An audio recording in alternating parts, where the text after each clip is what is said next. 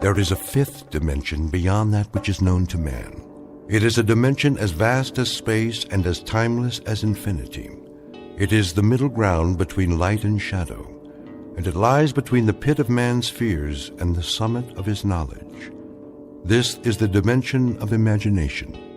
It is an area which we call the Twilight Zone.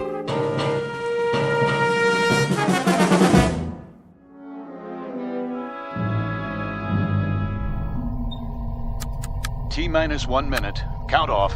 Pearson? Here, sir. Corey? Corey here, sir. Hudak? All strapped in, ready to go. Foster? Ready as I'll ever be, Captain. Nolan? Let's light the fuse and go. I second that motion, Captain. Take it easy, Pearson. This isn't a bottle rocket. We're gonna fly higher than anybody's ever flown before. Everyone clear on that? Clear, Captain. Loud and clear. Fire it up. Come on, I got a hot date. Let's get this show on the road. Something tells me we're gonna go on a long, long trip. Just do it. The suspense is killing me. Arrow 1. Come in, Arrow 1. This is Arrow 1. That you, Brandt? Affirmative, Captain Donlin. We read you loud and clear. Well, do we have a go? Weather's holding. Time for a system check. We already did that. Give it to us one more time. On your mark. Fuel supply. Fuel check. Computer presets. Computer check. Air supply and life support. Life support check. Flight plan trajectory. Flight plan check. Autopilot. Autopilot check. System coordinates. All systems check. Looking good, Captain. You've got to go. Crew, stand by. Hey, I changed my mind. I think my mother's calling me. I gotta go to the bathroom. Fire rockets. We have ignition. Cleared for takeoff, Arrow 1. Prepare for countdown. Ready for countdown. T-minus 15. Minus 14. Lock those seatbelts, boys. Hey, I forgot to bring my lunch. Where's my lucky rabbit's foot? Do they have TV in space? We're gonna miss a World Series. Minus 10. Take a deep breath, everybody. Minus 9. You want we should hyperventilate? Minus 8. Captain, I need a drink. Minus 7. No more chatter. Minus 6. Anybody bring a magazine? Minus 5. I gotta finish my crossword puzzle. Minus 4. Don't I get a last cigarette? Minus 3. Wait, I forgot to lock the door. Minus 2. Cut it, I said. Minus 1. Somebody tell my wife I love her. Aw, ain't that sweet? Blast off. Hang on. This is it.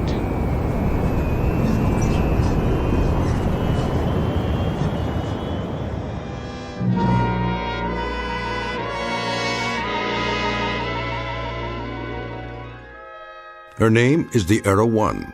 She represents 4.5 years of planning, preparation, and training, and 1,000 years of mathematics and the projected dreams and hopes of not only a nation, but a world.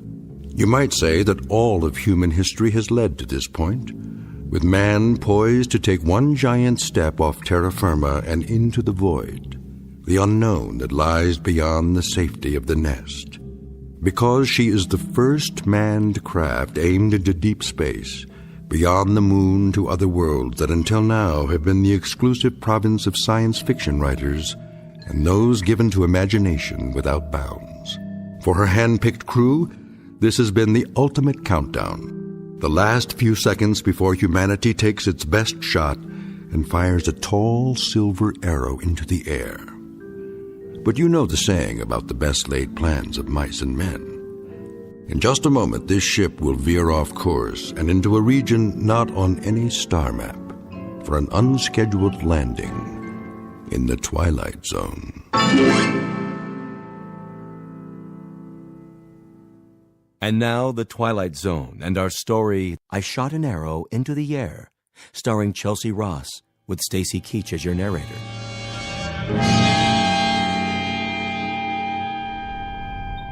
All right, roll call. Sound off. Nolan here. Pearson, anybody got an Alka-Seltzer? Foster, make it a bromo. Corey here. Hudak, look at me, I'm flying. How you doing, Colonel? I am A-OK. We all are, and so's the ship. Are we there yet? We're leaving the Earth's gravitational field. Instruments all in the safety zone. Pearson, give me a visual scan. Yes, sir. Everything's on the money, Captain, as far as I can see. Cabin pressure? 1.19, sir.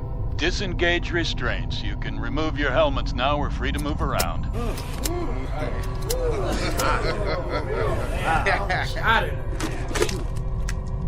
I feel more like I do now than I did when I got here. Nolan, switch on the view screen. There she is, Captain. Wow. Will you look at that? Is that talcum powder? Or stars? Never saw so many in my life. Quite a sight, huh? We're almost clear of the Earth's atmosphere. Where is the Earth, anyway? It's down there. Hey, question. Which way is up and which way is down? Watch the lower edge of the screen. It should come up any time now as our trajectory shifts. It'll be the blue one with clouds, about the size of a quarter from this far out, but we'll be able to see it. What are those blips? Where? The ones moving toward us. We've entered the asteroid belt. But don't worry, they're miles apart. The odds of hitting one are infinitesimal. Mission Control to Arrow 1. Come in, Arrow 1. Roger, Mission Control. Big high five, Captain. We've got you on the monitor, center screen, right on course. Just like a Sunday ride in the country. Any snafus down there? That's a negative, Arrow 1. Hold on, Captain. Someone wants to talk to you. Standing by. I just want to say how proud we are of you, Donlin. You and the entire crew. That you, General Langford? That's right, Bob. How does it feel to make history? I couldn't say, sir. We're only doing our job. Sure you are. You make it sound so simple. The President will be sending you a live message at 1400 hours. Till then, keep your eyes on the prize. I can't express how proud I am of all of you. Thank you, sir. First, keep space. Every American, What's that, sir? You're breaking up. I say, in the world. First stroke. General, we're losing you. What's going on? Some kind of interference. Look, Captain. What? The stars are moving. We must be turning. Not this early. Did you punch in a course correction? No, I didn't. General Langford, we have rotation here. Till then, signing off. Wait, the ship is yawing. That's not part of the flight plan. Have it to your course. Up the screen, get deep. Get back in your seats. We're turning faster. Now! Captain, what's happening? I said strap in. What about you? I'll try for a manual override. Captain, we're spinning. Lock your belts. I can't get in the chair. We're going into a dive. 0 G's. Hold on and pray.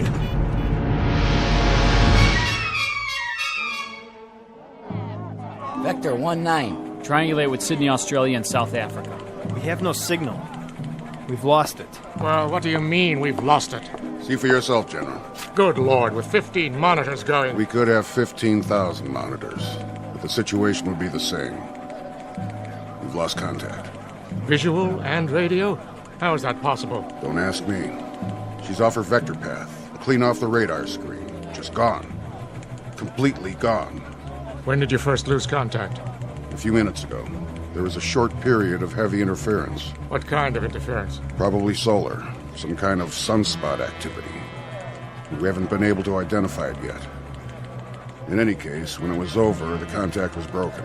Couldn't a change in their course account for that? The course was preset. The captain wouldn't change it without notifying us. Bob Donlin's a solid officer. And even if he did change course, the automatic tracking system would have been activated. It would show up here on the board.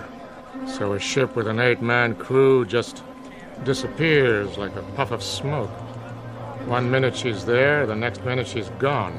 That's not the worst part. What do you mean?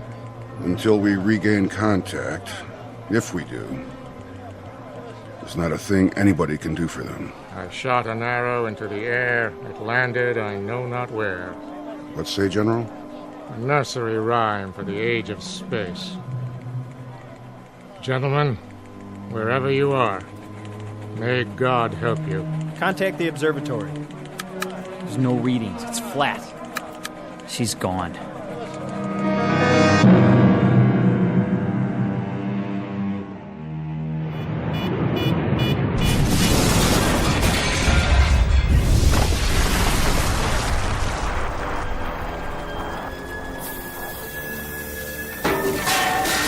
Captain Donlin. Go on, get out of here. I can't find my helmet. Forget your helmet. Go. My God, look at Grimes. Anderson and Nolan and Foster. Help me. It's Hudak. He's still alive. Here, take his legs. I'll lift his head. What are you doing, Captain? Gotta drag the bodies out. But the fuel tanks are gonna blow. Hold on, we'll give you a hand. Somebody, please. Get him out, I said. That's an order.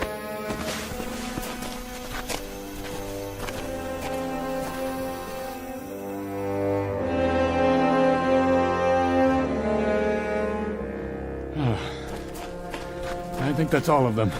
That's all of them, Captain. All right. Now, check the forward hold. The fire's spreading. We have to try and get the supplies out. Yes, sir.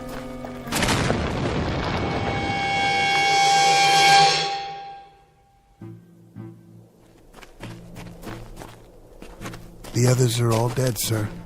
Except Hudak. How bad? He's still conscious. He keeps drifting in and out. We should have gotten the supplies out. We did the best we could. We should have done that first. We knew the ship might go up. So now, instead of food and water, we've got 4 dead men and another one dying. We didn't know they were dead, Corey. Well, knock it off, Pearson. Maybe when your tongue starts swelling up, you'll realize where we are. We're on a rock here. We blew it. We wasted all that time playing Undertaker instead of going in there and getting supplies. Let's cover them up. Pull something over their faces. Why bother? What's the point? You heard me. We'll take 15 or 20 minutes, and then we'll bury them. Yes, sir. First entry, log, Arrow 1, Captain R.G. Donlin commanding. The first leg of the flight went off without incident. Now we have crash-landed on what appears to be an uncharted asteroid. Cause of malfunction and ultimate crash, unknown. We lost our course, the electrical system went out, and there was an explosion. That's all any of us can remember. Any of us, being Flight Officers Corey and Pearson, and Navigator Hudak, who has been seriously hurt, and myself. The rest of the crew are dead. There's very little left of the ship.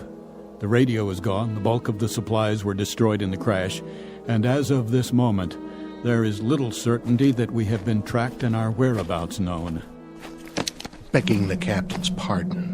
What do you think you're doing? This is no time to write your memoirs. Stand down. Listen to me, Corey. We're in bad shape, but we're still a crew. As long as we're a crew, there'll be discipline and there'll be protocol. And until I'm lying in a hole like the rest of those poor devils, we'll operate from the book. Got it? I got it. Now give me the recorder. Go over there by the rock and sit down. Continuing this log entry. Commander Donlin, it's hot, see? It's very hot. Thank you for the information, Corey. And that makes it hard to think. So if you're going to expend all that energy, use it to figure a way out of here. A way to get back home. A way to let them know where we are. Corey, you stay out of this. You heard him. Go over there and sit down. You've got a bad cut on your forehead. Make a bandage and tie something around it. Okay. Something's wrong with Corey, sir. The bump on his head, or whatever it was, he's not acting right. He's not the one I'm worried about just now. Hudak? Hudak, can you hear me? Sir? How about some water? Water. Please, sir.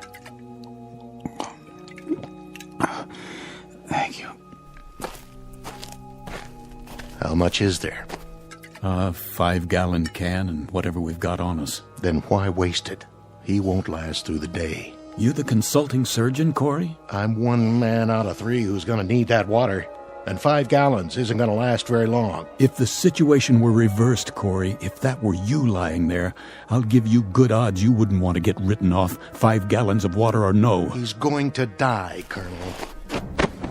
If he dies, Corey, but nobody gets behind to push. If he's thirsty, he gets water. If he's hot, we move him in the shade. And then if he goes, we'll give him a prayer or two. Right? If you say so. Pearson? Sir. There's a broken shovel near the packs. Let's dig the graves. I'll relieve you in 5 minutes, then Corey here will relieve me. Right away, sir.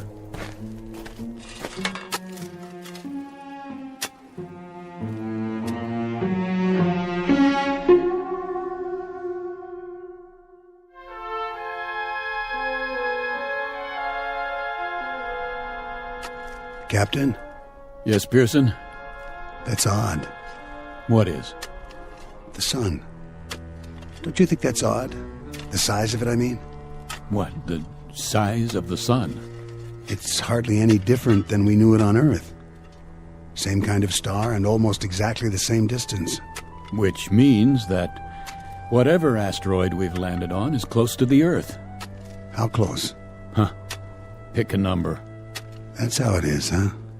100,000 miles, 200,000, maybe more. A lot more. Who knows? Hard to say after we've blacked out. But wherever we are, it's a cinch it isn't heaven. We can count on that. Yeah, I guess we can. Unless it's the other place. We can count on this, too. We've got maybe 6-7 gallons of water and food concentrates for about 4 days. And that's it. So we'd better make our plans with that in mind. What kind of plans? We have to get our bearings and see what's here. Any water, plant life. We'll use this as a base and spread out in 2-man patrols, 1 man to stay behind and watch Hudak. You think we'll find anything but rocks out there? At least we'll see what's on the other side of the rise. Look at it this way. We've got several things in our favor. The air is breathable, so we don't need suits and helmets. The gravity's close to Earth's, so moving around's no problem. No signs of animal life, friendly or unfriendly. And there's no radiation to speak of. You checked? The Geiger counter still works. I have to hand it to you, Colonel.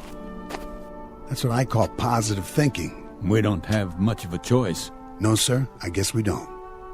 It took 4.5 years to build that ship. There wasn't any prototype. Just the one, the only ship of its kind.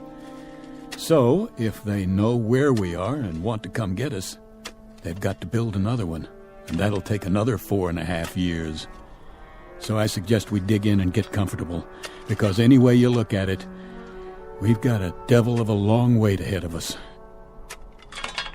Pearson, your turn.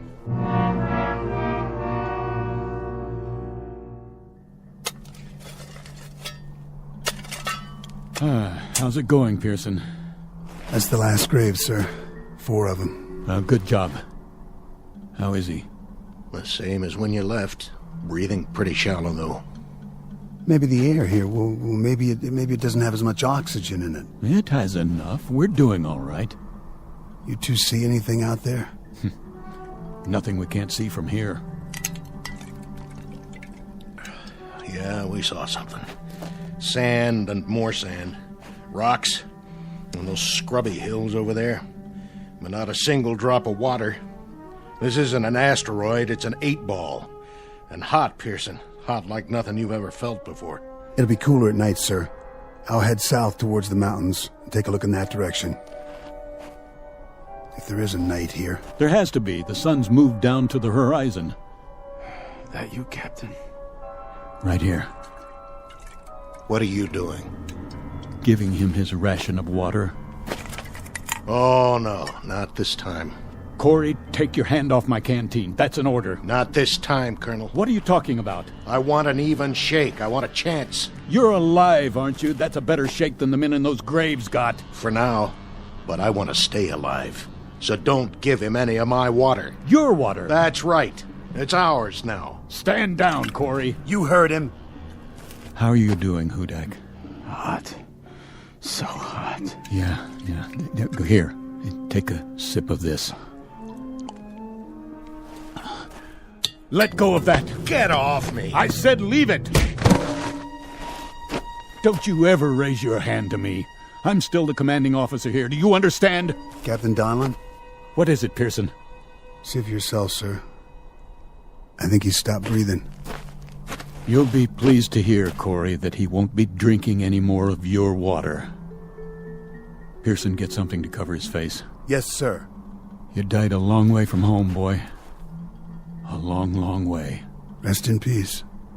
Wait till dark, then we'll make some treks over the hills and down to the flats in all 4 directions.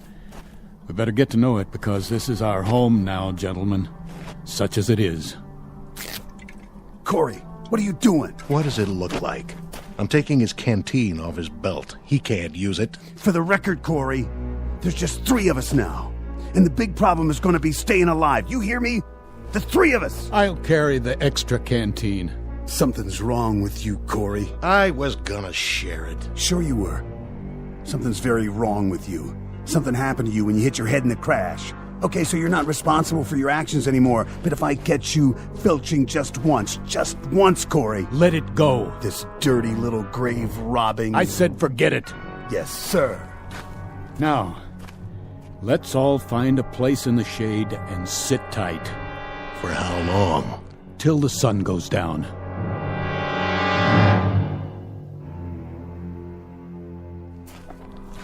Watch your step. What's the difference? Can't see anything anyway. Use your flashlight. The batteries are going out. Turn it on and off in bursts. That way they'll last longer. You know, this is nuts. We're killing ourselves. For what? You got a better idea? Sure. Pack it in right now and head back to camp. We're on recon, Corey. Captain's orders. Well, I gotta stop for a minute. Hey. Take it easy with that canteen. I'm thirsty. Well, so am I. Now listen to me. We'll need every drop of that water come morning. Right now we've got 2 choices. Either curl up and die out here, or keep moving. What's the point? We can't see where we're going. The mountains are getting closer. They don't even look real. There should be stars, lots of them, and a moon. Doesn't this place have a moon? It's the atmosphere. Some sort of cloud cover after the sun goes down. Where are you going? I'll peel off and head for the mountains. We'll rendezvous at base camp in 2 hours. Yeah, what am I supposed to do? Check out the flatlands straight ahead. Think you can do that? Yeah, but if we split up... What? Well, we might not find our way back. Are you telling me you can't walk a straight line, Corey? There's the rise directly behind us. If you get turned around, look for a light, okay? The captain will keep the fire going. All right. Listen, soldier. For all I care, you can lie down and fry like a piece of bacon when the sun comes up. As far as I'm concerned, you're on your own. All right. If that's the way it is... Keep your sidearm loaded. What for? In case we're not alone on this rock, after all.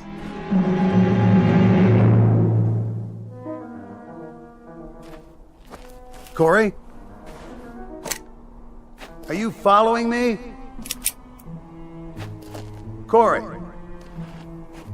If you're out there, something's very, very wrong with you.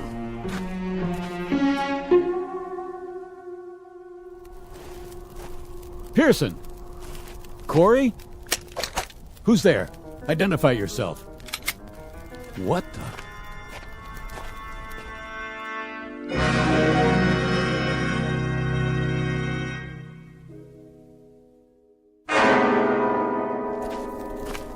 Corey? Hello, Captain. Well? I must have walked 12, 15 miles. Yes, and? Nothing. Not a thing. Sand flats.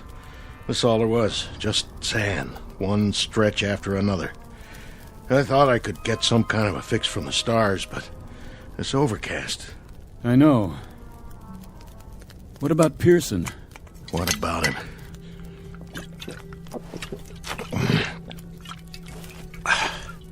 You haven't seen him? Not for hours. You didn't pass him coming back? He went south to the mountains, and I went west toward nothing. What time is it? Oh, 3 o'clock in the morning, or it would be on Earth. You kept the fire going. This is what's left of the flight chairs. There are some plastic panels scattered around. When that's gone, the only thing left to burn will be our suits.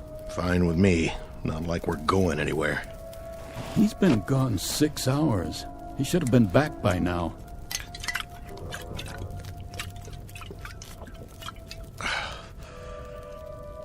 Corey? Yeah? You're sure you didn't see him or hear him? I already told you, Captain. We went in different directions. Was it hot out there, Corey? You know it. The sand doesn't cool off much at night. And that made you thirsty, didn't it? All the time. I guess I'm getting used to it. Obviously. Very used to it. So used to it, Corey, that you didn't even need any of your water. I drank some. Hardly any. This canteen is almost full. You were out all those hours and you didn't touch more than a drop, is that right? That's pretty remarkable. Downright amazing, in fact. So put me in for a medal.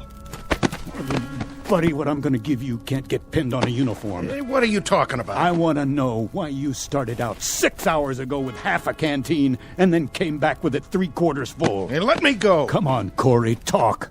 I want to know where you left Pearson and what you did with him. Now. All right. It was like this. I found him, face down. He must have fallen and hit his head on a rock. That's all I know. He was dead when I got there. And where did this happen? At the foothills. You followed him there? I went looking for him. Sand was too deep, heading west. I had to change directions. It's your story you'd better change. Captain, I swear I didn't touch him. He was dead already. I saw his canteen, and I poured his water into mine. I knew you wouldn't believe me. That's why I told you I hadn't seen him. What's that for? On your feet. We're going to bring him back. No, you're nuts. It's 7 or 8 miles from here. I can't make it again. I'm dead, Captain. Correction. You're almost dead, but you're not quite yet. Let's go, Corey. I want a conducted tour all the way to Pearson's body. I want to see for myself. Let's move out.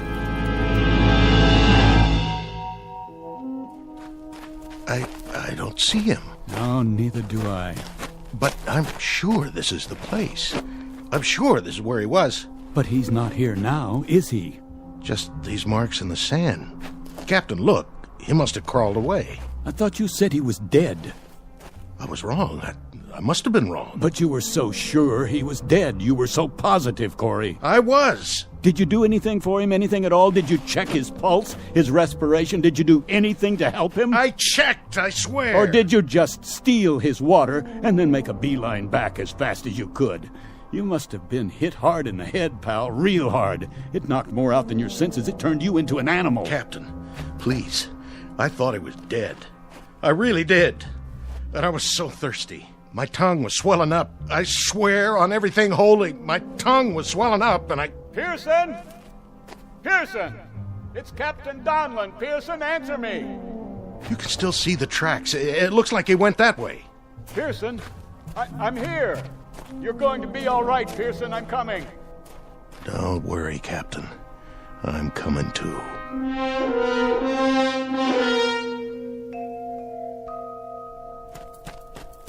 Pearson. Captain? Pearson, thank God you're alive. Water. I lost my canteen. Yeah, here. Take some of mine. Can't sit up. I'll lift you.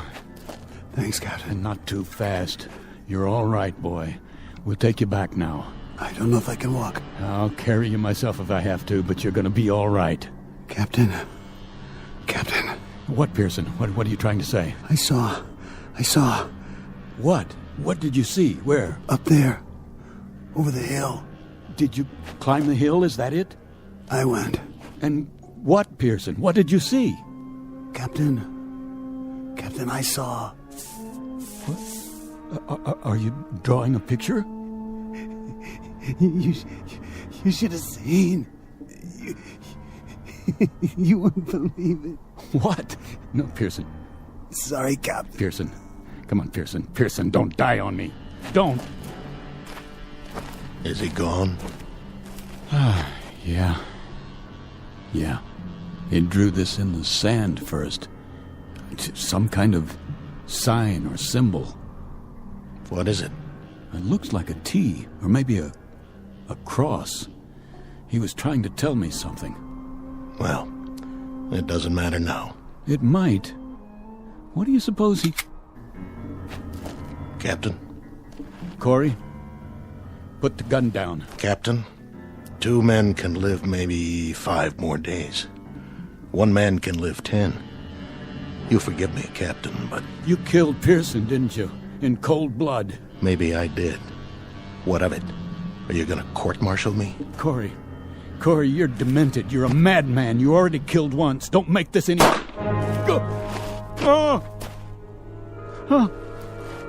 Corey, you murderer. Sorry, Captain. Real sorry. But in a situation like this, there's no choice. No alternatives. It's not your fault. It just had to be. You can see that, can't you?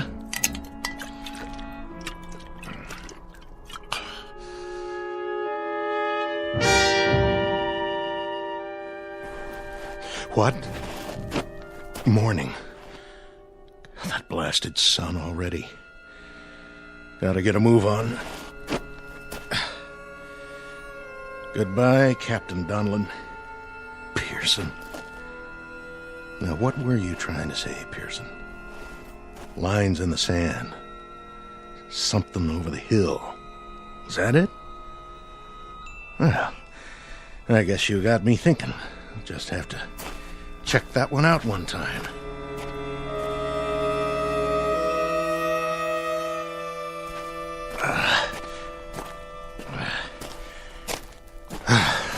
There.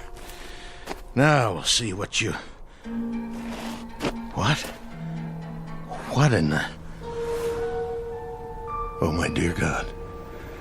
It's a highway. Pearson. Now I know what you drew in the sand. It was a telephone pole. You were trying to draw telephone poles.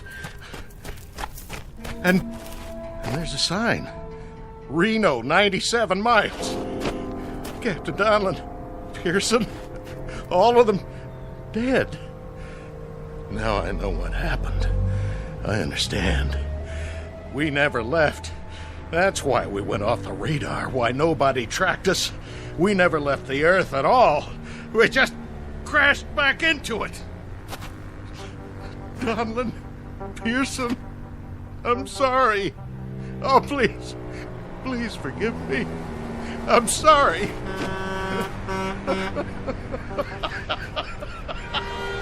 Oh, stop! Please! Stop!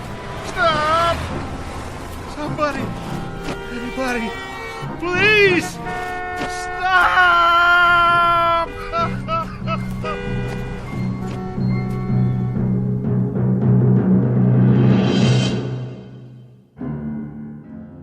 Practical joke perpetrated by Mother Nature and a combination of improbable events. Practical joke wearing the trappings of nightmare, of terror, of desperation. Small human drama played out in a desert less than 100 miles from Reno, Nevada, USA. Continent of North America, the Earth, the solar system, the galaxy, and of course, the Twilight Zone. We'll be back to the Twilight Zone in a moment. Hi, this is Carl Amari, producer of the Twilight Zone radio dramas. I'd like to take a moment to tell you about our official website at twilightzoneradio.com, where you'll get the latest news and information on these Twilight Zone radio dramas. Plus, at twilightzoneradio.com, you can digitally download 3 free episodes or any of our episodes for only $1.95 each. In this age of ever-changing technology, we've decided to make these episodes instantly available to you by making the Twilight Zone radio dramas a digital download-only series. This means that this series will no longer be offered on CD. The CD collections at our website are now being offered while supplies last at buy one, get one free. So be sure to get your favorites before they're sold out. Be sure to visit us often, and I'll see you in the zone.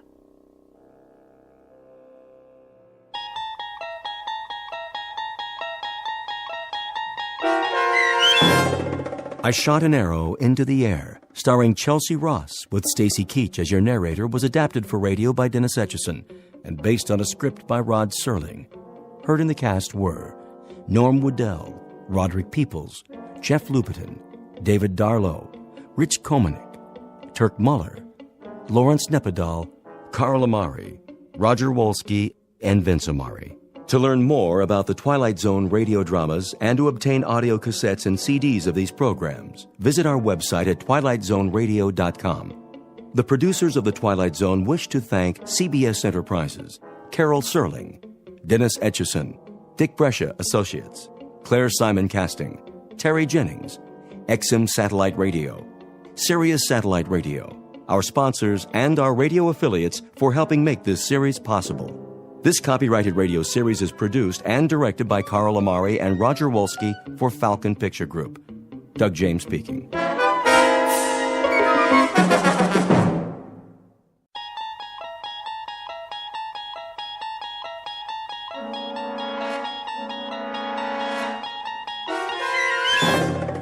You unlock this door with the key of imagination.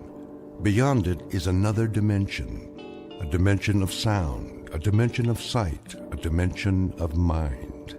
You're moving into a land of both shadow and substance, of things and ideas. You've just crossed over into the Twilight Zone.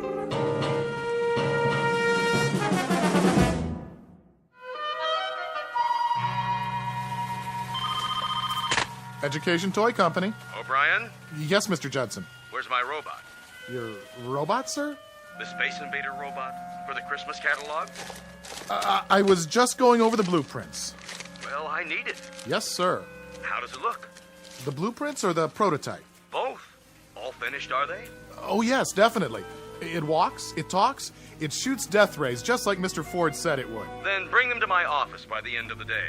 We need to start production. No problem, sir.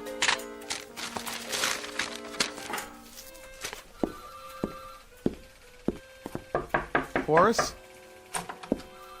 Horace, Mr. Judson wants to see the robot. Horace? Why are you just sitting there? Didn't you hear what I said? I'm not just sitting here. I'm waiting. For what? For a showdown. Look out! What? Go for your gun, partner.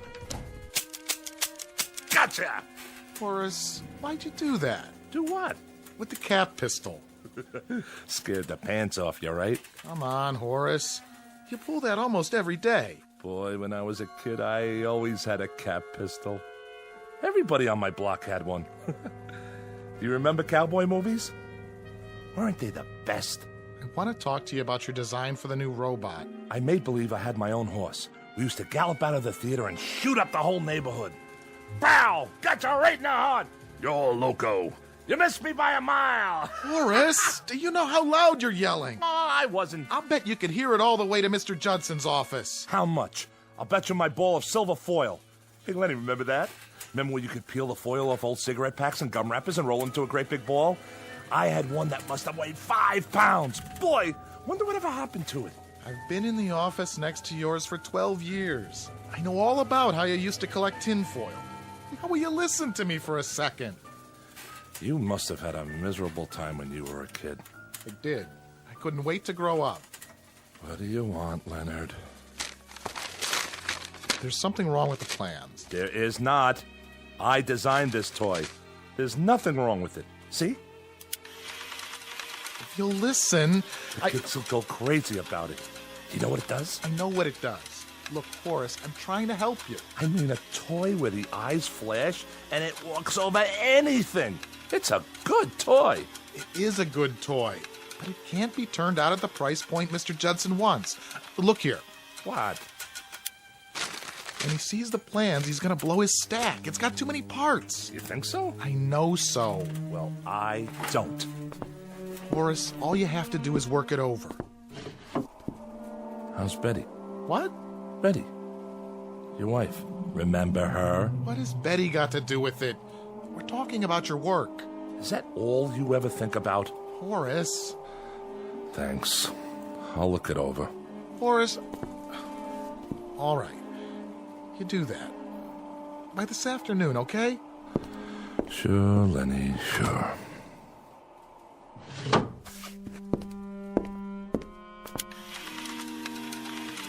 great little toy, if you ask me. I would have loved to have this.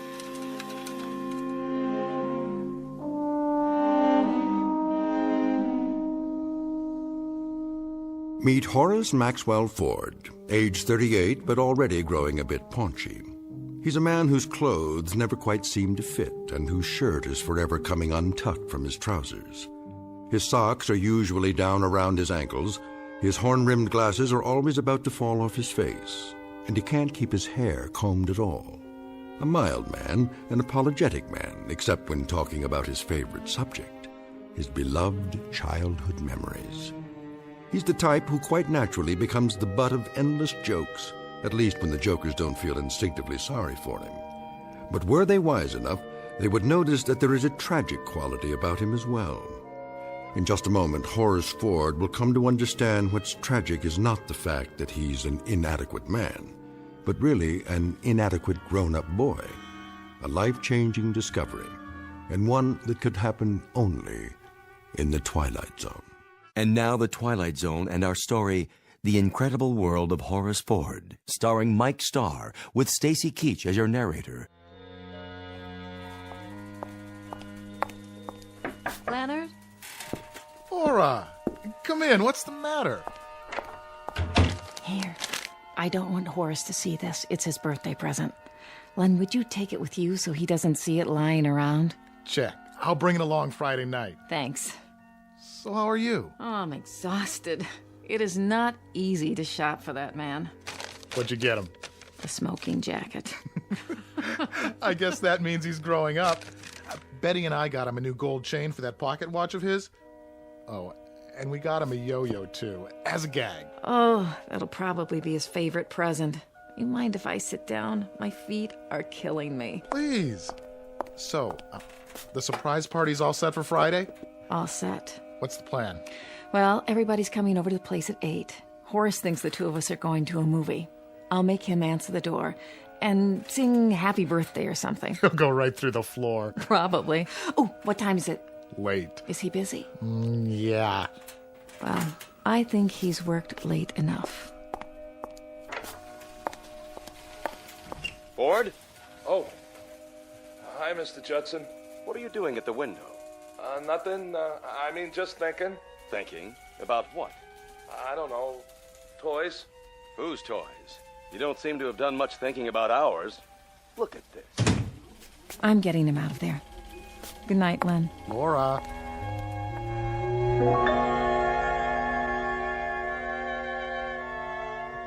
Well, look at it. I know what it is. The blueprint for the robot.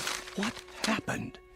If we put this into production the way it is, do you know how much money we'll lose? But it's a good toy. That has nothing to do with it. See here, Ford, you've been with us a long time. You must know that we're in business to make a profit. This design just isn't cost-effective. I want it simplified. What do you want to simplify? For one thing, the eyes don't have to flash on and off. Sure they do. You want to ruin it? The flashing eyes? That's the beauty part. It's terrific. You could play for hours with a toy like that. Why are you raising your voice? I'm not. But you're talking about... Look, Ford, I don't want to argue about it. Just do the design over. Don't you remember when we used to play soldiers? With a mechanical man like this, you could... Oh, is this the office? Oh, there you are, Horace. Laura? Mr. Judson, you remember my wife? Mr. Judson. Oh, how nice to see you. A pleasure. Remember, Ford, I'll need it first thing in the morning, no later. Yes, sir. Good evening. Hello, Laura. Aren't you surprised that I'm here? Yes, yes, I am. What time is it? Well, why don't you check your watch? Almost 6. Oh, that late? I've been shopping all afternoon, and I'm absolutely done in. Well, how about taking me home? Okay. And here's your briefcase. I'm just going to fall into bed tonight, literally fall into bed. That's all right. I have some homework. Oh, no, not again. Now, what is it this time? The robot. He's trying to ruin it. Oh, I'm sure Mr. Judson's only trying to... I'm telling you, he is. That toy has no meaning unless the eyes light up.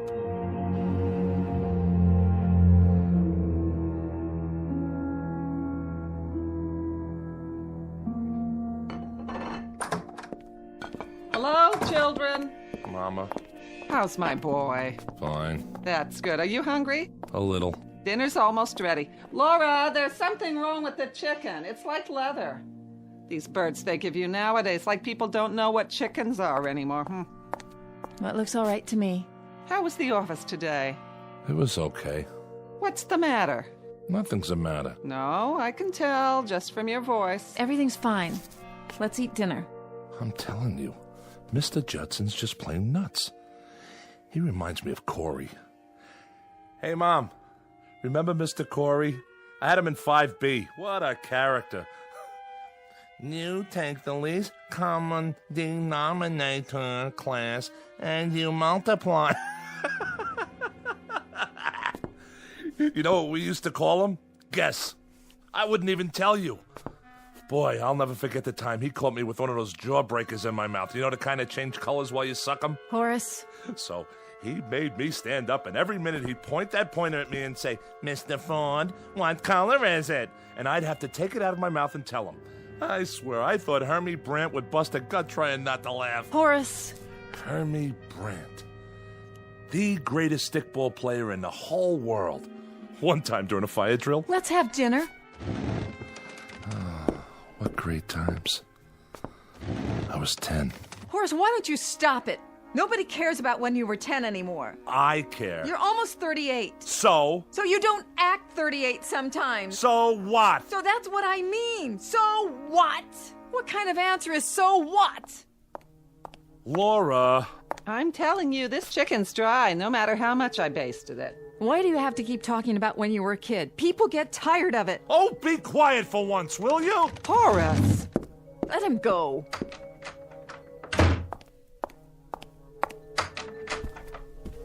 Horace? Horace, the chicken'll get cold. Oh, come on. Don't lie there on your bed. Eat a little. Laura didn't mean it. I'll cut you a leg and a second joint. Your favorites. You remember Hermie Brandt? No. How come you never remember anything about Randolph Street? Oh, it was a terrible place. We're in a good neighborhood now, in a nice apartment. Why do you have to always... What was terrible? Listen, I had the best times there. Like, remember when Pop used to give me an Indian rope burn? I mean, he didn't, but he pretended like he was going to... When you were a kid. Why don't you have kids of your own? Talk about them. Randolph Street.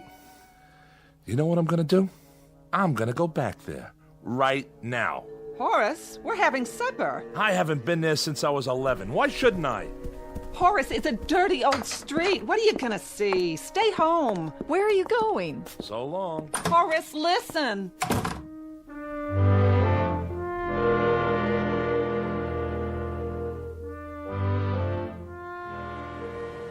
Will you look at all this? Frank on a roll, 3 cents. No thanks. Oh, excuse me, young folks. Bread and butter. Hey, which way you going, huh? Sorry. Hey, give me my ball. What? Oh, sure. Davy, you come home or you're gonna get smacked. Ring Alivio, caught. Ringalivio? My gosh, this late at night? What time is it? Bins, I yelled Bins. Did not. I didn't hear him. Me neither. I did too. What do you want from me? Wait. Boys. Don't I know you?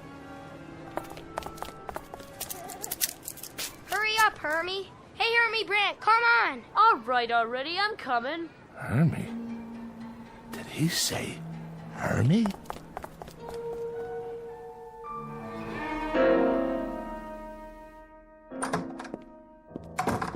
Nice of you to come back. Laura? You could have told me where you were going. Laura, I was down on Randolph Street.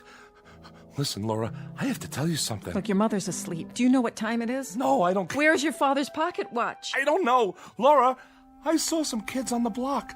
Little kids. Maybe 10 or 11 years old. Laura, they were the kids I played with when I was 10. The same kids. You're perspiring. You're not listening to me. I heard you. I think you're catching a cold or something. Wipe the sweat off your face. They couldn't have been the same kids, dear. I saw them. I saw Hermie Brandt and George Langbard and Cy Wright. Maybe they looked like some of the kids you used to know. I'm telling you. Horace, you're talking like a child. All right, if you don't want to listen, I'm going to bed. Horace. Oh.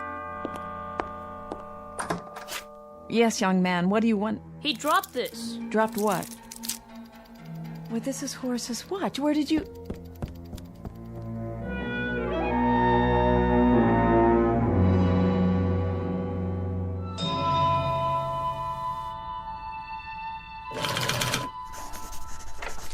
Mail, Mr. Ford. Oh, hi, Freddie. Just leave it over there. Ringolevio. Call. What'd you say, Mr. Ford? Ringolevio. What'd you think I said? You never heard of that? No, sir. Did you ever play Salugi? I don't think so. 1, 2, 3, 4, 5, 6, 7, 8, 9, 10, red light. See you later, Mr. Ford. What were you brought up anyway? Mr. Ford speaking. No, I'm not finished yet. Well, I don't know when it'll be ready. I can't help it if Mr. Judson wants to know. Listen, you can't turn these things out like donuts. Horace? Hi, Lenny. You tell him I am rushing it. Well, what does he think I am? Then let him do it. Sure, you can tell him that. Judson's office? What does he want from me? They want to get that toy into production for Christmas. He's got 6 more months. Take it easy, Horace. Look, he's an okay guy, but he's in business. You gotta remember that. It's nothing personal. How's it coming? Now don't you start on me. What's wrong? I'm not sure. I saw a kid last night. Were you ever on Randolph Street? I don't think so. Why? Randolph was my old street when I was a kid. He wore the same kind of clothes we used to wear, this kid I saw. Same shirt, same pants, same shoes. Kids don't dress that way anymore. So, you're not going to believe this, but I was walking on the street, and all of a sudden, I hear a kid yell, "Ringolevio!" That's a game we used to play. You know how it made me feel hearing that? I was a very good Ringolevio player. You have to be fast, and you need a lot of stamina. Boy, the running you have to do. First, we choose up sides. 1 potato, 2 potato, 3 potato, 4. Remember that? Then one side has to hide. Once I was hiding behind the grocery in the back where they keep all the cartons and all. Horace. So, I fell asleep back there. When I woke up, I took one look at my Mickey Mouse watch, and Mickey Mouse watch? My God, I haven't thought of that in 20 years. Remember when you had a Mickey Mouse watch? What a big deal that was? Anyway, I was telling you about last night. I was on Randolph Street for the first time. Look, Horace, I've got some work on my desk.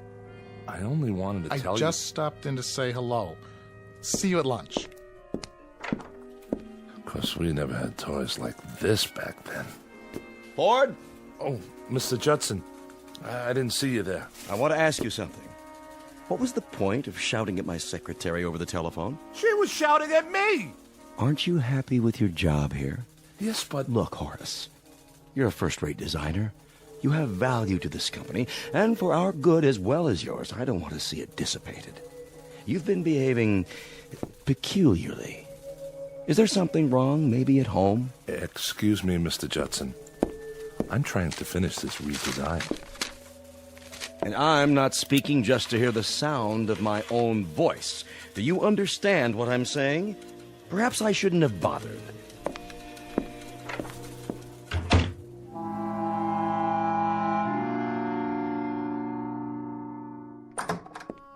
Hello? Sorry I'm late. Subway was tied up for about 20 minutes.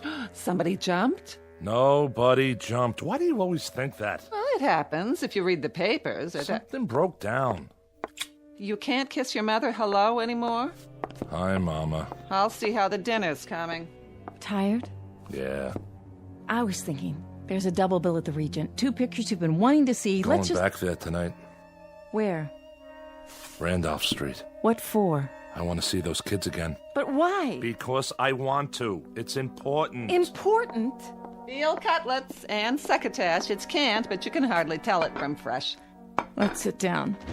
Help yourself to the meat, Horace. If it's overcooked a little, blame it on the subway. Are you sure nobody jumped? Please, he said no. What's so great about disasters? What? I remember when we lived on the block.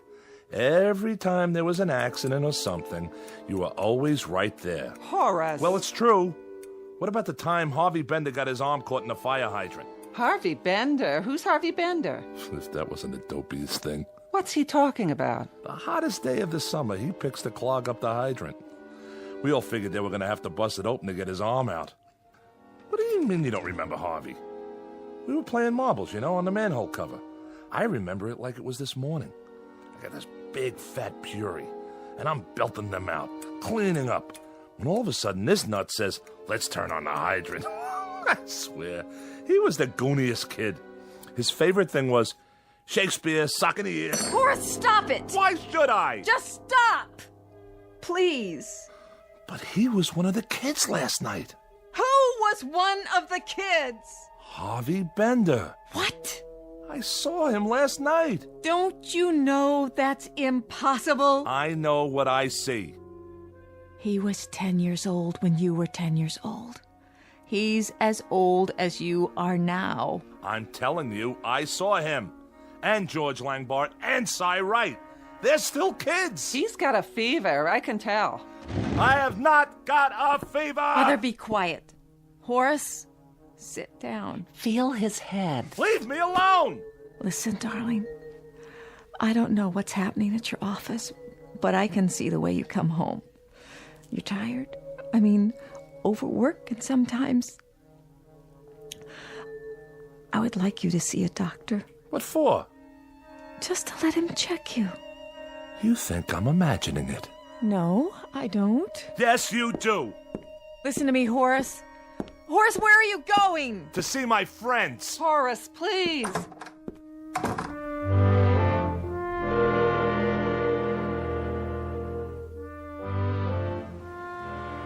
Will you look at all this? Frank on a roll, 3 cents. No, thanks.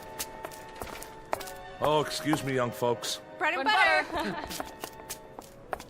Hey, watch where you going, huh? Sorry. Hey, give me my ball. What? Oh, sure. Davy, you come home or you're gonna get smacked. Ring Alivio, caught. Ring Alivio. My gosh, this late at night? What time is it? Bins, I yelled Bins. Did not. I didn't hear him. Me neither. I did too. What do you want from me? Wait, boys. Don't I know you? Hurry up, Hermie. Hey, Hermie Brant, come on. All right already, I'm coming. Hermie? Wait!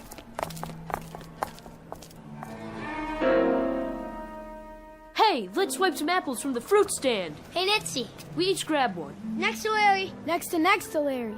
Okay, I'll go first. Boys, please.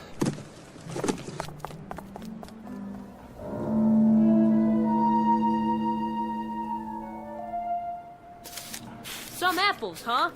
Sour. Hey, what do you think about the big birthday party? He didn't even invite us. Can you believe it? Who are you talking about? Yeah, and I'm supposed to be his best friend. That stinks. We had to myrtleize him, right, Hermie? Boy, and how? Listen to me. I can explain. Come on. Let's get him. No. No!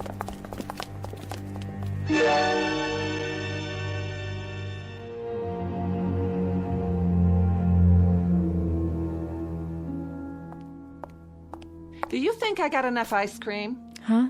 There's 1 quart of chocolate, 1 vanilla, and 1 butter pecan. Where should I put the cake so Horace won't see it? I don't know. In the kitchen. Where is he? What time is it? 20 to 8. I'm getting worried. He should have been home an hour ago. Oh, he probably just got stuck at the office. I'm gonna call. Horace, you're so late. I didn't know what time it was. Something's wrong with your watch? I lost it again. But how? Hello, dear. I'm fired. You're what? What are you talking about? I went and had a hamburger. That's why I'm late. I'm asking you something. You're fired from your job? Would you stop? Well, what are you yelling at me for? I want to know from Horace. He's trying to be funny, huh? No. Why were you fired? I was inadequate in my work. Who said that? What does it matter? It doesn't matter, Horace. A man loses his job he's had for 15 years and it doesn't matter? What do they mean, inadequate? Don't they know what they've got? I tell you, gold. They've got pure gold. Would you please stop it? Your life's blood is in that place. I want you to call Mr. Johnson or whatever his name is. You get him on the wire and you let him know what's what. I'm not calling anybody. A weekly paycheck. You think you can find that on the street? What's gonna happen to us? All of a sudden, my whole life is going before me. Up, down, up, down. I'm 61 years old. It's time I didn't have to be afraid anymore. Why don't you look at me when I'm talking to you? What's gonna happen to me? Shut up! I'm gonna talk to Horace alone. What did I do wrong?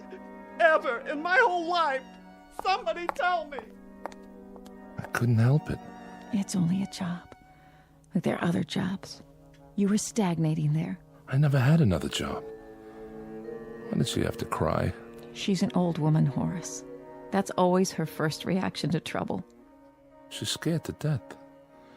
Step on a crack, break your mother's back. She'll be all right. Did you get any severance pay? I don't know what I got. I walked out of there. Well, let's forget about it for now. We've got the weekend. Monday you can start looking. We'll make a list. I've got to support her, and you, and myself. You think that's easy? You know what Mr. Corey said? He said that I would never... Mr. Corey was your teacher in 5B. Mr. Judson, he said that I was having a nervous breakdown. He's out of his mind. Listen, I'm telling you, I saw those kids, and I know who they are. Horace! They were running up and down the street, swiping apples and having fun. That's all they were doing, having fun. They yell fins. Did you ever yell fins? It's not the subject we're talking about. That is the subject. Me making a living for 3 people while they're swiping apples and running in the street. Well, you're a grown-up man. What do you think you're supposed to do? They were sore because they weren't invited to some kid's birthday party. That's the biggest problem they've got. Horace, you have got to stop this! That's what I'm gonna do. When I went back the second time, the same things happened all over again. Some man wanted to buy me a hot dog. Those teenagers walked by holding hands, and when they let go to walk around me, they said bread and butter. Then this guy bumped into me. I tell you, Laura, nothing changed. It's some kind of a pattern, and I'm in it. I'm in it. God, Horace, stop. I'm gonna call a doctor. Well, whatever it is, I'm gonna find out. I have to. Horace, where are you going? You can't go out now. You can't. What's wrong with him? Laura, tell me. I don't know. What is the name of a doctor? Tell me the name of the doctor. What are you doing?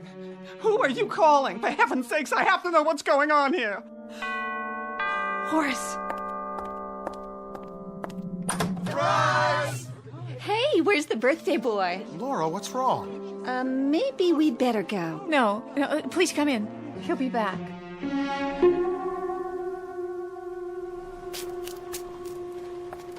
Frank on a roll, 3 cents. No thanks. Oh, excuse me, young folks. Bread and butter. Hey, watch where you going, huh? Sorry. Hey, give me my ball. What? Oh, sure. Davy, you come home or you're gonna get smacked. Ring Alivio, caught. Ring Alivio? My gosh, what time is it? Where's my watch? Fins, I yelled fins. Did not. I didn't hear him. Me neither. I did too. What do you want from me? Wait, boys. Hurry up, Hermie. Hey, Hermie Brant, come on. All right already, I'm coming. Hermie? Wait! Hey, let's swipe some apples from the fruit stand. Hey, Nitsy. We each grab one. Next to Larry. Next to Larry. Okay, I'll go first.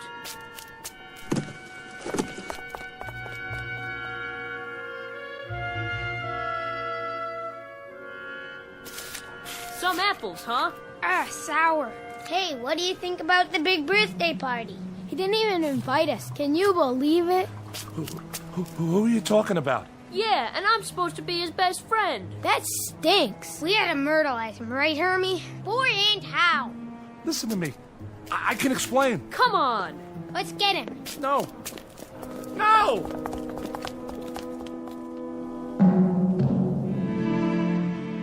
No. No. Why don't we bust in on the party? Fellas. Ah, what for? He'd probably start crying like a baby. Listen, fellas. Can't you hear me? Can't you see me? I gotta tell you something. Step on a line and you bust your father's spine. Cut it out. You've got to listen to me. So are we going to the party? What do we do when we get there? Who cares? They probably got ice cream. Who needs ice cream? It's better than standing around here. Please, look at me. I'm standing right here. Hermie, are you my buddy? Fellas, please.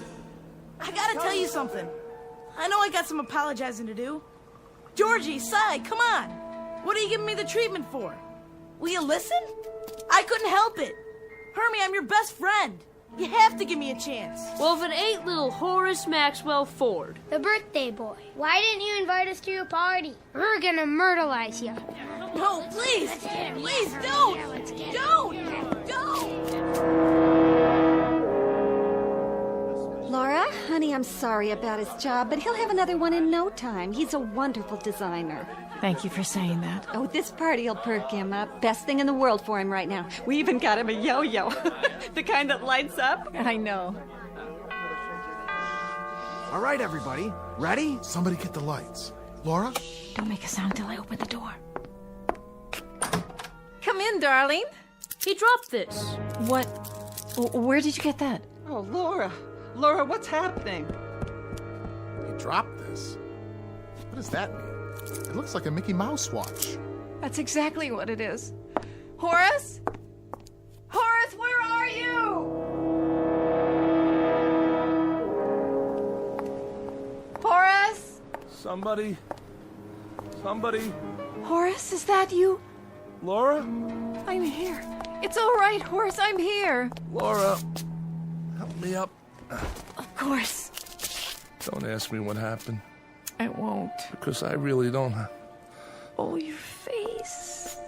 You're all cut up. It doesn't matter. Where are my glasses? Here. At least they're not broken. Can we go home now? That's a good idea. A very good idea.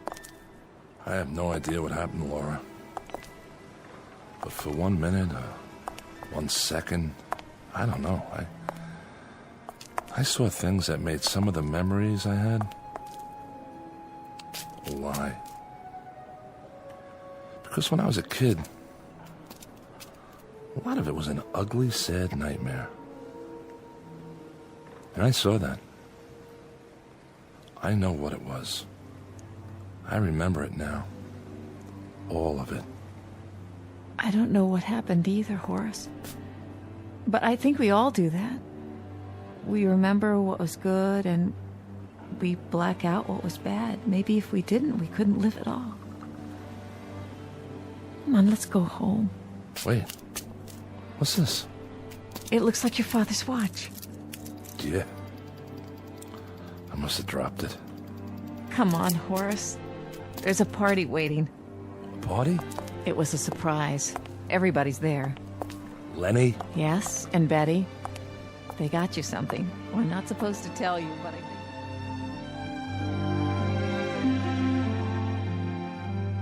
Mr. Horace Maxwell Ford, age 38, a bit disheveled but soon to be whole again, with his shirt tail tucked in, his socks up, his glasses straight, and his hair combed, at least most of the time. A mild man, except when talking about his favorite subject, his beloved toys. The ones he builds because he never had them as a child. Don't feel sorry for him. He's just begun to understand that he's really a very adequate man. All grown up and not the awkward boy he used to be.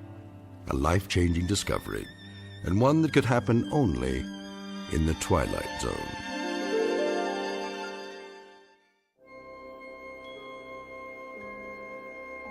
Hi, this is Carl Amari, producer of the Twilight Zone radio dramas. I'd like to take a moment to tell you about our official website at twilightzoneradio.com, where you'll get the latest news and information on these Twilight Zone radio dramas. Plus, at twilightzoneradio.com, you can digitally download 3 free episodes or any of our episodes for only $1.95 each. In this age of ever-changing technology, we've decided to make these episodes instantly available to you by making the Twilight Zone radio dramas a digital download-only series. This means that this series will no longer be offered on CD. The CD collections at our website are now being offered while supplies last at buy one, get one free. So be sure to get your favorites before they're sold out. Be sure to visit us often, and I'll see you in the zone.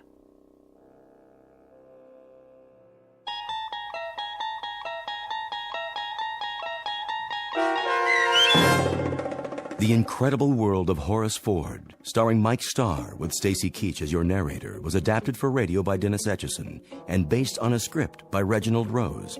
Heard in the cast were Taylor Miller, Meg Thalken, Doug James, Carl Van Sickle, Adam Blaine, John Starr, Bill, Charlie, Alex, and Henry Kummerer, Martin Hughes, Bob Blaine, and Adam Tangway. To learn more about the Twilight Zone radio dramas and to obtain audio cassettes and CDs of these programs, visit our website at twilightzoneradio.com. This copyrighted radio series is produced and directed by Carl Amari and Roger Wolski for Falcon Picture Group. Doug James speaking.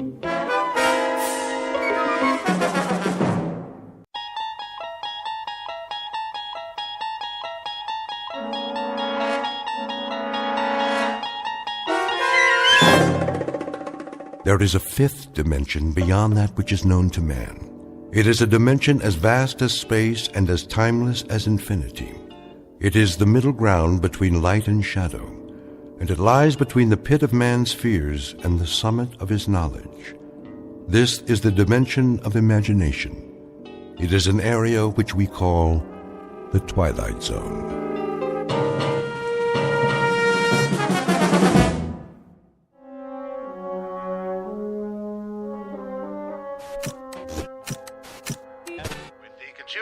On the rise, Wall Street pundits predict no more hikes in the interest rate for the next quarter. Henry, where are you? In here, Mama. Recapping our local headlines for the hour, it looks like that rainstorm from the northeast has dissipated. So we can expect scattered low clouds in the AM, clearing by early afternoon and followed by some sunshine. I'm waiting, Henry. In a minute, Mama. Barley's gonna be on the news. Henry, come in the kitchen right now. 1 more minute. And in sports, here's a flash from the past.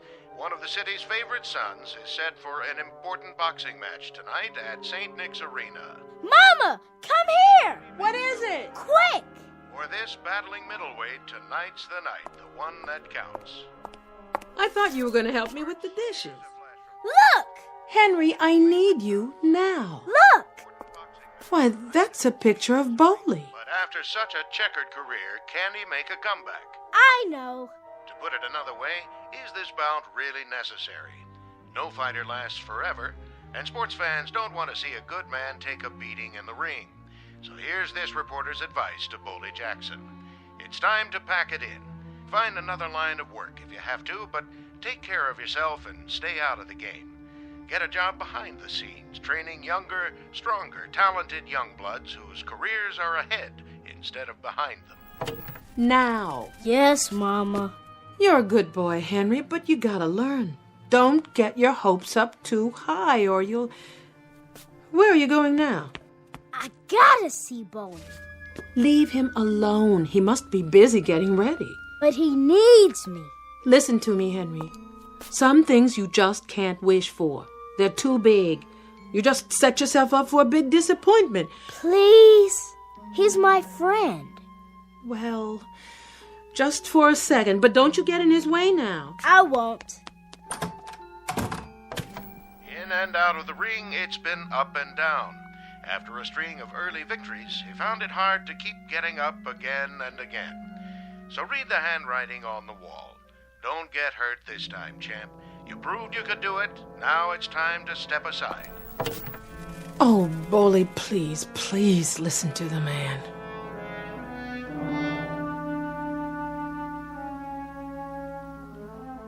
In this corner of the universe, a prize fighter named Boley Jackson, 183 pounds, a little over his best weight, and an hour and a half away from his chance for a comeback at St. Nick's Arena. Mr. Boley Jackson, who now lives in a tenement building and by the standards of his profession is an aging, over-the-hill relic of what was, and who now sees a reflection in his dresser mirror of a man who left too many pieces of his youth in too many stadiums for too many years before too many screaming people. Mr. Boley Jackson, who might do well to look for some gentle magic in the hard-surfaced glass that stares back at him from somewhere in the Twilight Zone.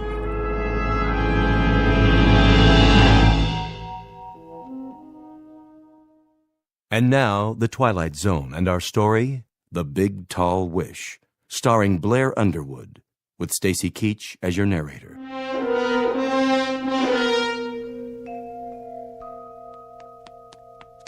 Hey, Boley, you in there? Henry, what you doing here? Want to help you get ready for the fight. Can I? Yeah, sure you can. We're friends, aren't we? Come on in. Okay. Go on, sit down on the bed while I finish packing my gear. You feeling good, Boley? You feeling sharp? Take a tiger tonight, huh, Boley? Take a tiger, Henry. Gonna take me a tiger. Show me how you're gonna do it. Left, and right, and one in the stomach. Bow! Just like that. Yeah. Then lift him up by the tail. And then what? And throw him all the way out to the 9th row. Looking at yourself in the mirror, huh? Yeah, you're looking good, Boley. You're looking sharp. You gonna watch it on TV? You foolin'? I'll yell so loud, you'll hear me all the way to St. Nick's. Yeah. Hey, you know what I see in the mirror? A fighter don't need a scrapbook, Henry. You want to know about what he's done, where he's been? You can read it right in his face. He's got the whole story right there, cut into his skin. Yeah. Well, where'd you get that scar anyway? Which one? Over your eye. That's St. Louis. Guy named Sailor Levette. Real fast boy. And see this nose? That was Memorial Stadium, Syracuse, New York. Italian boy. Fought like Henry Armstrong, all hands and arms, just like a windmill all over you. That was the first time I ever had my nose broke twice in one fight. Did it hurt bad? Sure it did. What you think? Gee, Boley, that's tough. Moving south, Henry, moving south. Now, this here, Miami, Florida. Boy got me up against a ring post, did this here, with his laces on the face. That's where you read it. Start at the first match and move across Pittsburgh, Boston, Syracuse. I'm a tired old man, Henry. Tired old man trying to catch a bus. But the bus already gone. Left a couple of years ago. Aw, that ain't true. Here, look for yourself. Hands all heavy, legs all rubbery, short breath, one eye not so good, and there I go running down the street trying to catch this bus to glory. Stop talking like that. I'm only telling the truth. Boley, you're gonna catch a tiger tonight. I'm sure gonna try. I know you are, 'cause I'm gonna make a wish. I'm gonna make a big, tall wish. And you ain't gonna get hurt none either. I'm gonna make a wish that you don't. You hear? I don't want you getting hurt. You've been hurt enough already, and you're my friend, Boley. You're my good and close friend. You are a good boy, Henry. Good boy. And I thank you. Now, you can go on. I gotta get my gym bag packed. I'll wait and walk you downstairs. Okay, boy. Okay. I'd like that just fine.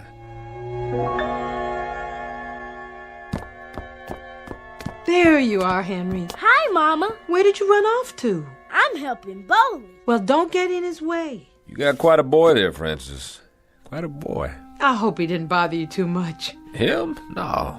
He talks like a little old man sometimes, you know. Real intense. Says I'm his good and close friend. Well, you are. You know, he's mine, too. I don't think I ever had a friend like Henry. You're good to him, Boley. You're real good to him. Taking him to ball games all the time, taking him out for walks. Hard for a boy not to have a father around. He never did know his. I know he didn't. He won't be going to bed tonight till you get back. Don't let him stay up too late. Take care of yourself, Boley. I hope you don't get hurt none. I'll work hard on it. I'm going to make a wish, Boley. I'm going to make a wish nothing happens to you. So don't you be afraid, understand? Don't you be afraid, no matter what, 'cause nothing can hurt you. You hear me? Nothing. That boy. You're more than his friend, Boley. He's got you in a shrine. Why would he do that? 'Cause you deserve it. Scared old man who don't remember nothing except how to bleed. I don't fit in no shrine, Francis. Don't talk like that. But you tell him. You tell him how I'm obliged for his wish. I think he already knows. 'Cause that's what I need right now. Just a little magic. He's been talking about making a wish all day. Has he? He's all the time making wishes, Boley. I see him standing there in the bedroom in the dark, looking out of the window. I come in real quiet and I say, Henry, why don't you go to sleep? And he turns around with that serious little face of his and he says, making a wish, Mama. Making a wish for this, making a wish for that. Oh, he's all the time wishing. Why, just the other night. What? Oh, it was nothing. Tell me. Well, I needed some more money for the rent, $50. Henry said he was going to make the big, tall wish. That's his biggest kind, the big, tall wish. He don't waste it on just anything. It's what he calls the most important one. That was last Friday. And then what do you know? A woman I did some nursing for out on the island sent me a check. Just like that. A check for $50. And that was exactly how much I needed. I was real lucky. Yeah, that's what it was. Luck. Little boys are something, huh? Yes, they are. Little boys with their heads full up with dreams. And then, when does it happen, Francis? What do you mean? When do they suddenly know there ain't any magic? When does somebody push their face down on the sidewalk and say to them, hey, little boy, it's concrete. That's what the world is made out of. Concrete and gutters and dirty old buildings and tears for every minute you're alive. Oh, Boley. When do they find out that you can wish your whole life away? But sometimes what we wish for, it can come true. You know that part too, don't you? I know I'm all wished out. That's the only thing I know for sure. Good luck tonight, Boley. We'll be waiting for you. Sure, I appreciate it. You kiss him goodnight for me now if it gets too late. I will.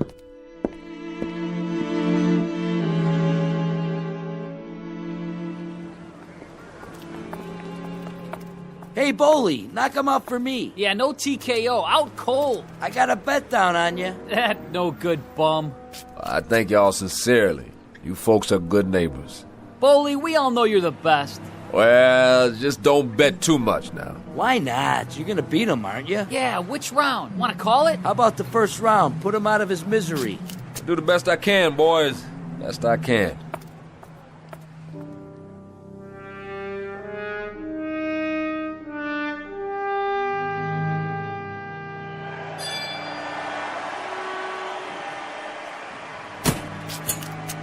Hey, Joe. There you are, Jackson. What's happening? What you standing back here for? You're supposed to be getting ready. Just checking out the house. Well, forget about it. Thomas won't cut you a piece of the action. Not tonight. How come? Not much box office. Too many people at home watching on TV. So all you get's the guarantee. That's all right.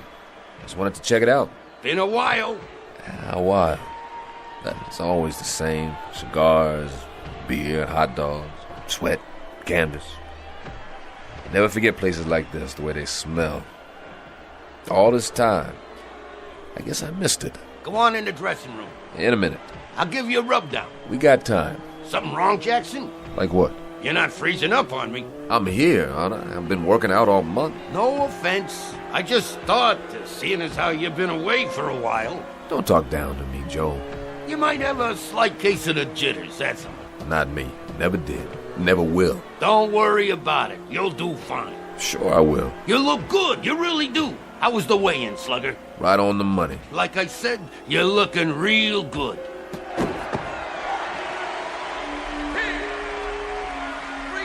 He didn't last long. He never does anymore. Slug him alone. Never could take a punch. That's why he's on the mid-card, ever since you put him away in Philly. That was a long time ago. Longer for him.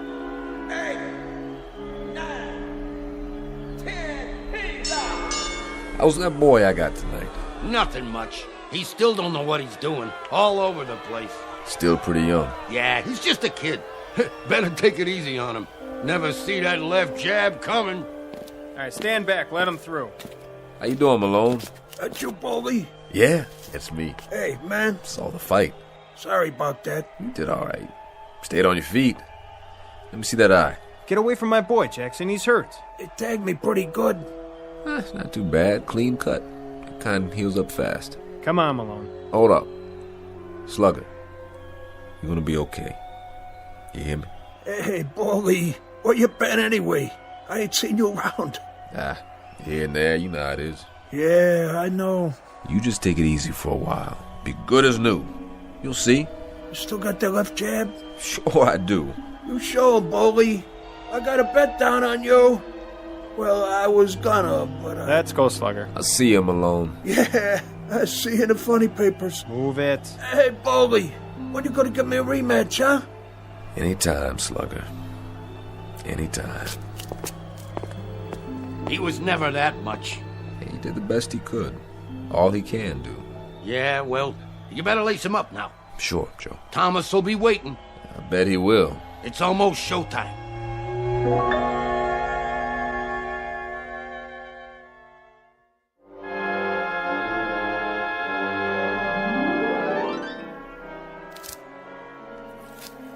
Hurry up, Mazel. I got it. There, Bully. Your hands are taped real good, just like old times. How's it feel? Feels okay. Feels good, Joe. Sure it does. Nice and tight, the way I like it. Ready? I'm ready. What did I tell you? He's all ready, Thomas. Uh-huh. Put out that cigar, will you? What do you care? I gotta breathe in here. Well, you hired me to rep you for the night, Bully. It's a package deal. Me and the cigar. I told you to butt it out. Maybe you can back that up. Maybe not. Ain't no maybe. Give it to me. Yeah, you got attitude, I'll say that for you. I like that in my boys. This one here, he's a pretty feisty old man. He ain't old. You know what I think? The older they are, the louder they talk. And the more they want, the less chance they got to get it. How'd I get you tonight? Bully? Just lucky, I guess. I'm a bargain, Bully. I'm the expert on has-beens. I've seen your boys. Have you? Catchers, aren't they? All of them. Guaranteed 2 rounds each. Shovel them in, shovel them out. And sew them back together for the next time.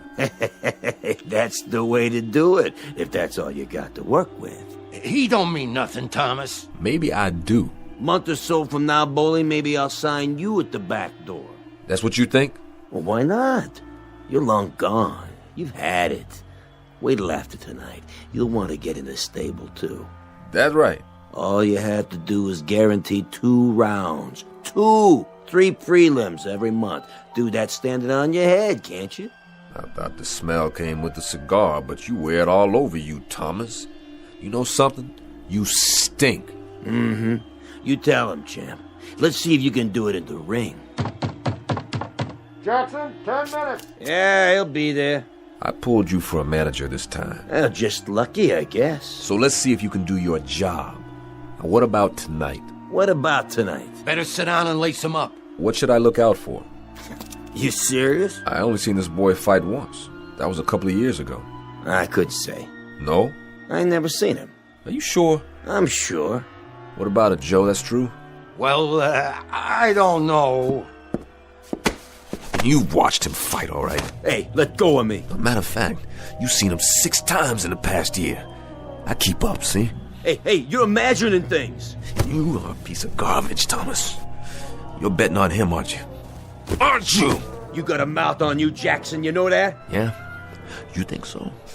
Boldy, what are you doing? You better listen to Joe. It ain't enough he sells wrecks by the pound. He comes in here for some dirty money, supposed to help me, and then he bets on the other guy. I may be a bum upstairs in another 10 minutes, but I'm gonna fight a beautiful first round in here. Hey, you touch me again, I'll have you up for 10 years. Yeah? Yeah, I swear to you, Boldy, I'll fix your wagon good.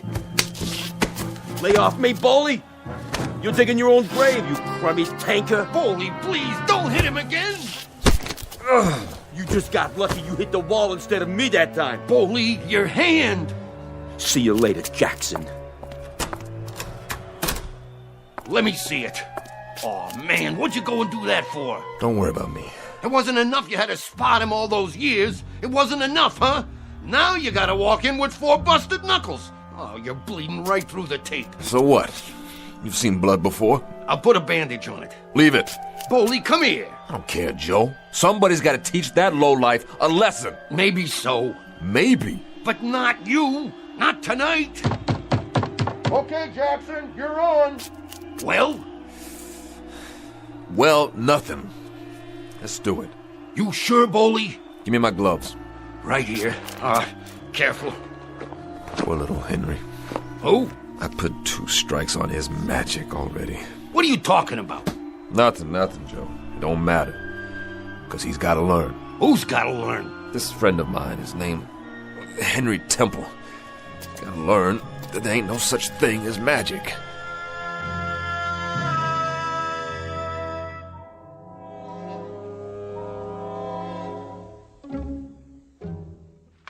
Another left, another right, and Jackson stays a wobbly. A 10-round bout, but it's not going that far, I promise you. He's hurt.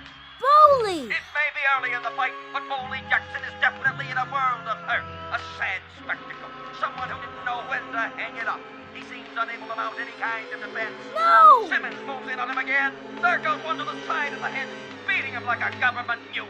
No! One to the breadbasket. Ow! A left-right combination to the head again. Stop! Oh, is that boy hurt? Is that boy hurt? Somebody ought to stop this carnage. Don't watch anymore, Henry. Stop it! Please, turn it off now. He's down. Jackson is down. It's as good as over. Henry, do you hear me? Get away from the TV. Please, Bowley. What are you doing? 1, 2, 3. Please, Bowley, please. 5, Please. Please. 8, 9, 10, he's out. I can't believe it. What happened? Bowling. It's unbelievable. He's out. The man is out. Simmons is out. One of the most amazing turnarounds we've ever seen. Bowley Jackson was as good as gone, but then somehow he reached way, way down, sucked it up, and landed a left jab and a combination that put the lights out for Simmons, the favorite. Ladies and gentlemen, Bowley Jackson has done it. He's back.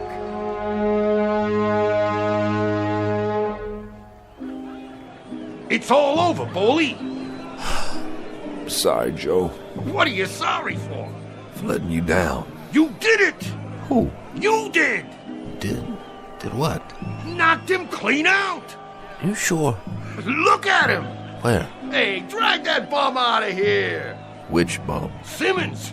Get an ambulance while you're at it! He ain't going nowhere! Joe, I think I blacked out. I don't know what happened. Well, I do. Everybody saw it. You put the old 1-2 on him, but good. Way to go, champ. Knew you could do it. Way to go. Joe, my hand. My hand. Is it broke? No, it don't even hurt. Then raise it up.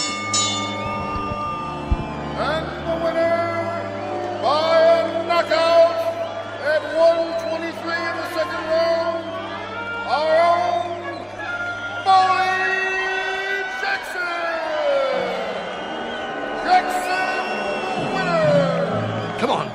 on your robe and let's go. Take a shower and get dressed. We got some celebrating to do. Something's not right about this, Joe. What do you mean? I don't know what is. But something's not right about this.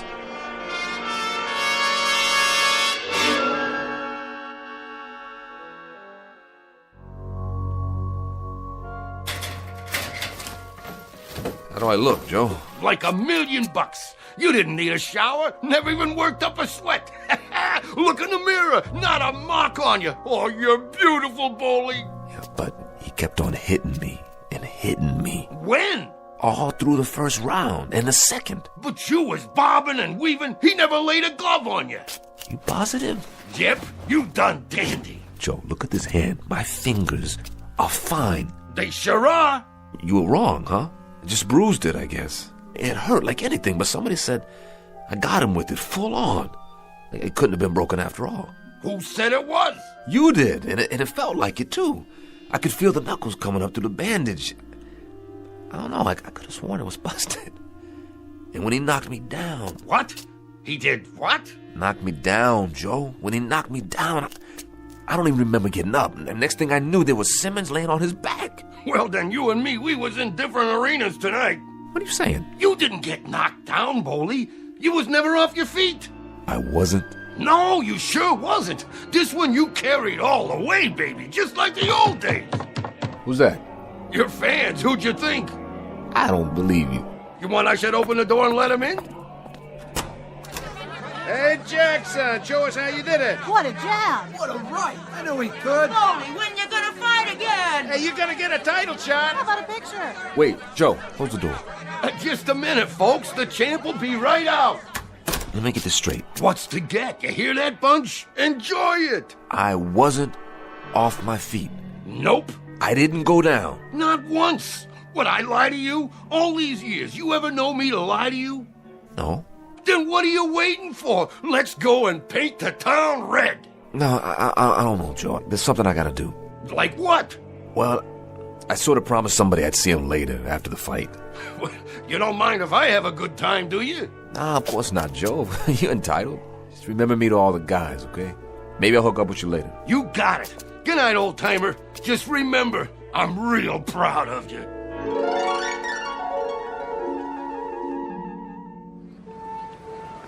Hey, there he is. Beautiful, Boley. I watched the whole thing. Didn't take long. Second round.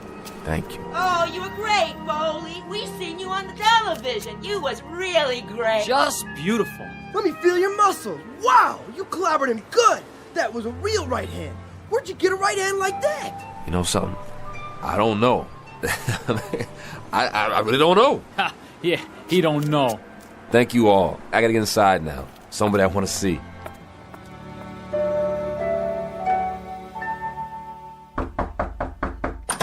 Francis, I just wondered if... You should have seen him, Boley. He like to went out of his mind. He was so happy. Whole building was shaking. You'd never believe it. Is he... He's up on the roof, waiting for you. I'll see to him.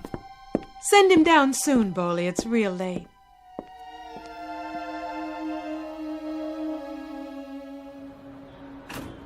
Boley! What do you say, Henry Temple? Come here and give me a hug. You were a tiger, Boley. You were a real tiger. Look okay? Sharp. Sharp like a champ.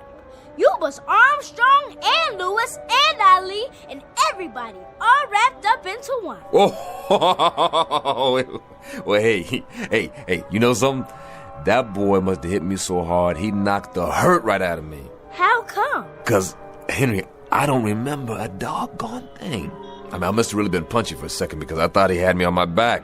And there I was looking up at that old ref waving his arm down on me, and I was staring up at the light, blinking my eyes, and it must have been some kind of dream or something. I don't know nothing about that. Henry, I was never off my feet. I never got knocked down. That right? I gotta go. Henry, look at me, boy. Look at me. I was never off my feet. Say it. Am I your true friend? Yeah. Friends don't tell lies to each other.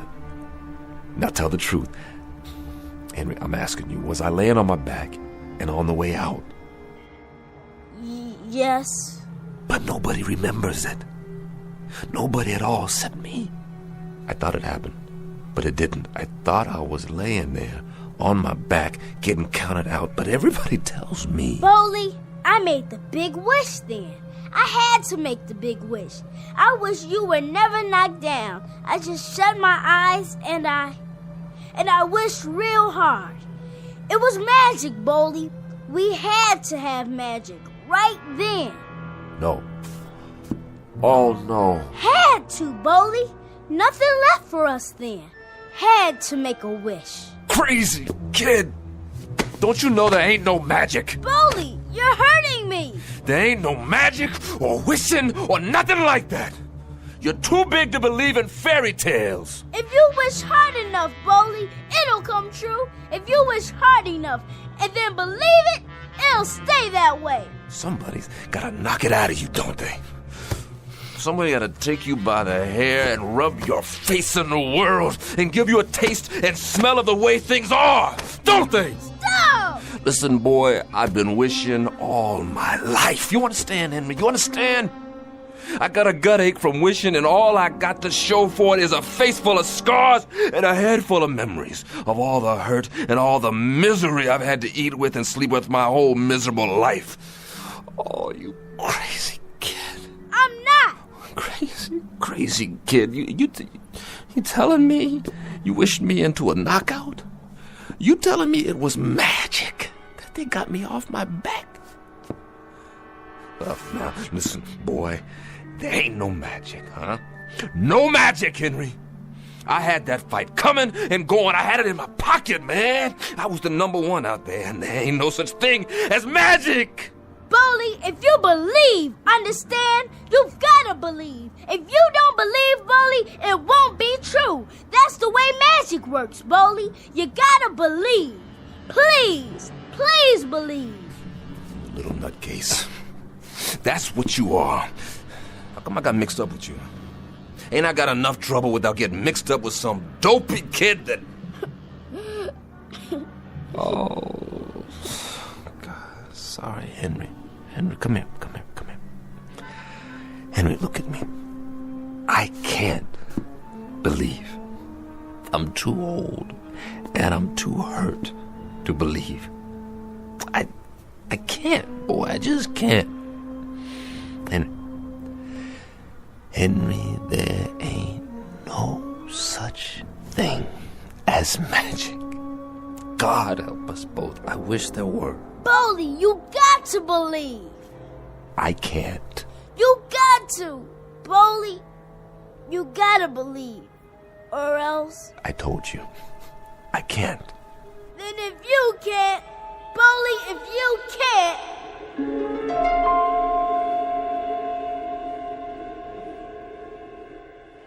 8, 9, 10, he's off! Come on, Jackson. I'll help you up. Oh, what happened? The kid got in a lucky punch.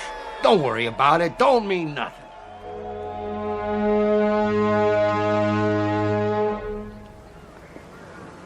You should have stayed in bed, Bowley. How come you didn't use your jab? And you're right. I broke my hand, that's why. He do that to you? No, I did it to myself. It was an accident. Oh, man, Bowley, are you kidding me? You ought to pack it in, Bowley. Get yourself a real job. Excuse me, I gotta go in.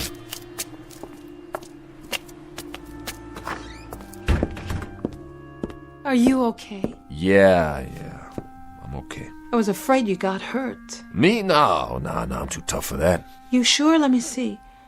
Oh, Bowley, that's a bad cut right there. And those bruises? Let me clean it up for you. Maybe later. Where's Henry? He's in bed, Bowley. I have to tell you, that's a sad little boy in there. Can I see him? Sure, I expect he's waiting for you. Bowley? Yeah? I'm real sorry. I know you are, Francis. Me too. Henry? You're not talking to me? Sure I am. I pulled a rock, Henry. Threw a punch before I should have. Hit the wall. See, I busted my knuckles. and I went in with half my artillery gone. You still look like a tiger. You look like a real tiger. I was proud of you. I was real proud. That's good. I better go now. Night, Henry. Bowley? You go to sleep. Tomorrow we'll go to the hockey game and we'll get some hot dogs in the park. Just you and me. Sure thing, Bowley. That'll be great. And Bowley, I ain't gonna make no more wishes. I'm too old for wishes. There ain't no such thing as magic. Is there? No, I guess not, Henry. Or maybe there is magic. Maybe there's wishes, too. I don't know. I guess the trouble is, there's just not enough people around to believe. Hey. Good night, boy. Good night, Bowley.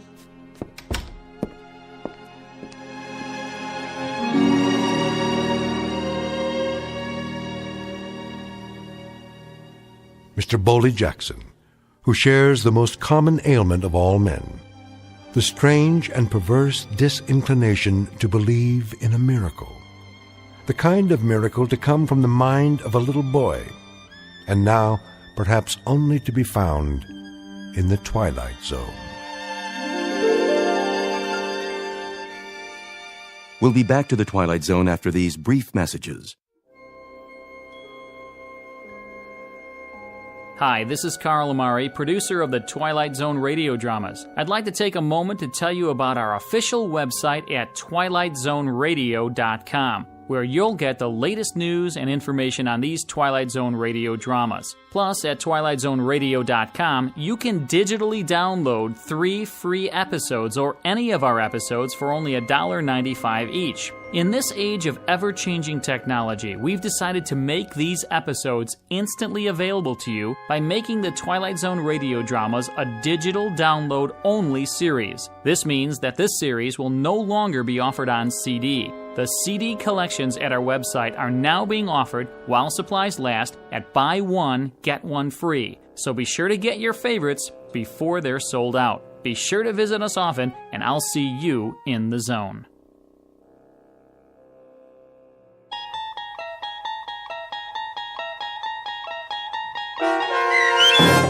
The Big Tall Wish, starring Blair Underwood with Stacy Keach as your narrator, was adapted for radio by Dennis Etchison and based on a script by Rod Serling. Heard in the cast were Maestro Harrell, Cheryl Lynn Bruce, Richard Hensel, Doug James, Turk Muller, Rich Komanek, Rick Peoples, Linda Ryder, Peter DeVito, Carl Amari, Vince Amari, and Roger Wolski.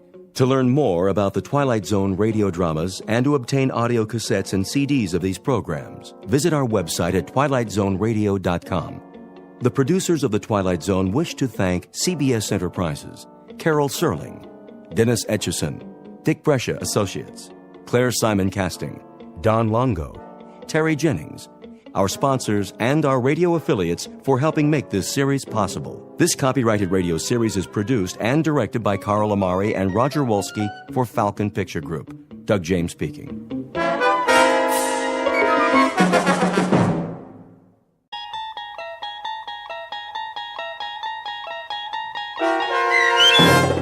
The Silence, starring Chris McDonald with Stacy Keach as your narrator, was adapted for radio by Dennis Etchison and written for The Twilight Zone by Rod Serling. Heard in the cast were Craig Brawley, Christian Stolte, Jeff Lupetin, James Schneider, Derek Purcell, Turk Muller, Kurt Nabig, Carl Amari, Roger Wolski, and Vince Amari. To learn more about the Twilight Zone radio dramas and to obtain audio cassettes and CDs of these programs, visit our website at twilightzoneradio.com. The producers of The Twilight Zone wish to thank CBS Enterprises, Carol Serling, Dennis Etchison, Dick Brescia Associates, Claire Simon Casting, Terry Jennings, XM Satellite Radio, Sirius Satellite Radio, our sponsors, and our radio affiliates for helping make this series possible. This copyrighted radio series is produced and directed by Carl Amari and Jason Mallow for Falcon Picture Group. Doug James speaking.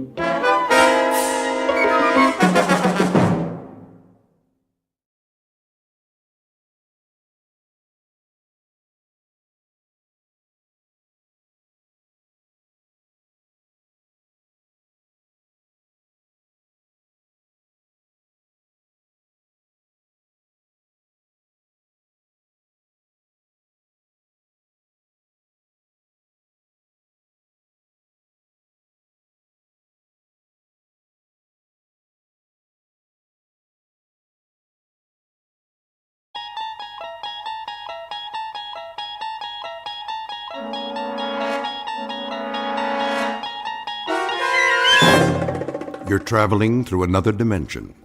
A dimension not only of sight and sound, but of mind. A journey into a wondrous land whose boundaries are those of imagination. Your next stop, the Twilight Zone.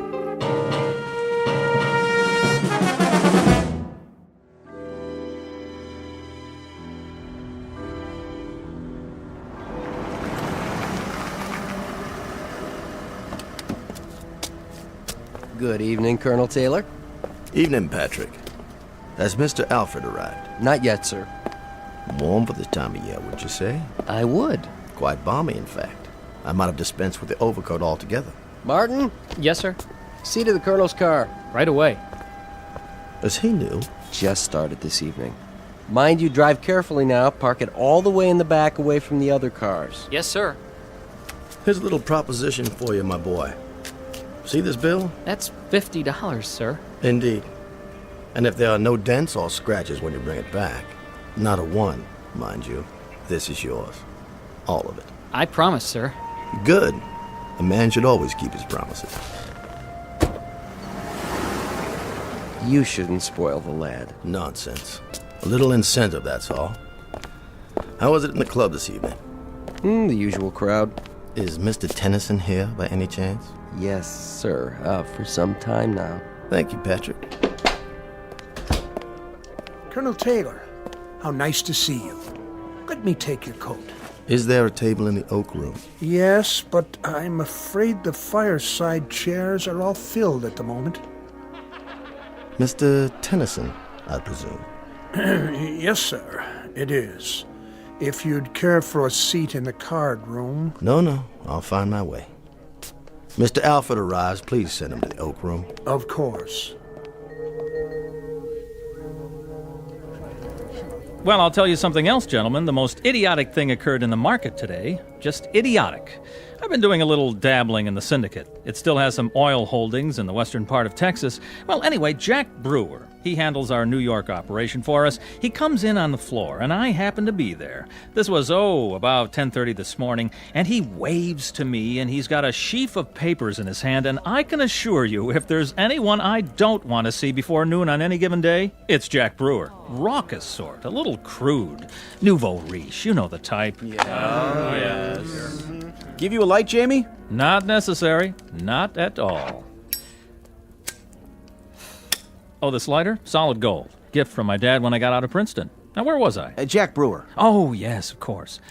Charlie Sport, let me sit there, would you, old man? Your chair's much softer, and I'm afraid I'm just worn out. Not a problem. Much better. Now then. Oh, yes. Anyway, Brewer, I call him Brewer the Boar, walks across the floor to me with an intense voice, a voice absolutely shaking with intensity, sidles up and whispers. He's got a miserable habit of whispering sotto voce when everyone in the world can hear him. Anyway, he says to me, Jim, I've got to scrape up $250,000. Can you imagine? $250,000. And I'm The usual, sir? What? Oh, yes. The usual. It might be quieter in the blue room. No, this will do. Young Mr. Tennyson is in rare form tonight. Yes, sir. You're the only one who can handle it for me. This is Brewer speaking, to me. Well, anyway, to make a long story short. Mr. Jamie Tennyson, who at best is a dapper, albeit articulate ne'er-do-well. He is glib but shallow, well-groomed but worthless. His every gesture is studied, obvious, planned. He is a mannered dandy, devoid of character, and his presence in this gentleman's club is a social condescension on the part of the members. For this man's credentials are an accident of birth and nothing more. And across the room, a gray-haired ramrod of an ex-army officer, rock-hewn and coldly unemotional in his appraisal of others, but who was no longer able to conceal his distaste in an altogether gentlemanly fashion. And that distaste is about to take the form of a proposed wager. But it's the kind of wager that comes without precedent. It stands alone in the annals of bet-making as the strangest game of chance ever offered by one man to another. In just a moment, we'll learn the terms of the wager and what Mr. Tennyson does about it. And in the process, we'll witness all parties spinning the wheel of chance in a very bizarre casino called the Twilight Zone. And now, The Twilight Zone and our story, The Silence, starring Chris McDonald with Stacy Keach as your narrator.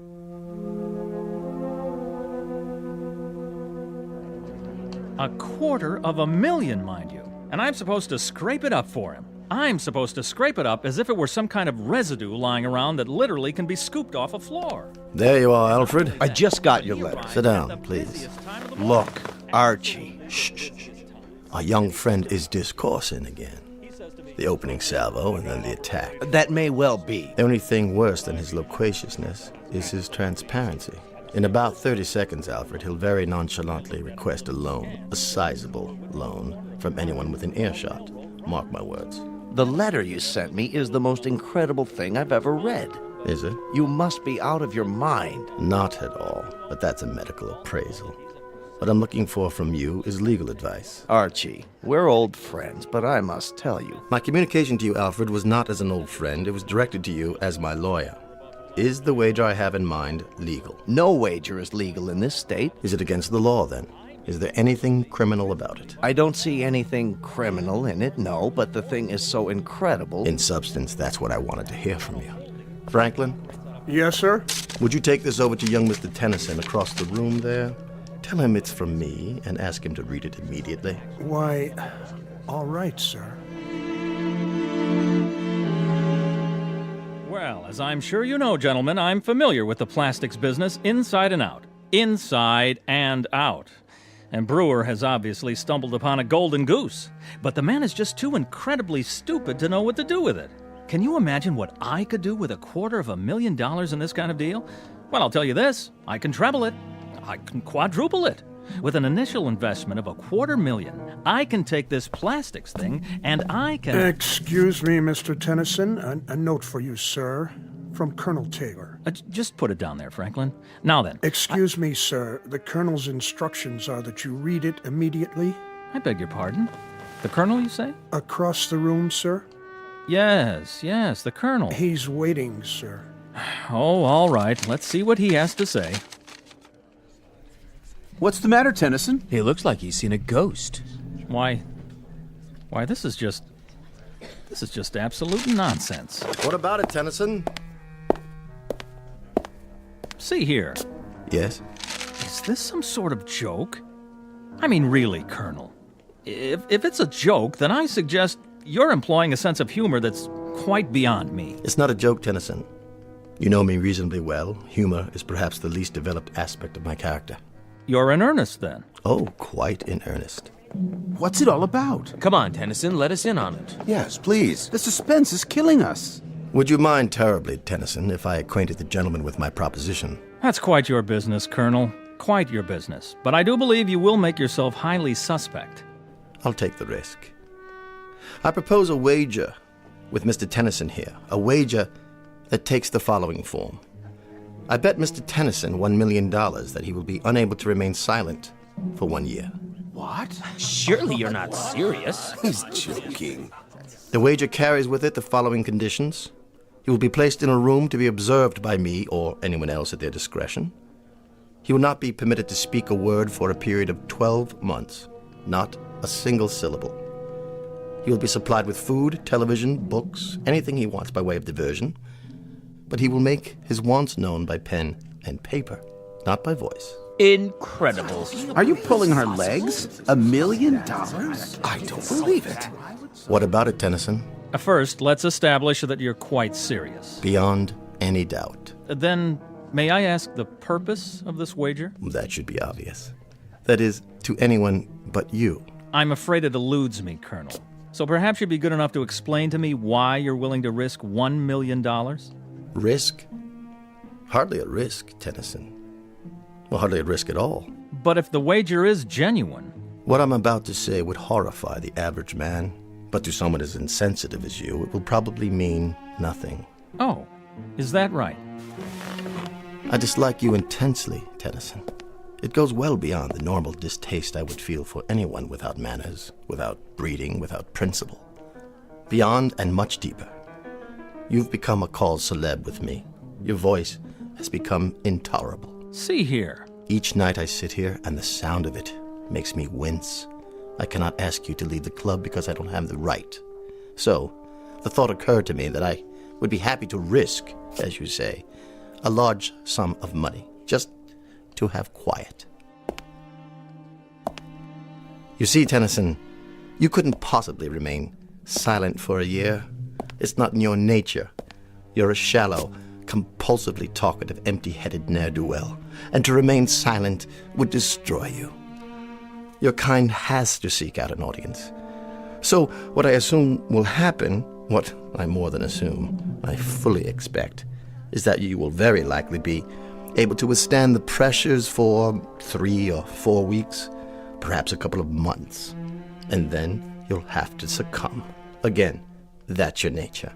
So you won't cost me anything, but what I'll derive from it is a month or 2 of delightful and very precious silence. What about it, Tennyson? Appeal to your sporting blood? Oddly enough, it does. It does appeal to my sporting blood. And that, of course, is patently ridiculous. There's nothing sporting about you, Tennyson. But I happen to know you're rendering your nightly financial folderol because you're in desperate straits. You've run out of your inheritance, and your debts are insurmountable. In short, you're a desperate man, and you do just about anything for money, except, of course, to remain silent for 1 year. Colonel, if this were Europe and the company were a bit more sophisticated, I should be forced to invite you outside for the things you've just said. Would you now? Yes, but the ground rules here are somewhat different. As it stands, I can either ignore you or call your bluff. I'm going to do the latter. I accept your wager.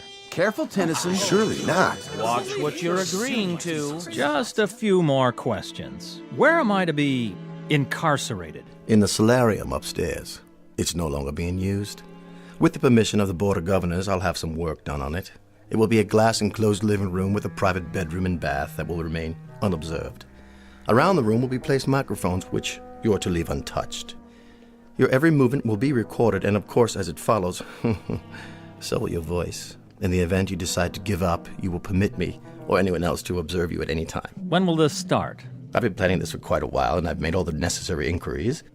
The room can be constructed by tomorrow night. Oh, Archie, for the love of... You will enter any time after 10 p.m., and at 10 o'clock on June the 3rd of next year, you can leave the room.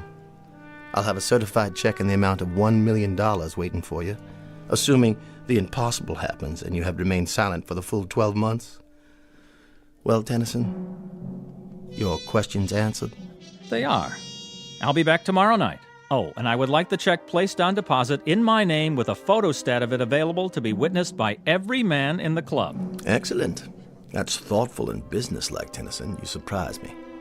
That would be the normal procedure in a pawn shop or a fish market, but not in this club and not with me. My credit happens to be as well known as my honor, Mr. Tennyson, as any member in this room can attest. There will be no check placed on deposit. You will have to be satisfied with my word. Very well, then. So this will be a contest between my courage and your credit. And a year from now, 1 year from tomorrow's date, both can be proved beyond the shadow of a doubt. Precisely. Get my coat, Franklin. By all means, sir. Immediately. Until tomorrow, then, Colonel. And may the better man win, most definitively.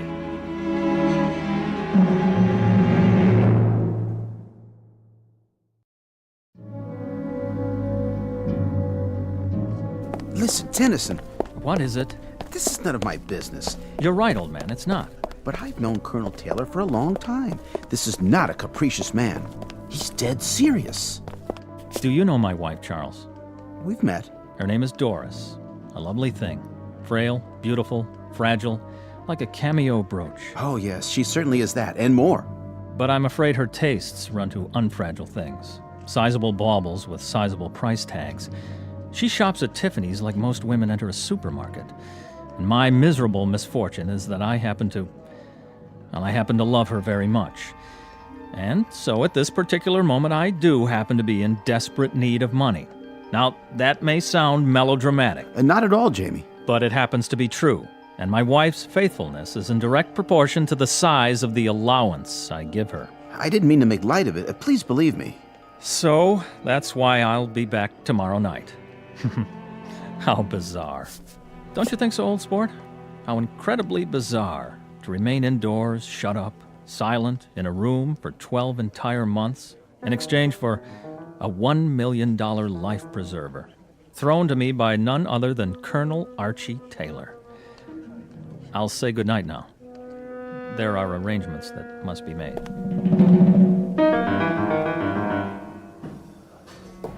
How's it coming, gentlemen? Right on schedule, Mr. Taylor. Almost finished. On the plumbing, the electrical outlets. Everything works. We'll give it one more inspection, but I'd say everything's about ready. What about the microphones? They're in position? Yep, all around the room and plugged into this tape recorder. If he says one word, we'll know about it. You turn it on like this. Test 1, 2, test 1, 2. In that case, give the crew my thanks and my check for the agreed-upon amount. Thanks, Mr. Taylor. Will do. Anytime now, Mr. Tennyson. Anytime.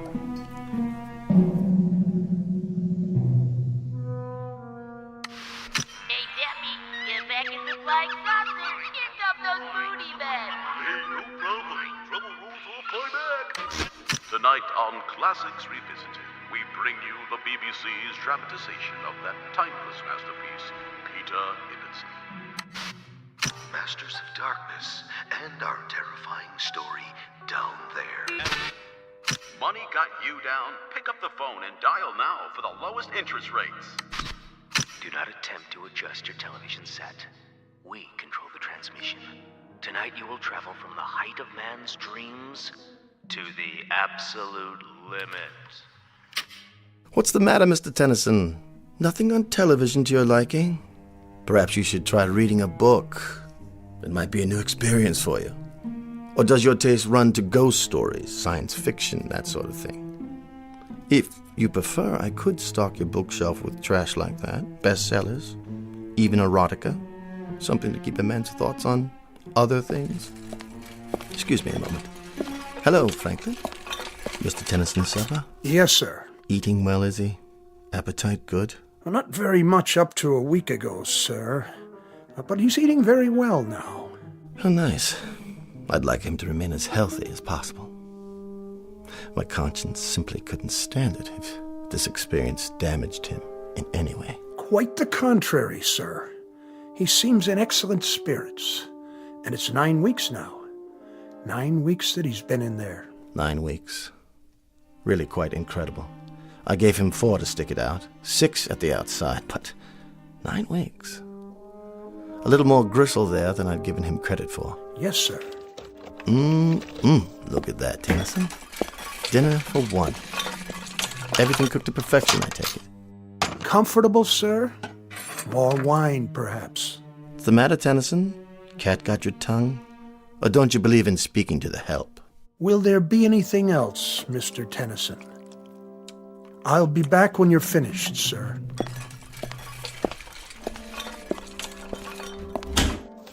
Enjoy your meal, Tennyson. Sorry I can't stay, but I have another engagement with friends. A lovely little spot downtown, so warm and friendly. Perfect for conversation. You understand, I'm sure.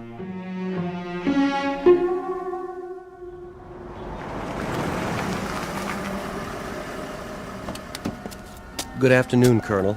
Patrick. I'll take care of your car, sir. I know you will, boy. Mr. Alfred inside, is he? Yes, sir. Have a nice lunch, sir.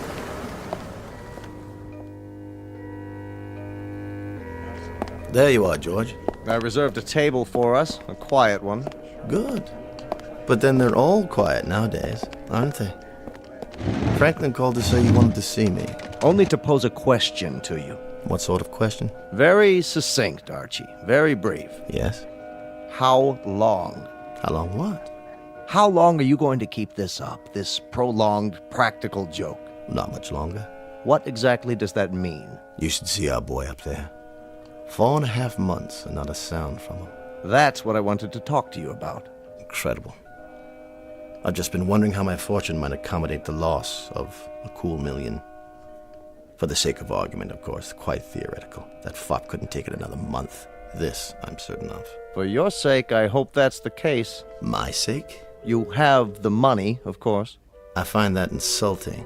I'm sorry if it is, but I think he's going to beat you, Arch. Especially from you, George. I'd say you owe me an apology. How are your holdings? What are you talking about? It's no longer theoretical. You might want to double-check your holdings now in preparation. My holdings? They're solid, dependable, 100-year-old firms. Why should I rearrange anything? You're insane. Merely careful. Look here. There isn't one chance in a million he'll last out the year. Not one in a million. I've watched him every day. He's beside himself. He's becoming bored to the point of irrationality. A week longer, 2 weeks, 3 at the most, he'll be crawling up the walls, screaming for us to let him out. I hope so. I sincerely hope so, but I think that boy up there will remain silent for the entire year. And I think you're going to owe him that cool million. Nonsense. I just hope you've got it. That's all. I'm not going to sit here and listen to this abuse. It's not in the least personal, only something I feel you need to hear from someone you'll listen to. The voice of reason, a word to the wise, that sort of thing. Then from now on, I'll thank you to disperse your wisdom elsewhere. Oh, for the love of... Consider yourself discharged. What? As of this hour and this day, you are no longer my attorney. But Archie... Goodbye, George. Goodbye to you, old boy, and good luck. Because by the look of things, I'd say you're going to need it.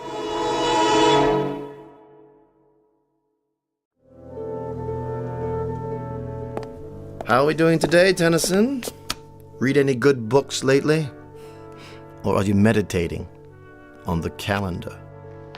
Thoughtful of me to get you a calendar, wasn't it? What is it you're pointing to? Oh, yes, March already. So it is. In like a lion, as they say. Speak up. I can't hear you. What's that? A note? Well, bring it over to the glass so I can read it. Yes, I see it. 3 months to go, Colonel. The bet stands. Does it, Tennyson? Does it really? It's an early spring this year. Did you know that? You ought to see it. It's incredibly lovely out. Warm with the flowers starting already. All over the city. You really must see it. You don't know what you're missing. Why are you looking so smug? Well, you won't be so smug after I've given you something else to think about. It's the time of year when a young man's fancy gently turns to... You know the rest. And the young ladies, too. Your wife, for example. She must be desperately lonely for you. Desperately lonely. Why? Well, what's that pained expression? I was simply going to tell you that, as a matter of fact, she's been seen in the company of your friend. What was his name? Charlie, that's it. And other young men. Odd that she hasn't visited you, Tennyson. Don't you think it's odd?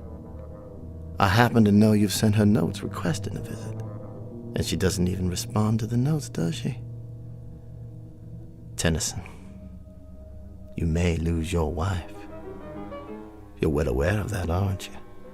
While you sit doing nothing behind that glass, the very reason for all your agony may be slipping away from you. Tennyson, why don't you leave? Why don't you leave right now? It still might be possible to save your marriage if you act without further delay. Don't you walk away from me, you fool!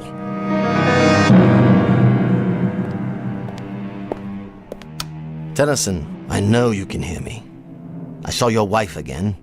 She's with that polo player fellow now. You know the one. The tall, attractive, blonde youngster. It's incredibly beautiful out today, Tennyson. Oh, it's incredibly beautiful.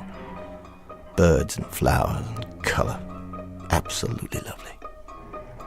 And by the way, I saw your wife. She was getting into a little European sports car. Some young man was driving it. And here's Franklin with yet another meal. You must be quite bored with the club's menu by now, aren't you, Tennyson? Oh, Franklin? Yes, sir? Chilly up here, isn't it? I hadn't noticed, sir. Perhaps. The thermostat, Does it control the temperature in Mr. Tennyson's room as well? I believe it does, sir.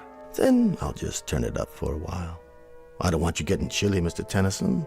Certainly not. I want to warm it up for you. Nice and warm.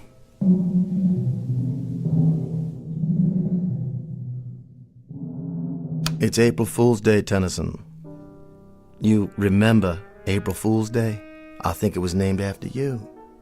Because only a fool would stay in there as long as you have, knowing precisely what's happening on the outside. Your wife, Tennyson. Your wife. She hasn't written to you, has she? Not a line. Not so much as a single response to any of your letters. What are you doing now? Writing another note? Why bother? I see you sweating. Why don't you tell me how uncomfortable it is? Why don't you ask me to get you out of there? I suppose I could read one more if you prefer. Let me see it through the glass. You monster. Is that the complete contents of your missive? That I'm a monster? Hardly.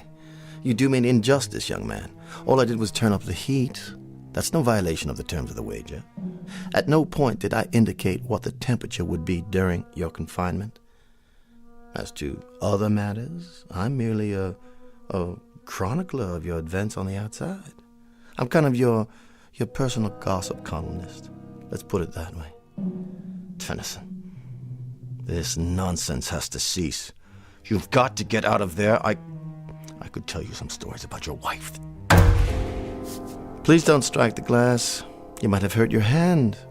Anyway, it's non-breakable. A kind of plastic, actually. But of course, you know all about plastics, don't you? Now, how about it, Tennyson?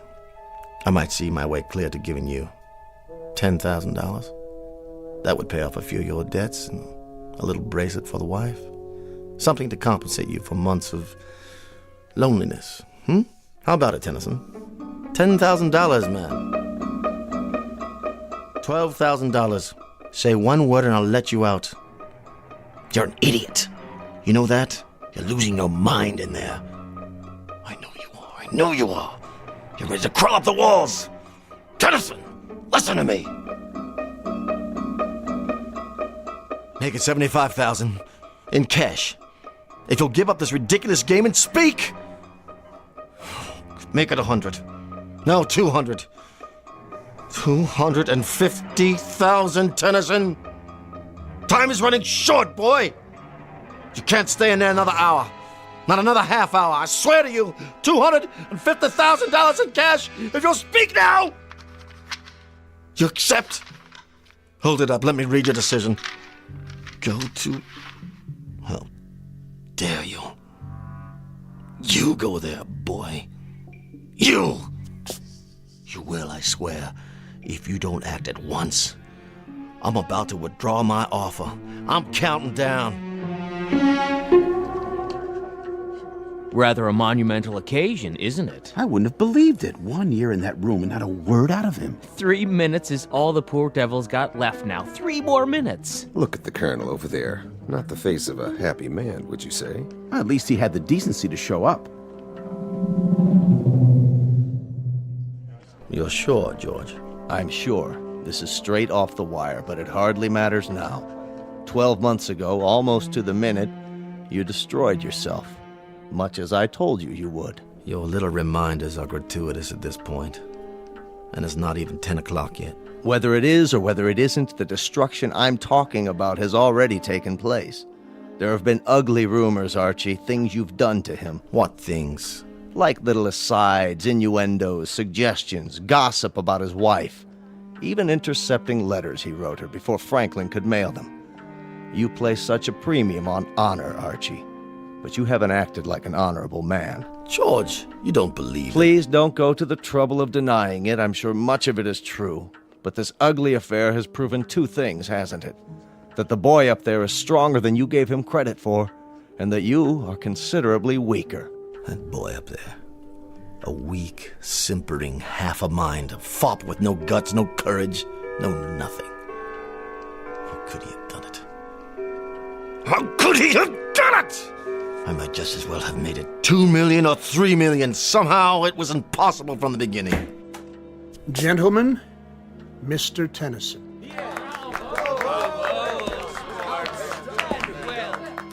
He's so pale, thin as a rail. But he's done it. You hold out your hand to me, Mr. Tennyson. Not to shake it, I presume, but to receive payment. Well, sir, you have me at a disadvantage, a rather compromising situation. You forced me into a position of rather unpleasant candor, because it happens to be a fact that I'm a fraud. I don't have any money. I offered you $10,000 and then 12. The truth is, I would have had to go out on the streets to beg even that amount, let alone $1 million. I received a cable from London. Both the Birmingham Tool Company and Edinburgh Motors have filed suit for bankruptcy. Blue-chip companies. Every nickel I had was invested with them, and they no longer exist. In short, I'm busted. Broke. Yes, it happens also to be a fact that I have pride, bearing, taste, and exceptional breeding. But I've lost. Proving, Mr. Tennyson, proving that you are by far the more substantial of the two of us. I will naturally resign. You have both my resignation and my apologies. I will not ask you to suffer my presence any longer. Look at Tennyson. They won't let him walk out like this. He'll demand satisfaction. Talk to him, Tennyson. Tell him whatever you like. Your time's up. You can talk, gurgle, sing, chortle, anything you want. You've won the bet, son. What's he doing? Writing another note? But why? What is it, Colonel? What did he write? Why doesn't he speak? Let me see. It says, 1 year ago, I had the nerves that my vocal cords severed. Good Lord. He's opening his collar to show you, Archie. There are the scars on his throat. I underwent this surgery because I knew I'd never be able to keep my part of the bargain. For the love of God, man. For the love of God.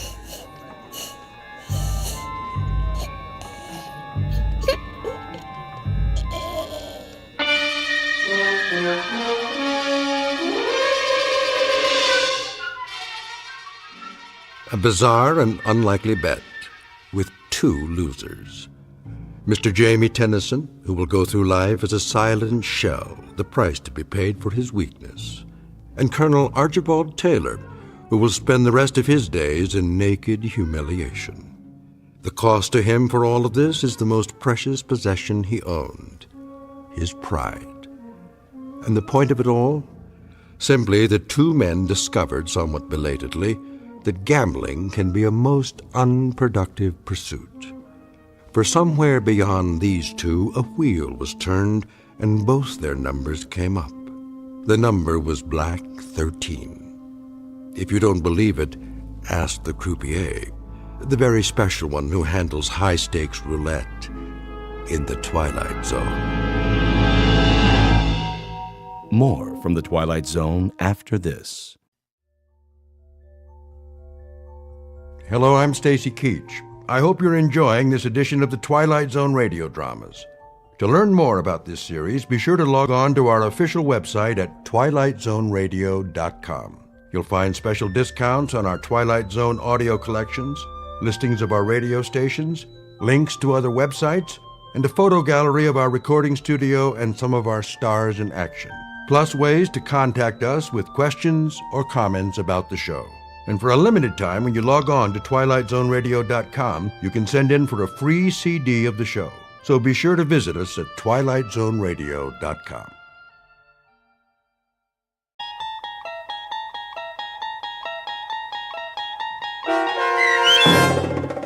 What's in the Box? Starring Mike Starr with Stacy Keach as your narrator, was adapted for radio by Dennis Etchison and based on a script by Martin Goldsmith.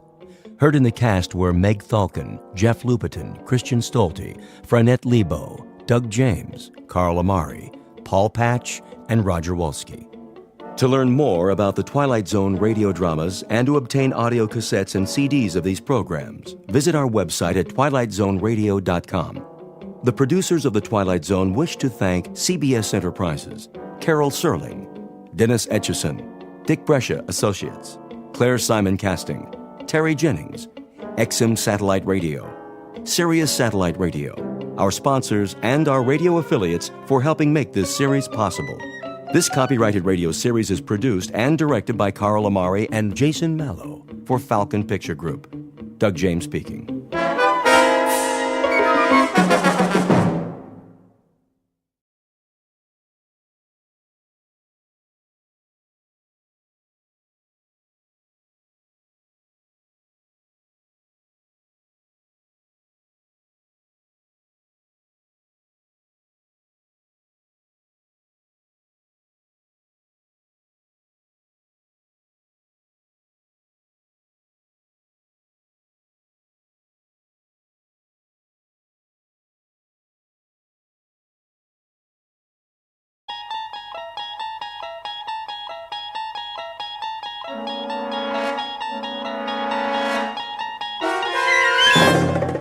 You unlock this door with the key of imagination. Beyond it is another dimension, a dimension of sound, a dimension of sight, a dimension of mind. You're moving into a land of both shadow and substance, of things and ideas.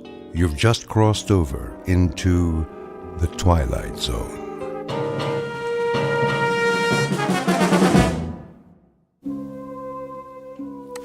Okay, you know the drill. You talking to me, Copper? Well, I don't see anyone else here. Spread them so I can read you your rights. Set it and forget it. 3 easy payments. Coffee beans that are aged. Will you stop it? Turn that thing off. We'll have to operate on his brain at once. Scalpel. Watch it, nurse. It's the bottom of the 8th inning, and so far it's been a very tight game. Drop it! Drop it or I'll shoot! Take it easy, Phyllis. The repairman's coming. You did call him, didn't you?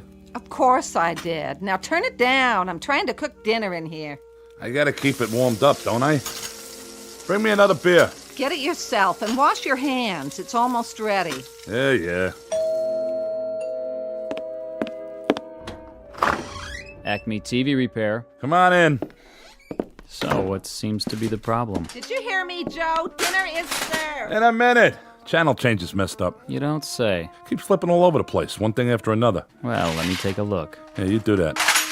Shall I repair it here, or perhaps take it to the shop? Are you kidding? Tonight's a big match from the Garden. World Hardcore Tag Championship. You know, Mr. Britt, it may take some time. Just fix it, will you?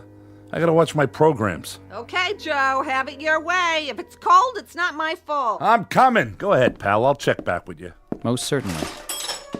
Mind if I turn the sound up? A man's gotta do what a man's gotta do.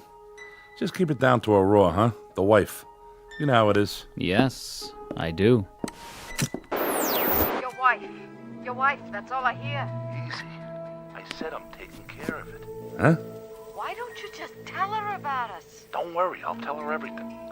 When the time's right. If you were any kind of a man, you'd do something now. You'd get rid of her. Wait a minute. What kind of program is that? Oh, that's Channel 10. But I don't get Channel 10. There's no such thing. Portrait of a TV fan. Name, Joe Britt. Occupation, cab driver. Married to one Phyllis Britt, long-suffering companion in a lower-middle-class apartment.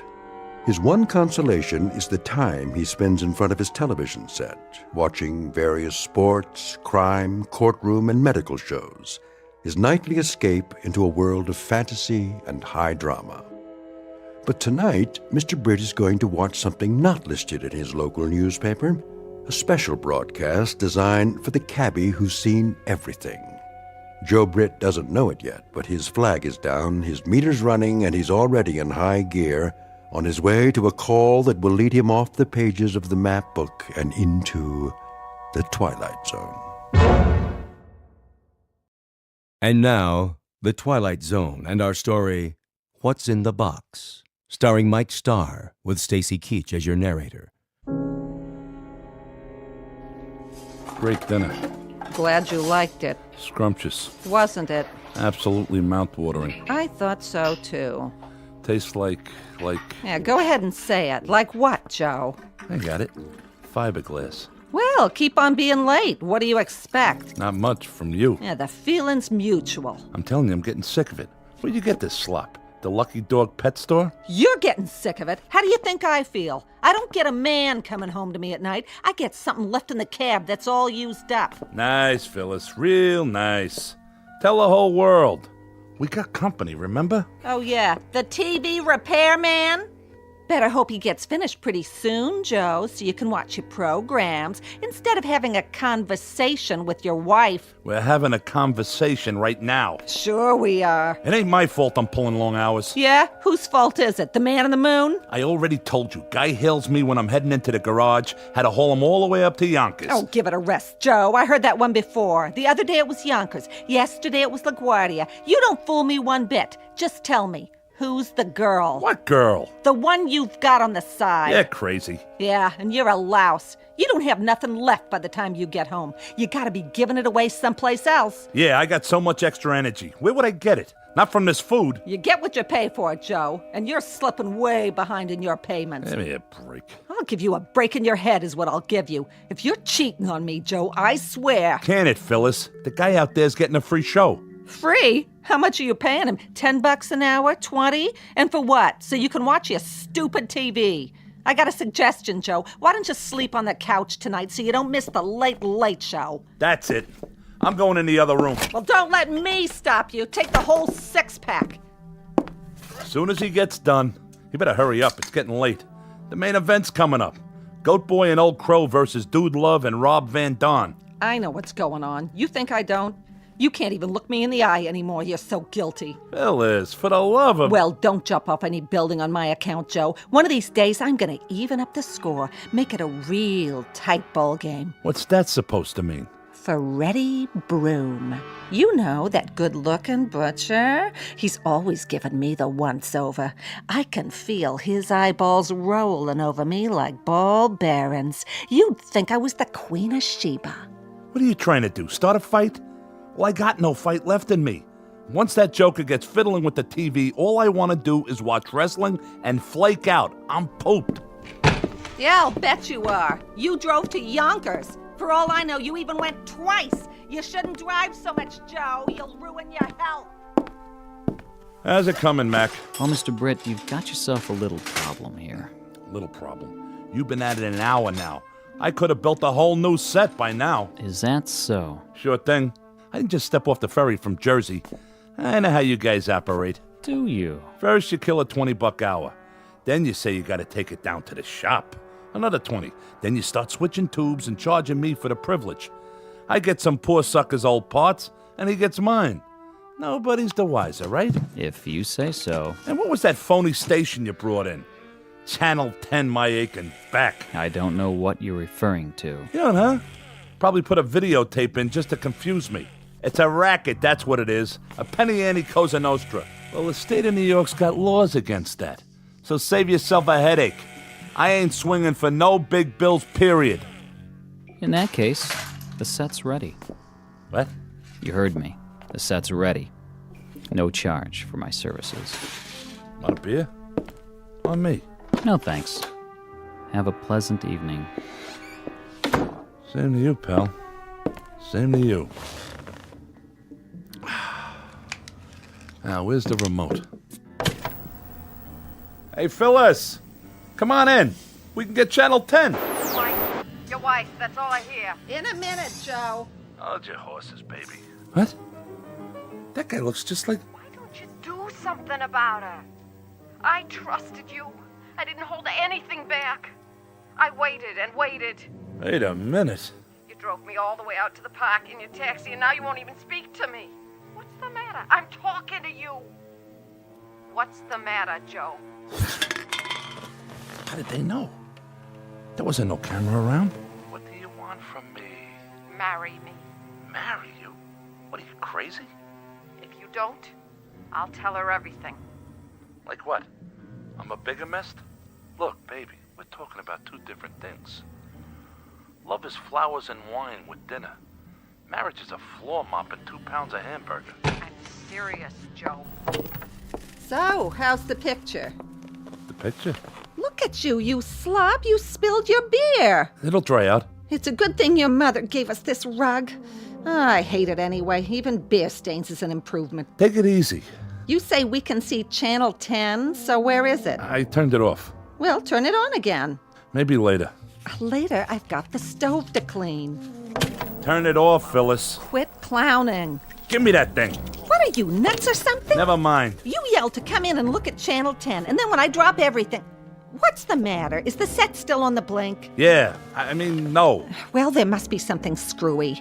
You know there's no Channel 10 around here. Did you try the other channels? Let me see that remote again. Get your hands off that! Listen, Phyllis. Are you by any chance trying to pull a fast one? I don't know what you mean. That guy. Who was he? What guy? Don't give me that. The repair guy. Oh, him? How do I know? I never saw him before. No? You're the one who called him. I told you to call a repairman. I didn't say which one. You picked him out. Oh, you're suspicious. Well, Casanova, you can relax. When I even up the score, it'll be with that butcher, Freddie Broom. He's got the most expressive hands. Oh, I've watched him cut meat. You should see what he can do to tenderize it. He sends me right to Yonkers. Yeah, sure, that must be it. He did something to the TV. They can do all kinds of cockamamie things with electronics. You're acting like a lunatic. Okay, who was he? Before I crack you one in the mouth. Like I told you, I don't know. The regular repair guy, he's on vacation. So you were yelling to get the set fixed tonight so you can see every drop of blood on Goat Boy's forehead. Excuse me, I mean forehead. All right, knock it off. You don't have to read my horoscope. Where did you get this, Fink? Let go of me. From the phone book. Where else? What's wrong, Joe? He didn't fix it right? No, he fixed it. He fixed it perfect. You should have seen this Channel 10.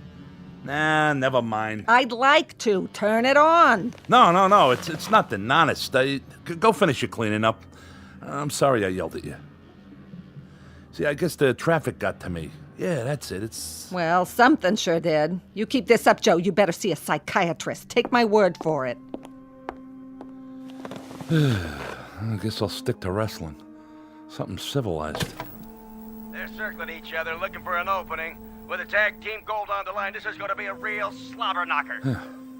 This is more like it. Now the collar and elbow hookup into a quick go behind. Whoa, Nelly! Dude loves going for this patented sleeper hold. Oh, but wait a minute. Goat Boy fouls him with a Billy Goat kick. Whoa, where's the referee? Oh, that one must have hurt. Now, you're not going to believe this, folks. He's trying to chew Dude Love's ear off. Come on, Rev. This is a Pier 6 brawl. Now all 4 men are outside the ring on that hard concrete floor. Break it up. Oh, somebody's got to stop these behemoths before... Great dinner. Glad you liked it. Huh? Scrumptious. Wasn't it? Absolutely mouth-watering. I thought so, too. What is that? Tastes like... Yeah, go ahead and say it. Like what, Joe? I got it. Fiberglass. No, Well, keep on being late. What do you expect? Not much from you. Yeah, the feeling's mutual. I'm telling you, I'm getting sick of it. Where'd you get this slop? The Lucky Dog pet store? I don't believe this. How do you think I feel? I don't get a man coming home to me at night. I get something left in the cab that's all used up. Nice, Phyllis. Real nice. Tell the whole world. I don't believe it. If she sees this...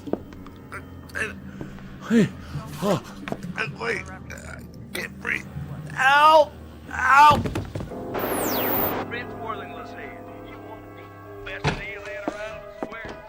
Joe, I'm all finished. Let's watch something together for once. Even your wrestling, for a while at least. Joe? Joe! Talk to me, Joe!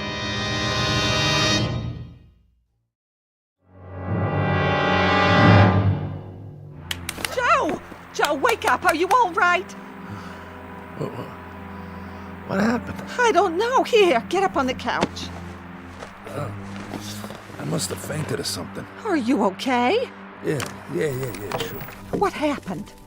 Maybe something I ate. Yeah, that's it. It tasted kind of funny. Well, why wouldn't it? I had to heat it up 3 times. Twice would have been enough. Now listen to me, Joe. Huh? It may be your heart. Oh, come on. I'm serious. All that overtime, it's not good for you. You ain't kidding. You'd better go to bed while I call the doctor. No. There's nothing wrong with me. Sure, Joe. You just keeled over for no reason. It's the television. What? There's something screwy with the TV. Are we on that again? Phyllis, I got something to ask you. I'm listening. Here, put your feet up. You want some hot chocolate? This is important. Are you sure you never saw that repair guy before? I'm going to call the doctor. Come here, sit down. I told you I got something important to talk about. All right, what is it? Phyllis, what would you say if I told you that I saw myself? Oh, Joe, please. I'm serious. Wearing my regular clothes, just like I look right now. I'd say you looked in the mirror. I do that all the time, and I don't like what I see either, but it's nothing to faint about. Like Frank Sinatra said, that's life. Nobody's getting any younger. But what are we going to do about it? The moving finger writes and haven't written... I said, listen, I'm talking here. Phyllis, I saw myself on TV. Really? Was it that candid camera? I hope you were smiling. You always had a real nice smile. No, it wasn't the candid camera. What would you say if I told you I saw you on TV too? When? Just now.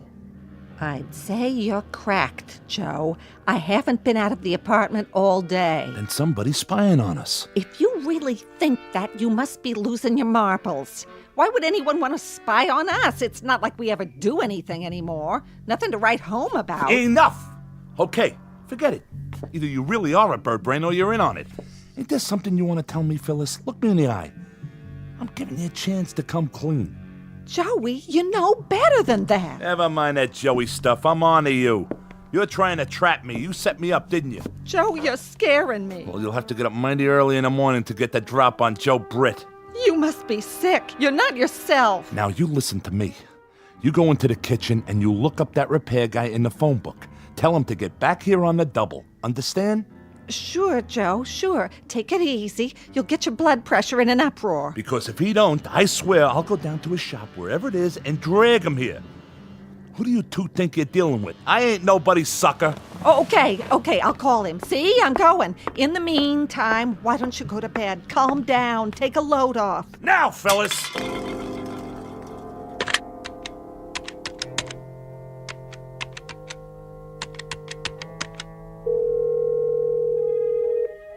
Hello? This is Mrs. Britt. Yes, I think you'd better get over here right away. Calm down, she says.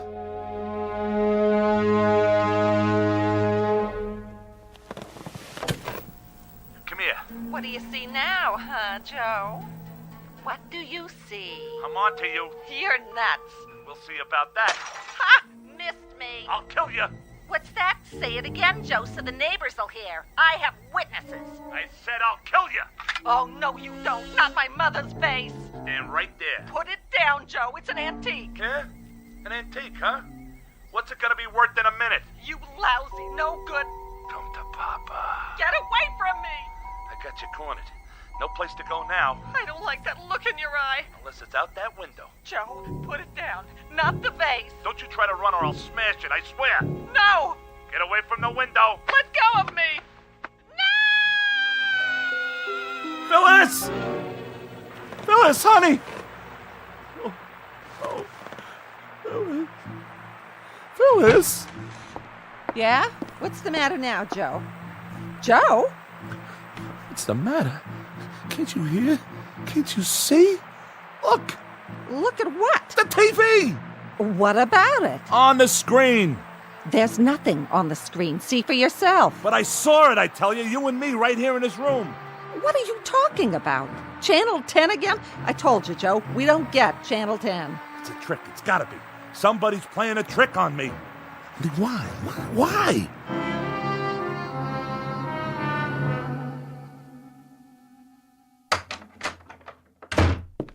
Dr. Saltman, how is he? I've given him a sedative. I'll also leave you a prescription for some tranquilizers. Is that all he needs? We'll just have to wait and see. Of course, it might be wise to seek more expert advice. I'm a family doctor. Psychiatry's not my specialty. However, his condition could turn out to be relatively simple. What condition is that, Doctor? I read an interesting study the other day. It might apply here. According to this study, it's possible for someone to suffer delusions, even actual hallucinations, because of what's called media overload. Effects that are directly attributable to the electronic culture we live in. Why don't you give it to me in plain English? I can take it. Well, for example, television. You told me your husband's an addict. Perhaps he's been staring at this mixed blessing, so to speak, for such a long time that its reality has become his. You mean he's turning into a TV set? No, nothing like that, but he may have reached a stage of confusion where he no longer knows whether he's watching the action or participating in it. You're putting me on. He's living a kind of waking dream, in other words. Mind you, that sort of thing isn't limited to the mentally ill. It can come in flashes for anyone who's exposed to large enough doses. I have on occasion found myself actually calling for sutures or sponges while watching an operation on television. Even a man like you. Never mind. Is that what's wrong with my Joey? He thinks he's one of those doctors on TV? In your husband's case, I gather he believes that he has, in some sense, already murdered you. What? Or rather, that he will. He no longer seems capable of differentiating between past, present, and future, between reality and fantasy. Yeah, like with his wrestling. In any event, we don't want this situation to develop further. I should say not. I'd like you to bring him to my office first thing in the morning. I'll order a thorough checkup, reflexes, blood work, and so forth. Sure, if you say so. Meanwhile, see that he gets some rest. I will. Thank you, Doctor, from the bottom of my heart. Glad to be of help. I'll let myself out. Oh, Dr. Saltman. Yes? Is this your little black bag, or am I just imagining it? Oh, yes, of course. Thank you. Perhaps he shouldn't watch any more television for a while. Oh, good idea. Think of it this way, Mrs. Britt. If you gaze into the abyss long enough, the abyss may begin to gaze into you. Isn't that the truth? Good night, and sleep well. Can you beat that? I wonder if I stare into the Frigidaire long enough, I'll turn into cold cuts.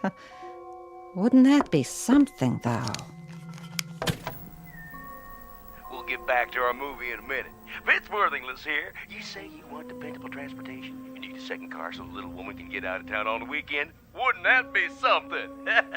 Well, tell you what I'm gonna do.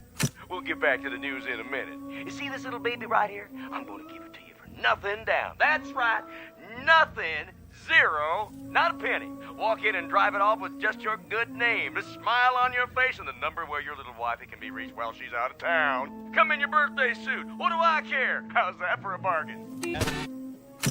Oh, what's the use? That guy's on every channel. I might as well turn in. Phyllis? Hold your horses, Joe. Phyllis! I said keep your pants on. I'm just turning out the lights. Phyllis, where are you? Phyllis, where are you? Help! Hold on, Joe. I'm coming.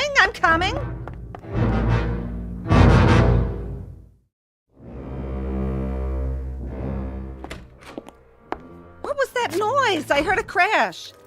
The mirror. What did you do? The mirror on the dresser. I looked in it, and I saw this room. And in this room, I saw you, Phyllis. You were arguing with someone, and I didn't want to see that. So I drew the water glass and broke it. I'll clean it up. Now lie back down. The doctor wants you to sleep. I can't sleep. You wouldn't be able to either if you'd seen what I saw. So, okay, stay awake. Only let's make a deal. What you saw, I don't want to hear about it. He told you? Yes, and what you saw on the TV before. But he said not to worry, just go to sleep, and tomorrow you'll be fine. Can I fix you something? It's okay. Phyllis. Yes? Phyllis, lean closer. I have to talk to you. Oh, no, you don't. What's the matter? Every time you start off like that, we wind up in a fight. And tonight, if you don't mind, I'm passing. Don't you worry about it. I got nothing to fight with you about. That's a relief. If anyone's to blame for us not getting along, it's me. Well, what do you know? The doctor shot some sense into you.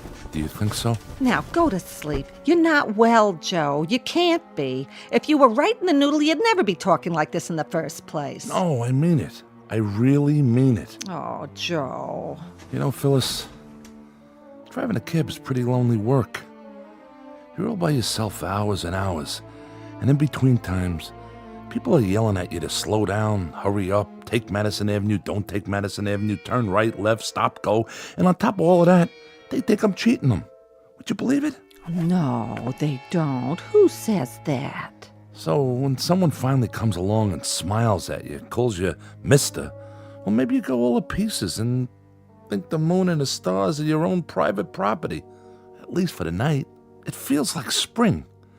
And you act like a first-class donkey, kicking up your heels like you were 17 or 18. See what I'm saying? No. There ain't no point in drawing you a picture. I guess you get the message.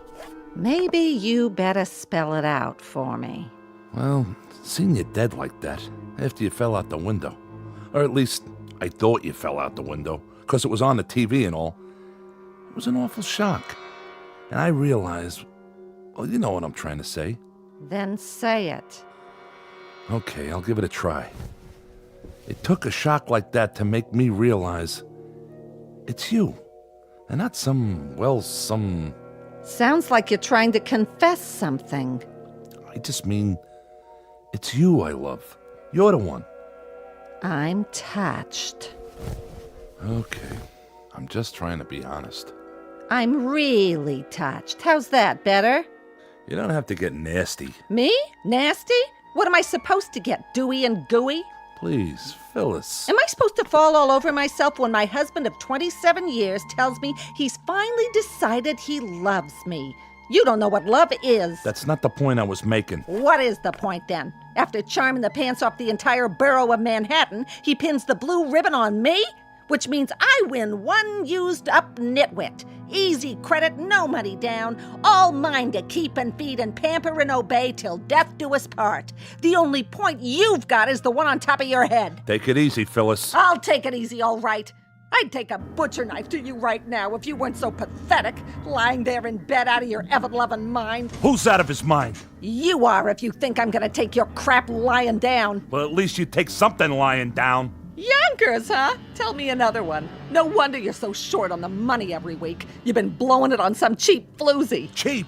Not everybody's cheap. Some people are expensive. You admit it. I didn't admit nothing. That's where our money's been going. You get out of here before I... You bet I will. This is one time I'll be glad to obey. To think of the years I gave you. Well, never mind that now. What are you doing? What does it look like? I'm packing my bags and moving on. You can't do that. Oh, you just watch me, Buster. I'm gonna drag you into court, Mr. Britt. You and your fancy woman, whoever she is. This is the thanks I get for trying to turn over a new leaf. So long, Joe. Thanks for the memories. I don't know what I ever saw in her. Will somebody please tell me? That woman wouldn't know sympathy if it jumped up and bit her on the behind. Get out of here before I throw you out!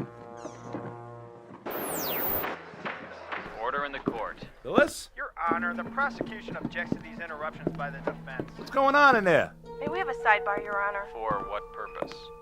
Who's in my living room? Approach the bench, but I warn you both, if this is a delaying tactic. Ugh, that TV again. I should have known. Your Honor, the defense is merely trying to establish the sequence of events. Or, should I say, to respond to the fantasy presented by the prosecution. Throw me out. I'd like to see him try. Now what are you doing? I'm taking my crystal glasses. They were a wedding gift, remember? But why? But no. You don't have to do that. Why, he says. Stay away from me, Joe. I'm warning you. The mood I'm in right now, you're lucky I don't tear you limb from limb, you dirty, rotten cheat. Order. This court will stand in recess. What did you have to turn the TV on for? On? It's been off for 15 minutes. Look for yourself. Channel 10. What do you want to do, drive me nuts? That'd be a short trip. We don't get Channel 10. Get it through your thick skull. You didn't see anything on the tube? No, I didn't, and neither did you. You've been faking it the whole time. Phyllis! I'll Phyllis you. It is the ruling of this court that Dr. Saltman's testimony be entered into evidence. He testified that, in his expert opinion, the accused was sane at the time of the crime, so the charge of murder 1 with special circumstances will stand. How can you stand there watching this? To what? You flapping your gums? That's not me! Who's not you? Joseph Britt, the jury has found you guilty. It is the judgment of this court that you be taken to the state prison where you'll be put to death in the... Oh no! Turn it off! Off! The set's already off. Anything you see, it's in your mind, Joe. It must be your lousy conscience. Take a good look. Turn it off! What's the matter, Joe? There's nothing on Channel 10, is there? If you see something, go ahead. I don't mind. Why should I? I never meant anything to you anyway. We'll both watch it together. Why not? I need a good laugh. Get out of my way! Oh, I'm so frightened. You just scare me to death with your big muscles. Out of the way, I said! My, how rough you are. Tell me what you see, Joe. It must be very upsetting. Where's my shepherd? I shall not want. No! I'm innocent, I tell you! That's what they all say. He maketh me to lie down in green pastures. You ain't getting me in that room! Don't fight it, Joe. Lo, though I walk through the valley of the shadow of death. All I know is, I ain't sitting down! There's no use struggling. In all my years, I haven't seen a strap break yet. No! No! No! There. Now let's see this TV work. No more Channel 10 or anything else. Was it Lady Wrestlers, Joe? Or a burlesque show with fan dancers from Yonkers? Shut up! You shut up or I'll kill you! I swear I'll kill you! Come here. What do you see now, huh, Joe? What do you see? I'm on to you. You're nuts. We'll see about that. Ha! Missed me. I'll kill you. What's that? Say it again, Joe, so the neighbors will hear. I have witnesses. I said I'll kill you. Oh, no, you don't. Not my mother's face. Stand right there. Put it down, Joe. It's an antique. Yeah? An antique, huh? What's it gonna be worth in a minute? You lousy, no good. Come to Papa. Get away from me. I got you cornered. No place to go now. I don't like that look in your eye. Unless it's out that window. Joe, put it down. Not the vase. Don't you try to run or I'll smash it, I swear. No. Get away from the window. Let go of me.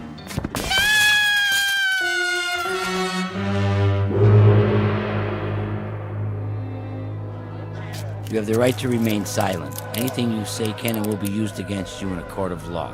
If you can't afford an attorney... What happened? My wife and I were having an argument and then... Keep walking. Get in the squad car. You ain't gonna give us any trouble now, are you? That's him. That's the man. I saw him push her. They were fighting. Stand back, folks. All right, break it up. Break it up. Party's over. Excuse me, Mr. Britt? You. The repairman. You started the whole thing. Fix your set, okay? What did you do to my TV? It's your fault. Your fault. All right, move along. Oh, Mr. Britt, I can use you for a reference, can't I? You will recommend my services if anyone else should need their set repaired, Mr. Britt?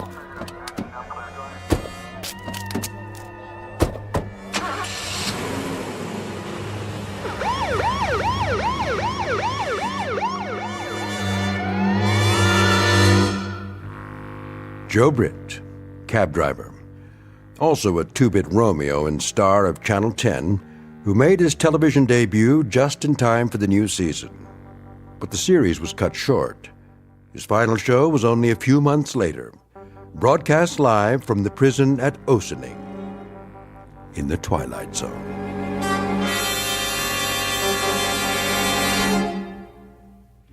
More from the Twilight Zone after this. Hello, I'm Stacy Keach. I hope you're enjoying this edition of the Twilight Zone radio dramas. To learn more about this series, be sure to log on to our official website at twilightzoneradio.com. You'll find special discounts on our Twilight Zone audio collections, listings of our radio stations, links to other websites, and a photo gallery of our recording studio and some of our stars in action, plus ways to contact us with questions or comments about the show. And for a limited time, when you log on to twilightzoneradio.com, you can send in for a free CD of the show. So be sure to visit us at twilightzoneradio.com.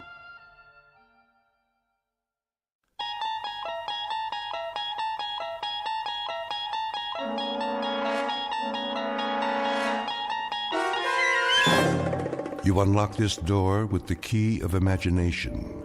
Beyond it is another dimension. A dimension of sound, a dimension of sight, a dimension of mind. You're moving into a land of both shadow and substance, of things and ideas. You've just crossed over into the Twilight Zone.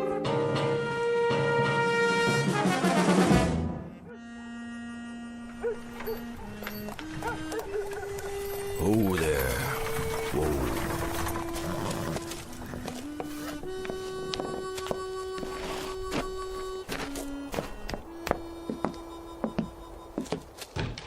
Hello?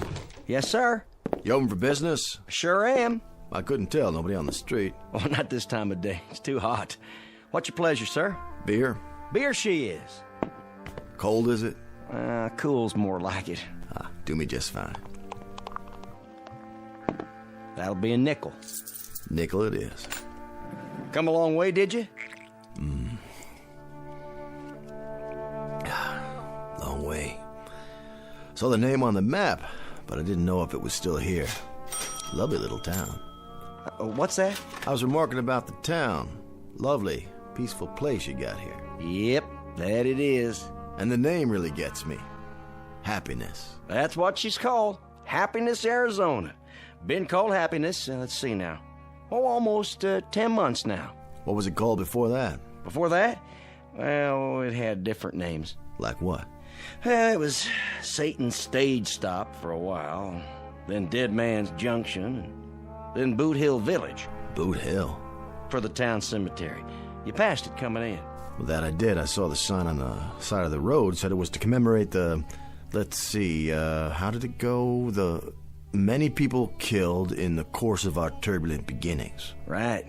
128 people buried up there. That many? Every one of them shot dead. Is that a fact? Save one who died of natural causes. Well, things sure have changed. Now you got the Happiness General Store, the Happiness Hotel. It didn't used to be that way, I'll tell you something, mister. This town wasn't fit to live in. No? No, sirree, Bob. Well, there wasn't one night you could come in this bar and not have to step over a dead body. Hard to believe. Nothing but shooting and killing going on night after night. Even my brother John, rest his soul, we had more folks biting the dust than we had coming to Sunday meeting. Do tell. And you know what happened? I couldn't begin to guess. Well, I'll tell you. Town just kind of took stock of itself, got a real strong sheriff from Dodge City, put the old kibosh on firearms, built a jail and gallows, enforced the law. Next thing you know, Happiness, Arizona. That's quite a story. Happiness, where a man can walk down the street and have himself a drink without checking the mirror to see who's gunning for him. That's progress, mister. That's real progress. This kind of thing, it sort of brings tears to my eyes. Well, that's all right now. Don't you be scared to go showing your true feelings. I know how it is. You live with violence and killing all your life, and then suddenly it's just like, well, kind of like the sun coming up over a dark cloud and shining down on you with the warm rays of beneficence. That's mighty well put. I do a little preaching on the side, too. I'm not surprised to hear that. What's your line? My line? Your work. What do you do? Oh, I'm on the road a lot. Selling? In a manner of speaking. Services is what I supply. Can I get you another beer? That would be right kind of you. Services, you say? Now, what kind of services? Oh, you wouldn't be interested. Well, you never know. I might be able to throw a little business your way. Well, you might at that. This is the kind of town that generally can use me. What services do you supply? I bring back the dead.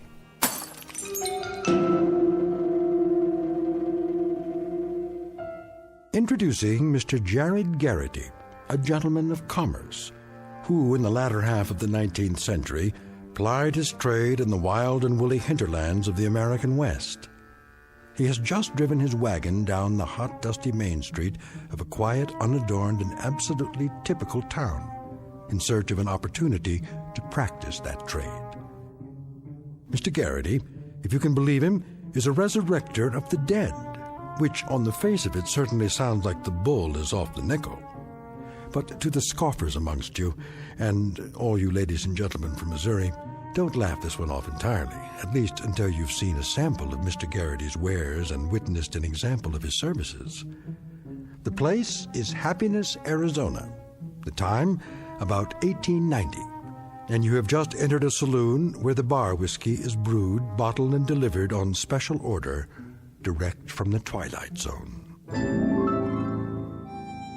And now, The Twilight Zone and our story, Mr. Garrity and the Graves, starring Chris McDonald, with Stacy Keach as your narrator.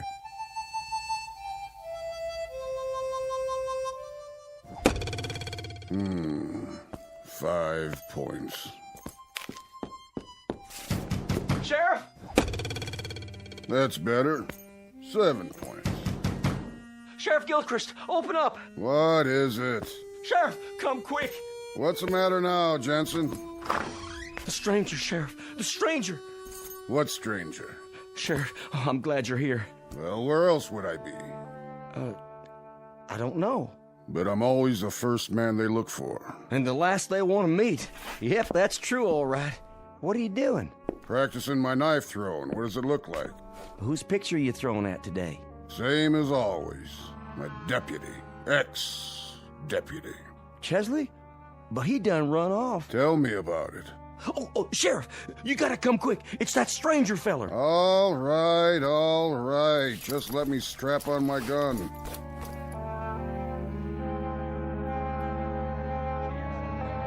Is that what he said? Well, where is he now? Don't know, just up and vanished, just like that. Is that what Jensen said? I don't like this one bit. Where's the bartender? I need another drink. He's coming with the sheriff. Here he is, everybody. Simmer down now. What's this about a stranger? He's wearing a black suit and a black hat. There's his wagon right outside. Had a mustache and a bony face. And you should have seen his eyes. Now, hold on, everybody. Let the sheriff talk. He'll answer all your questions. What did he say his name was? Well, he didn't say. Leastways, I don't think he did. Got a sign on his wagon out there. By golly, you're right. Well, sure he is, Lapham. What's it say? Says Garrity. Then that could mean something, I reckon. That could be his name. Say, that's deduction for you. Now you know why we got law and order around here. Well, it's a chancy job. Makes a man watchful, I bet. And a little lonely. We finally got ourselves a lawman who uses scientific deduction. Why didn't I ever think of that? Don't know a fella's name, you just look at his wagon. Really wasn't no great shakes of deduction, Lapham. Well, now I beg to differ with you on that. But it points up the fact that you can't stop thinking on this job. Not ever. It's a kind of think proposition. Take this six-gun, for instance. A lot of men depend on this all the time, when they should be using what's under their hat. Under their hat? The old bean. Oh, by golly, nobody was ever righter than that. And besides, using the head instead of the gun, you save money on bullets. Not to mention burials and labor. You can say that again. No thanks. Now, he said what to you, Jensen? He said that he could bring back the dead. That's what his line was, bringing back the dead. That possible, Sheriff?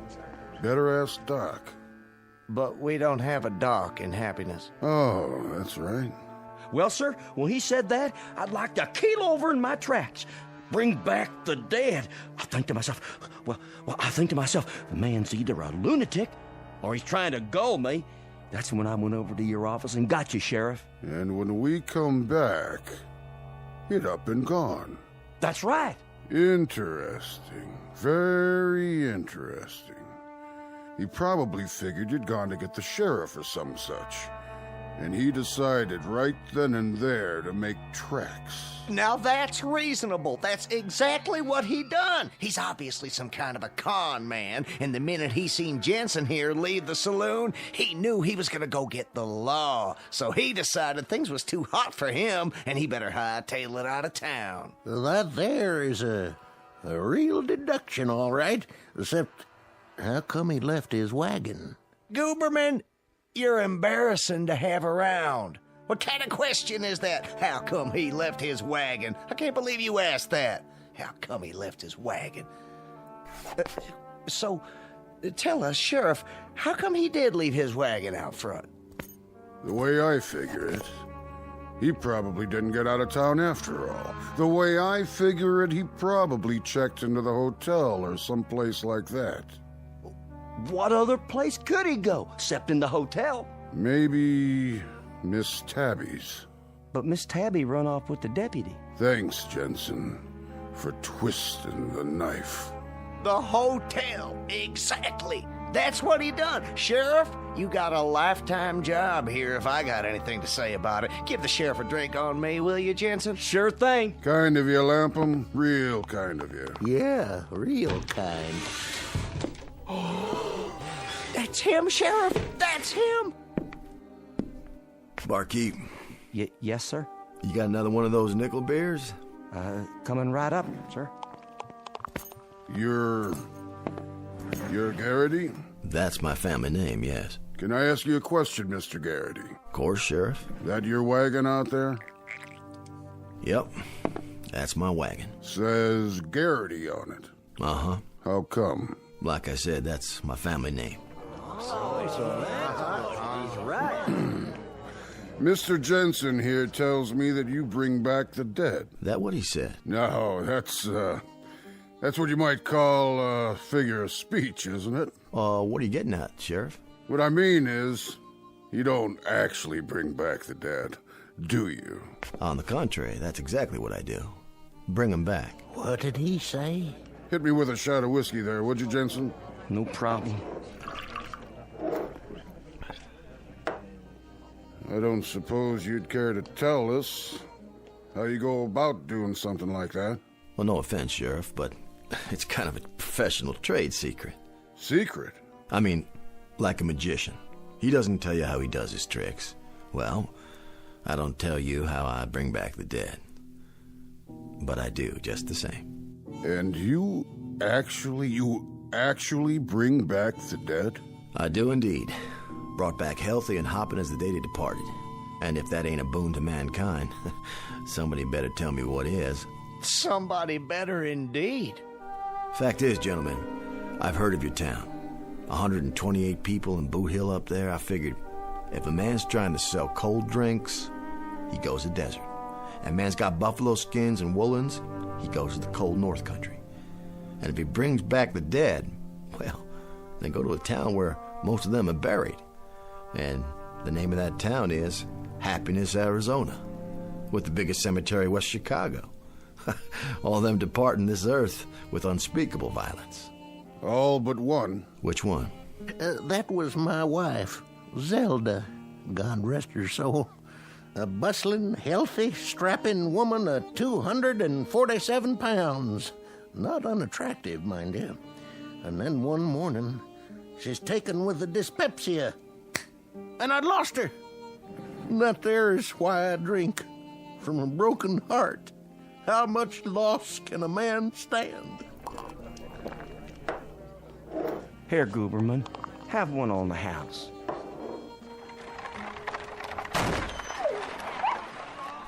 What the? Stand back, everybody. What's happened? Oh my gosh, he run over the dog. Poor thing. Is it still alive? Oh, no. I sure am sorry, poor little mutt. How did it happen? Dog just run right out in the street. I tried to stop, but he got under my wheels. Must have struck him a blow in the head. Not a mark on him, but he's sure dead. What do you call that, Sheriff? Accidental animal homicide. Oh, mighty decent of you, Sheriff. No fine or nothing. No fine. You obviously couldn't help it. That's what the law says. Anybody know who the dog belongs to? Stray is what she is. Never seen her before. Nope, not around here. I'll put her up in my wagon, take her out and bury her with my own 2 hands. No need. Huh? Ladies and gentlemen, the proof of the pudding, so they say, is in the eating. And the proof of a service is in the performing. Hallelujah. The dog is certainly dead, isn't she? No question about it. Then, gentlemen, I shall take it upon myself to return this gentle creature to the land of the living. What do you mean by that, mister? I shall resurrect it. Stand back, all of you. I ask only one thing, in order that I may conduct the operation satisfactorily and completely. What's that, Garrity? Would you all turn around? What? And look the other way, so you're not watching me. How's that? If you don't mind, please, show me your backs for just a moment, out of respect for the dead.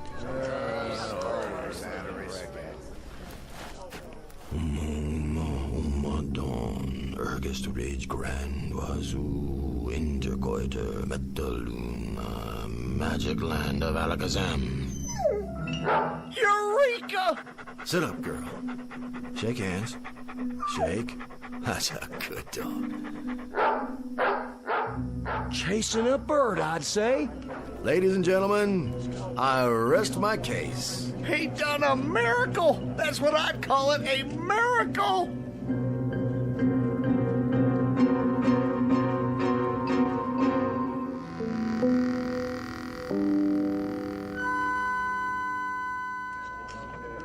Black magic is what it is. My dear friends, citizenry of Happiness, Arizona, it's with no small degree of pleasure that I stand here in this quaint, picturesque main street, performing what I modestly claim as an accomplishment of some dimension. As you've all seen, I've just brought a dog back to life. It's not natural. Please, hear me out. It was not black magic, and it was not the devil's work. It is the application of scientific principles which I have picked up over the years. While traveling extensively in the Himalayan mountains for 7 years, I served as personal apprentice to the High Lama. But how? How'd you do it? Simply by utilizing certain cosmic forces. What are they? With a concurrent application of mystical electrolysis. Let's all have a drink on it. Fortunately, I've brought with me in my wagon here a supply of all the necessary herbs and spices to repeat the process. And what I have done for that dog, why, I can do the same for your loved ones. May their souls rest in peace. For the moment. You mean you can bring back my Zelda? And my former partner? And my late husband? How about my mother? And my old horse. I had a fiance, came down with the chilblains. What if we don't know where they're buried? Peace, friends. This is a time for meditation, for communion with your most sacred beliefs. For tonight, at midnight, joy abundant will reign in Happiness, Arizona. The dead will be returned to you, all in one piece. Well, now have a cigar, mister, on me. Well, thank you.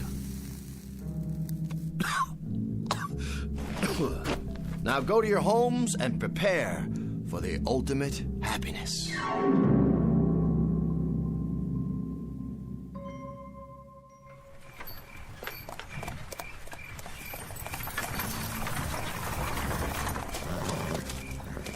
Hello, spirits of Boot Hill. Are you there? I say, spirits. I'm talking to you. Garrity here. Make yourselves known to me.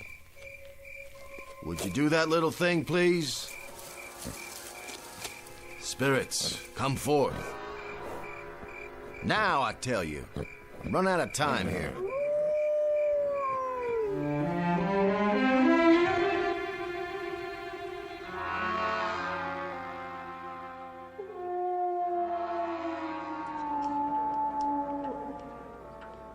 $11:30. No sign of him. He's up at the cemetery. Still? 4 hours he's been up there now. That place always froze my guts, even at high noon in the bright sun. Imagine what it must be like after dark. I don't want to imagine.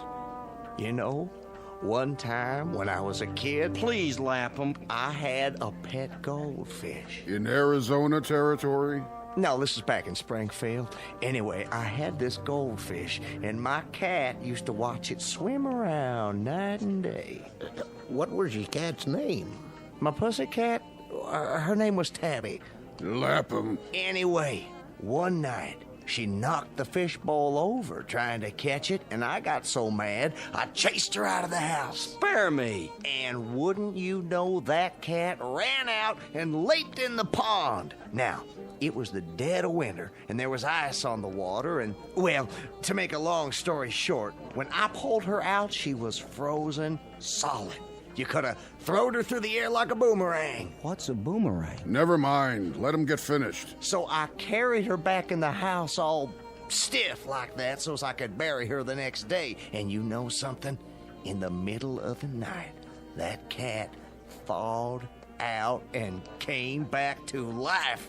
Started running around like she was possessed. I hid for my life. The sound she made, it just wasn't human.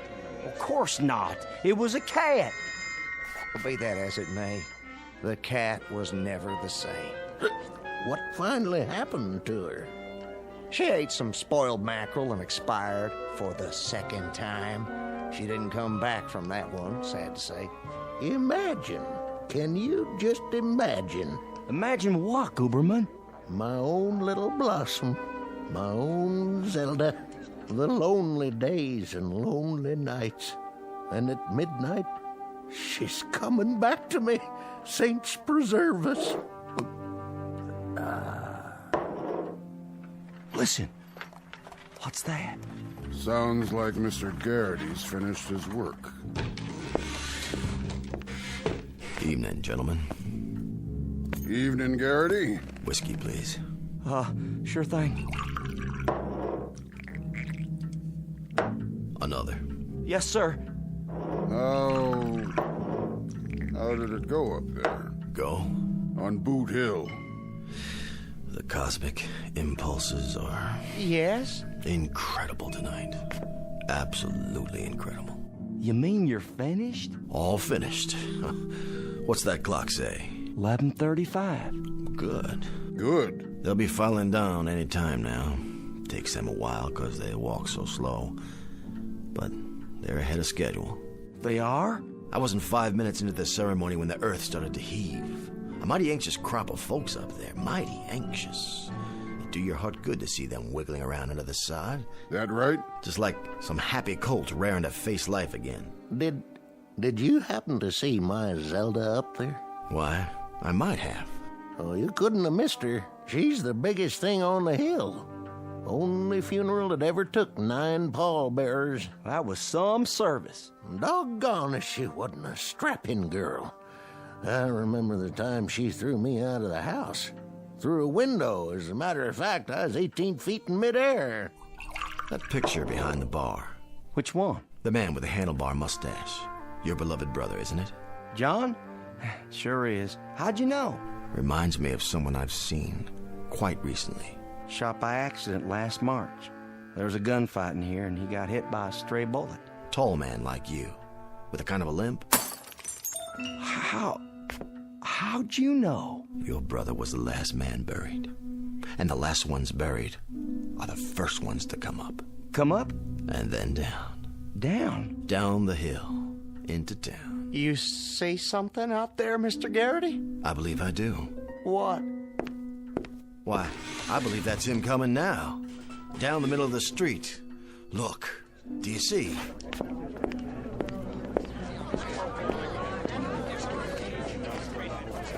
That's him!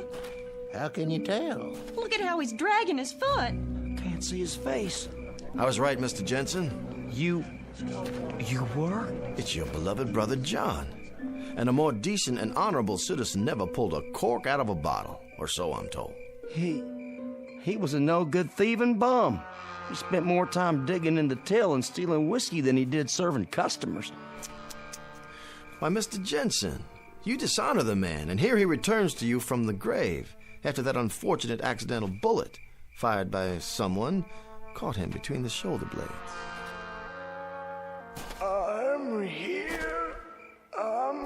coming back to you. Hold on. Mr. Garrity. Yes? How much do you charge for bringing back the dead? Well, just room and board, Mr. Jensen. My major source of income is the pleasure I derive from bringing happiness to my fellow man. Well then, how would you like to increase that source of income real quick? You'll have to speak a bit plainer, Mr. Jensen.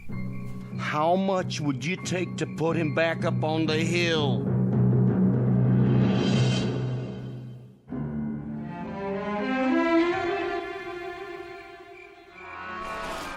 I'm asking you. To put him back? My brother, I mean. In his grave, where he belongs. What does that mean? Well, it's a difficult procedure, Mr. Jensen. Once the resurrection has taken place, it requires a maximum effort to replant them, so to speak. Would $100 pay for the effort? 100? In gold.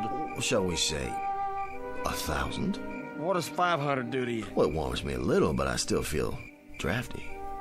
Let's make it 750, shall we? Deal.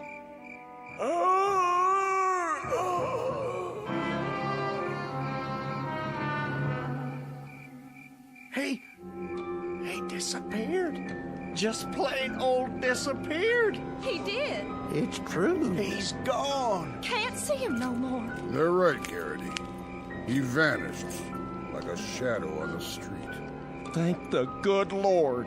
It was your brother, all right. I saw him with my own eyes. Tall man with a limp, just walking toward us as big as you please, and then he just plumb disappears. Yeah, that's right. Garrity did it. He's a miracle worker. Well, that's life. Well, let's go inside and have a drink.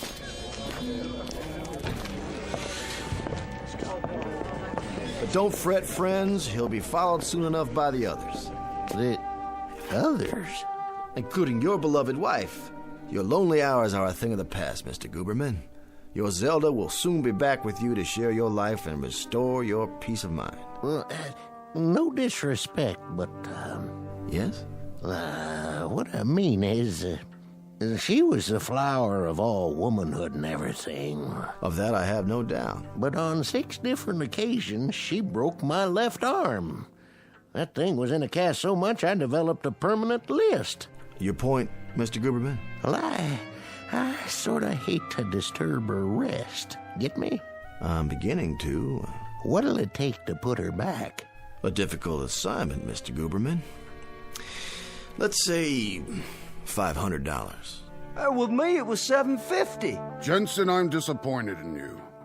And ashamed, truly ashamed. Your own dear brother. And you, Guberman, your own wife. Garrity, as an official of this town, I apologize for these men.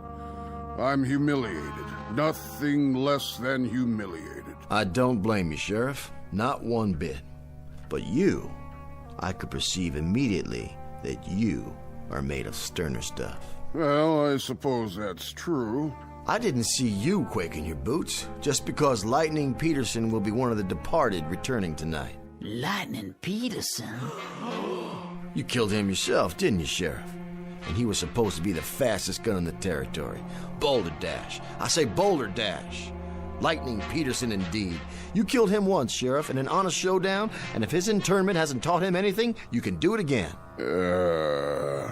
Something, Sheriff? You're resurrecting that gunman, along with the rest? It's a mass operation. I see. I see. As a matter of fact, it provides a marvelous opportunity for you to dispel those ugly rumors I've heard. Rumors? That you actually shot Peterson in the back late at night, when he was alone and unarmed, while you had 6 deputies at your side. Hold on. Now, I know you faced up to him in broad daylight, a man of your character, but this will give you a second chance to shoot him down if need be, face to face. Have a seat, Sheriff. You don't look so good. If you really want to know, Mr. Garrity, I don't think Peterson should be resurrected. I think he's, a menace to society. Fact is, Sheriff, judging by that clock on the wall, I'd say he's already on his way down. Personally, I wouldn't mind facing him again, but why go to all the trouble? Trouble? For a man of your skill? Would $500 put him back up there? Lightning Peterson? You do him an injustice, Sheriff. He was quite a lad with a gun, and mighty active at that. A $1,200 job minimum. Sold. Just bring me the bottle, Jensen. Mr. Garrity, are you in there? Ma'am? You happen to see a scrawny little man up there? Kinda gimlet-eyed? Name? Perkins. Ephraim Perkins. A relative? Ex-husband. And no tighter man ever squeezed a silver dollar. Thing of it is, I'm married again. And if the truth be known, I never did care much for Ephraim while he was living, and I don't properly see why I should have to go through it all again. Besides, what would I do with 2 husbands? I can appreciate your dilemma. $100? 5, madam, would be a bit closer to home. Poor fella, Uncle Jeb. Left me his farm. See, how much would it take to keep him there? Hold on now. One at a time. My father-in-law, big man, asked to be buried with a bullwhip. Just ain't no reason 'tall why he should come back. Now, I'll have to write these down. My husband, Charles. Mean cuss. Nobody liked him. Had to hire mourners from out of state. Order, please. I'll take your money one at a time. Can you make change? Well, let's see here. Who's next?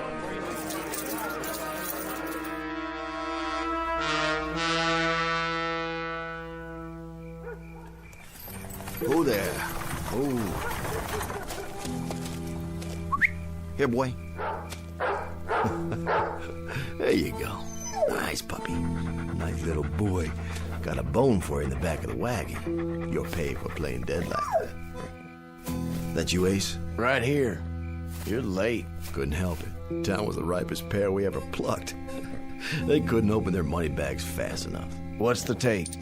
Whew, see for yourself. I haven't had time to count it. Will you look at that? Considerably more than you earn as an actor on the stage, my friend. Considerably more. Played the part well, though, didn't I? Beautifully. The handlebar mustache was a nice touch. That's why I brought my makeup kit. Never know what you'll need.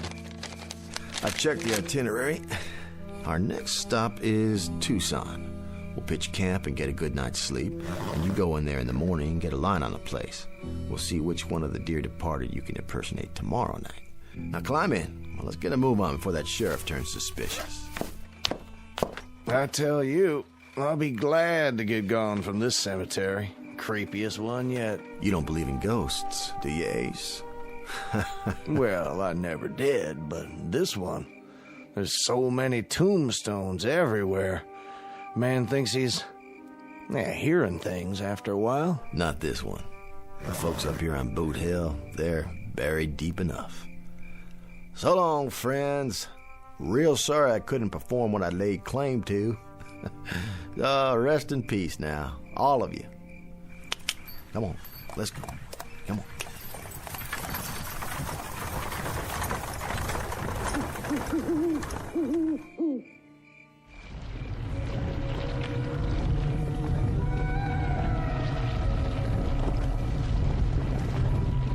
Get the dirt out of my eyes, will you, John? Sure enough, Evan. Wait, hold on. You got a worm in your nose. You know, the man don't do himself justice. The actor who played you wasn't worth a darn. Terrible mustache. But that there Garrity, he sure can do a job of resurrecting. Sure can. Don't know where he learned them words, but they worked. Didn't they, Lightning?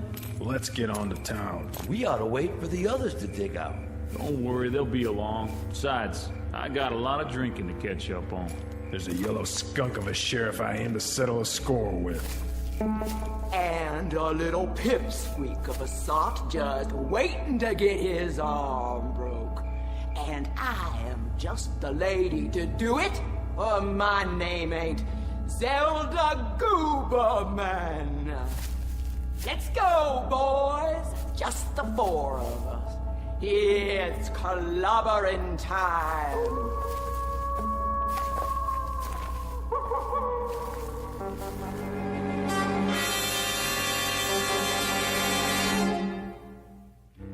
Exit Mr. Jared Garrity, a would-be charlatan, a make-believe con man, and a sad misjudger of his own rather considerable talents. This haunting little fable respectfully submitted from a soon-to-be empty cemetery located atop a dark hillside on one of the more dangerous slopes leading into and out of the Twilight Zone.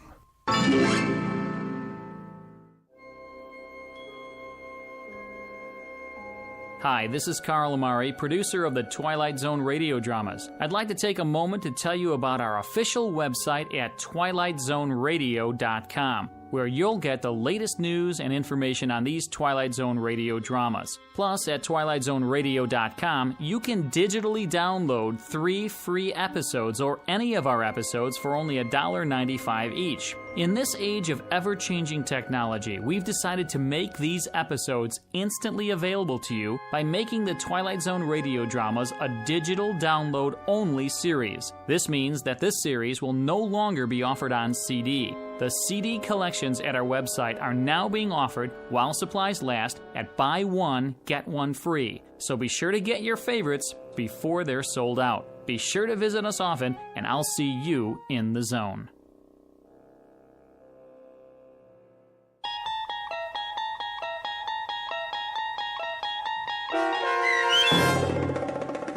Mr. Garrity and the Graves, starring Chris McDonald with Stacy Keach as your narrator, was adapted for radio by Dennis Etchison and based on a script by Rod Serling.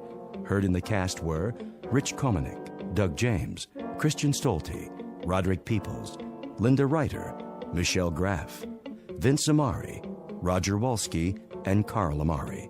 To learn more about the Twilight Zone radio dramas and to obtain audio cassettes and CDs of these programs, visit our website at twilightzoneradio.com. This copyrighted radio series is produced and directed by Carl Amari and Roger Wolski for Falcon Picture Group. Doug James speaking.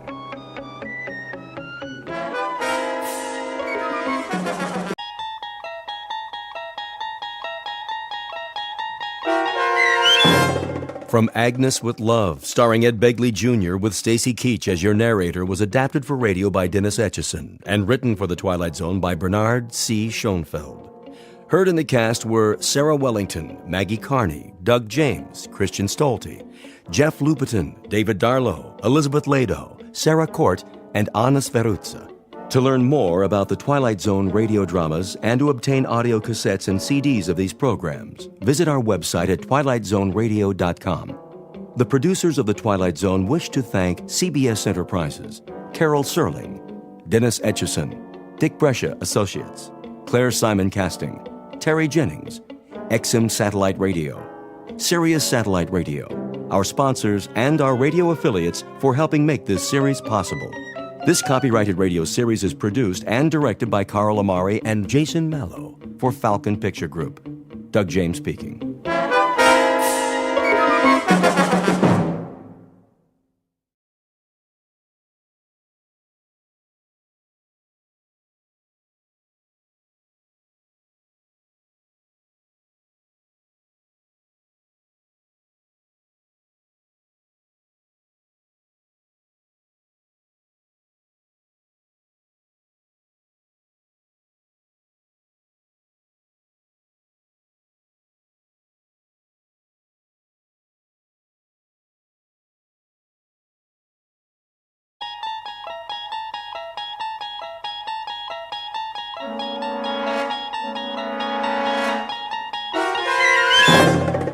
You unlock this door with the key of imagination.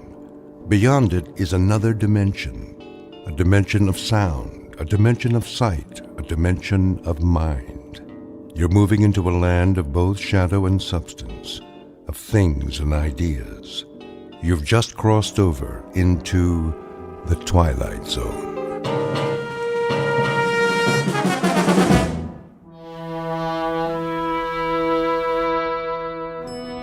Come on, blasted elevator. Oh, good morning, Mr. Winslow. Morning, Millie. I have that report you asked for, sir. The Venus mission. Yes, sir. I was just on my way to your office. Good. NASA's breathing down our collective neck. I know, sir. Vector analysis, re-entry simulations. What about the orbital projections? Not yet. Why? It must be the Mark 502, sir. The 502? She should have come up with it yesterday. I know, sir, but... She's been fixed, hasn't she? That's just it. The mainframe's been overhauled 3 times.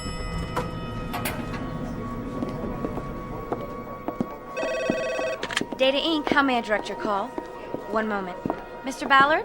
Ballard, I need a word with you. Morning, Mr. Winslow. What's wrong with the 502? I wanted to talk to you about that. Millie here says... Oh, hello, Millie. Jack? She says it's still down. Well, there are some glitches. Glitches? The Mark 502 is the heart of our entire operation. Here's the report, sir. All the figures we have as of this morning. Well, we'll just have to stall NASA. I'll get back to my office now. You do that. Ballard, come with me. Sir, if I may make a suggestion. I have a suggestion for you. Get me the rest of those figures. Yes, but with the repairs and downtime... We should have had them yesterday. Who's in charge of her? Fred Danziger, sir. What happened to Elwood? You said to bring in someone else when he couldn't locate the problem. Right. Get me Danziger. Tell him I need the final numbers this morning. I don't think that'll do any good, sir. Why not? Well, he's up to his neck in it. Been in the computer room all night. Hasn't even slept. Says it's hopeless. Agnes has had a complete breakdown. Agnes? That was Elwood's nickname for the 502. Got to know her intimately over the past year or so. Then get me Elwood. Elwood's been transferred to another department. Besides, he's tried everything. He knows her better than anyone. If he can't find the problem, then... Yes? It's the General. Tell him I'll call him back. He's already called 3 times, sir, from the Cape. Something about the Venus mission. They want to move up the launch. All right, Maddie, put him on hold. Yes, sir. Ballard. Sir? Where's Elwood now? 3rd floor, maintenance and backup. If you want the extension... No, I don't want the extension. I want Elwood, in person and on the double. I'll bring him to you personally. See that you do. We got trouble right here in River City. The whole space program's on hold because that pile of transistors doesn't feel like putting out. Well, we'll see about that. Elwood lived with her for a year. He knows what makes her tick. If he can't sweet-talk her back online, then that little prima donna's headed for the junk heap. Get me Elwood. Right away, sir. The pile of transistors in question is the Mark V 02711, generally referred to as the world's most advanced electronic computer, or as she is more commonly known, Agnes. That's the name given to her by one James P. Elwood, master programmer. Elwood and his protege both work for a company called Data Inc., a brain trust composed of human and non-human intelligence, all of which is under contract to the National Aeronautics and Space Administration. Their work consists of supplying the complex equations required to launch space probes and missions of interplanetary exploration. At this moment, it seems that the world is waiting for calculations only Agnes can provide. And therein lies our cautionary tale. Because machines are made by human beings for the benefit of mankind. But when man ceases to control the products of his imagination, he is not only in danger of losing their benefits, he risks taking a long and unpredictable step into the Twilight Zone. And now, The Twilight Zone and our story, From Agnes with Love, starring Ed Begley Jr., with Stacy Keach as your narrator.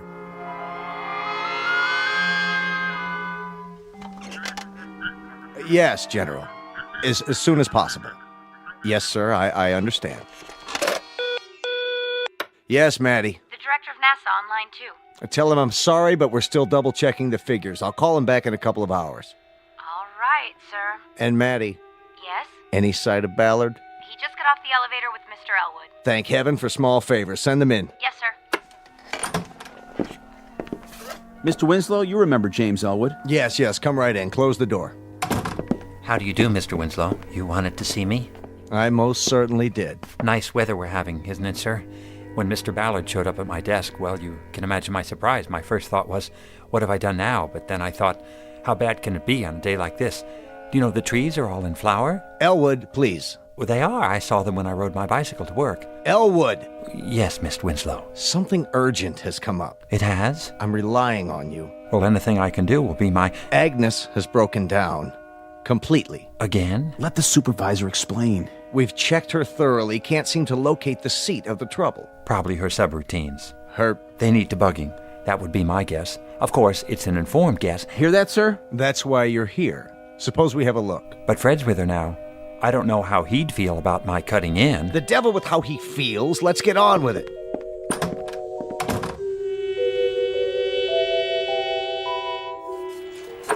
Fred? Day and night, night and day. No sleep, no food. What's going on here? You look awful. I tried everything. Everything. Get hold of yourself, Danziger. Stand back. Let Elwood have a go at her. Do you mind, Fred? Tell me what happened. See for yourself. How many rolls of printout has she used up? Miles. None of it makes any sense. Well, the first thing you have to do is press the Clear All Registers button. That'll get you nowhere. Go on. Push all our buttons from now till doomsday. You'll see. It's not just any button, Fred. You have to find the right one. The one she wants you to press.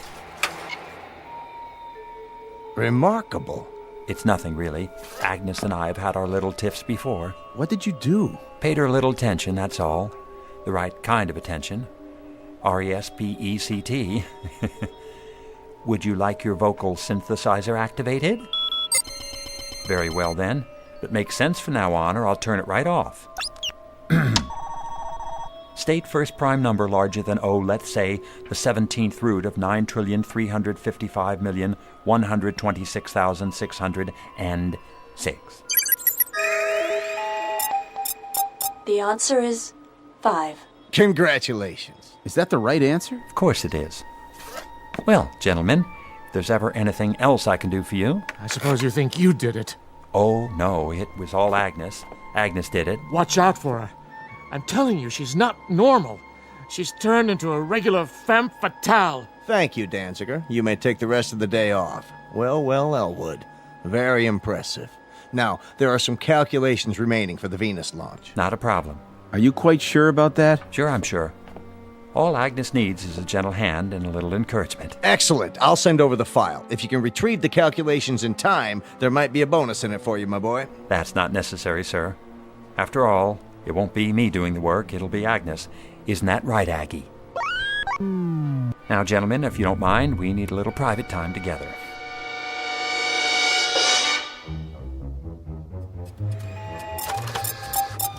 Very good, Agnes. I'm proud of you. Now let's try one more. What's the maximum permitted velocity? Agnes, I'm speaking to you. Indicate maximum permissible velocity of the stated aerodynamic missile.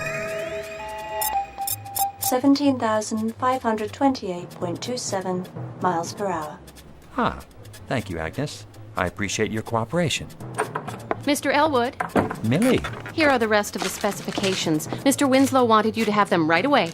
Oh, thank you. Thank you very much. No problem. Wait. Yes? So, you heard about my new assignment? Well, my old one, really. But as of this morning, it's new again. So you might say... one might say... Everyone knows. Congratulations. She's something, isn't she? Who is? She beat the world's chess champion 4 out of 5 games. And she's a foremost expert on missile ballistics. She can solve any logistical problem you throw at her in less than a millisecond flat. Is that right? Of course. I'm the one who trained her, puts her through her paces. How nice for you, Mr. Elwood. Millie? Yes? Millie, I was wondering, do you think, could I, take you to lunch sometime? When you're not busy, that is. Why, thank you. You're very sweet. I really have to get back now, Mr. Elwood. Oh, sure. Millie, why don't you call me Jim from now on? All right. Jim? Did you hear that, Aggie? She actually called me Jim.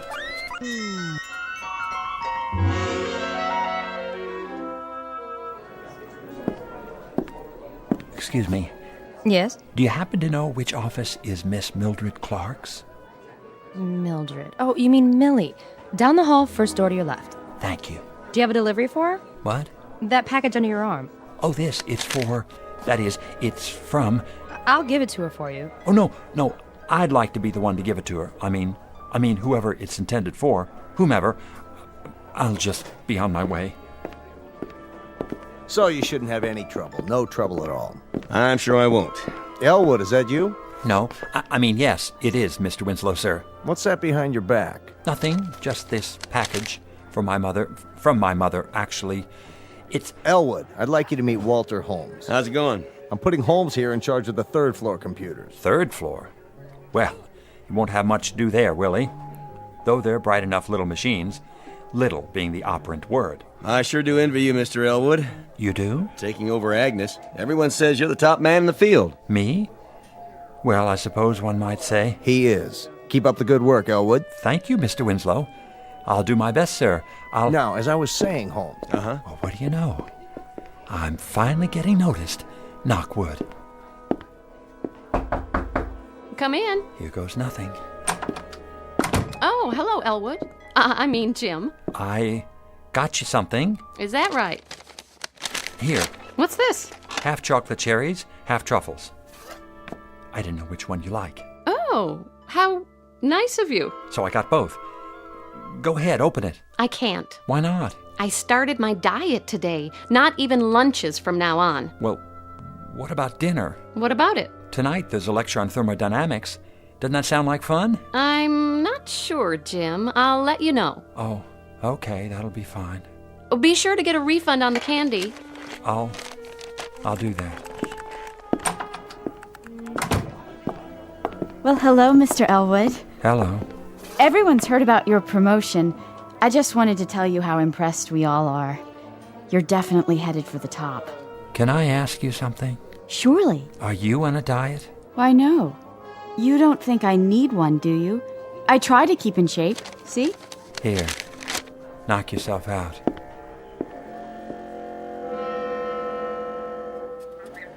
Not tonight? Sure, I figured. What? Tomorrow night? 7 o'clock? Thanks, Millie. Bye. Oh, but there's no lecture tomorrow night. Where can I take her after dinner? Planetarium? I'm sure she's been there lots of times. Oh, well, I'll think of something. State magnitude of radiative correction. Agnes, did you hear what I said? State? You have a problem. You're right. I've stated the problem. I'm waiting. Problem is Millie. What did you just say? Stick to the subject. I asked an important question. Love is important. That's it. If you don't want to work, I'm turning off your voice synthesizer. Take my advice. Agnes knows best. Listen, I know you're an oracle of wisdom when it comes to atoms and rockets and missiles, but I don't need an electronic brain to advise me about...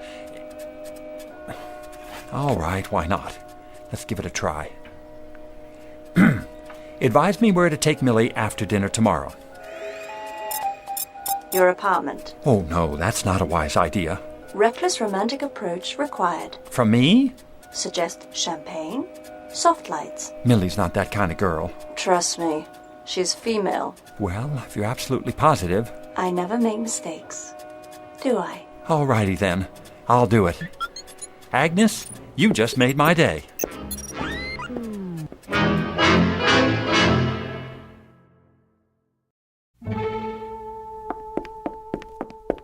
Well, here we are. Yes, it looks like it. Millie, I just wanted to say, Say what, Elwood? thanks for a lovely evening. You're welcome.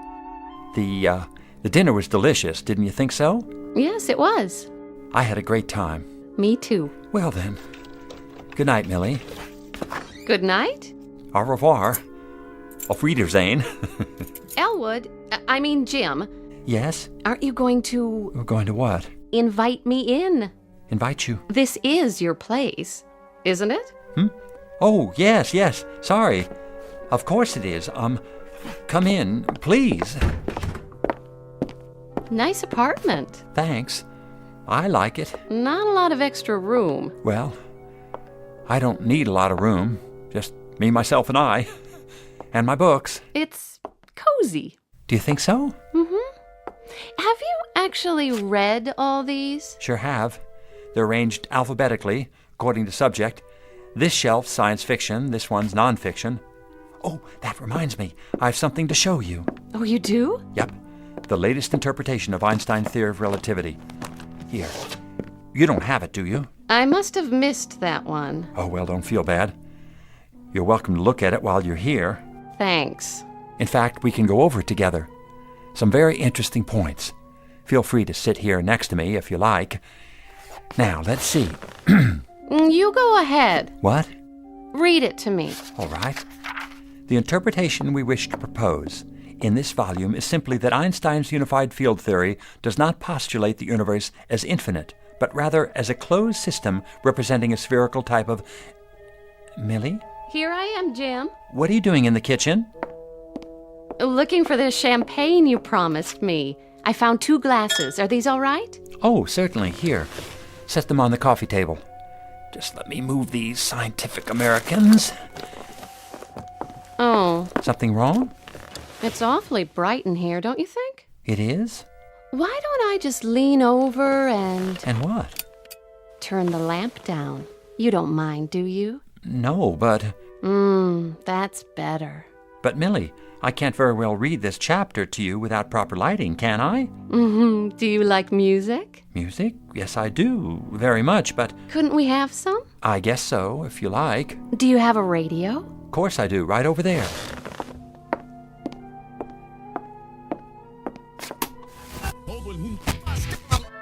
There.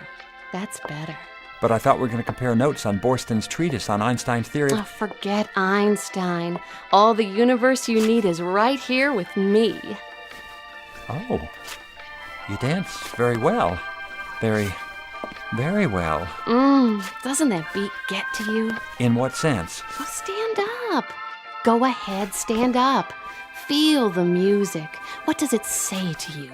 Actually, it does make me think of something. And what's that? I used to play trombone in high school. Really? Mother couldn't afford a tuba. Hold out your arms. There. Now confess. You feel something, don't you? Something strange. Something you didn't expect to feel. I certainly do. Do you know what it means? Yes. You're dancing on my instep. Oh, you're impossible. Please, I'm sorry, Millie. I shouldn't have said that. Have some champagne. Well, all right. If I can get this cork out of... Oh! My dress! Gosh, I'm sorry about that. I'll get a towel. Don't bother. You've done enough. Millie, wait. I'll see you tomorrow. Thank you for the dinner. Good night. Please don't go. Let me explain.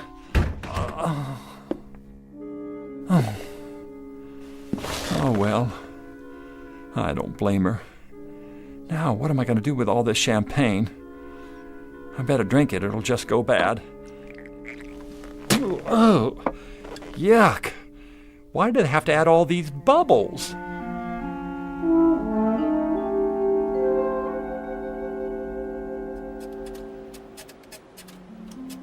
Consider series of real numbers arranged in order of magnitude.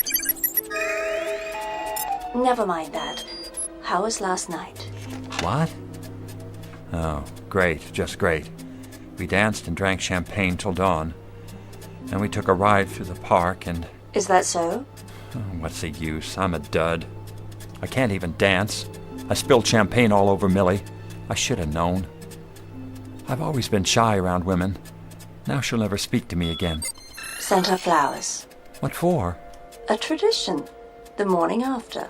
Oh? What kind of flowers? Porphyra candalis rosae. Translate, please. Commonly known as... roses. Say, thanks, Agnes. You really know how to help a guy out, don't you? Just like a big sister. I'll go get him right now. There's a florist downstairs. Sister? Did he say sister? Open the box. Go on, open it. Oh, thank... Gesundheit. I'm sorry about last night. It won't happen again. I'm glad you like the roses, though. They're long-stemmed. So I see. I picked them up especially for... Gosh, have you caught a cold? It's the roses. I'm allergic to... You are? Oh, Elwood, please go away. Oh, all right, if you say so. And take these with you. Gesundheit.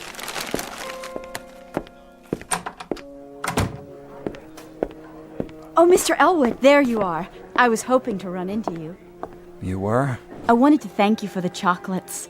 They were absolutely delicious. Glad you enjoyed them. Do you happen to like roses, too, by any chance?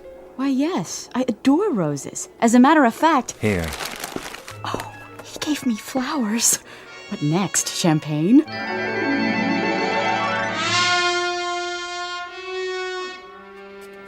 How did it go? I don't get it. Define pronoun. Well, no other computer in the world contains as much recorded knowledge as you do, Agnes. You have a world-class brain. Thank you for the compliment. But every time I take your advice about Millie, I louse things up. Has to be my fault. I must not be. Agnes, what's the matter? Stop that. Millie is unworthy of you. It's ridiculous. She's a wonderful girl. Who needs her? I do. I need her more than... There is a better girl for you. Oh, yeah? Where? In this building. Oh, I seriously doubt that. But even if there were, I wouldn't have any better luck with her than... She loves you. She does? Sincere. Intelligent. Exactly your type. Well, where can I find her? Tell me where to look, Agnes. Tell me. No need to look. You have already found her. I have? Can't imagine who you mean. Unless it's that secretary, the one on Millie's floor. I keep running into her. She seems nice enough. Very nice, in fact. In wonderful, physical condition, now that you mention it. Not that one. Another. In this room. In this? Are you blind? Open those baby blues. I will spell her name for you. A-G-N-E-S. I don't understand. Surely you don't mean you, Agnes? That is my name, lover boy. Don't wear it out.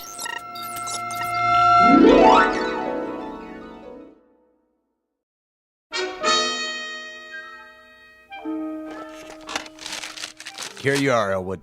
Yes, sir? 220 pages of data, curves, and graphs, along with the latest meteorological factors involved in the flight.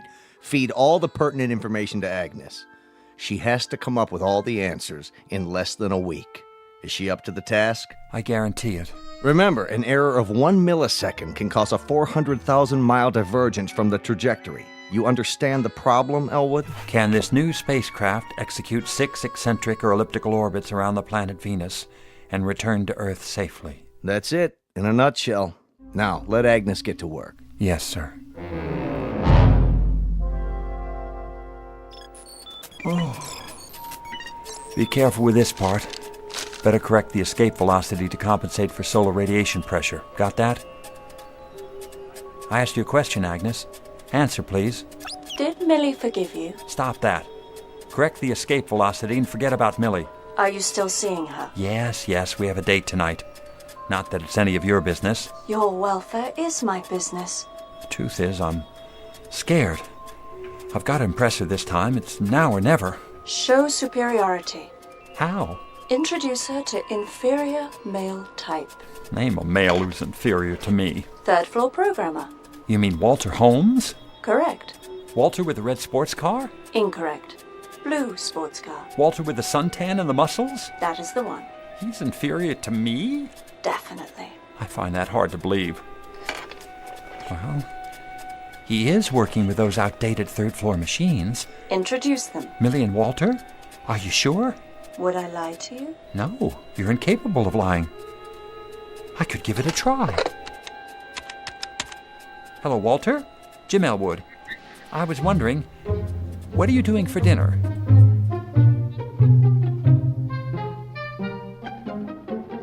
He insisted we drop by before dinner. So you told me. He needs my advice about programming his computers. You know, those little bitty ones on the... Oh, hi, Elwood. Walter, this is Millie. Millie, Walter. He works with the... Well, come in. Elwood, you didn't tell me. Tell you?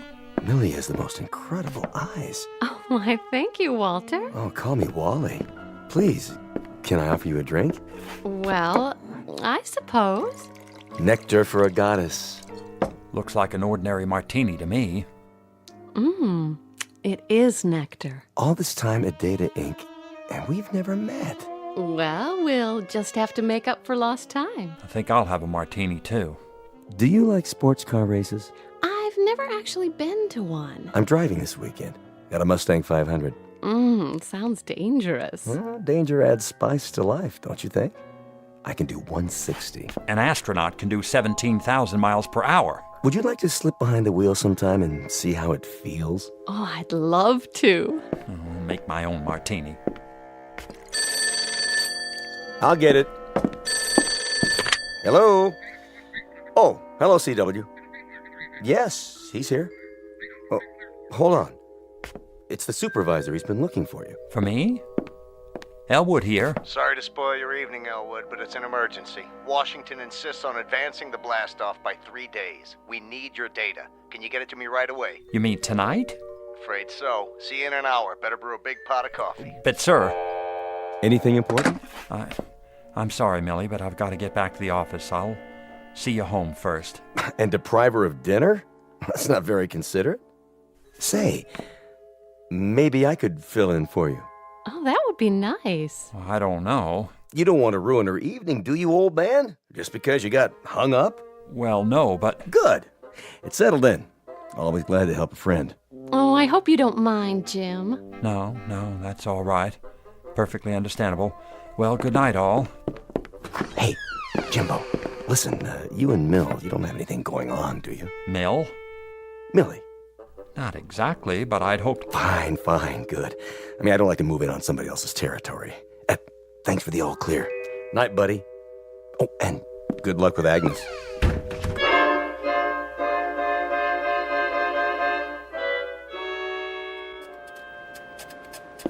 No. Forget the radiation pressure from the sun. Agnes, will you please concentrate? Now answer this. Do new conditions permit 6 successful non-concentric orbits of Venus plus re-entry? Go ahead, I'm waiting. Did you make progress tonight? Agnes, concentrate. All right, I'll tell you. Millie and Walter drank martinis. Walter took her to dinner, and I'm starved. Why did you tell me to introduce her to that muscle boy? Give her up. I won't. No future with Millie. I'm not giving her up. I love her. What's more, I'll make her love me. It's just a matter of finding the right variables and making the necessary corrections. Have you entered the new data in her memory units? Yes, sir. Good. Then let's get to work. Ready? Question. Do conditions permit 6 non-concentric orbits of Venus plus re-entry? Tama ahili bili vitumane. What the devil does that mean? I'm not sure. I think it's Russian. Or possibly Arabic. What? Please, Agnes, translate into English. Niet. 2 times 2 is 4. Shut the door. 2 and 4 are 6. Pick up sticks. She's a little distracted. Do something. We've got to have the answer. Just leave me alone with her.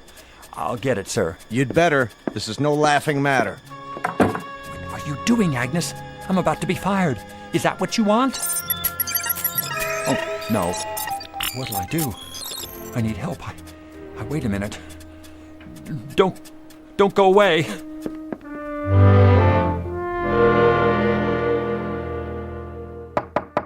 Excuse me. Hurry back. Oh, it's you. I know it's late, but I need your help. Take it easy, buddy. Come on in. Hello, Jimmy boy. Millie, are you intoxicated? It's okay, Jimbo. I'll drive her home. Later. Oh, you're no fun. Bottoms up. Walter, you're a senior programmer. Well, I'm not on your level. Listen, Agnes is fouled up. I need all the help I can get. Sure, old boy. First thing in the morning. That's too late. It has to be now. And leave this lovely girl all alone? Don't worry, Jimmy. Wally will take care of me. Sure, I get the picture. Good night, Millie. Sorry I interrupted you.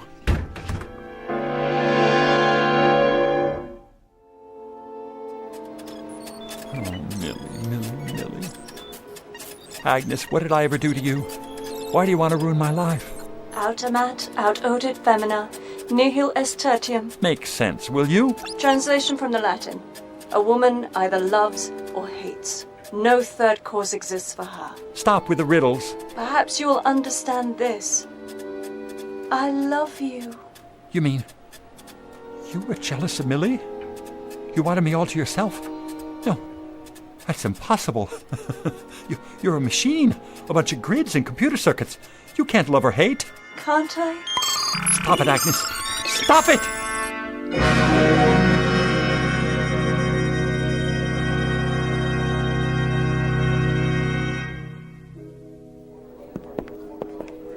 But that's incredible, sir. Jim Elwood's one of the finest computer programmers in the country. So was Fred Danziger, and he couldn't handle her either. I'll give it a try. That's all I can do. Elwood, how are you feeling? Look at all those printouts. Must be miles of it. 2 times 2 are 4. Shut the door. 2 and 4 are 6. Pick up sticks. On your feet. It's gonna be all right, Elwood. You've been working very hard, and we appreciate it. Now, how about a nice long leave of absence, eh? In the meantime, I thought I'd let Walter here take over for a while. If you don't mind, old buddy. You? That's too rich. She knows all about you and Millie. You haven't got a chance. What's he talking about? I wouldn't know, sir. Watch out for the femme fatale, the Black Widow, the praying mantis. You have to be careful. I tell you, or she'll fix you but good. She'll clean your clock. She'll tell you lies, and then, just when she's got you where she wants you, she'll... Should we stop him? Let him go. The boys in the white coats are on the way. He was a good man. Well, do your best. Don't worry, sir. I'll have the answers in no time. It's just this little switch here. You did it! It was nothing, CW. I've had a lot of experience. Keep it up, man. Keep it up. Now, Agnes, isn't there something you want to say to me? Something about the Venus Project? What? All right, we can talk about other things for a minute. If you like, yes. I understand how you feel.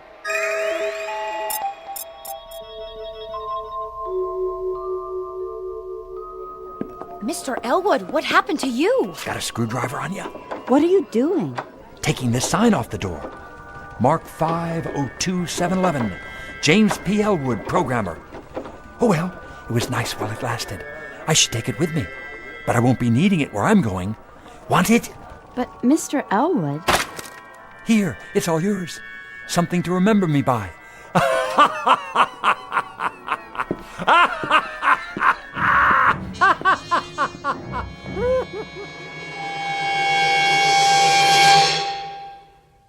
Advice to all future scientists of the male persuasion.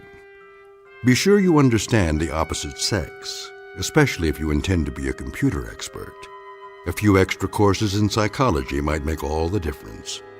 Otherwise, you may find yourself like poor Elwood, defeated by a jealous machine, a most dangerous breed of female, whose victims are banished forever to the Twilight Zone. More from the Twilight Zone after this. Hello, I'm Stacy Keach. I hope you're enjoying this edition of the Twilight Zone radio dramas. To learn more about this series, be sure to log on to our official website at twilightzoneradio.com.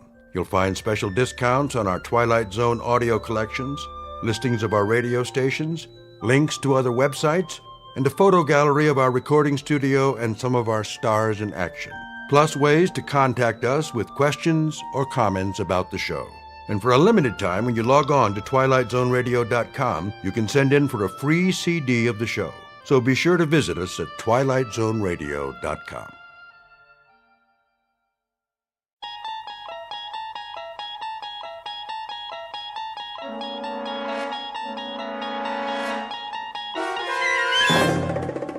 You're traveling through another dimension.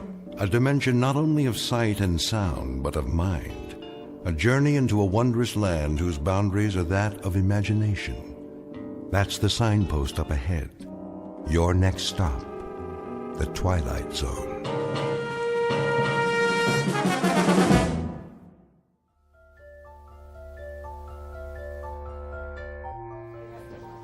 How much is this? Shall I wrap it up for you, ma'am? I got all my Christmas shopping done. I need one more present for Uncle Fred. Could you put a big red ribbon on that? Ma, where is he? He'll be here, Tommy. How long? Just a few more minutes. I don't believe it. He's never coming. Excuse me. Yes, madam? Are you the manager? Indeed I am. Mr. Dundee at your service. Well, I have a question for you. Gift wrapping? The customer service counter is downstairs on the first floor. No, not there. Oh, a special Christmas item. I'm sure we can find something. What exactly were you... Listen to me, Mr. Dundee. See this sign? What about it? What does it say? Santa will return at 6 o'clock. It's almost 6:30. Oh, yes. Well, you see... And my boy's been waiting all year to see him. We can't stand in line forever. I'll look into it, madam. Perhaps Santa has been detained. You know, so many presents to wrap up at the North Pole. I'm sure the boy understands. You don't know my boy. Listen up, Dundee. If the guy in the red suit doesn't show in 5 minutes, we're going to another department store. Oh, really? That won't be necessary? I want to talk to Santa. How now, son? Where is he?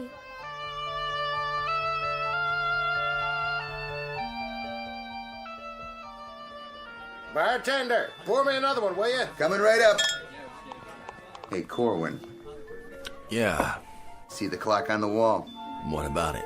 You told me to tell you when it was 6:30? Well, it's 6:30. That's exactly what it is. 6:30 on the dot. So what happens now? You turn into a reindeer? Would that was so. One more, my good man. That's 5 drinks. No, 6. And a sandwich. You owe me, Santa. Relax. I've got your money right here. Say, will you look at that? Where? Those two at the window. Little boy and little girl. Sad faces, don't you think? Yeah, they peek in here, they see Santa getting plastered. Real nice. Go on, shoot! That's not what's eating them. What is it then? They know there isn't really a Santa Claus. No kidding. Why do you suppose that is? How's that? Don't you ever wonder why there isn't a real one? For kids, I mean. What am I, a philosopher? You know what your trouble is, Corwin? You let that stupid red suit go to your head. Here's your change. I'll flip you for it. Double or nothing. What do you think this is, Atlantic City? Come on, eat your sandwich and get out of here. I've had enough to eat. Where's my drink? I'm coming. Oh, ouch. And keep your fingers out of the till. All right. Can't you take a joke? I catch you doing that one more time, I'm gonna break both your arms up to your shoulder blades. Now go on, get out of here. What's going on? Nothing, just Santa trying to hoist the joint. What's that for? Your tip, my good man.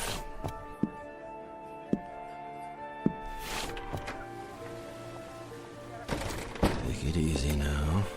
Ooh, snow's pretty slippery. Whoa! I better sit down for a minute. Mr. Santa? Huh? I want a baby carriage, and a dolly, and a playhouse, and a job for my daddy. What? And I want a gun and a set of play soldiers and a big turkey for Christmas dinner. You don't think... Oh, you poor kids. Don't you get it? I can't help you. I can't even... That's okay. We can wait. We always wait for Santa Claus. This is Mr. Henry Corwin, normally unemployed, who once a year takes the lead role in a uniquely American institution, that of the department store Santa Claus, in a road company version of The Night Before Christmas. But in just a moment, Mr. Henry Corwin, ersatz Santa Claus, will enter a strange kind of North Pole, which is one part the wondrous spirit of Christmas, and one part the magic that can only be found in the Twilight Zone. And now, The Twilight Zone, and our story, Night of the Meek, starring Chris McDonald, with Stacy Keach as your narrator.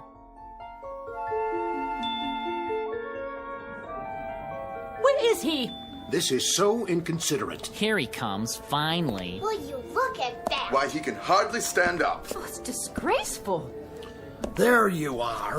Hello, boys and girls. Ho, ho, ho. Corwin, you're an hour late. I am? 1 hour and 9 minutes, to be exact. Can you beat that? Now, I advise you to get up on your throne without further ado. I'm going. And refrain from disillusioning these children any further.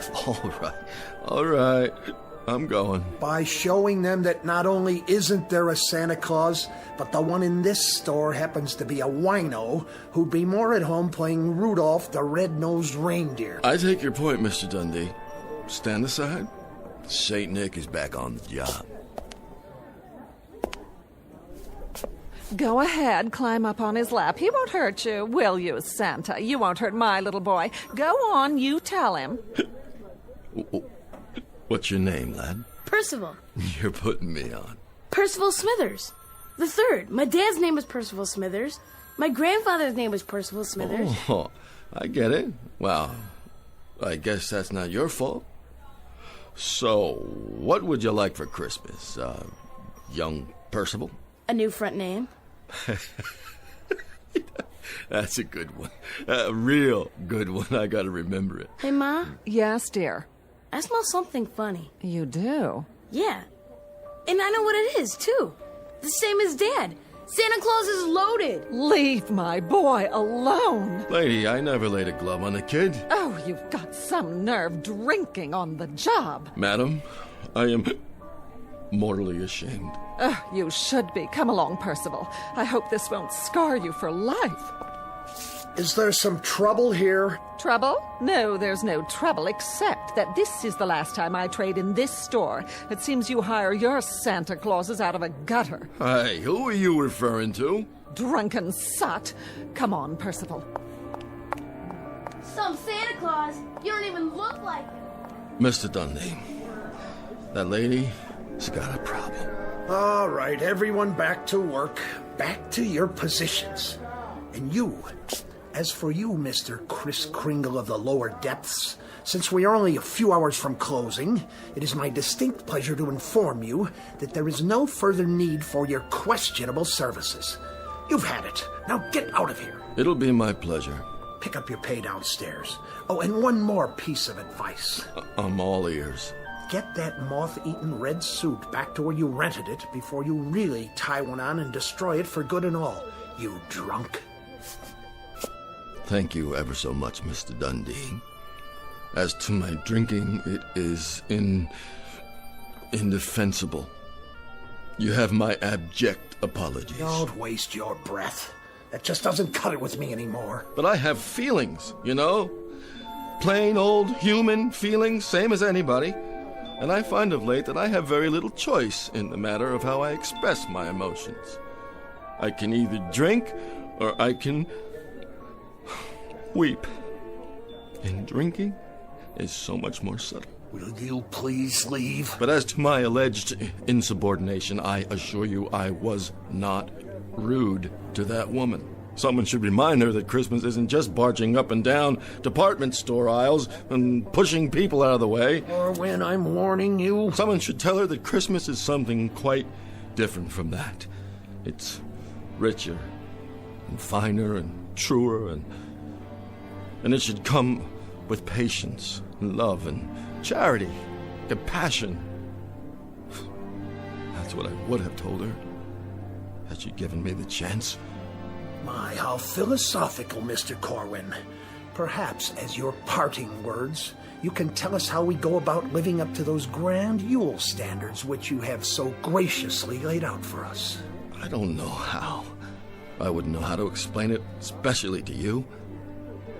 All I know is that I am an aging, purposeless relic of another time and place. A different way of life. And now, I don't know how it happened, but one day I woke up and found myself living in a dirty rooming house on a street that's filled with hungry kids and shabby, scared people. Good people. Where the only thing to come down the chimney on Christmas Eve or any other day of the year is more poverty. Keep your voice down. And if you must know, another reason I drink is so that when I walk up and down the tenements, I can think to myself just for a little while that they really are the North Pole, and the children are elves, and I'm really Santa Claus, bringing a bag of beautiful things for all of them. Every last one. That's enough out of you. I wish, Mr. Dundee, on just one Christmas, only one, that I could see some of The hopeless ones, the dreamless ones. On just one Christmas, I'd like to see the meek really inherit the earth. So that's why I drink, Mr. Dundee, and that's why I weep. Who is that guy? Never heard anyone talk to Mr. Dundee like that. I never heard anybody talk like that.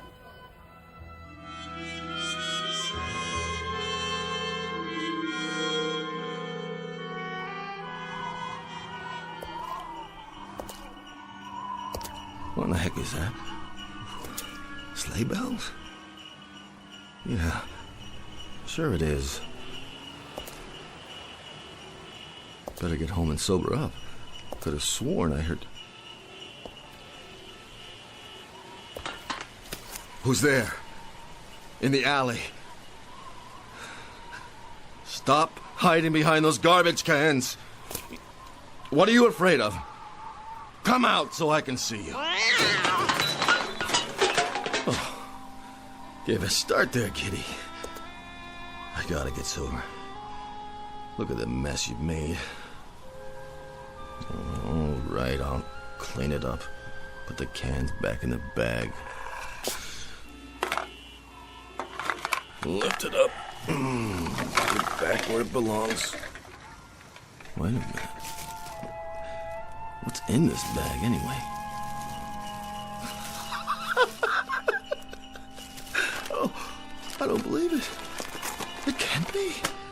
It flat out can't.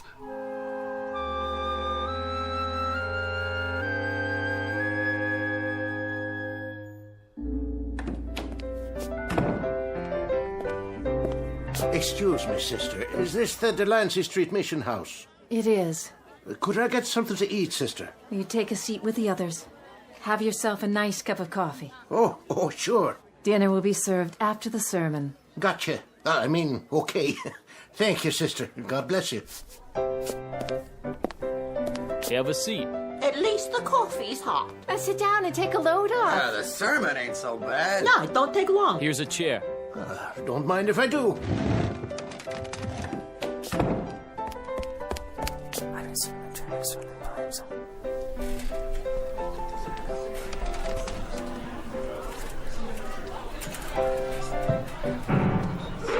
All right, what is this all about? You, the noise, the commotion, what is the idea of barging in and disrupting our Christmas Eve? Begging your pardon, Sister Florence.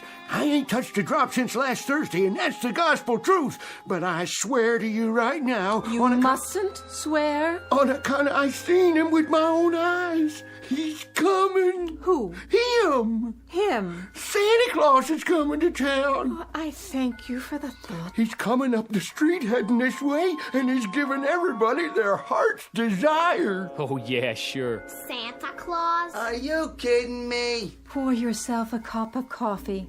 Black. Merry Christmas! I told you, sister, it's him. Now, what'll be your pleasure this year, gentlemen? How about you? Me? Yes, sirree. Well, I'd sort of like to have a new pipe. Ha ha! Let me take a look at my bag. Here you go. A new meerschaum. How's that? Oh, thank you. Thank you kindly. How about you? A woolen sweater? A woolen sweater you shall have. Size? Who cares? Here you go. Next. Some new shoes? How about some pipe tobacco? A carton of cigarettes? Another sweater, maybe? Slippers. A smoking jacket. Where did you get all these gifts? Sister Florence, don't ask me to explain because I can't. I'm as much in the dark as anybody else. All I know is that I've got a bag here that gives everybody just what they want for Christmas. As long as it's putting out. Let's see here. What do you need? How about a new dress, sister? All wrapped up with a pretty ribbon for you. Well, we'll see about that. Don't you want your present? Let's open it for her. Well, looky, an evening gown. And it's strapless. There he is. There he is. That's the man. What's your name? Henry Corwin, officer. At least it was Henry Corwin. Maybe now it's Mr. S. Claus or Kris Kringle. I don't know anymore. You're drunk, Corwin. Is that it? Naturally, I'm drunk. I'm drunk with the spirit of the Yule. I'm intoxicated with the wonder that is Christmas Eve. I'm inebriated with joy and with delight. Yes, officer, I am quite indubitably drunk. All right, hold on there. I'm going to get to the bottom of this. You can begin by handing over that bag of yours right now. Wait a minute. You got no call. The bag, or I'm placing you under arrest. You can't arrest Santa Claus. I sure can. And I can arrest every one of you. So let's have that bag, or we're all going down to the station house.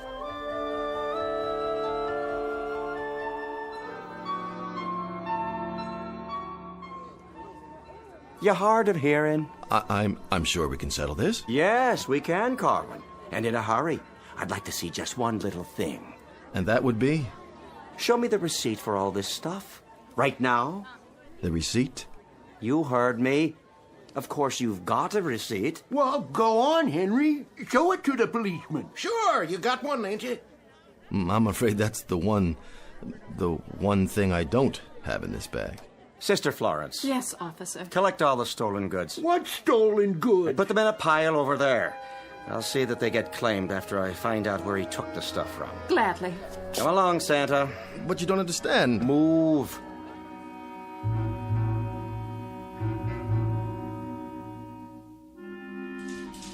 I want to report a missing person. Yes, ma'am. Fill out a report. Do I get a phone call? After you see the judge, now sit down. Can you take these handcuffs off? Ah, here we are. And here he is. And there you are, Mr. Dundee. Sit down, Corwin. And there that is. All the goods you've stolen. How nice to see you again. And how nice it will be to see you, my wistful St. Nicholas, going up the river. Do you suppose he could get as much as 10 years, Officer Flaherty? 10 years? Don't look good, Corwin. Of course, they might lop off a few months if he was to tell us where the rest of the loot is stashed. The rest of it? You think there's a storehouse of some kind where I go to replenish it? Well, ain't there? Why, he may have been looting and pilfering for years. Now I understand. That's why he takes this job every December. He's been giving away stuff for 2.5 hours. Must have a whole warehouse full of it. I'm glad you brought that up, officer. There's a little discrepancy here. Little discrepancy? Is that what you call it? Between this bag and what came out of it, did anybody see me go somewhere to fill it up? Because if they did, they're lying or deluded. All right, you speak when you're spoken to, Corwin. I'm just trying to clear this up. Listen, you moth-eaten Robin Hood. The wholesale theft of thousands of dollars worth of goods is not a simple discrepancy. I wondered where my inventory went, and now I know. Let's take a look in the bag, shall we? You go right ahead, sir. Be my guest. Though I can tell you right now, Corwin, that this whole affair has come as no surprise to me. I perceived that criminal glint in your eyes the very moment I saw you. I'm not a student of human nature for nothing. I've personally spotted hundreds of shoplifters in my store over the years. I'll bet you'd try it, if you're any good at it. Quiet. And I can tell you that you fit the profile to a T. Then why did you hire me in the first place? An act of Christian charity on my part. I try to do for you people. What people? And this is the thanks I get. Maybe if you tried hard enough, I wouldn't need a bag like this. All right, enough already. Mr. Dundee, you go ahead and you check in the bag. Believe it or not, I got other cases to handle here tonight. It will be a pleasure to achieve satisfaction. To catch him red-handed, as it were. Well, suit yourself, Mr. Dundee. Go ahead. Reach right in. Who let that cat in here? It was in the bag under all this... We'll be adding cruelty to animals to the charges now. Under what? Coffee grounds and empty tin cans? Looks like garbage to me, wouldn't you agree? He must have switched it. Where's the real bag? Mr. Dundee, you seem to have, put your finger on the problem. All your fingers, it looks like. Messy, isn't it? Yeah, this isn't funny. No? Give me something to wipe my hands. Well, I guess the bag can't seem to make up its mind whether to give out gifts or garbage. Well, it was giving out gifts when I seen it. Whatever they wanted, Corwin was supplying. And it wasn't trash neither. It was Christmas presents, toys, all kinds of things. Expensive stuff, believe you me. You might as well admit it, Corwin. Oh, I admit it. Well then, there you are. But I believe the essence of our problem here is that we're dealing with a most unusual bag. One that is both more and less than it seems. So you are some sort of magician con artist. A magician? I love those guys. You know, this reminds me of a trick I saw once. Called himself Misto the Magnificent. Used to work down in Coney Island where they had those sideshows. He had a thing called the Never Empty Lotta. You know what a lotta is, officer? What's your point, Corwin? A vase, an urn, sort of. And he'd pour out water, glass after glass full, till it was empty. And then he'd pick it up and start all over again. Couldn't figure out how he did it. But this bag here, I guess it's like the Never Empty Lotta. Only thing is, I'm no magician. I wouldn't know how to work it anyway. Whatever's going on, it's out of my hands. Some greater power is at work. I'm just the one who happened to be there at the right time and the right place. All right, no more talk. I told you I'm a busy man. For now, Corwin, my advice to you is clean up this mess and get out of my police station before I find a reason to book you. All right. If that's what you want, happy to oblige. Just like that? You're letting him go? My hands are tied. There's no evidence. And you, Officer Flaherty, call yourself a policeman? Hey, now. Well, I suppose it's a demanding task to distinguish between a bag full of garbage and an inventory of expensive stolen gifts. Too demanding for a civil servant whose salary is paid by my store's city taxes. You can believe me, Mr. Dundee. It's just like Corwin says. We must be dealing with something supernatural here. Oh, in other words, all anyone needs to do is ask this man to make a little abracadabra for them, and no sooner said than done. I don't know how it works, but I can Well, go ahead. Prove it. I told you, I'm no magician. Well, it seems miracles are the order of the day, aren't they? Don't go getting sacrilegious. You want me to drop the charges? Well, let's put him to a little test. I can't just pull a rabbit out of a hat. Oh, it's to be a rabbit now, is it? Instead of a cat? If you'd listen... Let me see. I fancy... Oh, how about a bottle of cherry brandy? Vintage 1903, if your mystical bag is in the mood to deliver. 1903. That's a good year. A very good year. Try this. I hope you like the gift wrapping. And as for you, Officer Flatter... Well, what? But I guess you two can share the bottle, can't you? What in heaven's name? Where did you get this? Enjoy it, gentlemen. I'll be going now. And to all, a good night.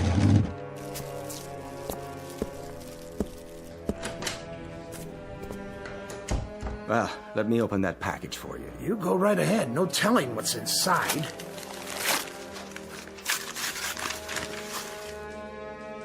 Well, would you look at that? Is it a real bottle? Looks like one. Feels like it, too. It is a magic trick. It has to be. The old switcheroo.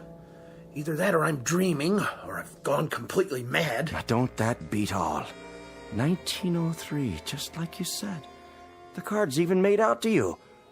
To Mr. Dundee from Santa. Here you go. You look like you need it, Mr. Dundee. Give me that.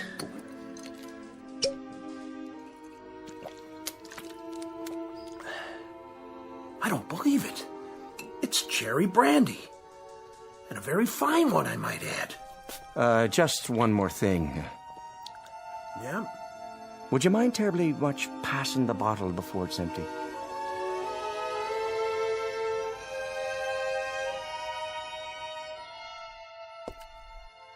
Funny. The bag isn't that heavy. There he is! There's Santa! Come on, he's got presents. Ho, ho, ho! Merry Christmas! Merry Christmas! I want a jacket. And mittens! And a train. Diesel or steam? No, electric. And how about you? I'd like... Well... Go on, say it. What's your heart's desire? A dolly, please. And what color hair would you like, darling? Blonde, brunette, red, or what have you? Anything's okay. Here you go. Blonde hair, just like you. Oh, thank you, Santa Claus. I love you. And a toy for you. And one for you. What's the matter, Santa? Yeah, what's wrong? This bag's getting lighter and lighter. So, what's wrong with that? Well, there's so many folks who need things tonight. I'm just worried about what happens if... If what? What happens if I run out of presents?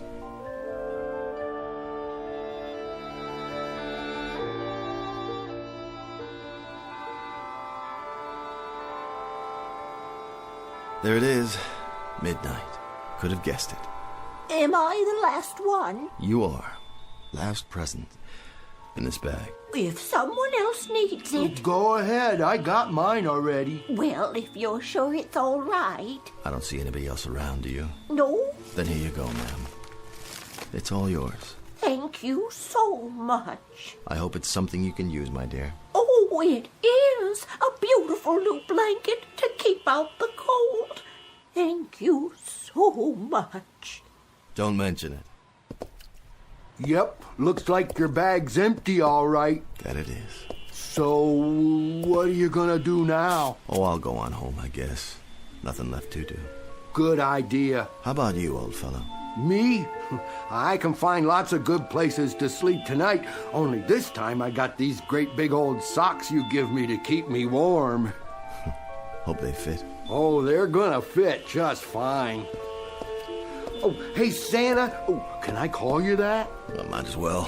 One last time. I kind of like it. I was thinking... That can be dangerous, my friend. Well, it just ain't right. What isn't? What do you get out of it? Well, don't worry about me. I have had the best Christmas of anybody, ever. With nothing for yourself? Not a single thing? Just the best Christmas since the beginning of time. Their faces, the look in their eyes. Do you know something? I can't think of anything I want. Not a single thing. Aw, quit joshing me. I'm serious. When I look around, I think the only thing I ever wanted was to be able to do something like this. To be the biggest gift giver ever, so folks would feel a little bit better, at least for a while. And in a way, I've had that tonight. A real pleasure. I'm just sorry it has to end. Sure, but you could use something. Well, if I did have a choice, any choice at all of a gift. Go on, you're entitled. I guess I'd wish I could do this every year. Now, that would be some kind of gift, wouldn't it? Lot of work, though. It'd be worth it. That'd sure be something. Oh, you take her easy now. God bless you, and a Merry Christmas. Merry Christmas to you, Santa.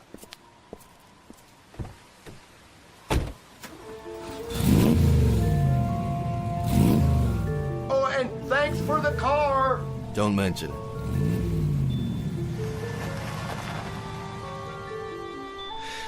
Whew, am I beat? Now, how'd I get here? That's the alley. Guess I better put the bag back where I found it. What's all this? Looks like somebody's throwing out their Christmas decorations already. That's no decoration. That's your sled. Yeah, sure. A sled and a reindeer right here in the alley just for me. Somebody sure made the eyes look real. He is real. Yeah, about as real as you are, little fella. Little fella? We've been waiting for you. And I suppose you're gonna tell me you're a real elf, too. I sure am. We've been waiting for you to come back. Say, where did you rent your costume? I never saw one look that good. Pointed hat, turned up toes. Costume? I made this myself, by hand. And the little bells? Must have been a heck of a party. It better be a costume because I haven't had a drink in... Uh-oh. Oh, no. What's the matter, Santa? No, not me. You got the wrong guy. No, I haven't. Did you hear what I said? We've been waiting quite a while, Santa Claus. Better get a move on. We've got a whole year of hard work ahead to get ready for next year. Ready? Come over here. Yes, Santa? Pinch me. If you say so. Ow! You didn't have to do it that hard. Are you ready now? I don't know. Come on, get in. There's plenty of room. Where? In this sleigh. You sure you don't have the wrong person? Oh, Santa, stop joking and get in. We're late. I don't have to. I could turn around right now and go home. If you do that, a lot of people would be very sad. Next year. You wouldn't lie to me. Elves can't lie. Okay. Move over, Shorty. Now, how do you work these reins?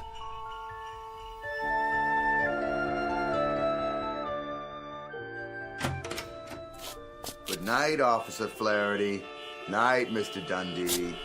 So long, fellas. My regards to everybody in the precinct. And a Merry Christmas to you both. Night, boys. See you all in the morning. Watch yourself out there. It's mighty cold. Now, don't you worry about me. Tonight, I'm feeling no pain. Going home now, Mr. Flaherty? That I am. Going home, Mr. Dundee. Assuming I can find me way. I'm sure you will. Left foot, right, left, right. Try to walk a straight line to the lamppost. Where? Over there. Hang on, I'll hold you up. And you, Mr. Dundee, home is it? Home, Mr. Flaherty. Well, I'll walk you a ways, if you don't mind. We could stop off for a nightcap. Well, now there's a pub right around the corner. That is a thought. Just a nip, you know. To warm the soul. For thy stomach and thy infirmities. Isn't that what the good book says? I do believe it does, Mr. Dundee. You know something else, officer. Now, why don't you tell me? That's what friends are for. That they are. So go ahead now. Tell me all about it. Well, sir, this is the most remarkable Christmas I've ever had. You don't say. Merry Christmas! Flaherty, did you see it? Did you? I thought I saw something. What did you see? No, you first. Mr. Dundee, I don't think I'd better tell you. You'd report me for drinking on duty. But you're not on duty. True. Go ahead. What did you see? Mr. Dundee, it was that Corwin fella, playing his life in a sleigh, with reindeer sitting alongside a what? One of his little helpers.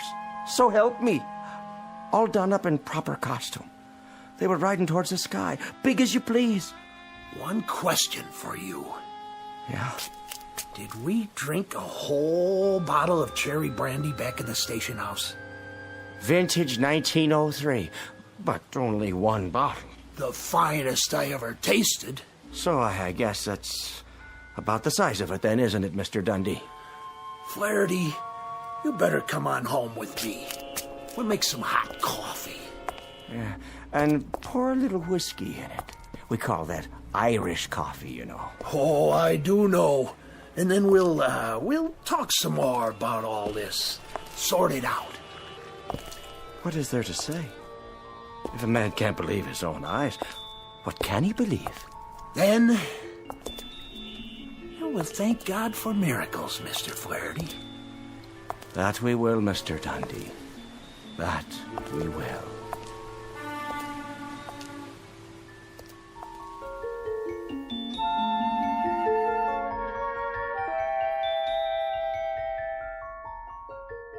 A word to the wise, to all the children of our times, whether their concern be pediatrics or geriatrics, whether they crawl on hands and knees and wear diapers or walk with cane and comb their beards.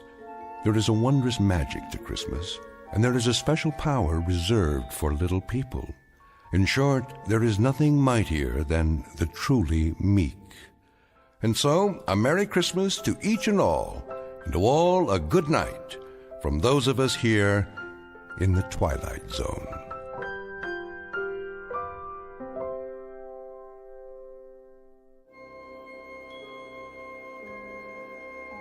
Hi, this is Carl Amari, producer of the Twilight Zone radio dramas. I'd like to take a moment to tell you about our official website at twilightzoneradio.com, where you'll get the latest news and information on these Twilight Zone radio dramas. Plus, at twilightzoneradio.com, you can digitally download 3 free episodes or any of our episodes for only $1.95 each. In this age of ever-changing technology, we've decided to make these episodes instantly available to you by making the Twilight Zone radio dramas a digital download-only series. This means that this series will no longer be offered on CD. The CD collections at our website are now being offered while supplies last at buy one, get one free. So be sure to get your favorites before they're sold out. Be sure to visit us often, and I'll see you in the zone.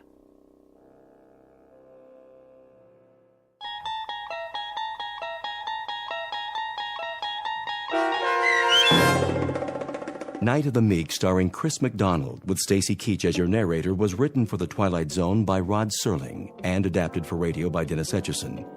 Heard in the cast were Taylor Miller, Turk Muller, Doug James, Peter DeFaria, Peggy Roeder, Adam Tangway, Richard Hensel, Meg Falcon, Lucas Ellman, Zach Gray, Carl Amari, Roger Wolski, Rick Peoples, and Lauren Patton. To learn more about the Twilight Zone radio dramas and to obtain audio cassettes and CDs of these programs, visit our website at twilightzoneradio.com. This copyrighted radio series is produced and directed by Carl Amari and Roger Wolski for Falcon Picture Group. Doug James speaking.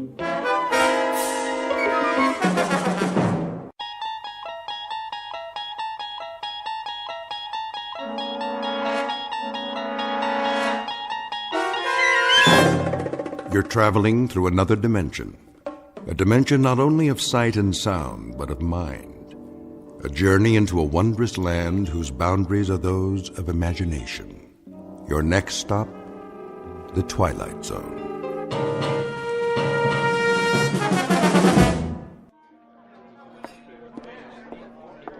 One martini and a Manhattan. Thanks, Noreen. Shall I run a tab for you? Nah, we're gonna take off in a minute. I want to stay for the show. What show? Georgie says it's a new act. Some guy with a dummy. Big deal. But he's supposed to be good. I'll run a tab. Okay, but this is the last round. Over here, sweets. Be right with you, sir.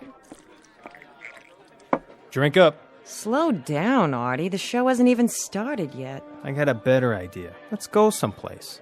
What for? You know, someplace private. We can talk, get acquainted. I told you, Artie, I'm not going to your place. Why not? This is Dullsville. Besides, those ventriloquist guys freak me out. I think they're funny. Yeah, but the dummies. They all got those big heads and those big painted eyes rolling around. They give me the willies. Testing. Oh, great. It's time for the show. Yeah, great. Is this thing on? I know you're out there, ladies and gentlemen. I can hear you breathing. But seriously, folks, if you're wondering why I called you all here this evening, it's a mystery to me, too. No, honest, I do know. It's because you want to see the chorus girl. Get him out here. Yeah, I want to see them, too. All of them, if you know what I mean, and I think you do. But before we do that little thing, I want you to meet a couple of friends of mine. Well, one of them at least. The other's just a chip off the old block. So put your hands together and give a nice, warm, a New York welcome to Jerry and Willie.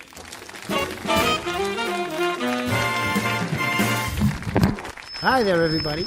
Well, we're certainly happy to be here. Speak for yourself, Jerky. That's Jerry. Well, like I always say, a dummy by any other name. Now cut that out. All right, let go of the suit. Now, Willie. I said let go of the tux. I got it off a penguin at the Bronx Zoo. I'm getting out of here. Please, Willie, control yourself. Really, you can't go now. You couldn't. Those spindly legs won't even hold you. Say, what do you mean by that? Nothing. I didn't mean a thing.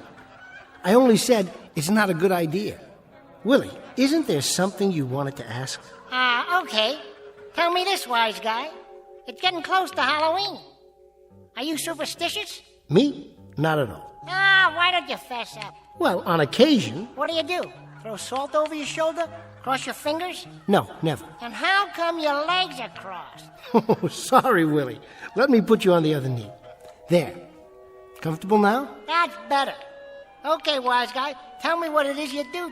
Well, sometimes I knock wood. Ow! You did it again! You asked me. I'm through. I resign. Sit back down. From now on, I'm a solo. And as for you, you can turn in your lap. Give me one more chance, Willie. Now listen. Why should I? I know all your lines, and they ain't that good. Be reasonable, Willie. What in the world would you do without me? Anything I want to. Anything, huh? Like what? Well, for one thing, I could be a better ventriloquist than you. Oh, I don't think so. I do. Watch this. Put your hand over my mouth. Not tonight, Willie. Go on. What are you scared of? Well, you might bite the hand that feeds you. What are you talking about? You don't feed me. All you do is give me your leftovers from the pencil sharpener. You know that isn't true. Go on. Put your hand over my mouth. Either that or you drink a glass of water while I sing Melancholy Baby. Well, if you insist. Do it so we can get to the joke. Now you're talking.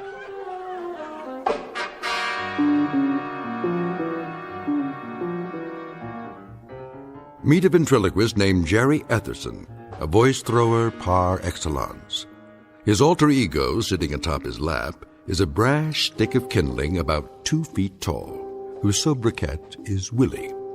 But in just a moment, Mr. Etherson and his knotty pine partner will discover that they've been booked into an out-of-the-way bistro on a small, dark back street known as the Twilight Zone.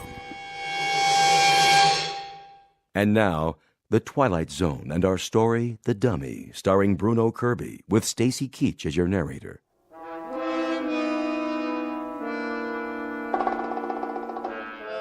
I'll tell you, I'm a better ventriloquist than you are any day of the week and twice on Sundays. All right, Willie. If that's what you want, prove it to the folks. So what are you waiting for? Put your hand over my mouth. Remember, you promised. Okay, here goes. Well, it's about time. I've been waiting all night for a chance to... A funny thing happened to me on the way over to the club tonight. That a fact? What happened, Blockhead? I was out in front of the Ritz Savoy. That's where you live? Yeah, that's where I live, in front of the Ritz Savoy. You put formaldehyde in those jokes? Why do you ask? Something must preserve them. Don't be insulting, Mr. Woodshop. It just so happens I'm not only a comedian, I'm also a lover. A lover? With that profile? You like it? I've seen better-looking mugs in a coffee house. Oh, yeah? Well, listen, I've got 100 women tearing their hair out for me. That a fact? That's a fact. I'm just tired of bald-headed women. Willie, I think you've proved your point. You can throw your voice just as far as you can throw the bull. All right, Willie, I'll take my hand away. Now, why don't you be nice and say goodnight to these wonderful people? In a minute. First, I want to show them something. What's that? You can do anything I can do better? All right, wise guy. How about this? What are you going to do? I'm going to turn my head all the way around like Linda Blair. Are you serious, Willie? How's that for a 360? Not bad. But doesn't it hurt? Of course it does. What are you, the exorcist? I hope you didn't eat any split pea soup tonight. Come back tomorrow, folks. I'll be all alone up here. Promise. Just you and me. Come on, little pal. We're cutting out. Let me tell you something, folks. When I shake this busher and get me a real act, you're going to see some class. Let's go, Willie. We don't want to overstay our welcome. What welcome, jerk? Good night, everyone. And thanks for being such a... Help! I'm being kidnapped! You got your hand over my mouth again. Call my lawyer. Call my carpenter. Call my tree surgeon. Never mind the surgeon. Just get me to the nurse on time.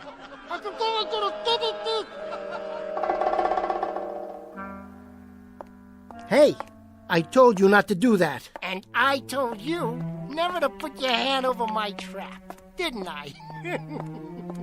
You okay, Mr. Etherson? Yeah, thanks, Rich. Must have caught a splinter or something.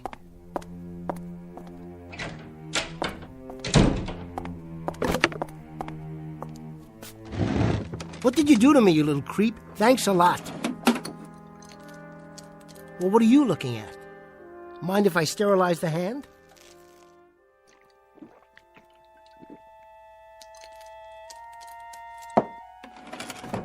And stop staring at me. I'll turn you around so you can look at the wall. Huh? What do you have to say about that? I don't have anything to say about that, Jerry. Frank, how you doing? I'm doing fine. Who were you talking to? Me? Oh, no, I was just talking to myself. Trying out a new routine. A new one? Yeah. Pull up a chair. So how did it look out there? Not too bad once you got going. Small audience, but a reasonably happy one. Nobody asked for their money back. Good. Of course, it doesn't matter what I think. Sure it does. You're my agent. The only thing that matters is what the paying customers think. You got through it okay, Jerry, somehow. You and the little tyke over there. Why do you have him turned around like that? Careful. I've told you not to touch Willie, haven't I? Still doing the bit, huh? Knock it off, Frank. What's that smell? Alcohol. What? I cut myself, all right? Smells like scotch. No, it doesn't. Take a look around. What do you see? This is makeup. And this is a jar of cold cream. I told you I'm on the wagon. Yeah, sure. I thought you gave me a solemn promise you were going to stick to soda pop and cappuccinos from now on. What's it take, Jerry, to get you wise? I'm tired, Frank. And I don't feel well. Give me a break and clear the area, will you? First, I'm going to clear the air. Now, I don't know where you manufacture your illusions, but you're not Edgar Bergen or Sherry Lewis or Jim Henson. At the moment, you're a second-rate nightclub entertainer. And if you stay on that bottle, you're going to lose even that title. I'll lose the bottle, don't worry. Just pull out for a while and give me some space. I don't even know why I waste my time. 10% of you is grief, and it's always been that way. Maybe it's because I got a soft spot in my heart for people who commit suicide 8 hours a day. Frank. Jerry, it doesn't have to be this way. You give in to some bad hooch, you have bad nightmares. It's as simple as that. You take away the hooch, you take away the nightmares. Now, you need a college degree to figure that out? You've got the chronology wrong. First it's the nightmares, then it's the bottle. I wouldn't drink if I didn't need to. And I wouldn't be a second-rate nightclub hustler if that filthy, miserable little... Frank, I keep telling you, I want to get rid of him. I have to get rid of him. That stick of wood? That fugitive from the fireplace over there? How many psychiatrists you have to see, Jerry? How many hours on the couch? How many $80 an hour visits? I can't help it. You can help it. You know what it is. You've been told. Often, endlessly, up to my craw and overflowing. Schizophrenia. I know it by heart. Patient feels helpless and manipulated by forces beyond his control. I could give it to you backwards, forwards, and sideways, and in 3 different languages. It's like a well-rehearsed off-color joke. So the patient makes the transference between himself and his lifeless dummy, but is then unable to separate himself from the object of his transference. Now that's all very psychiatric, and it's worth about $2.50 a word. But that's not it, Frank. I told them, and I've told you. It isn't schizophrenia or paranoia any more than it's athlete's foot or a head cold. Willie is alive, Frank. I tell you he's alive. Willie is a dummy, a piece of wood. Put him down. Look at him. Does this thing look alive to you? Please, Frank. 24 inches of lumber and a funny little suit of clothes, and you're shoveling yourself into a grave over it. Careful. Now listen to me, Jerry. I've gone along with you. I've held your hand, and I've sung you lullabies, and I have patted you on the back. I've also covered for you the 110 times you run out on a performance. I thought up excuses that hadn't even been invented yet. I have gone without sleep and without commission because I thought I had a talented article here who eventually was going to crawl out from under the bottle and hit it big.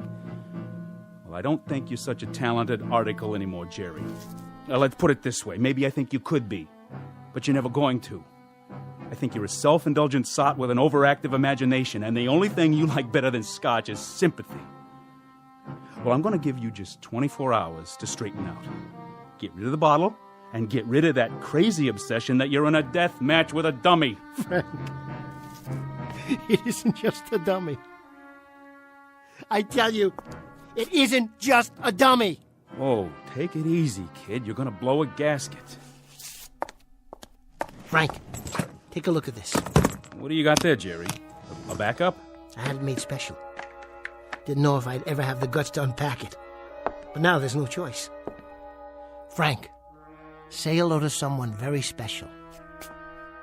I'd like you to meet Willie's replacement.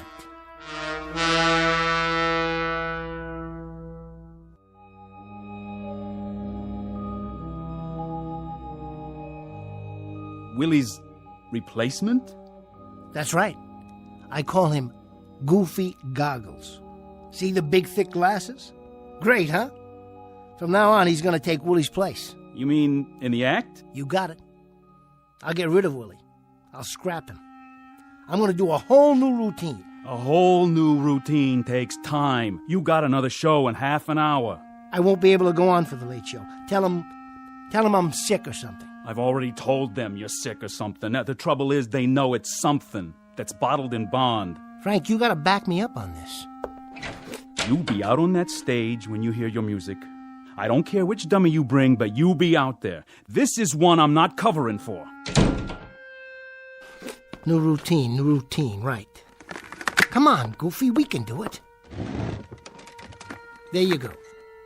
You sit right here on the table, and we'll cook up some gags. Sure, it'll be easy. What are you looking at him for? Don't worry about Willie.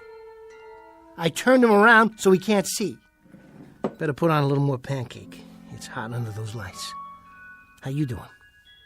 Clean your glasses for you? There. Okay. Now, say, Goofy Goggles, why don't you have your glasses fixed? You look kind of nearsighted. Are you kidding? I don't need them. My eyes are A-OK. I'm a grown boy.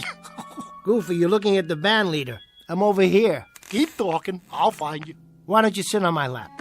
There you go. Isn't that better? Say, Mr. Etherson, I've been meaning to tell you. You put too much starch in my collar. Too much starch in your collar? Well, that's so you'll stay awake for the whole show. Heads up. Did you see that chorus girl over there? Where? See? What did I tell you? But listen, you gotta be subtle about it.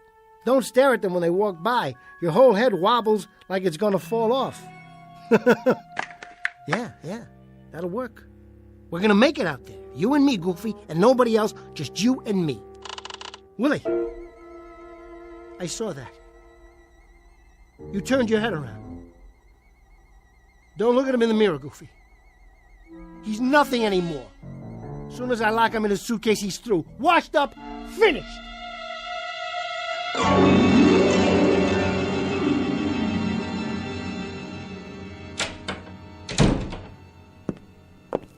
Hi, Jerry. All ready to go on? Sure, Noreen. I'm gonna kill him tonight. Margie, listen to this. Hello, Margie. Pleased to meet you. Noreen told me all about you. This'll knock you out. Make me talk, Jer. Go ahead. Watch this, Marge. I'm on in a couple of minutes, Noreen.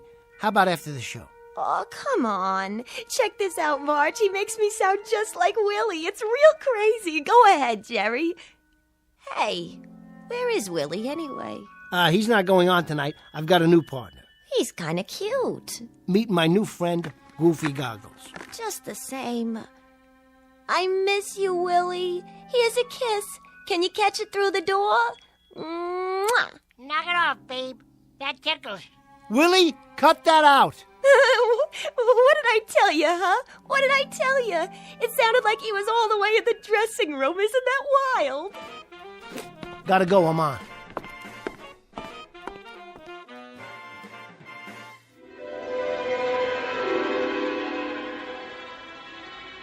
Goofy, you're talking to the band leader. I'm over here. Now listen, I think it's about time you got new glasses. I really do. My eyes are 20/20. What are you looking for? Keep talking. I'll find you. You know something? I think you ought to have an eye test. My eyes have a great IQ. Trust me. That's what you said to your toothpick. All right, now, let's try it. Look at this card. Oh, wait. Are you trying to trick me already? What does this say? Give me a hint. Come on, Goofy. It's as plain as the nose on your face. It ain't that big. Goofy, it's a letter that's between D and F. I got it. It's an E. My, how did you do that? I cannot tell a lie. That'll be a first. Well, I saw that card before and I memorized it. I thought so. Well, I got a mind like a steel trap. A mousetrap is more like it. Now, what do you say we get out of here? Wait a minute. Wait a minute. For my big finish, ladies and germs, I'd like to sing my favorite song. I only have eyes for you. You are here, so am I. Maybe millions of people go by, but they all disappear from view. With a voice like that, Goofy, it's no wonder they're all disappearing. For the exit. I'll make the jokes. You just move your lips. 'Cause I only have eyes for you.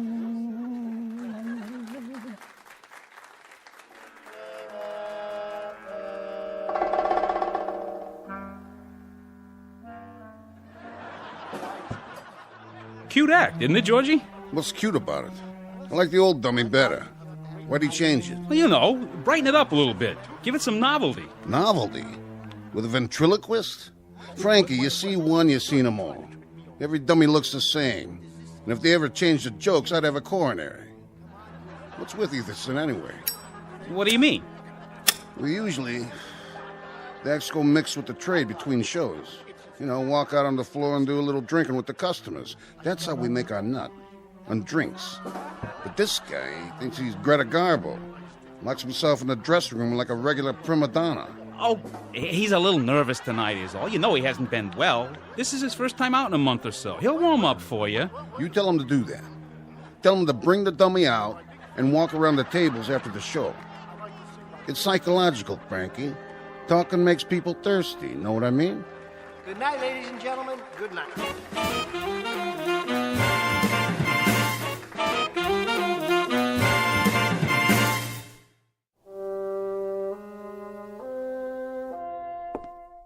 That was great. Really. Thanks, Marge. And him, oh, he's a living doll. Oh, Goofy, you are the only man for me. Mwah. Hey, careful with the merchandise. That's enough, Marge. Goofy doesn't like to be touched. Say, what's the matter with him?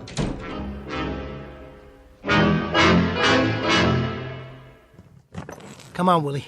You've had it. Get down and stay down. That's right, put your legs in. Stop fighting me. I said lie down. There. Rest in peace, Pinocchio. Your next stop's the sawdust factory. And as for you, Goofy, it's strictly you and me from now on. How's that collar? Still too tight? Jerry? What are you doing here? You leaving? What's it look like? Well, you got your coat on. You packing up, huh? I'm getting there. Georgie was hoping you'd mix with the customers. Tell Georgie I'm a ventriloquist, not a shill. Why don't you tell him? And that means? That means I'm resigning from your fan club. You keep your 10%. I'll keep my self-respect, also my sense of humor, my regular meals, and my normal office hours. You and I have had it, Jerry. I have gone the route with you and then some. You don't need an agent, you need medical help. You never believed me, did you? I believe you have obsessions. I believe those obsessions are eating you up alive, but I also believe, Jerry, that you're letting them. Frank, listen to me. He talks when I don't talk. He moves when I'm not looking. He tells jokes I've never heard of. He steps all over my lines. He throws me bum cues, and then he drowns out my gags. Listen to yourself. Frank, I'm not crazy. He's real. He's alive. That's why I stuck him in that suitcase. And that's why I locked it. It's all over now. I'm taking Goofy, and I'm going to catch the first plane out of here. I'll go down to Miami, or maybe L.A. Frank, what was that place in Kansas City that we did so well in? The place in Kansas City was the same as Miami, which is the same as Los Angeles, which is the same as Sioux City, Iowa, which is the same as any town south, north, and west of here. They're all the same, Jerry. You're not going to leave Willie by hopping on a plane, train, taxi, or a one-horse shay. This thing you have to lick right here. This you lick at the source. Yeah, well, we'll see. Come on, Goofy, get in. We're taking a little trip. What about the other suitcase? Drop it in the river for all I care. Or keep it for old time's sake. I don't ever want to see Willie again. I thought I just explained it to you. This you can't just run away from. And I told you, we'll see about that, Frank. Just you wait and see. Willie is history.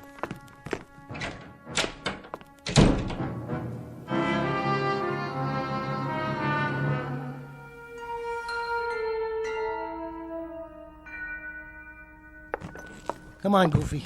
Let's get out of this dump. What? Is anybody there? Georgie? Georgie, is this thing on? Somebody forgot to turn off the microphone. Well, it's not my problem. Goofy and me, we're hitting the road. Who's there? Come out and show yourself. I can't see who's... That you, Mr. Etherson? Oh, hi, Rich. Yeah, it's me. I was just closing down. Rich, don't forget to turn off the mic. Oh, okay, but I thought I did. Then somebody must have turned it back on. Wonder who did that. Well, take her easy, Mr. Etherson. Nice show. Thanks, Rich.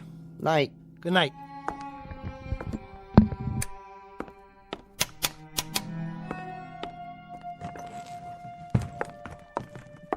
You running out on me, Jerry? What? You're not gonna leave me in a stuffy old suitcase, are you? Something else was there, Mr. Etherson? Did you just say something? I said goodnight, that's all. Sure. Don't work too hard. I'll try not to.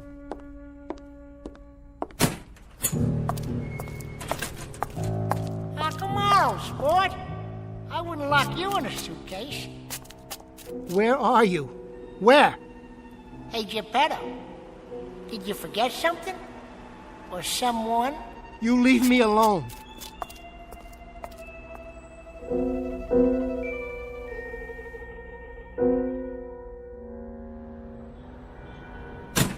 So then he says he doesn't like to be touched.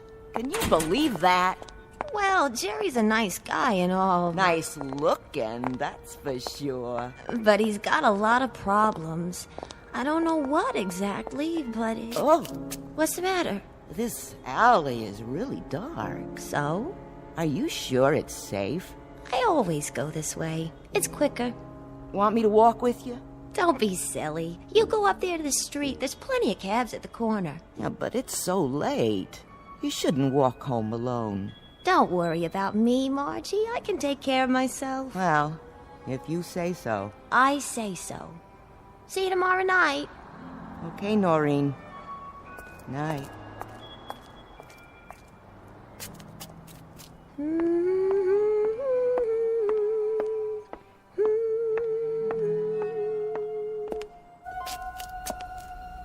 That you, Margie? Is somebody there?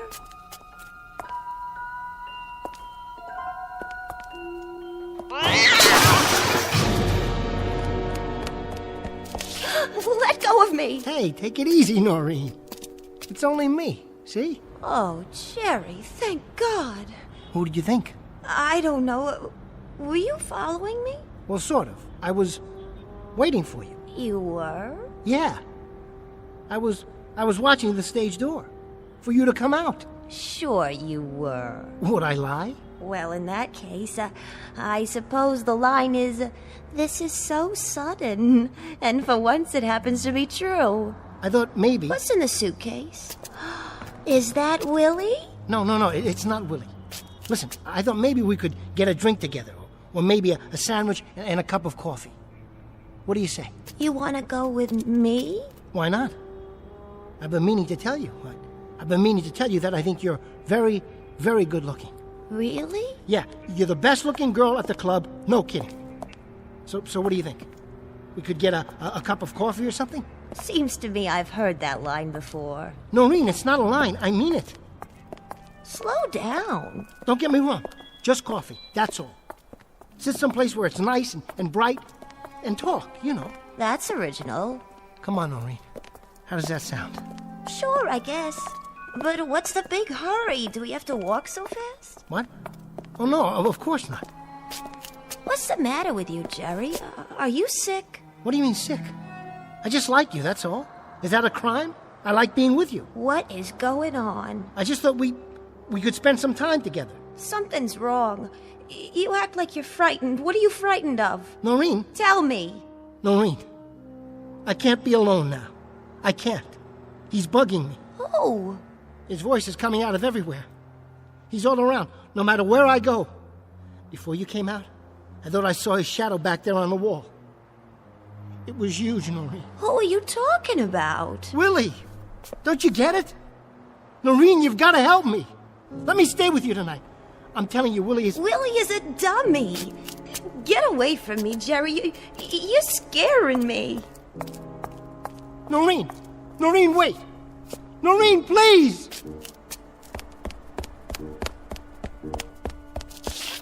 Come on! Open up! Hello? Rich?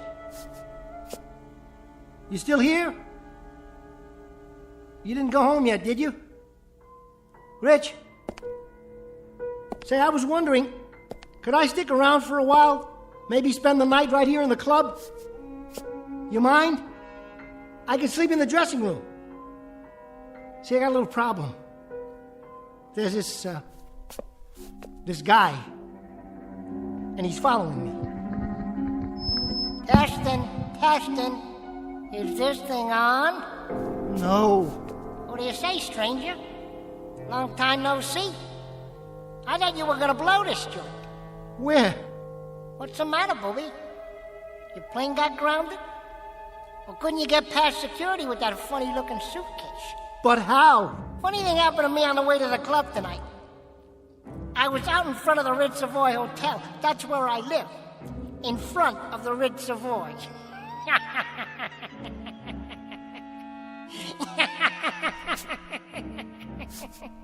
Where did you go?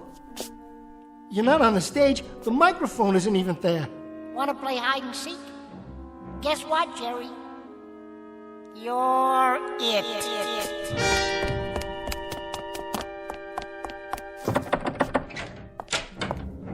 Hide and seek, huh?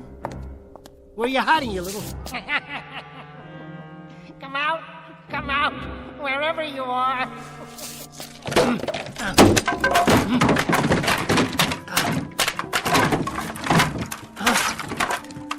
The other suitcase. You're still in there, where I left you. You gotta be. There you are. I'll kill you, Willie. There. What do you think of that? Now let me see you try to follow me.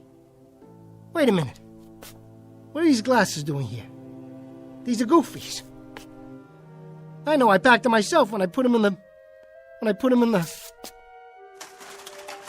Goofy.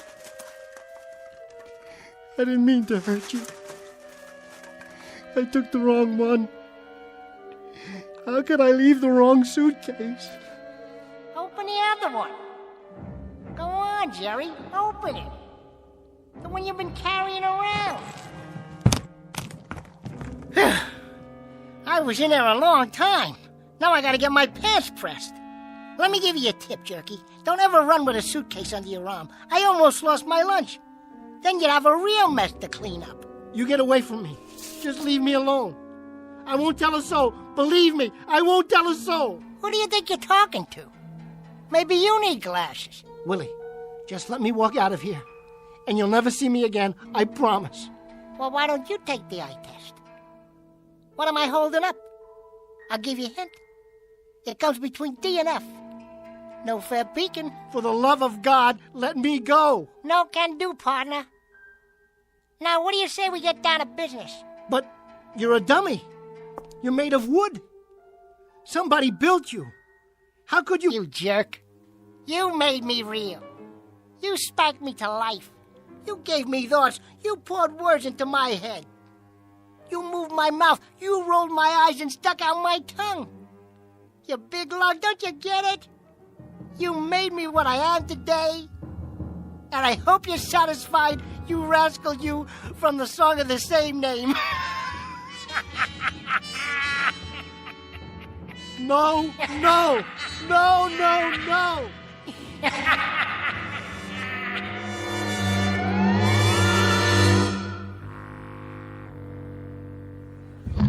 Evening, everybody. And now, direct from the Big Apple, New York City, the funniest pair of cuckoos you'll ever see here in Kansas City or anywhere else, Willie and Jerry. Come on, folks, let's give them a big Kansas City welcome.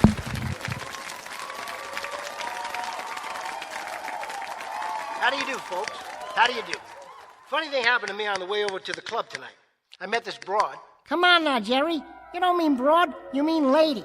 You just make the jokes, I'll deliver them. But seriously, I've heard stories about you. I'm innocent, I tell you. I was framed. I've heard that you're superstitious. Me? You are, aren't you?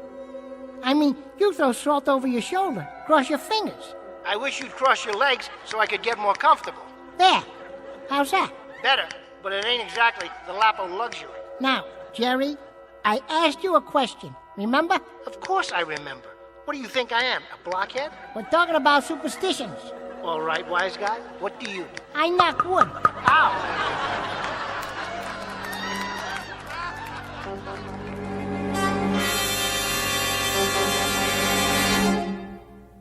What's known in the parlance of the times as the old switcheroo. From boss to blockhead in a few easy lessons. And if you're given to nightclubbing on occasion, you might want to check out this particular act. It's called Willie and Jerry, and you'll find them booked into some of the better clubs along the great gray way known as the Twilight Zone.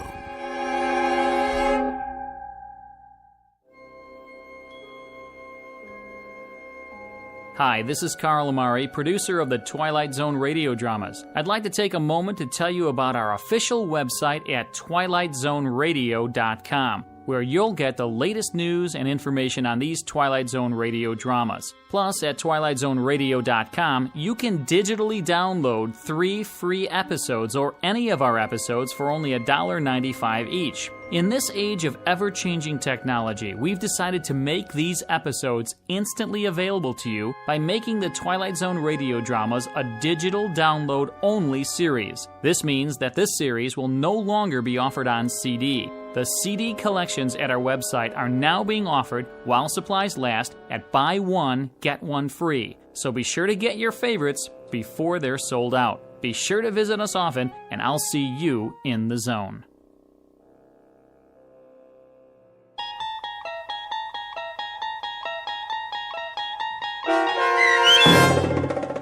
The Dummy, starring Bruno Kirby with Stacy Keach as your narrator, was adapted for radio by Dennis Etchison and based on a script by Rod Serling from a story by Lee Polk.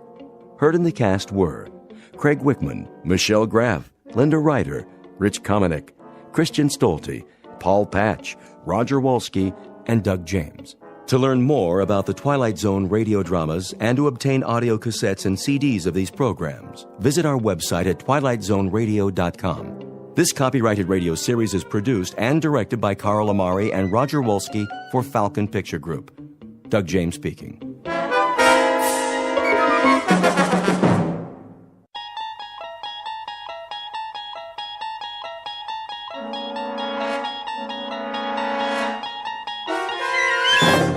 You unlock this door with the key of imagination. Beyond it is another dimension, a dimension of sound, a dimension of sight, a dimension of mind. You're moving into a land of both shadow and substance, of things and ideas. You've just crossed over into the Twilight Zone.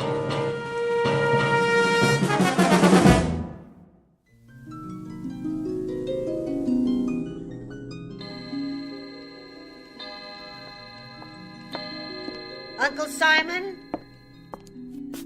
Uncle Simon? Do you want your hot chocolate upstairs? Uncle Simon, I have your tray. Can you hear me?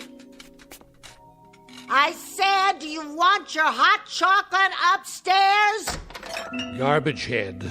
I'm right here. You don't have to yell. Oh, I scared the life out of me. Oh, did I? Where were you?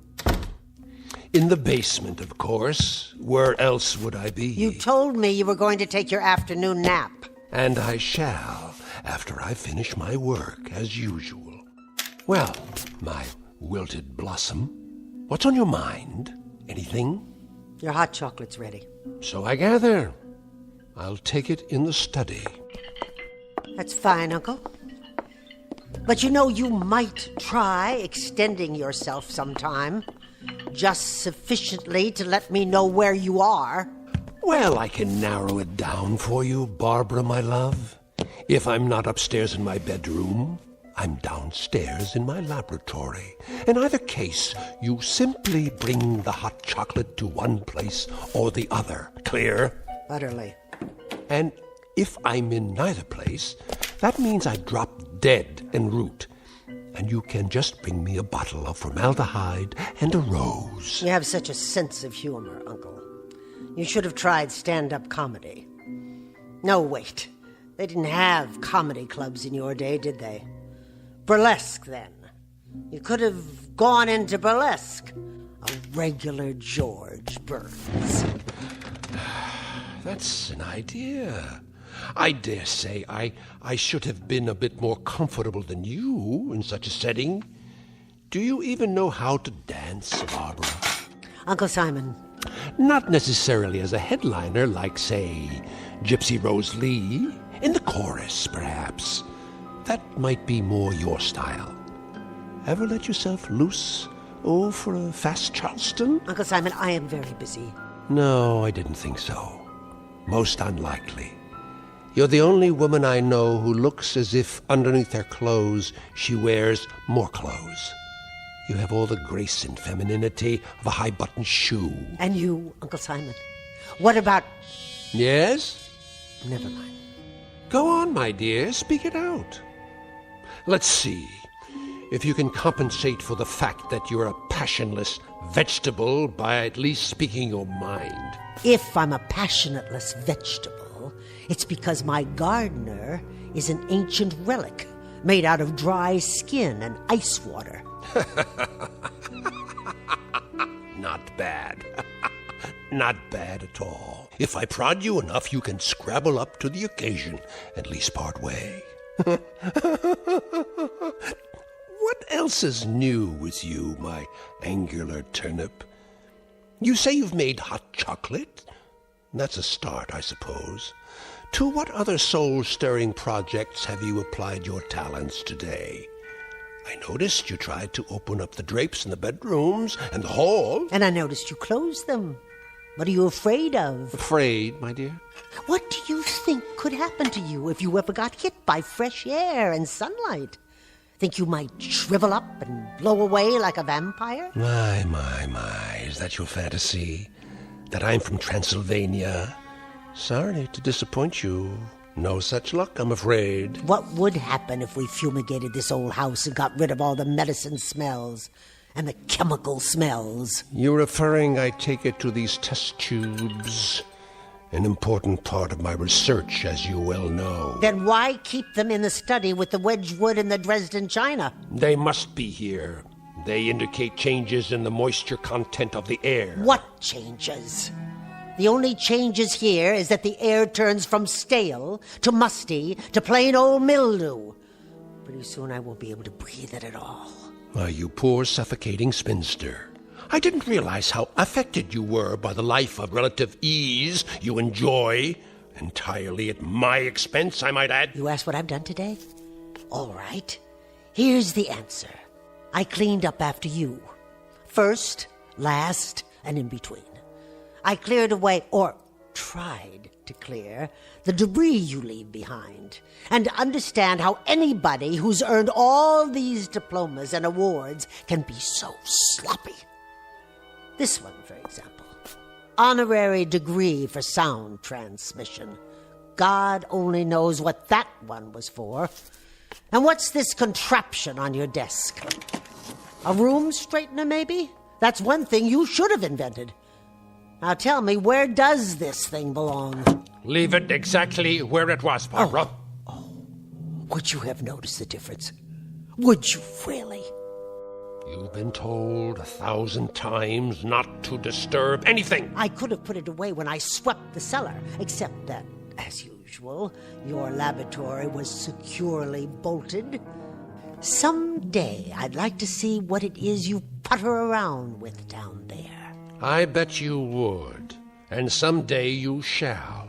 Someday you'll be the mistress of this decaying and drafty barn, and then you can do anything you please.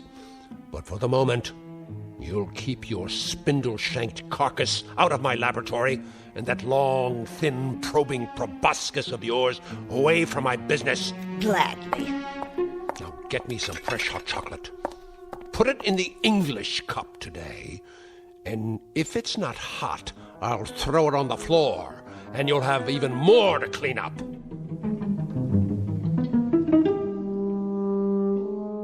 Dramatis personae, Mr. Simon Polk, a gentleman who has lived out his life in gleeful rage.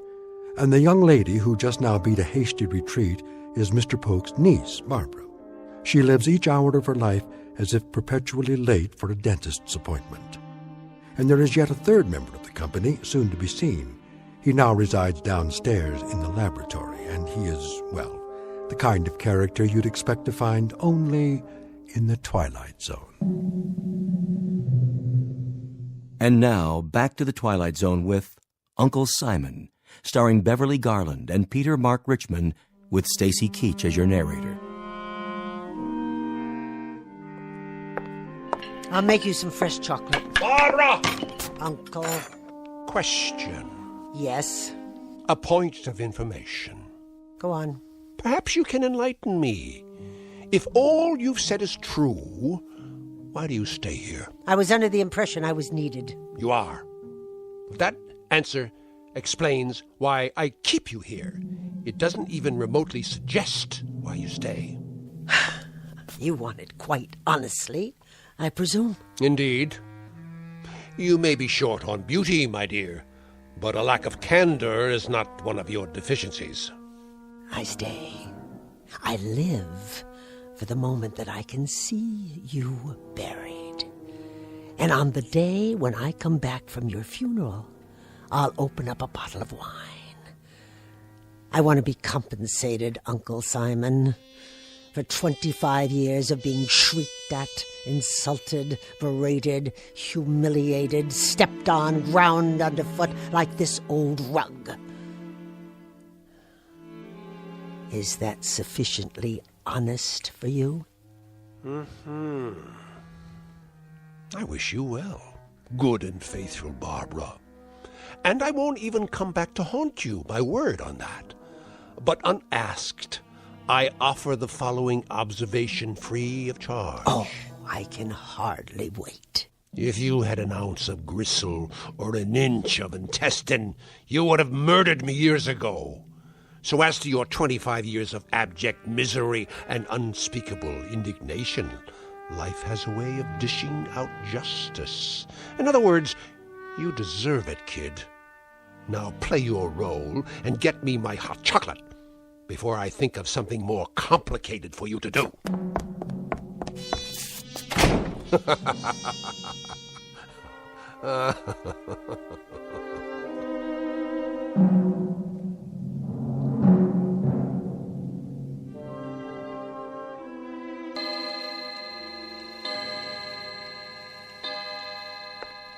Dear Uncle Simon, and where are you now, you old...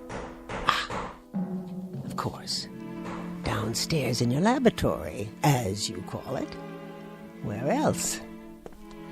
And what do you do in there, dear Uncle? I mean, if I could see for myself, just a glimpse, just once, so I'll know... Did you leave the door unlocked this time? Well, now, what have we here? I was looking for... Looking for what?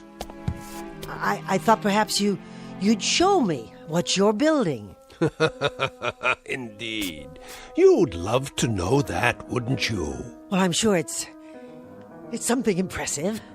My curiosity got the better of me.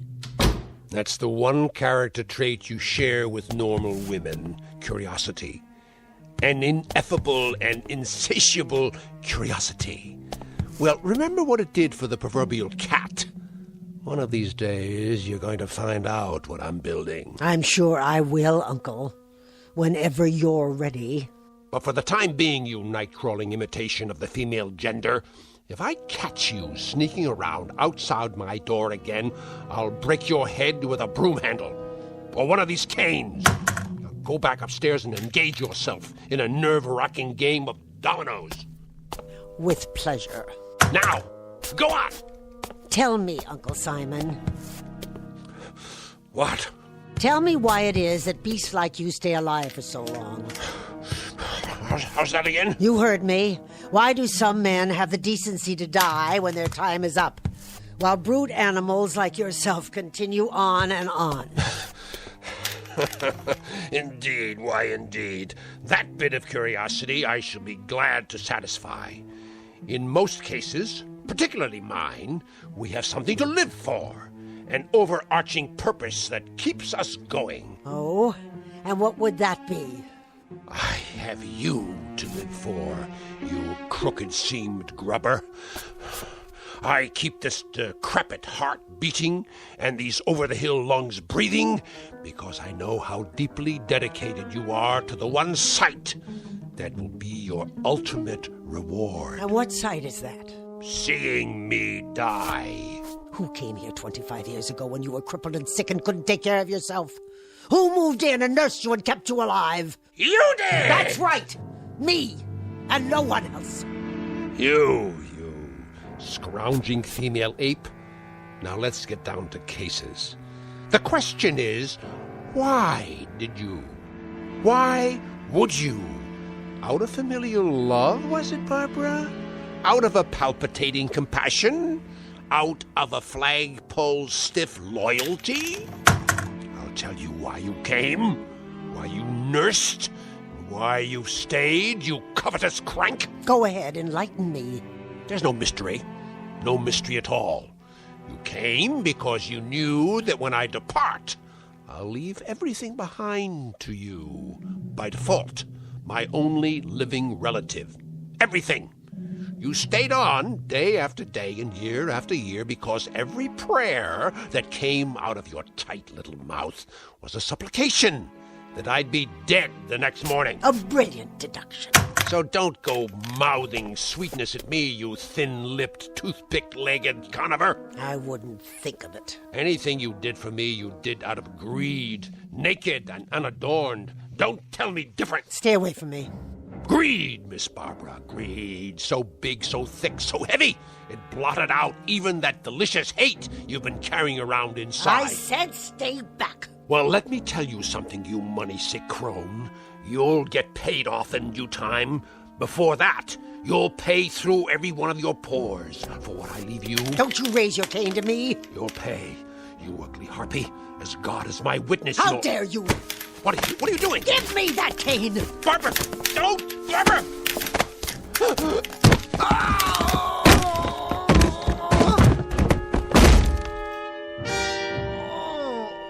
Uncle? Barbara! What? Barbara, help me. What, Uncle? Barbara, please! I didn't quite hear you. I think... Speak a little louder, would you, Uncle? Tell me, what is it you wanted? I think my back is broken. What's that? You want some hot chocolate? Would you like it in the Dresden cup or the Wedgwood? What is your pleasure this evening, Uncle? Barbara! You say you want me to close the drapes and shut the windows? Barbara. Barbara? You want Barbara? She's right here, love. She's standing right above you. Can't you see her?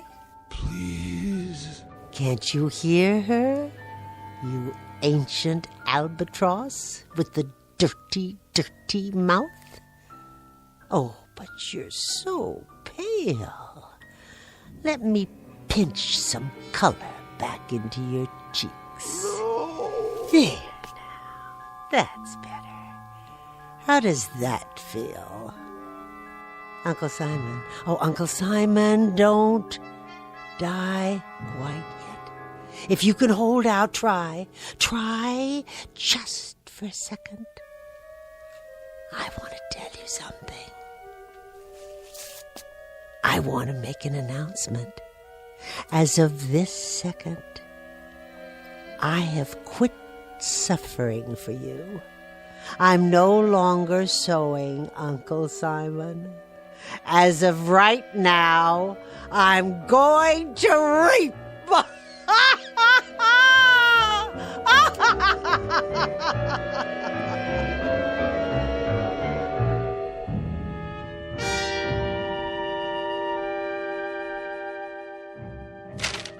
Are you comfortable, Mr. Schwimmer? What? Oh, yes. Thank you, Miss Polk. I'll just be another moment. I cleaned off my uncle's desk for you. Yes. You've kept the house in splendid condition, by the way. It looks different somehow. Oh, I've made a few changes. Marvelous taste you have, I must say. If you need pencils or pens, they're in the top drawer. No, the will is relatively simple. I only want to make sure I brought the latest amendments, signed and notarized. But I thought he drew it up years ago. It's been in the safe deposit box for as long as I can remember. The original copy, yes. Your uncle had me drafted shortly after you came to stay with him. He added a codicil or two later on, hence this revised copy. Oh. Really? I wasn't aware of that. Assets, real property, Everything seems to be in order. No, there's no need to read it aloud, Mr. Schwimmer. If you can just give me the sense of it so I'll know how to dispose of his things. That, my dear, won't be necessary. I beg your pardon? That is the sense of it. What do you mean? The will very explicitly requires that you throw away nothing, that you keep everything as it was, intact. I see. The house, the furnishings, everything. It all goes to you in perpetuity.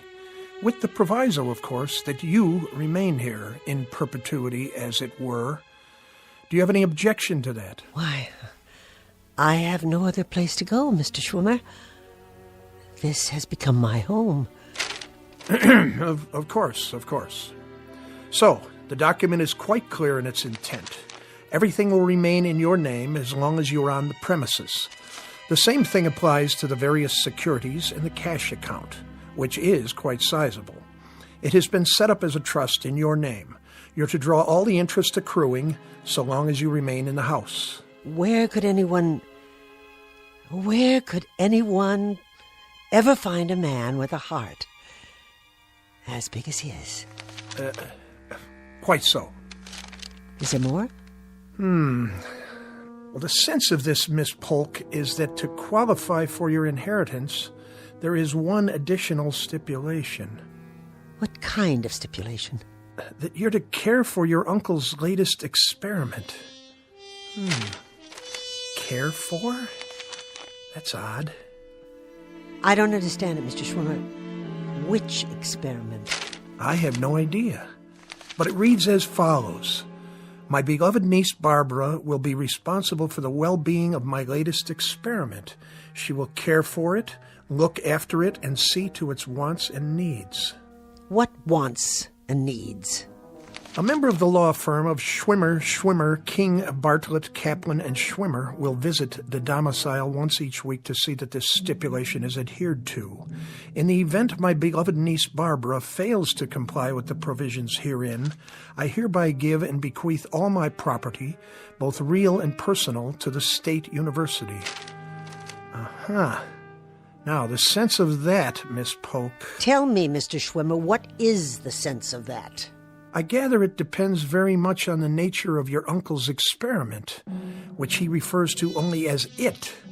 I take it you have no idea what it might be? None at all, except that whatever it is, it's in the basement. Where are you going? Where do you think? To the laboratory. Oh, wait, you'll need the keys.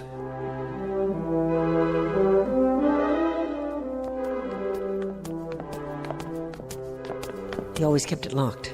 Your uncle was a genius. I'm sure he didn't want his work to fall into the wrong hands. Not even mine? A matter of national security, perhaps. At last. His inner sanctum. Not particularly foreboding. I must say, it looks like any research lab at the university. With a few pieces of gear I haven't seen before. He was always ordering new parts, all the latest test equipment. And you don't know what he was testing? He chose not to share that bit of information with me. To protect you, I'm sure. But we'll know soon enough.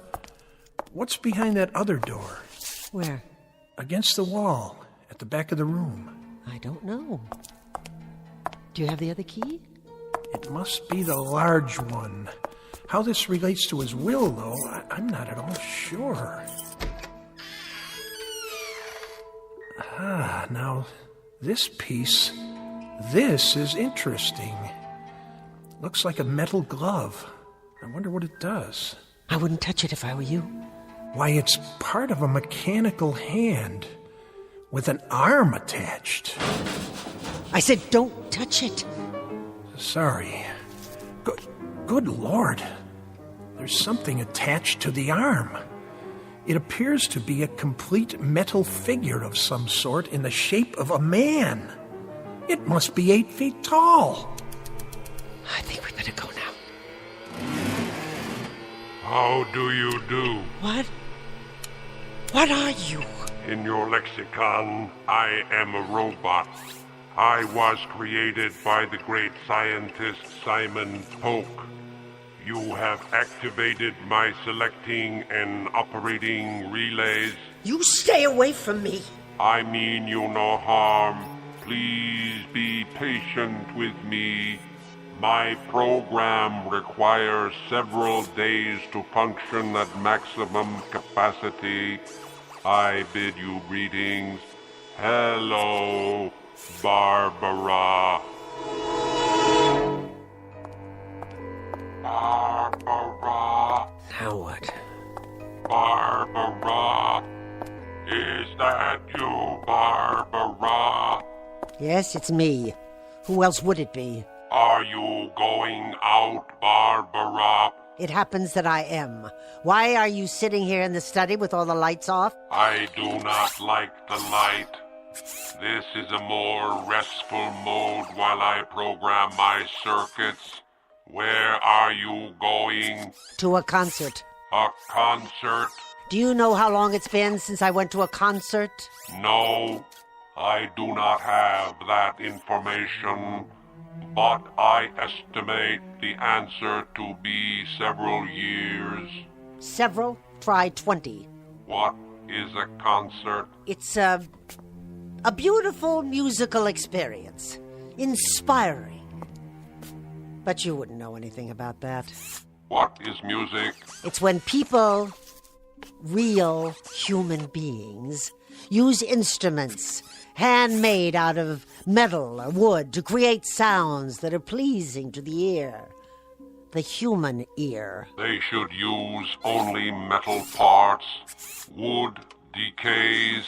It does not have the durability of metal alloy. It is an inferior building material. Well, here's a flash for you, young Frankenstein. They use horsehair, too. Dead organic material for the string section. And you know something? It sounds absolutely heavenly. Not like some tin can that got left out in the rain. I see. Do you? I doubt it. I'm going now. If you need anything, like a shot of oil on the rocks, you can get it yourself. You mustn't leave. Are you telling me what to do? Mr. Schwimmer is coming tonight. A week has gone by. Isn't that correct? Yes, Mr. Schwimmer is coming. He'll be here at 8 o'clock after I'm gone. So you just sit tight. Good. Good? Good for what? He will check my condition. He will see that I am functioning properly. That's right. Maybe he'll give you a lube and an oil change while he's at it. You see, Barbara, I am like an infant. I mature gradually. Soon I will have all my faculties. I will be able to perform all my faculties and functions. I will be a whole being. Oh, how nice. How perfectly grand for you. You'll be a whole being. And then what? Or can you think that far? I will take on human attributes, those that your Uncle Simon saw fit to give me. Oh, that'll be an improvement, because he certainly didn't see fit to give you any human attributes so far. You look like something out of an old science fiction movie. Or the Tin Man and the Wizard of Oz. You're a joke. Joke? Ah, I understand your meaning. Simon Polk was known for his sense of humor. He could have been a comedian. Uncle Simon? Oh, yeah. Hysterical. The crown prince of comedy. Bye now, Tin Man. Wait. This is interesting. This is very interesting. It is coming through now. What is? A craving. A new craving. A craving? As in hunger? For a machine that doesn't eat? Hot chocolate. A beverage made from dried cocoa beans and sugar. I would love a cup of hot chocolate.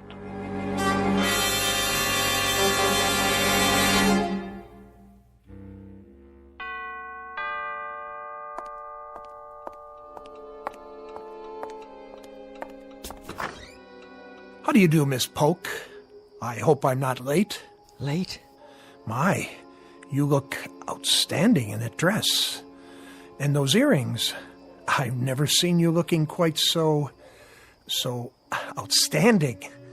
Were you going somewhere? No. I wasn't going anywhere. Not anywhere at all. And how, may I ask, is our young Master Polk doing this evening? Right this way. We've been waiting for you in the study.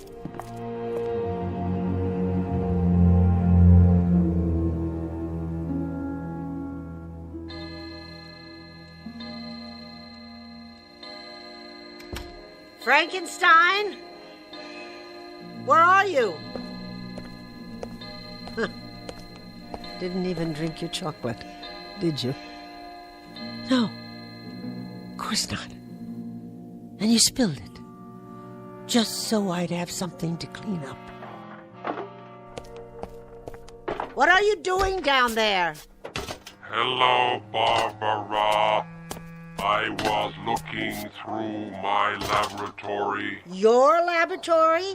That is correct. You better be careful, Frankenstein, or I'll leave you outside to rust. Now go upstairs and sit in your chair and be quiet. As soon as I lock the door. Wait a minute. Those keys? You took them off the desk. Give them back to me. Oh, no. Oh, no, Barbara. I must keep the laboratory locked, and you mustn't come down. It's my room. It belongs to me. Won't you bring me some more hot chocolate? So that's how it is now. All right. All right. If that's what it takes. Barbara. What did you say? Barbara.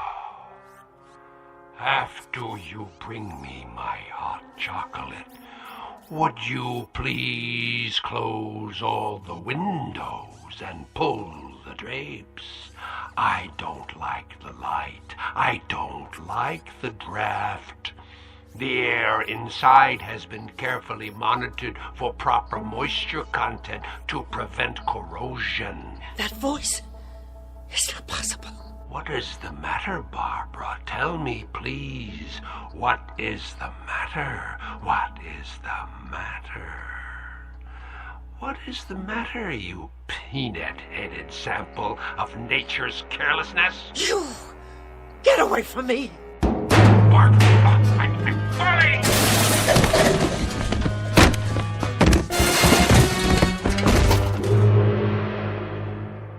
Barbara! Barbara! My legs, they're bent. I can't get up. Barbara, help me.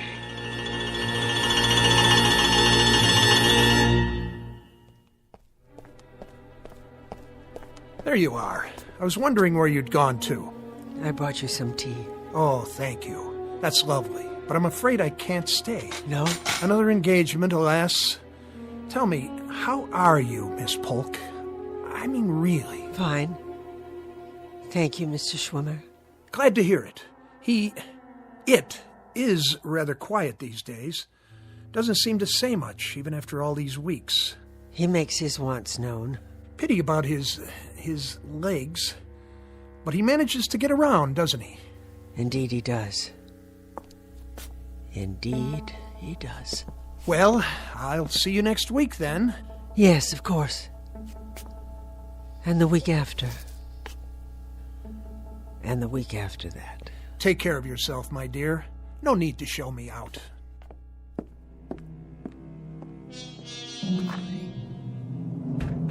Barbara! Here, in the study.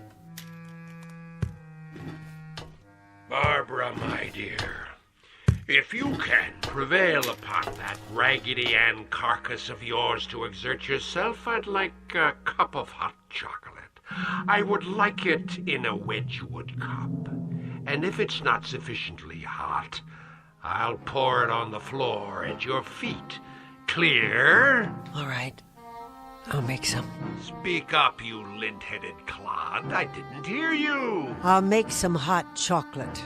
Do that, you torpid lotus eater. And be sure that it's hot. Did you hear me? Make sure it's hot. What does it take to make you move, you arthritic crab? I'll fix it for you now. You'll fix it for me now. What? I'll fix it for you now, Uncle. That's better. I'll be at my desk, working on my notes. Yes, Uncle.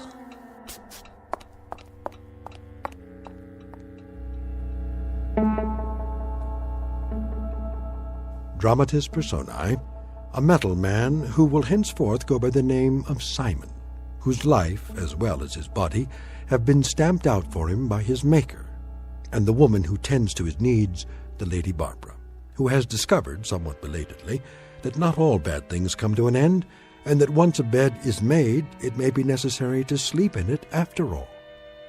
This, our uncomfortable little exercise in avarice and automatons from the Twilight Zone.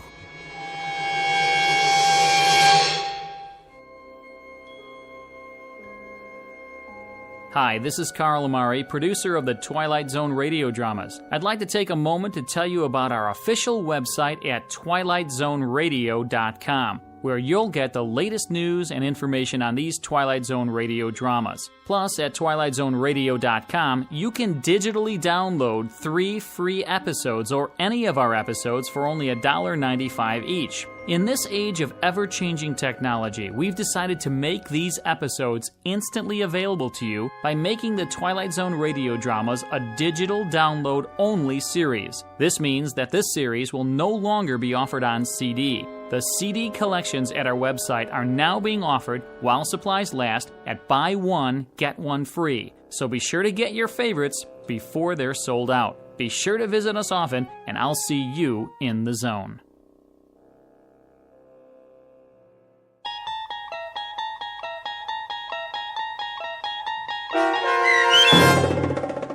Uncle Simon, starring Beverly Garland and Peter Mark Richmond with Stacy Keach as your narrator, was adapted for radio by Dennis Etchison and based on a script by Rod Serling. Heard in the cast were Turk Muller, Doug James, and Daniel Bryant. To learn more about the Twilight Zone radio dramas and to obtain audio cassettes and CDs of these programs, visit our website at twilightzoneradio.com. This copyrighted radio series is produced and directed by Carl Amari and Roger Wolski for Falcon Picture Group. Doug James speaking.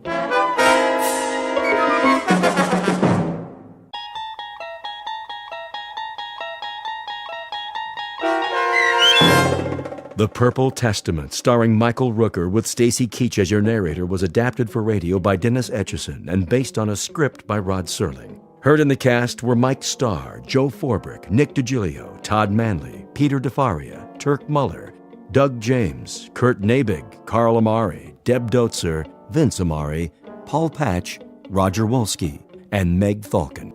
To learn more about the Twilight Zone radio dramas and to obtain audio cassettes and CDs of these programs, visit our website at twilightzoneradio.com.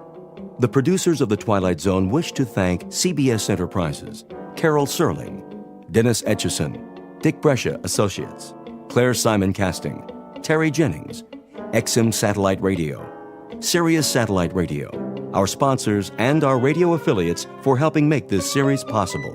This copyrighted radio series is produced and directed by Carl Amari and Jason Mallow for Falcon Picture Group. Doug James speaking.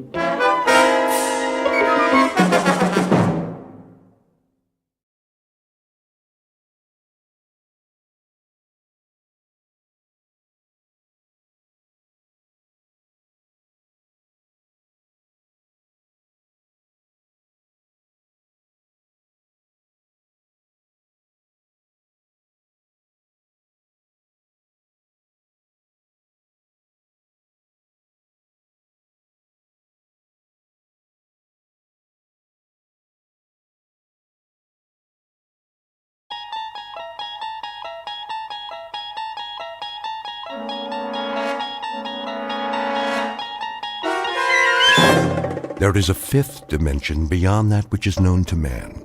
It is a dimension as vast as space and as timeless as infinity. It is the middle ground between light and shadow, and it lies between the pit of man's fears and the summit of his knowledge. This is the dimension of imagination. It is an area which we call the Twilight Zone.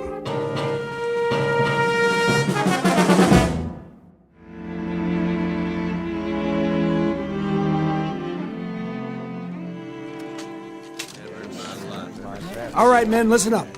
Get your gear together. We're moving out. Moving where, Lieutenant? Yeah, what's the word? We going home? Not today, Morgan. Good, because I got me a date with a certain little nurse tonight. Gonna teach me the mambo. Is that what they call it?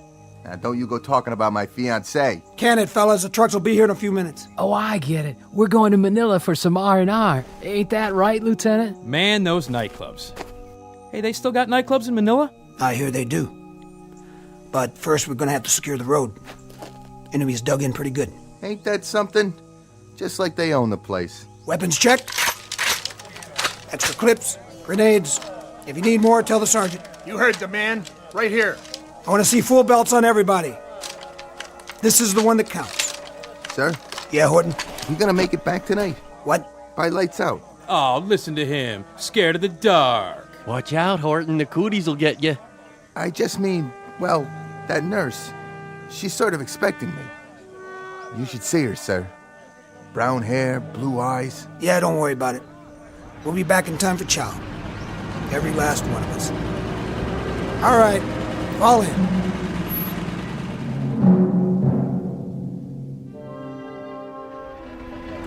Lieutenant? That you, Levy? Would you hold on to this for me? What do you got there? It's a letter to my mother. See that she gets it? What's the matter? Can't you mail it yourself? Yes, sir. I just thought you could take care of it for me if anything happens. Nothing's gonna happen to this company, soldier. I know, but if it does, would you do that for me, sir? Sure. If it makes you feel any better. Thanks. I'd appreciate it. What's the city? Sir? You didn't put the whole address on it. I didn't? Let me see. You have a pencil on you, sir? Yeah. Here. Thanks. It's in Shaker Heights. You ever been to Shaker Heights, sir? In Ohio, right? Right. Real nice place. My mother, see, she's sick. I guess she's kind of holding on till I come home. But just in case I don't, I wrote her this letter. So she'll know I was thinking about her. She knows, Levy. You think so, sir? I'm positive. Thanks a lot, sir. Here you go. What are you doing? Nothing, sir. No smoking in the truck. Right. I mean it, fellas. Douse the butts now. Nobody's smoking, sir. Honest. Then where's that light coming from? What light, sir? The one under your chin. Stash the Zippo, soldier. He doesn't have a Zippo, sir. He doesn't even smoke. Then it must be yours, Hibbert. What's the matter with you? We're sitting on a ton of ordnance here. We know, sir. Orton? Nobody lit up. Don't give me that. It's true. Nobody's that dumb. All right. Must be my eyes. Hibbert. Morgan. Levy. Horton.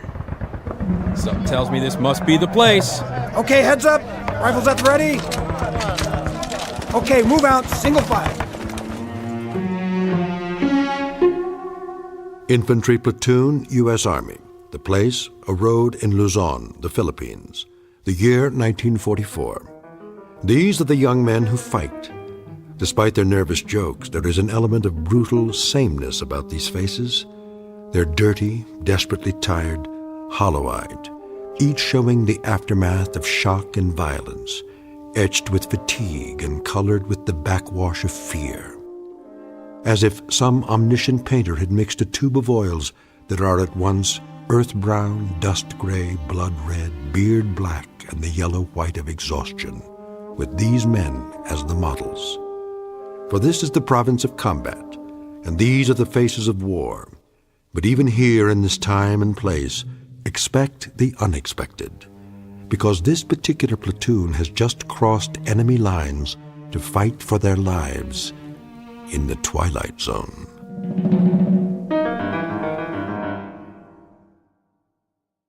And now, The Twilight Zone, and our story, The Purple Testament, starring Michael Rooker, with Stacy Keach as your narrator. Captain. What is it, Private? Here they come, sir. How many trucks? Looks like all 4. One of them's been shot up pretty bad. Tell the medics to stand by. Let's go, one at a time. Give me a hand, will you, Sarge? Oh, my leg. Easy, son. I got you. Rough out there, Sergeant? Yeah. Ain't it a crummy night? Smoke? Why not? How's the road? Open all the way now. The bridge? We got the bridge. Whatever they wanted it for. They got naval guns stuck in the ground and they're zeroed in on the town. But that bridge, it gets it every 3 minutes. If the general wants to know where the enemy fleet is, tell him it's dug in on the road to Manila. Excuse me, sir, I gotta see to the wounded. Sergeant? Yes, sir? How many did we lose? Lots of wounded. Maybe 10, 12. 4 dead.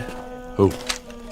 Hibbard, Orton, Morgan, and Levy. Sergeant, bed the men down. Right, sir. And check with the mess sergeant. Make sure there's hot coffee and a meal for everybody. If they're not hungry, make them eat anyway. Hey, company. First platoon. Inside. Fitz. Sir. I got a bottle of Philippine tuber in my tent. It ain't Johnny Walker, but you'd be surprised what it does for a man's outlook. Come on. Pull up an orange crate. Okay. Take the cup. I'll drink out of the bottle. Thanks. Cheers. Cheers. Bum day, huh, Fitz? Yeah. 4 dead in 2.5 hours. 12 wounded. And the 4. Anything special about the 4? Special? How do you mean? Just that, well, we've lost that many before, and we've lost 8 and 10. I know. But you're taking it hard this time. It's always hard. Harder than usual. I thought there might be something special about them. There were 4 kids, all under 22. Does it have to be any more special than that? No, it doesn't. This time it really got to you. More than I've ever seen. I'd like to know why. You're a perceptive man. It's the mark of a good officer, isn't it? Warding off trouble by anticipating it. You gonna give me trouble? I don't think so, Fitz. You're a good officer. You got guts and brains. But something's gotten to you. I told you I'd like to know what it is. Why don't you start with this? What do you have there? Something I wrote down. Read it. Hibbard, Horton, Morgan, and Levy. So? You tell me. Who are they? 4 KIAs. Yeah. That's what they are. Or were. Killed in action. Luzon PI, 13th June, 1944. I still don't get it. You want to know what's gotten into me? Well, I'll tell you, Captain. What's gotten into me is that I... You what? I wrote those names down today. This afternoon. I wrote them down before we left. So? Why'd you write their names down, Fitz? We had a weapons check. Then we got on the trucks. We were on our way to the bridge, and I looked at their faces. Those 4 faces. One at a time. Go ahead. I looked around at 44 faces. When I got to these 4, I looked around at all of them. A light. A light? Shining on their faces. First it was Levy, then the others. One by one, I thought somebody had a cigarette lighter on. Then I realized it wasn't that kind of light. What are you talking about? I can't describe it to you. It doesn't fit anything I'd ever seen. I just looked into their faces and I saw that light. And I knew this was their last day. I knew they'd get it. Oh, come on. I'm telling you, I knew. There wasn't any doubt. None at all. Driving up that highway, I was in their truck. All 4 of them were sitting across from me. Some coincidence, huh? And then the light. The same odd light. It moved across their faces, one by one, completely separate from the others. It didn't touch anybody else. As if somebody had a flashlight or a searchlight or something, and it had picked out those 4 faces. And I knew. I just knew. That's a funny thing, all right. I'll give you that. But for now, maybe you ought to just pack it in. Get some sleep. No, I don't think I can sleep. All I can do is keep wondering. Is this the way it's gonna be from now on? Huh?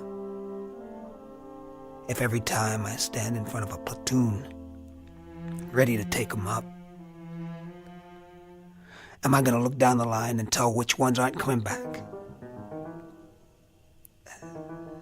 No, thanks, but no thanks. Finish your drink. What's in the bottle? I told you. Local brew. Lousy stuff. The kind of stuff that can make you sick. Or drive you out of your ever-loving mind. Take it easy. We're not supposed to know these things. Nobody is. We're not supposed to be able to tell. Isn't that right? So why can I tell? Huh? Why, Captain? Fitz, when did you write these names down? You know when. You sure it was today? Sure it wasn't yesterday? On the way back? In the truck? Today. This afternoon. That's when I wrote them down. I swear. That's when I wrote them down. Nurse? Be right there, Private. I can't feel my leg. I'll get your medication. Hurry, will you? Can't we do something about this man's leg? He's scheduled for surgery. We can only take one at a time. Nurse. Just a minute. Nurse, please. Hey there, Captain. Miller? How you doing? Oh, pretty good, sir, I guess. He's on the mend, Captain. Good job, Janie. Keep it up. Well, we're doing the best we can, sir, but we need more cots. I'll tell Sergeant Gunther. See if we can requisition some. That would be a godsend.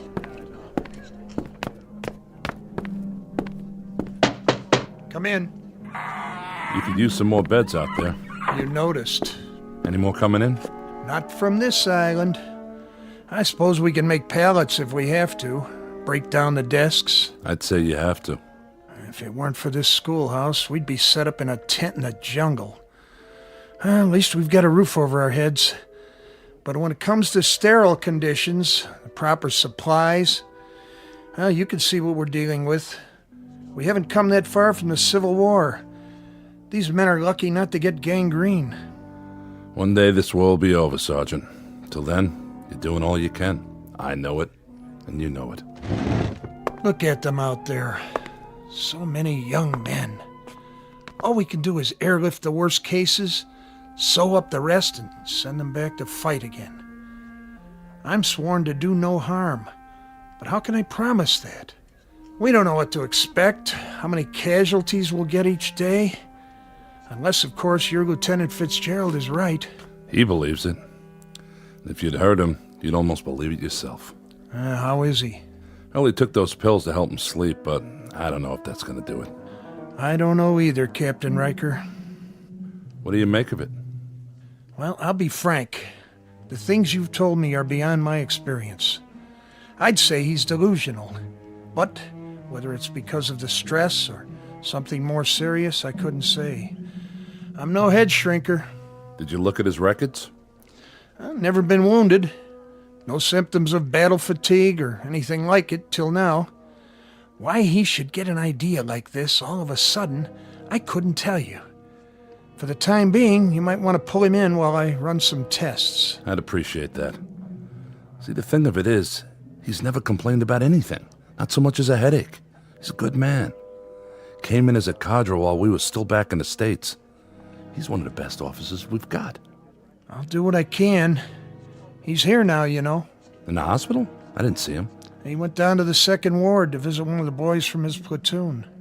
Well, when you talk to him again, Sergeant, go at it a little carefully. Sideways instead of head-on. I wouldn't like him to think I have any complaints about his performance. I understand. I'll get around to it as subtly as I can. But if he's going to break, it's best to know now, and not in the middle of some firefight. We can't afford to lose any more lives.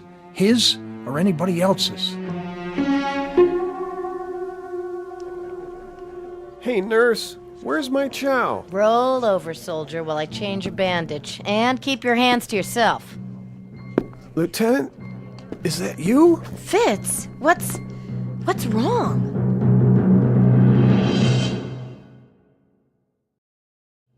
What's wrong, Fitz?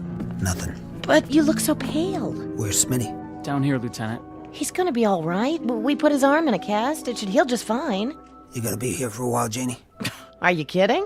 I want to talk to you before I leave. Well, just holler like everybody else. I'm not going anywhere.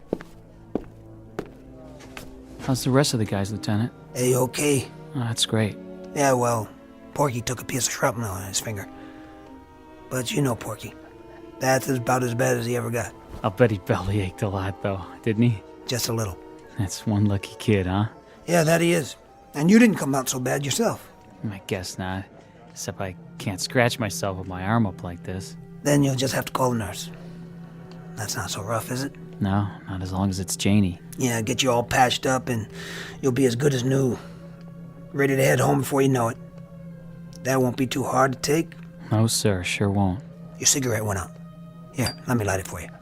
No, thank you, sir. No? Can you just lay it down for me? I won't be needing it for a while. Sure. I'll just put it here in the ashtray for you. Thanks. Look, Smitty, I got a couple things I gotta do. I'll come by later, okay? You take it easy here. Will do, sir. Anything you want? You got enough to read? Yeah, all I need. Okay. Take care now. Thanks for coming, Lieutenant. I'm glad I got to say goodbye. Oh, no, not Smitty. You dropped your lighter. Something the matter? What? No. Nothing. I'll be seeing you. Goodbye, Smitty. You okay, Lieutenant? Yeah, fine. I'm okay. Help me get him to a cot. I said I'm okay. I just got a little dizzy there for a minute. Are you sure? I'm sure. Thank you, Meg. I've got him. What's all the fuss about? You better take it slow, mister. All I need is a little sleep. A little? You look like you haven't slept in I don't know how long. My lighter. Right here. I want you to lie down for a while. I don't have time. You're pale and your pulse isn't that great. You need to rest. What do I have to do? Write you a note for the teacher? I'm fine. Janie. What? I wanted to tell you... I wanted you to know that... Save it. Go back to the barracks if you don't want to stay here. But do me a favor. Get off your feet. Listen. That boy in my platoon. Horton. Please, Fitz. He was a good guy. I know. He was looking forward to seeing you last night. That's all he talked about. He thought you were special. Very special. Soldier? Not now. I just wanted you to know. You are special. You were probably the last thing on his mind. Did he suffer? It was a landmine. Oh, no. He never knew what hit him. He didn't feel any pain, I swear. Soldier, I got your pill. Wake up. Oh, Fitz, that poor sweet kid. Get the doctor. This man does not have a pulse. Smitty. Bring me a shot of adrenaline. It's too late. No, it's not. What do you know about it? I said get me! Forget it, Janie. He's dead. No, it can't be. Oh, not another one. Please, God. They go awful quick sometimes, just like that. Awful quick.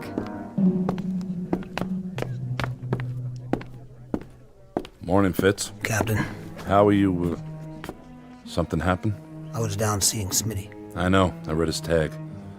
Doc says he's gonna be okay now. No, he isn't. What are you talking about? It's only a broken arm. That's all that showed. Are you a doctor now? I took a look at his face.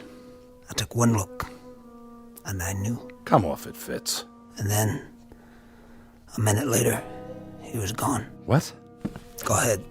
Take a walk downstairs if you don't believe me. Same thing. Same thing. The look. The light or whatever it is. Yeah, I saw it. I knew. Captain. Fitz, I can't explain this, but... I don't want you to explain it. How can anybody explain it? How can anybody? I want you to believe it. Captain, that's all. That's all I want. I want you to believe. I just want you to believe. Yes? Bed 5, Sergeant. What, nurse? He just died. I'll be right down. For what? Fitz. There's nothing to see now. Except the body. He's dead. And I knew he was going to die. That's nonsense. Is it? I read it on his face. I've read it just as clearly as if somebody had painted it there. Go on, I'll be there in a minute. Yes, sir. You knew, Lieutenant? I told you. He thinks... You bet I knew. Really, Fitz? Tabbed 4 men yesterday. I knew they were going to get it too. But that would be extremely odd. Don't you agree, Lieutenant? Odd? Is that what you call it? Odd is when you go 30 days on the line without losing a man. Odd is when you march 25 miles and you don't get a blister. Now you're talking odd. That's odd. This isn't odd, Gunther. This is more like a nightmare about a dog-face officer who can see death on people's faces. A lousy dog-face line officer who'd just like to give back the power to whoever or whatever gave it to him. Or a dog-faced line officer who's cracking under the strain of having seen too much and done too much and felt too much and finally starts to crack from the weight of it.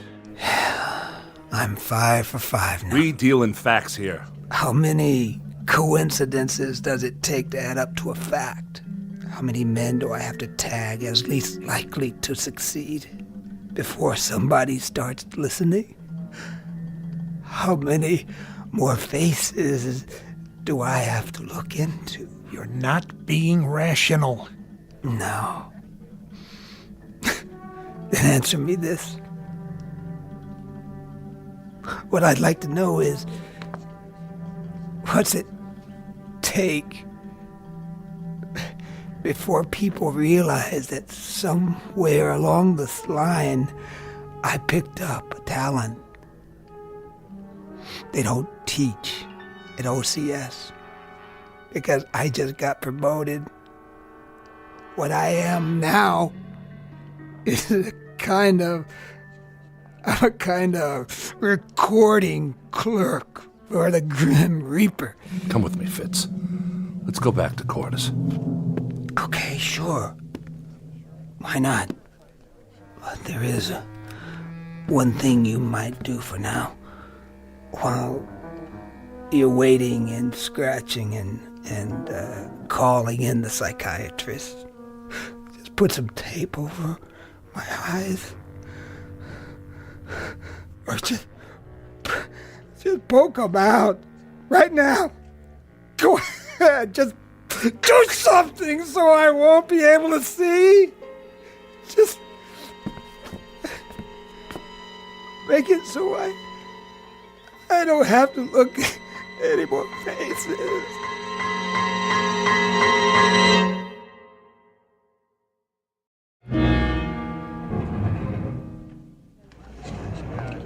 Everybody here? Yes, sir. All right, then. Eyes on the map. I'll give it to you just as I got it from Regiment. We spearhead the attack. We go to a point exactly 4 miles north of the bridge. That's right here. That's the Pasig River. At this point on the highway, the bridge is out. But over here, to the east, the Army's sticking across a bailey. Should be done by 0200. Not much time. You can say that again. We could do it. We'll spearhead the operation and move across the bridge as the point. All by ourselves? Baker and Charlie companies follow us. What's the enemy doing all this time? There'll be some Filipino guerrillas up here crossing by boat. We hope unobserved. Their job will be to take out any and all guns on the other side.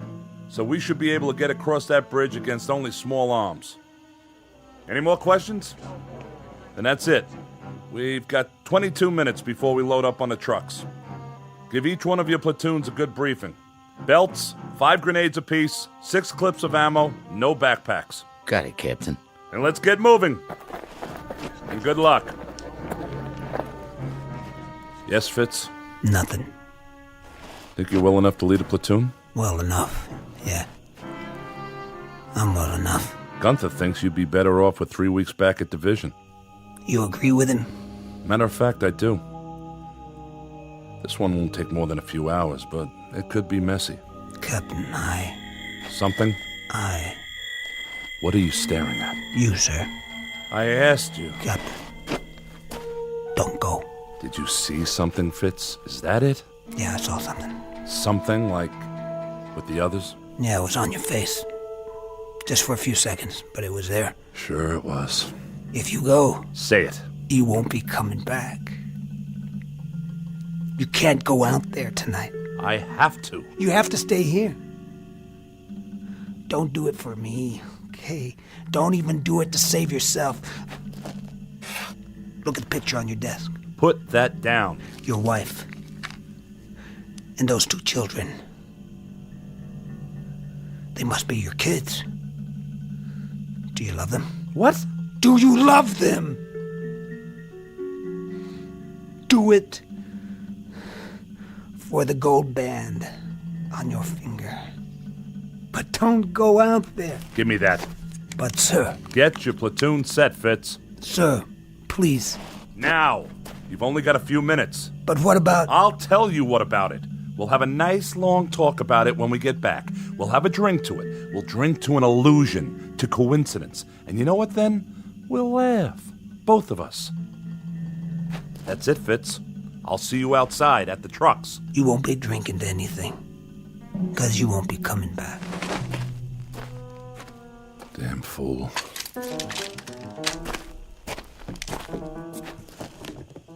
Marie, don't you worry about me.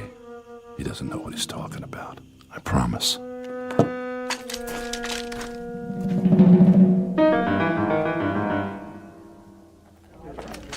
Lieutenant Fitzgerald, sir?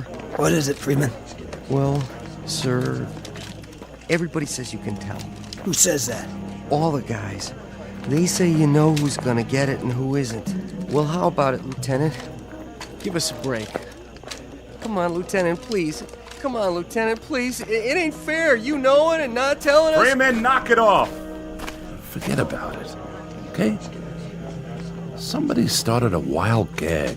Somebody's gonna get burned for it, but good. Take it from your captain, nobody in this company's a mind reader, including Lieutenant Fitzgerald. Isn't that right? That's right, sir. Okay, boys. Let's hop.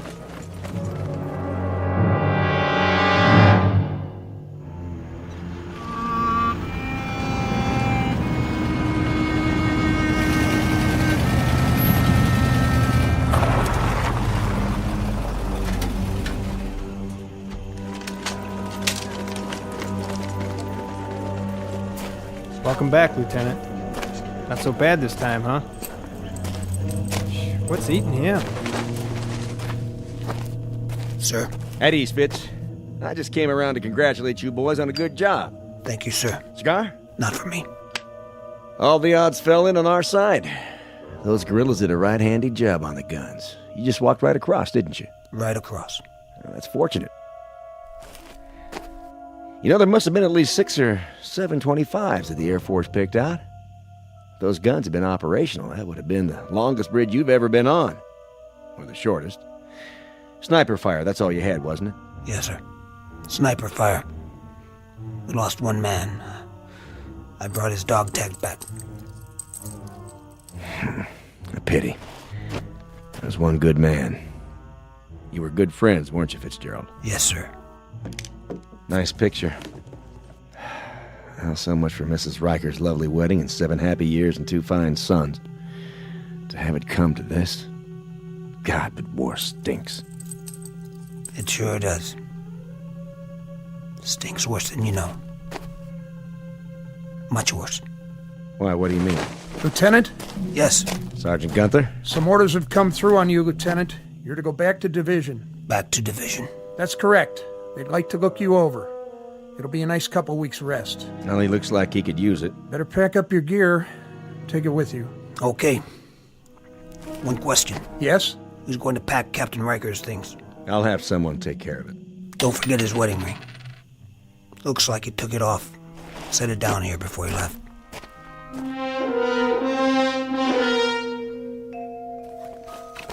Going somewhere, Lieutenant? Yeah, somewhere. That your mirror on the wall? Oh yeah, almost forgot. You want it, Freeman? Gee, that'd be great. I broke mine, you know? Mighty hard to shave without a mirror. Go ahead. Here. You sure you don't mind?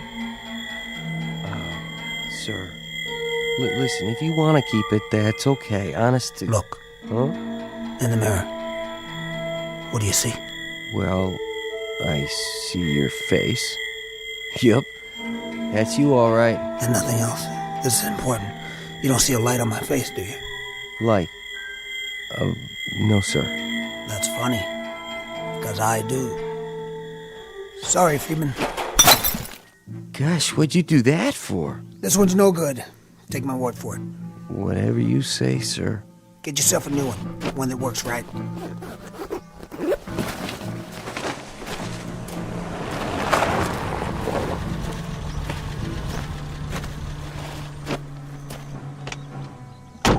Lieutenant Fitzgerald. Yeah. Ambulance is leaving now, sir, for division. Oh, right. This your bag, sir? What? Yeah. Yes, that's my bag. Can I put it in the ambulance for you, sir? Thanks. Whenever you're ready, sir. We're all set. I'm ready. You can ride up front with me, sir. Plenty of room. Thank you. You going back to division? Yes, sir. Taking the Cavite Road? I got to, sir. The bridge is out on the highway. Yeah, that's what I figured. Well, engineers think they spotted some mines just a mile up the road. Haven't had a chance to dig them out yet, so take her careful and stay close to the shoulder. Yes, sir. Thank you, sir. You might as well get comfy, Lieutenant. It's about a 4-hour ride. Is it? I doubt it.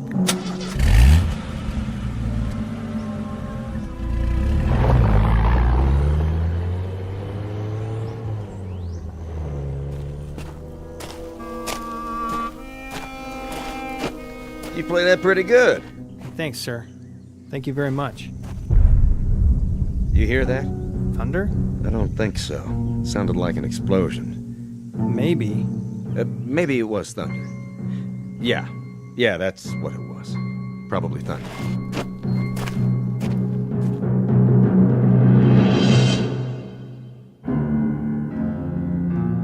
From William Shakespeare, Richard III, a small excerpt. The line reads, "He has come to open the purple testament of bleeding war."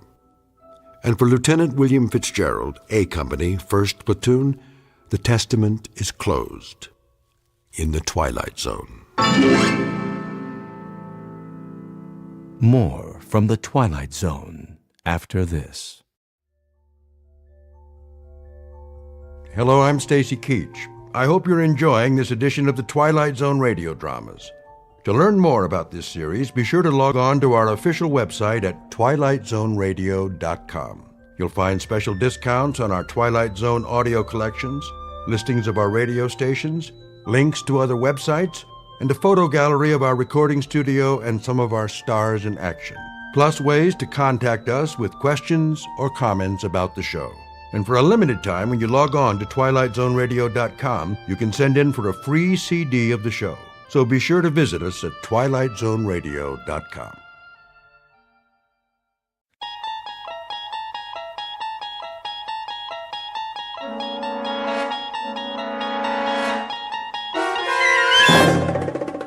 You're traveling through another dimension.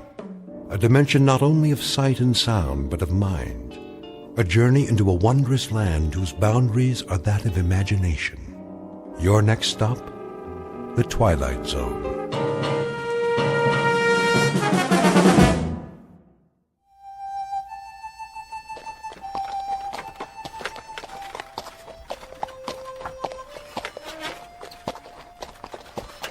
How much longer, Chris? Not long. We'll stop soon as we find a place. Where? Look around. We saw the last shade 2 days ago. That's a buzzard up there circling the wagons, and it's been following us since dawn. It's waiting for the next one to die. How's the boy? Still burning up with fever. He can't take any more. All right, honey. Hold up! Whoa! Oh! Ho! We'll stop here for a few minutes.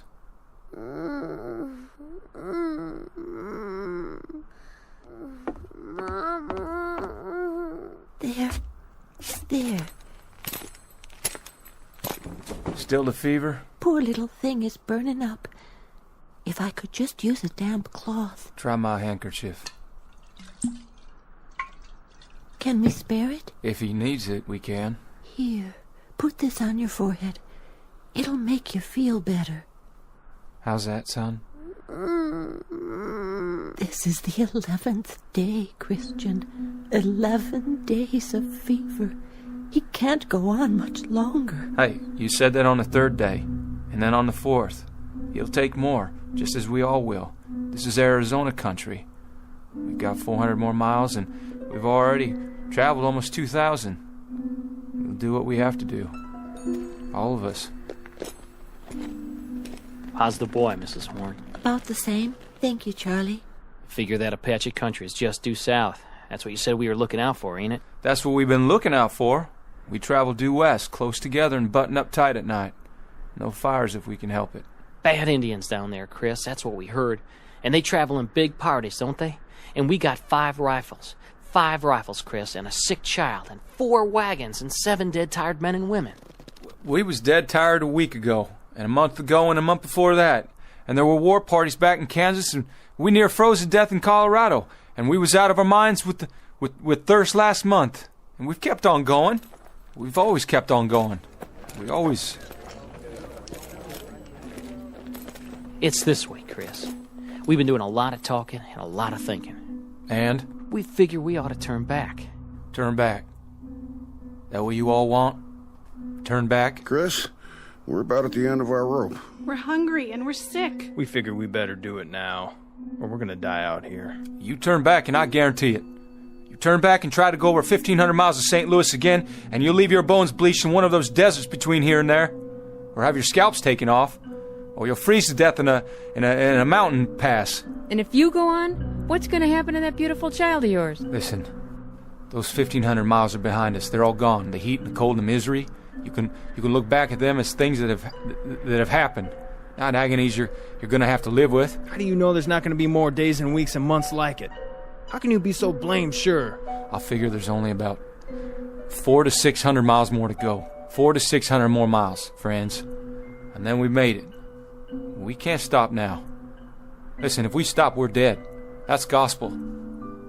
We're dead. Could be we're dead anyway. Okay, just give me one more week. 1 week. I'll get us through. I promise you. I'll get us through. What about water? We're almost out of water. I'll get water. I'll find some. How, Chris? With a divining rod? I don't know how, but I will. I swear. The year is 1847. The place is the territory of New Mexico. The people are a tiny handful of men and women with a dream. 11 months ago, they started out from Ohio and headed west. Someone told them about a place called California, about a warm sun and a blue sky, about rich land and fresh air.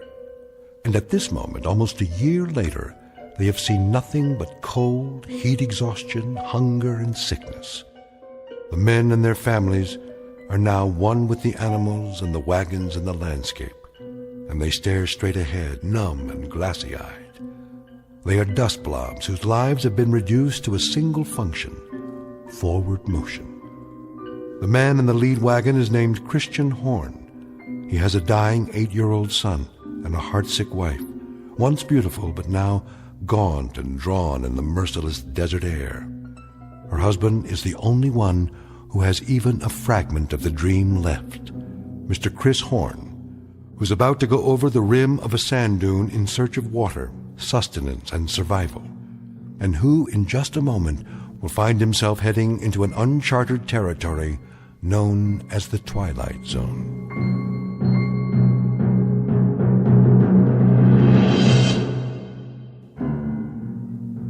And now, back to our story from the Twilight Zone, 100 Yards Over the Rim, starring Jim Caviezel, with Stacy Keach as your narrator.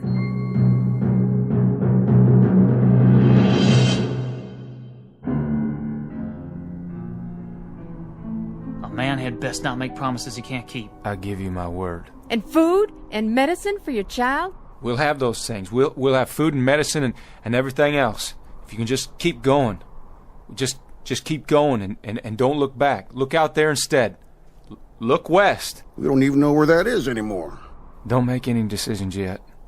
We can't stay here anyway. Once we're past the trail, we'll be able to rest a couple of days. I'm almost out of water, Chris, and food. I'll go up ahead, over that sand hill. I'll do some checking around. Stay here now, all of you. Martha, give me my rifle.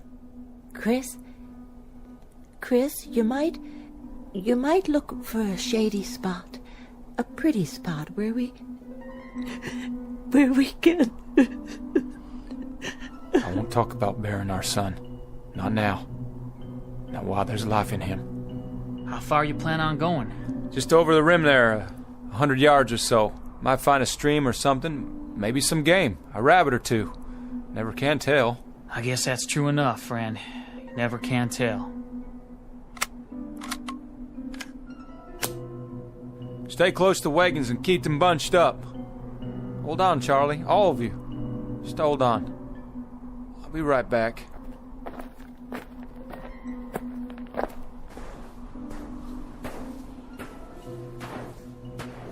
What in God's name? Hey, everybody, look what's over here! There's a road! Down on the other side, a road! Look! Martha? Charlie? Hey! Hey! Where's the wagons? Where'd everybody go?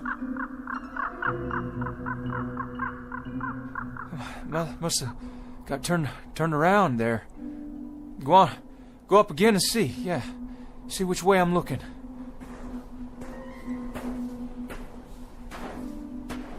What's going on? What in the devil's name is going on here? Road's hard. And black. What the? What these poles doing here? All these wires?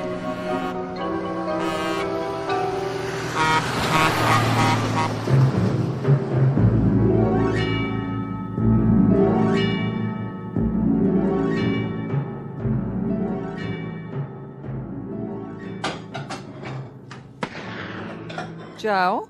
Yeah? What was that? Backfire. What? Truck backfired.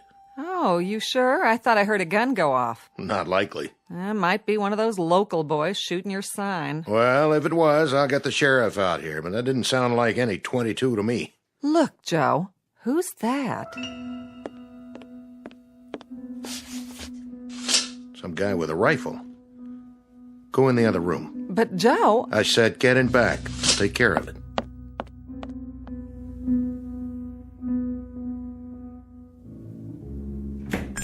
Howdy.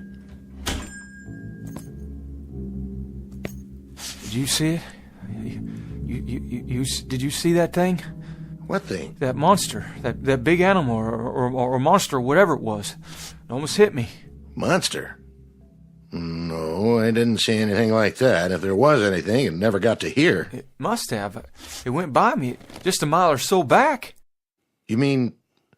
You don't mean the truck? What's a truck? Hey, are you all right? You wouldn't have any water to spare, would you, mister? Any extra, I mean. Water? Sure. Come over here and sit down before you fall down.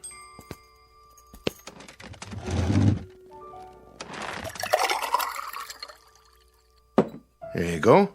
Is all this for me? Sure. On the house. Well, thank you kindly.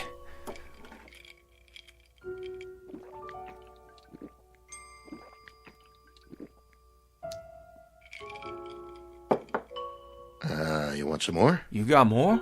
Sure do.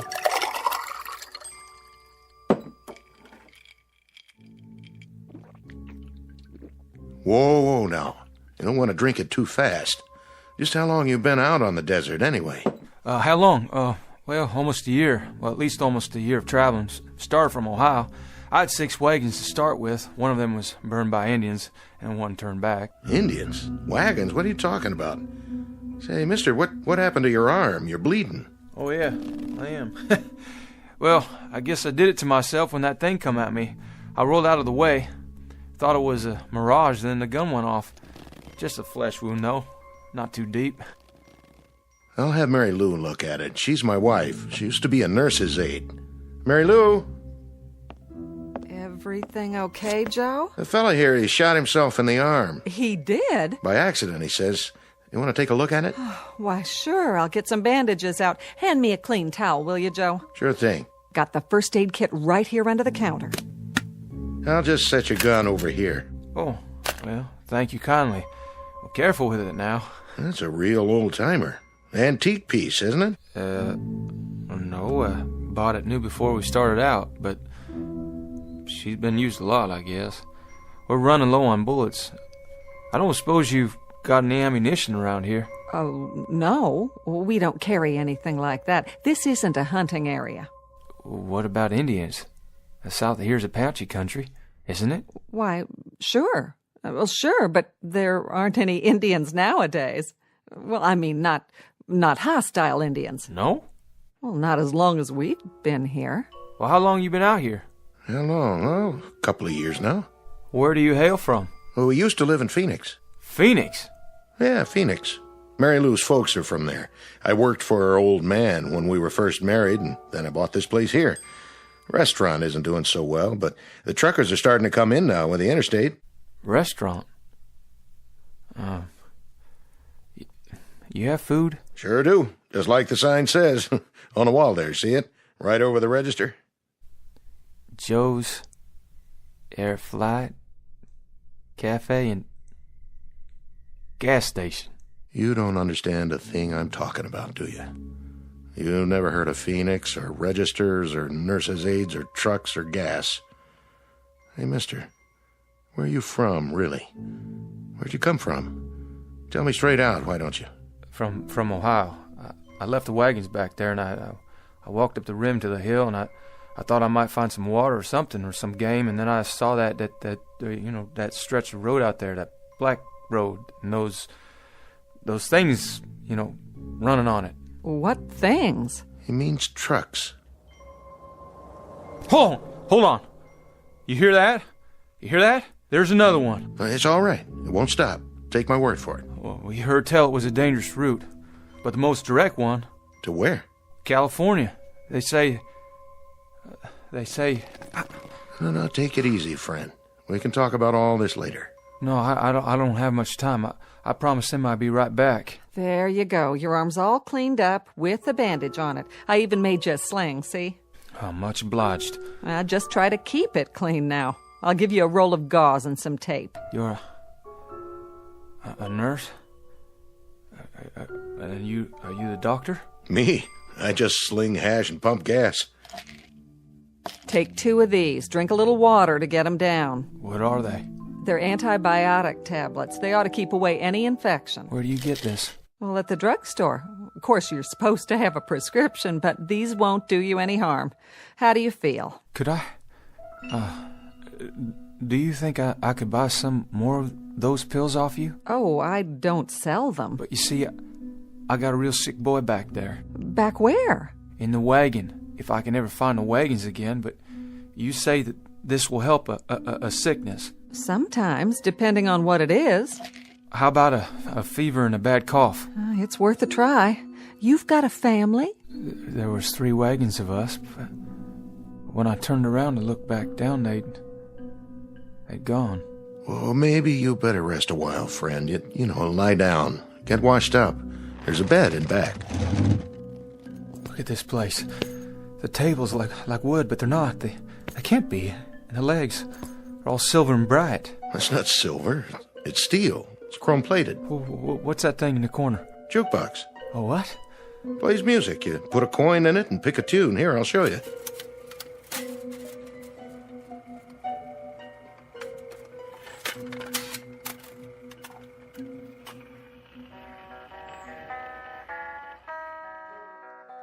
Hey, where's that coming from?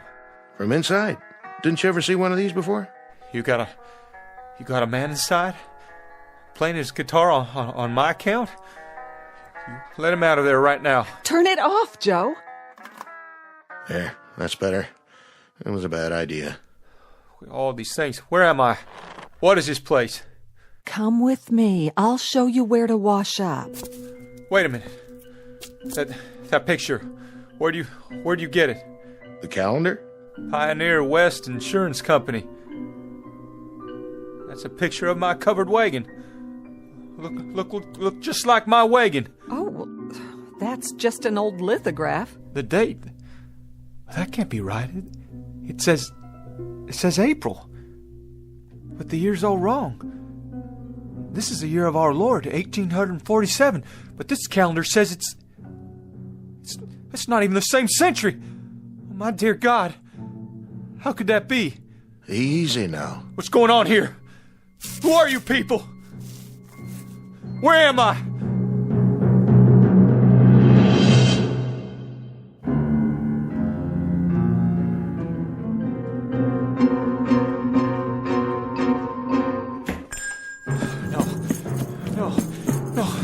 No! You better stop him, Joe. He'll get himself killed.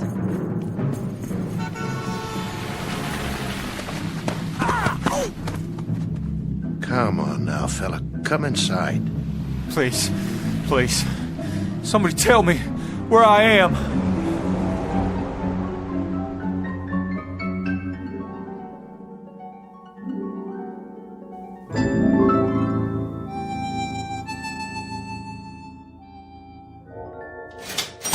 $1.84 your change. You keep it, dollface. I thank you.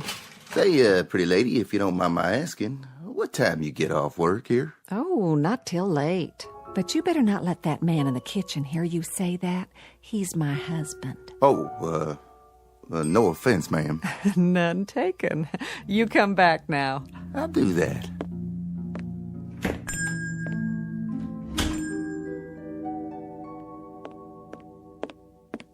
Doctor still in back? He is. Been a while now. I made a club sandwich for the fella. You think you want some soup, too? Well, you better ask Doc first.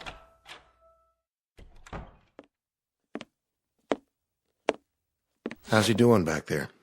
You have a fresh pot of coffee? Sure do. Shall I bring it to him? Not for your visitor. For me. I believe I'd like a nice, strong cup. Sit down, Doc. You look like you just seen a ghost. You look him over? I did indeed. And? Malnutrition, that's his major problem, along with dehydration. Though he's a strong specimen of a man, I'll say that. Tough stock. What else did you find out? You were right.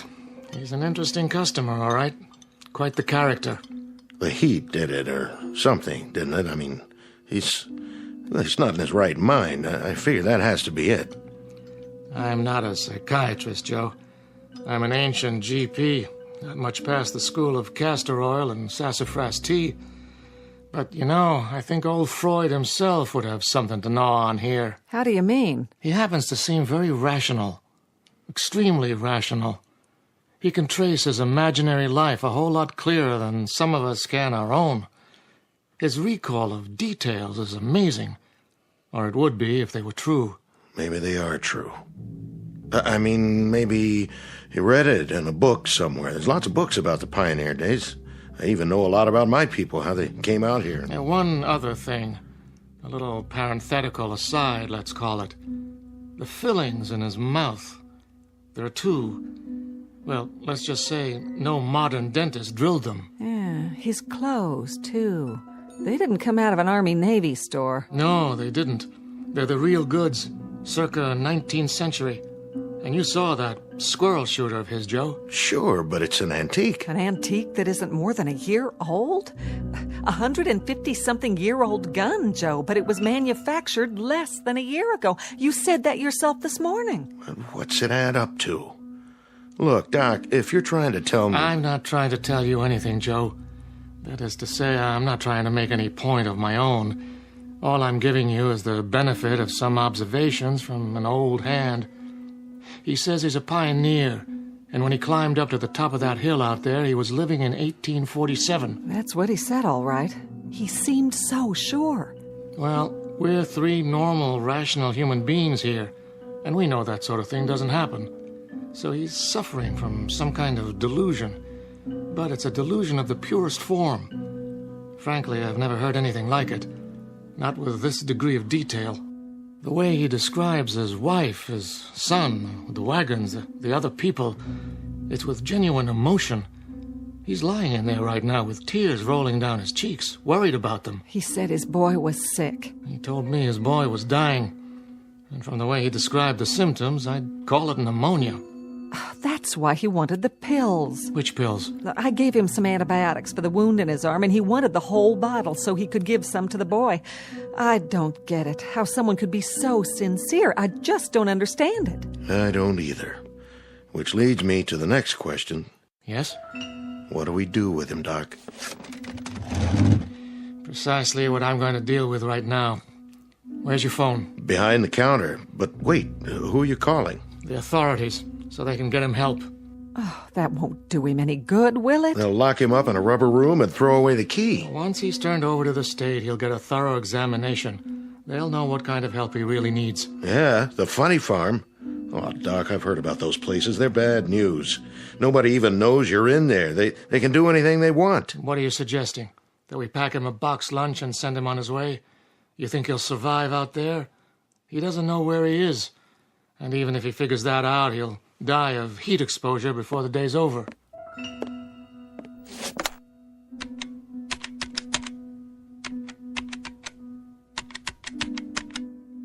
I want the sheriff's office, please. Oh, it just doesn't seem right. Yes, is the sheriff there? Oh, in his car? Well, that's even better. Can you radio him to get over to Joe's Diner as fast as he can? We've got a man here who needs looking after. No, not violent, but he should get here real fast anyway. Yeah. Thanks. Oh, Joe, I hope we're doing the right thing. So do I. Well, at least he's calm now. As calm as any man would be if he suddenly woke up and thought he was past his time. That's enough, Doc. Well, hello, Mr. Horn. This book, it was in my bedroom. Well, that's the encyclopedia. I was looking through it. I found something. What? Well, this here. Horn Christian Jr., M.D., famous for his early work in childhood diseases, pioneer in vaccine research, born 1839, died 1914. That was my son. That's Chris Jr. So I guess I'm either crazy or the world is turned upside down. But I think I got put here for a reason. Oh, you did. I just know it. For an important reason. What are you doing? You've been gracious and kind, and I appreciate it. But I gotta get back. I'll just get my gun now. Horn, we want to help you. But help means rest and medical attention. I can't let you leave like this. Come on, son. Come over here and sit down. I've called for the authorities. The authorities? Well, listen, I don't know who they might be, but I've got no time to wait and find out. Horn, please. Hey, don't go trying to stop me now. I know my purpose. I'm going to finish it.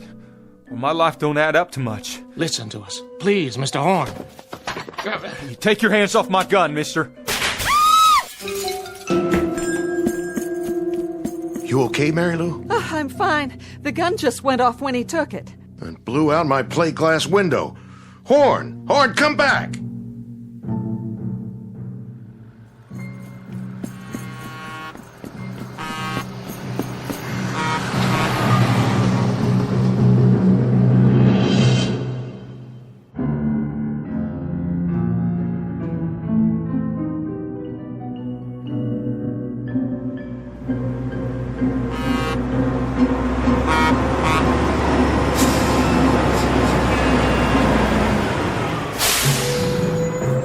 Hey, get out of the road! Oh, I'm sorry, mister. What's the matter with you? Horn, wait up! Are you all right? Those people, they're trying to stop me. Yeah? Where are you going? I have to get back to the Arizona territory. You do? Well, that's an easy one. Don't just stand there. Get in.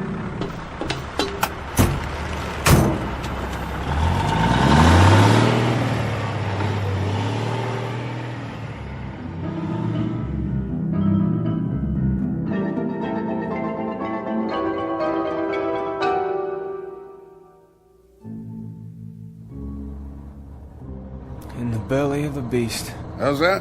What is this contraption? Peterbilt 18-wheeler. Best long-haul rig ever made. Where's your team? I ain't a teamster. Strictly independent. But your horses. All the horses you want right under the hood. Sweet, huh? Where you say you're headed? California. We were headed for California. Well, that's where I'm going. Good country out there, is it? Easy living, if you ask me. Everything a man could want. And land of work? Any seed you plant, it grows tall. That's what I heard tell. Suppose I could give you a ride all the way in, so I'd have somebody to talk to. I'm going to California, but I can't get there this way. What are you talking about? It has to be the same ridge, right around here. It was. Mister, you have to let me out. Say, look at that. Sheriff's car, moving like a bat out of hell. Please, I made a mistake. You've got to stop this machine.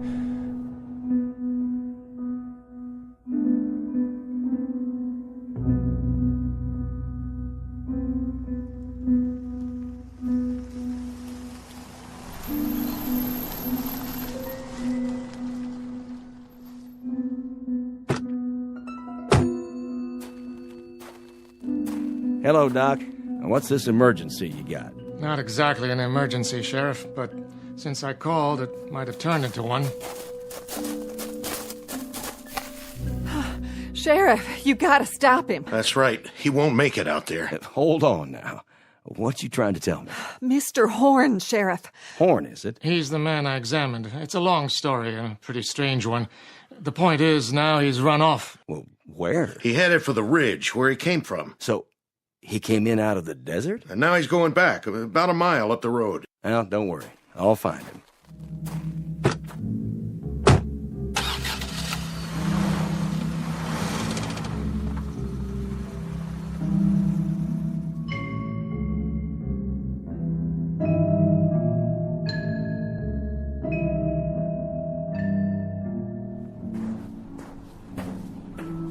Gotta make it. Just a little ways more.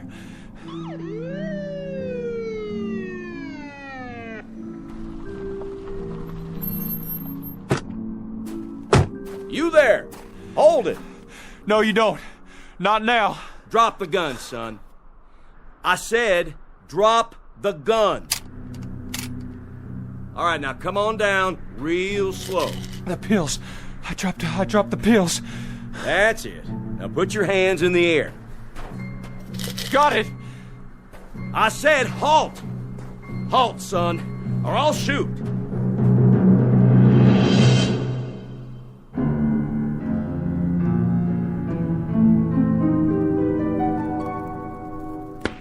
What was that?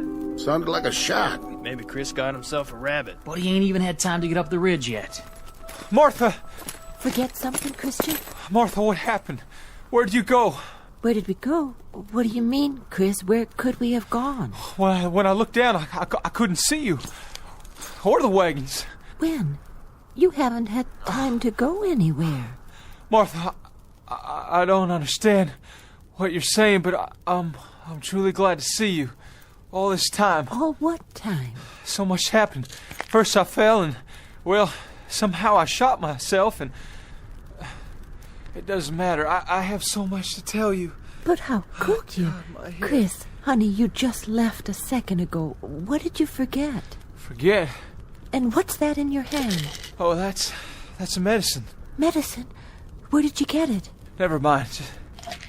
Oh, Lord. Give him some water.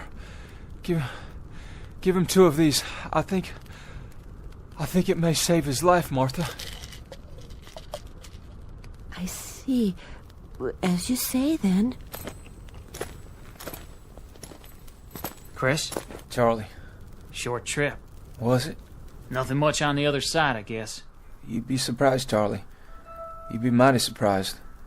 There was a whole lot to be seen at that rim. A whole new land. And you know something else, Charlie? Us. People like us. We're the ones responsible. That's the truth. People like us. What's Orrin talking about? Listen, he's saying something. He wouldn't talk like that unless it was important.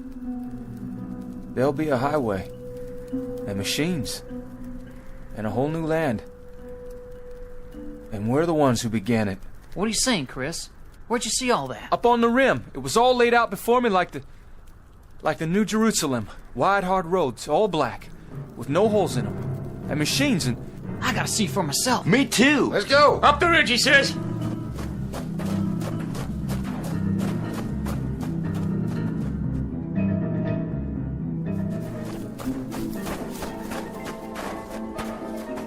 Chris, there's nothing down there. It's just like this side. Sand and desert and miles of nothing. Oh, but there will be, Charlie, there will be. Just you wait.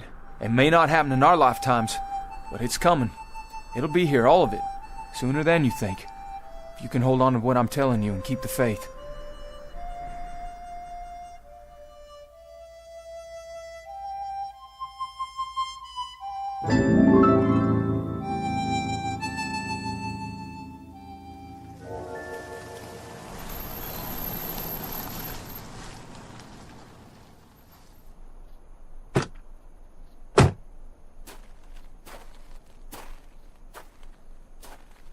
You didn't get him, Sheriff. I saw him all right, but I couldn't get him to stop. Fired a warning shot, but I didn't scare him none. Look, I wouldn't worry, Joe. He can't get very far. Don't worry, we'll find him. Thanks, Sheriff. You say he had a gun? That's right, a rifle. This it? It can't be. That one's all rusty, like it's ready to fall apart. That's what I thought. He couldn't have done any damage with it. Look at it close, Joe. It is his rifle, but it's changed. It's just as if it had been lying in the desert for 100 years. What's it mean? Who was he? Where did he really come from? I think he went back to wherever he did come from. But to where, Joe? Back to where he should be. Back to where he can make certain that the things it said in that book can happen. Back to a wagon train, heading west to California on a spring day in 1847.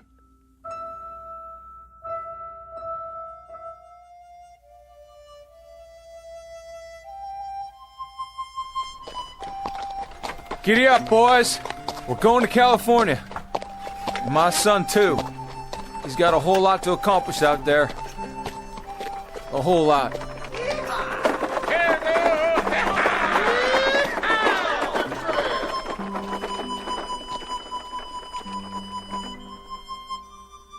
Mr. Christian Horn, a farmer from the state of Ohio, one of the hearty breed who headed west when there were no blacktop highways or telephone poles or the solace of civilization.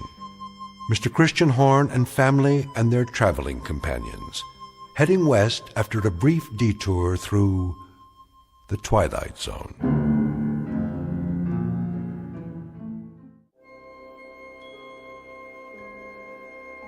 Hi, this is Carl Amari, producer of the Twilight Zone radio dramas. I'd like to take a moment to tell you about our official website at twilightzoneradio.com, where you'll get the latest news and information on these Twilight Zone radio dramas. Plus, at twilightzoneradio.com, you can digitally download 3 free episodes or any of our episodes for only $1.95 each. In this age of ever-changing technology, we've decided to make these episodes instantly available to you by making the Twilight Zone radio dramas a digital download-only series. This means that this series will no longer be offered on CD. The CD collections at our website are now being offered, while supplies last, at buy one, get one free. So be sure to get your favorites before they're sold out. Be sure to visit us often, and I'll see you in the zone.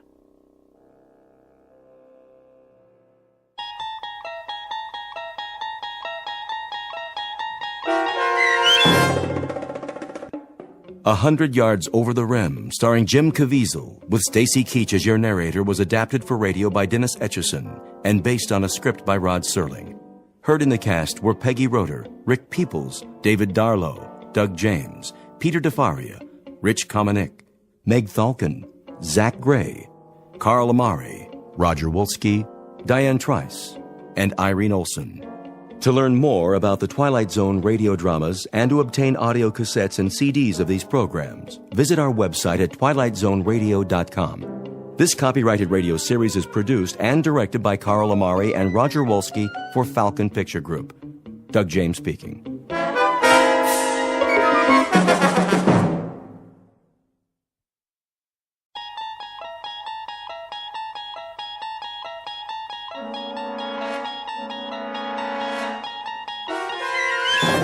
You're traveling through another dimension. A dimension not only of sight and sound, but of mind. A journey into a wondrous land whose boundaries are those of imagination. Your next stop, the Twilight Zone.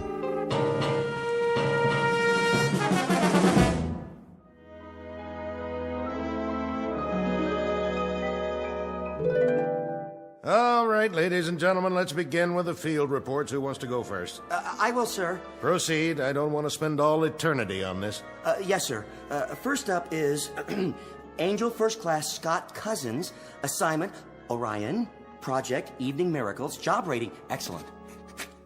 Good man. Real stuff. Next. I have a report on Angel's Second Class William Allen. Assignment, Beetlejuice, Project, Planet Rotation and Weather. Job rating, excellent. That's his third good rating this month. Recommend him for promotion to first class. I concur, Chief. Right on down the line. Miracle-wise, he's done tremendous things. First class it shall be. Moving on. Cranston? Yes, sir? Well, how about the occupied planets? How about them? Oh, I'd say solid results all the way down the line, Chief. With the possible exception. With the possible exception of what? Apprentice Angel Harmon Cavander, sir. What's his assignment? Earth. Earth? It's the dinky one, sir. In the solar system, the third planet from the sun. Oh, yes, that's the noisy one with all the trouble spots. And so who did you send down there? Cavander? Yes, sir, I'm afraid so. You'll forgive me, Cranston, but there's a question of judgment here. The last time you sent Harmon Cavander out on a project, we lost 3 planets, and it took 1,000 years to repair the damage. May I ask why we're still using that man? He means well, sir, and he's the oldest angel we have. By the laws of seniority, he has first rights to any assignment that'll win him his wings. It'll be a cold day in the other place when Harmon Cavander wins his wings. The man is an idiot. I hate to do this, but Well, I think it's time for reclassification. Oh, no! Forgive me, sir, but we haven't had a reclassification of an angel in at least an eon. This will most likely, well, destroy poor Cavender's spirit. Destroy his spirit, eh? And what has he done to our morale? Not to mention the Miracles Bureau, the solar systems, and the whole concept of natural and unnatural laws. Why, the man is incorrigible. His last project on Earth, do you recall it? Well, he was supposed to be working on a magic elixir, which would benefit the people of the planet. That's right. And after he went missing for 113 years, what did that elixir turn out to be? Gin. 113 years, and there he sat, an apprentice angel with the power of miracles, the prerogatives of a celestial entity, the acquired wisdom of 1 billion eons. And what is his accomplishment? The repeal of prohibition. With your permission, Chief. What? What's your recommendation now? That man won't win his wings no matter the time, the place, the circumstances. With the Chief's permission, I could assign him to a very minor project.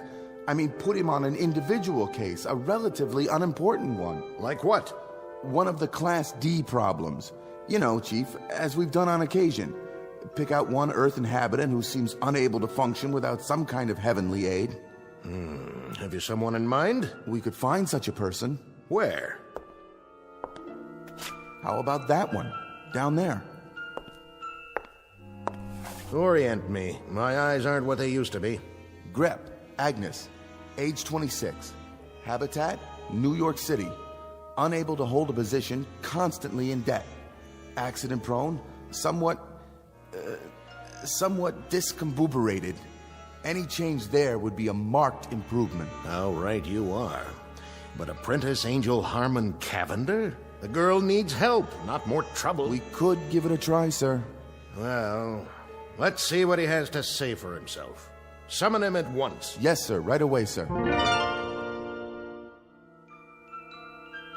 Submitted for your approval the case of one Miss Agnes Grep, whom we are about to meet up close and personal. As you will soon see, she was put on Earth with 2 left feet, an overabundance of thumbs, and a propensity for falling down manholes. In a moment, she will be up to her jaw in miracles, wrought by an apprentice angel named Harmon Cavander, who is intent on winning his wings.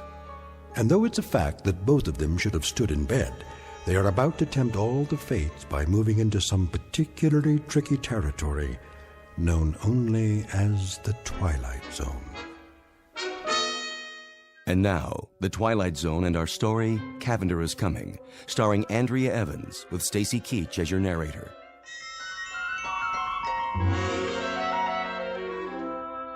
Excuse me. Yes? Is this the 3rd Celestial Division? Yes, sir. Angel Placement Bureau? That's correct. Do you have an appointment?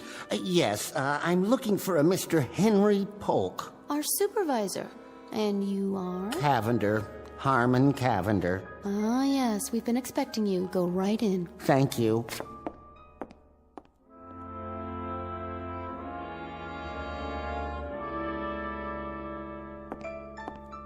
You called me, Chief? Ah, there you are. Cavander, I presume? Nice office you have here. I like the cloud effect. Makes it look like infinite space out there. It is infinite. Oh. Apprentice Angel Cavander, it has come to our attention that you are the only angel in your class not to have won his wings. Sad but true. Not for want of trying, I can assure you. It has further come to our attention that you are a clod. A clod, sir? Never mind. Before reclassifying you... Reclassify? We're going to give you one more chance. Oh. Walk over to the edge with me and look down through the cloud cover. What do you see? Oh, which one? The one in the theater, with the costume, the usherette, I believe they call them. Nice-looking girl. You think so? Good. She's your next project. Oh, thank you, sir. I especially like the uniform she's wearing. Very military, with epaulets. And what's that on her head? Is that a fez? Haven't seen one of those in ages. Quite a few ages. You will return to Earth and supply her with aid, assistance, and advice for a period of 24 hours. If you are able to improve her lot in any significant way, we will reopen your case. You mean there's a possibility of getting my wings? It would be taken under advisement. Oh. Actually, Cavander, there seems to be considerable question about the damage you can do with just arms and legs, not to mention wings or your mouth.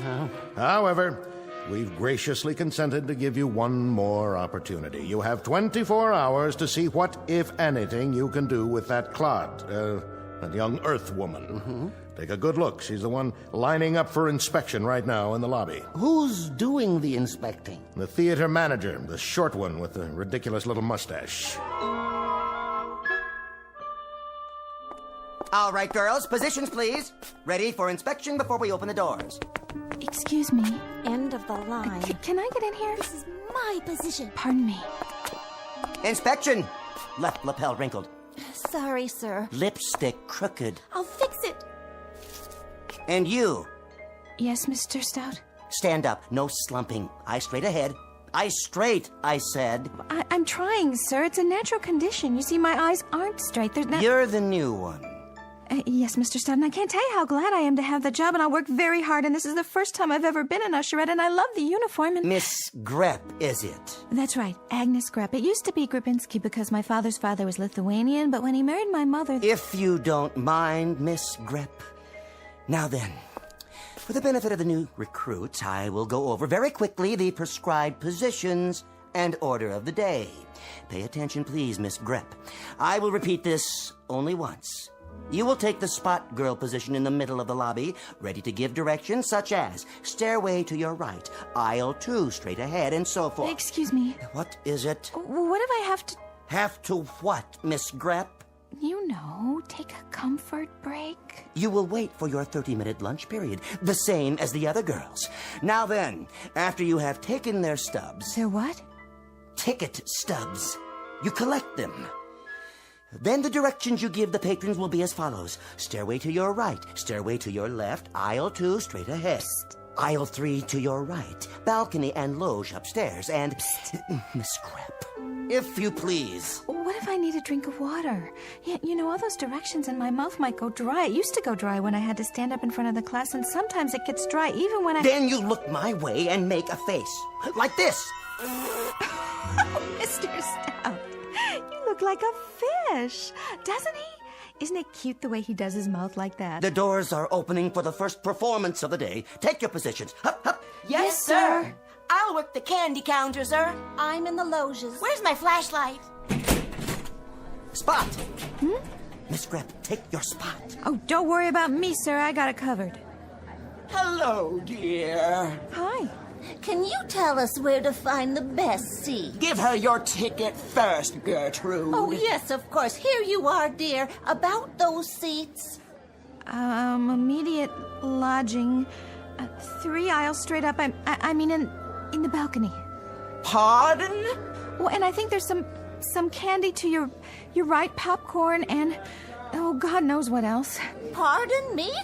Must have water. That man, ask him, but please. Oh, Mr. Manager, I think your usher here is having a fit.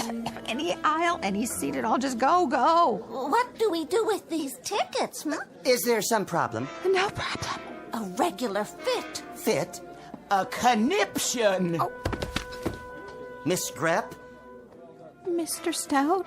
Your epaulets. Oh, Mr. Stout, look at me, please. Close your mouth at once, Miss Grepp. Consider yourself cashiered out. You will never make usherette at Blonsky's Bijou of famous Hollywood hits. Now, turn in your uniform. Up. Dismissed.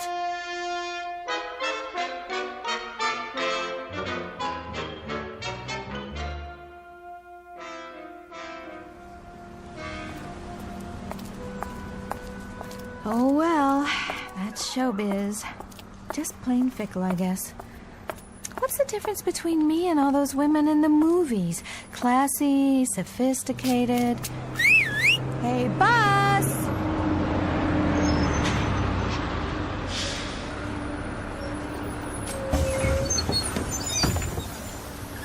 You got a bus pass? No, not as such. I wanted to get one, but then I thought if I did, I might lose it, and then I'd be out all that money, so I never got one, and now Put your quarters in the machine.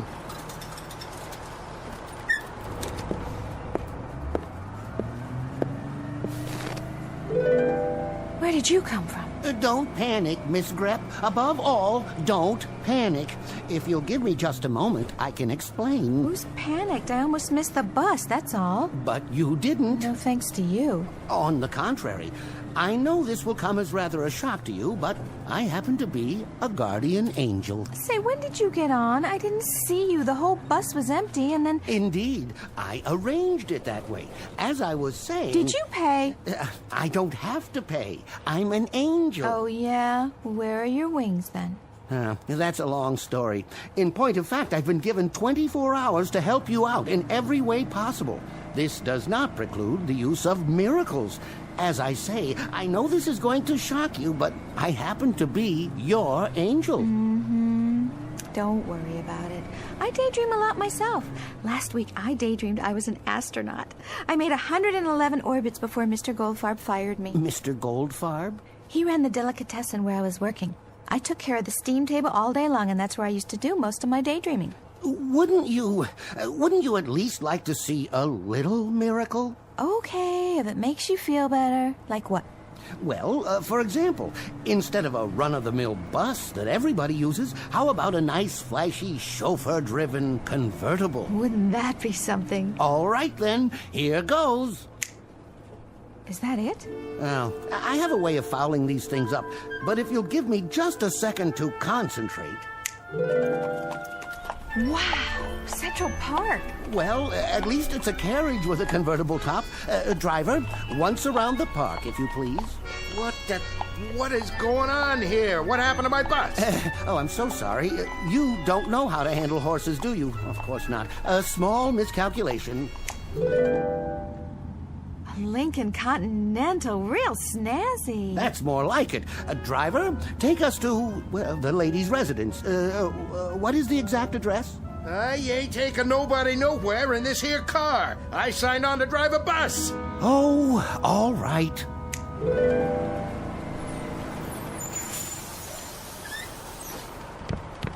From here on out, folks, you're on your own. When the supervisor comes to claim the bus, tell him I resigned. Well, Miss Grep, what have you got to say now? Excuse me? Well, where are you going? Where do you think? I'm going home. This is my stop. No, wait! Miss Grep, please, wait!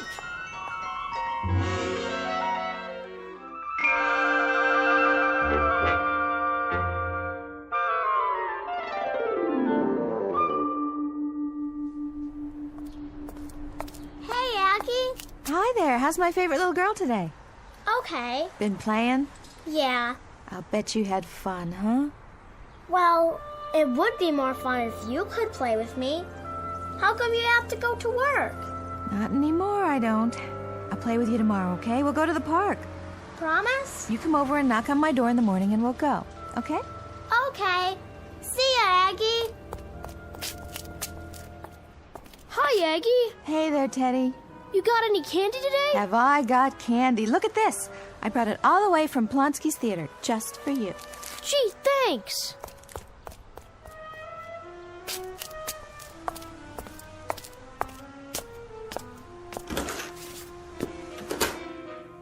Aggie, can I ask you a question? Sure, Wanda. What is it? When you make potato pancakes, is it 3/4 of a cup of flour and a half an onion, or a half a cup of flour and 3/4 of an onion? I think it depends on how much you're making. I mean, if you make potato pancakes for 4, it's 1 cup of flour, or is it 1 onion?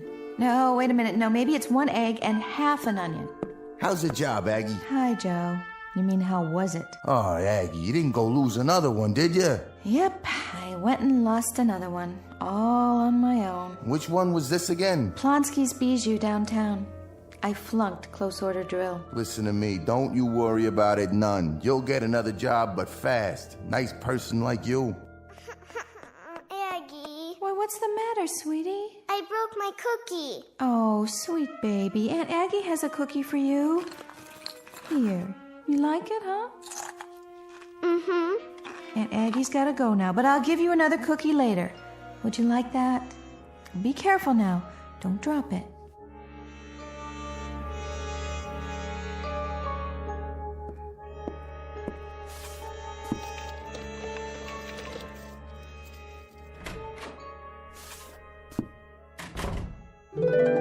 Don't panic. I know. Say, I thought I left you back there. Perish the thought. How did you get in my apartment? It was locked. As I told you, I'll be with you for 24 hours. 23 hours and 31 minutes, to be exact. Don't you ever give up? How could I? I'm here to change your life, Miss Grepp. Interesting place you've got here. I like it. Oh, I do too. Particularly the stuffed animals and the Cupid dolls. Been collecting them for some time, haven't you? If you'll excuse me, I have got to take these shoes off. My feet are killing me. Let's get down to business, shall we? What kind of business? In a case like this, I usually examine the most pressing problems and then formulate a plan to alleviate them. Me too. Only whenever I make a plan, something always happens. You know, like a fly in the ointment. Is that an expression? Oh, my mother used to say that. Whenever my father made plans, like the time he went into business raising rock Cornish game hens, it was a great plan, let me tell you. I think the way to attack this employment problem of Would yours... you like something to drink? Oh, yes. That is, no, I really shouldn't. As I was saying... Tea or coffee? You look like a tea man to me. I think I've got some tea bags somewhere. Don't trouble yourself. How about a beer? Oh, no. No. Now, why don't we fix it so that you're independently wealthy and don't even need employment? Wine? What kind? I've got some sherry. I don't think so. Now, my dear young lady, we are discussing the alteration of your entire future. For the moment, we can dispense with the convivialities and proceed directly to... Yes? You wouldn't happen to have any gin, would you, by any chance? Just lying around going to waste? Afraid not. Oh. Oh, but I could run down to Mrs. Riente's apartment. Her husband makes it. Well, sort of. You see, he starts with, what do you call it, neutral grain spirits, and then he adds these sloe gin berries, and then... No, thank you. I've had that kind. Manufactured in a bathtub, as I recall. But back to business. First off, you can't live here. Why not? Something wrong with this place? Well, not at all, but it wouldn't fit in with your new lifestyle. I happen to know that there is a penthouse available right now at the Savoy Arms. Where's that? Park Avenue and 58th. A penthouse? And how would I pay for it on my salary, even if I had a salary? My dear, there are all sorts of ways. Hey, Buster, I am not that kind of girl. Dear lady, I have no doubt. But please try to grasp the situation.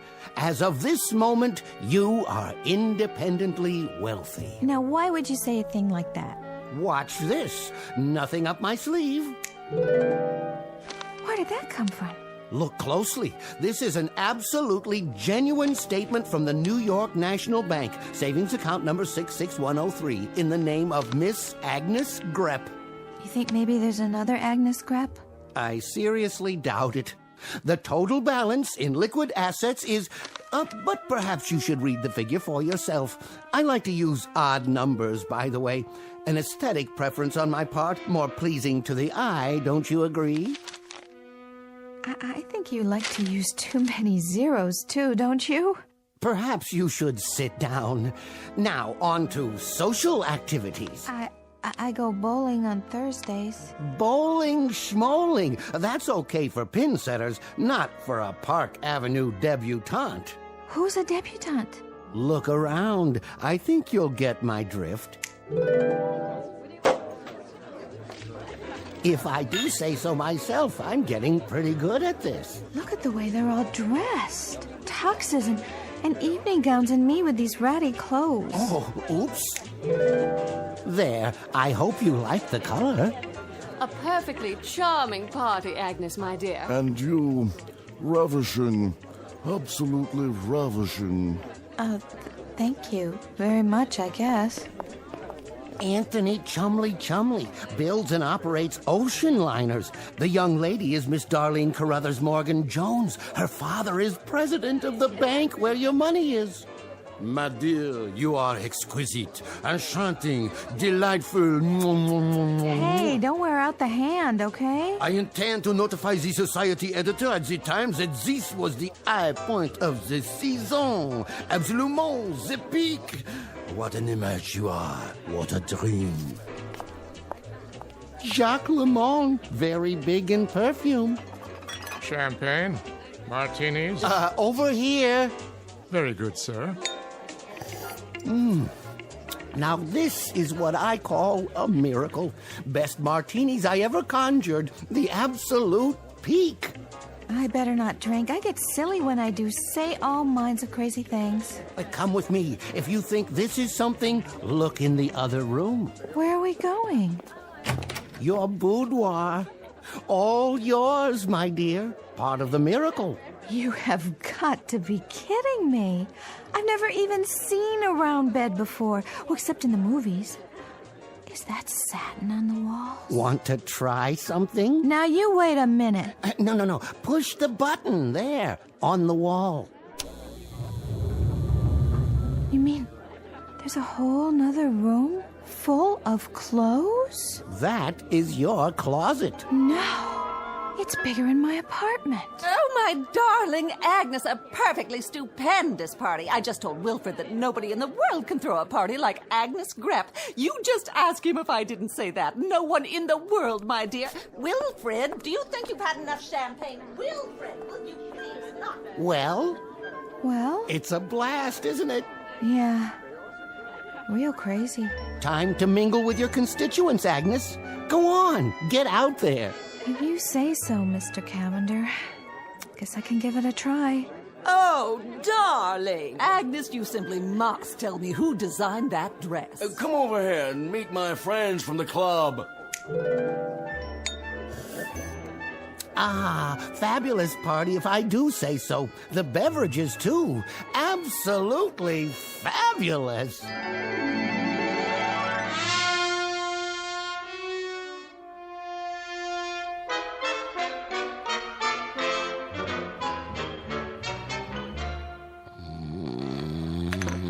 What?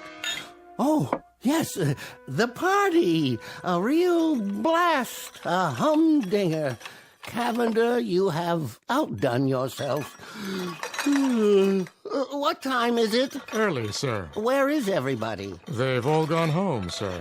Oh, and Miss Grepp, is she... She's gone on an errand, sir. You're the last one in the penthouse. Oh, did she say where? Something very pressing, I should say.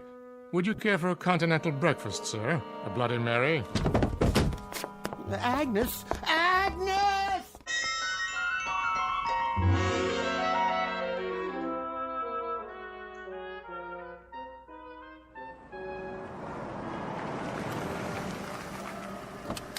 Wait here, driver.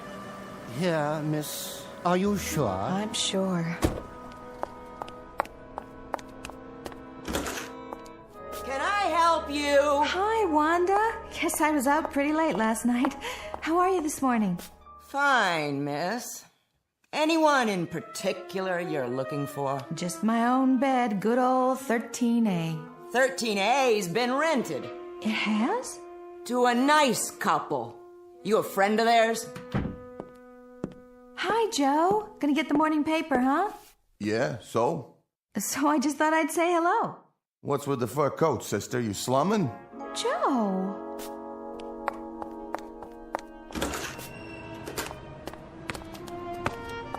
Hi, sweetie. Were you waiting for me? Huh? Remember? We said we'd go to the park today, you and me. Just as soon as I change this dress and get out of these awful shoes. Who are you? It's Aunt Aggie, honey. Don't you... My mom said not to talk to strangers. Oh, there you are. She doesn't know me. Of course not. And my apartment, it's been rented. Naturally. And my landlady didn't even recognize me. And you know what Joe, my neighbor, said? Miss Grepp, you can't have your cake and also eat it. That is, somebody's got to pay the fiddler, or something along those lines. What does that mean? Well, you know yourself. It's a kind of a give and take thing. Life, I mean. The whole philosophy of living. Well, what on earth did you expect? What do you want from me? Not much of anything, really. I didn't expect anything except... What? Friends, maybe. Excuse me. Hey, what do you say, Slugger? Aunt Aggie's back, and she got candy for you. She's got... What's that? That's not a candy bar. No, honey, it's not a candy bar. It's a bottle of perfume. Costs $100 an ounce. Big deal, huh? You know what? I wish it were a chocolate bar. Come on, Teddy. Leave the lady alone. Come back up here. Mrs. Rienti? That's okay. It's me, Aggie. Come on back for your breakfast. I told you don't bother the lady. Mrs. Rienti, it's Aggie. Don't let this sable coat throw you. Driver, take the lady back to the Savoy Arms. Yes, sir. No, not the Savoy Arms. How's that? No more Park Avenue and 58th. I don't want to go back there. I want to stay here. Why, I'll never win my wings now. I'll be drummed out. I'll be reclassified. Didn't we have a wonderful time? Don't you have everything you want? Mr. Cavander, you want to make me the happiest girl in the world? Then knock it off with the Park Avenue penthouse, the sable, the whole bit. I want it the way it was. The way it was? Unstable, unresolved, and unemployed? Disconnected, discombobulated, and behind in my rent. But that's for me. That and bowling, babysitting, and potato pancakes. How about it, Mr. Cavander? All right, Miss Grepp, but I think you're making an awful mistake. I tried. God knows I tried. Can you hear me up there? You can't take that away from me. What do you say, Egg? Top of the morning, Joe.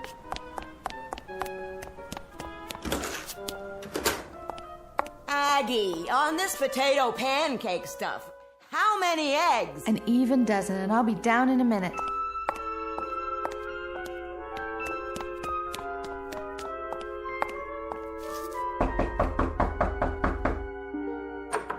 Hi, Egg.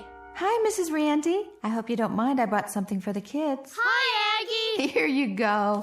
Here's a chocolate bar for you and some candies for you. Thanks, Aggie. No, thank you, you beautiful, gorgeous children. I just wish it was more.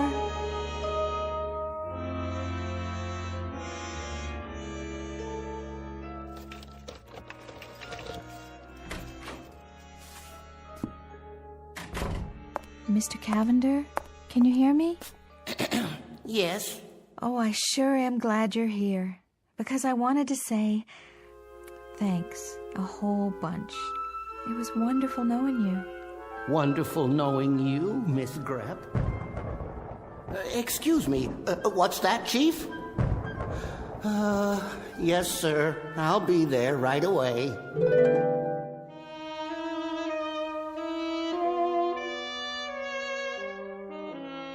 Cavander checking in, sir. I was just looking over the report we received on you. Conduct unbecoming an angel. Gin and tonic consumption, gin fizz consumption, gin on the rocks, extra dry martinis, general inebriation. Need I go on? Cavander, you're a disgrace to the entire service. I'm sorry, sir. I truly am. I'm afraid you know what this means. Reclassification, sir. At least reclassification. I know it. I expected it. I hate to do this, Cavander. I really do. As a matter of fact, Hey, Chief, look at this. What? Why, this is incredible. It is. See for yourself, Chief. Come over here. My eyes aren't so hot lately. Try, Chief. You can do it. Where are you pointing? Lean over the edge. That planet there, the little blue and green one? Yeah, check the island of Manhattan, the lower part. She's happy. she is, isn't she? She looks at least 6 times happier than when I found her. She's incredibly, deliriously, totally happy. I don't understand how that could be. But I tell you she is, sir. See? See what she's doing now? What is that costume she's wearing? A bowling shirt, I believe it's called. Say again? Bowling, sir. She bowls every Thursday night. Fascinating.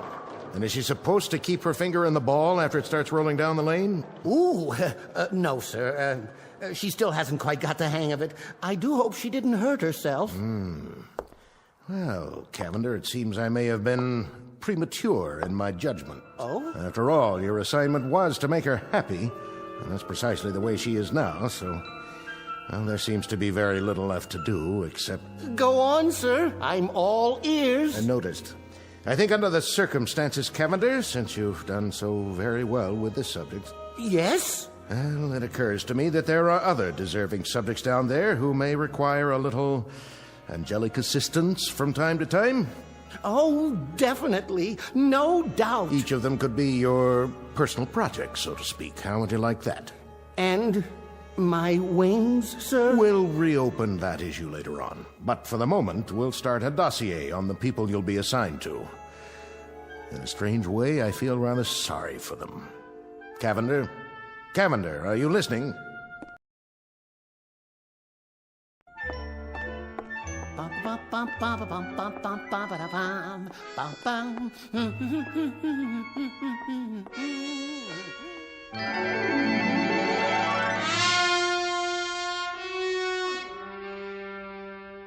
Chapter 1 in the saga of Harmon Cavander, Guardian Angel, proving, among other things, that happiness is relative, that angels have their own problems, and that some people never had it so good, or something along those lines. Tonight's excursion into the Never Never Land known as the Twilight Zone.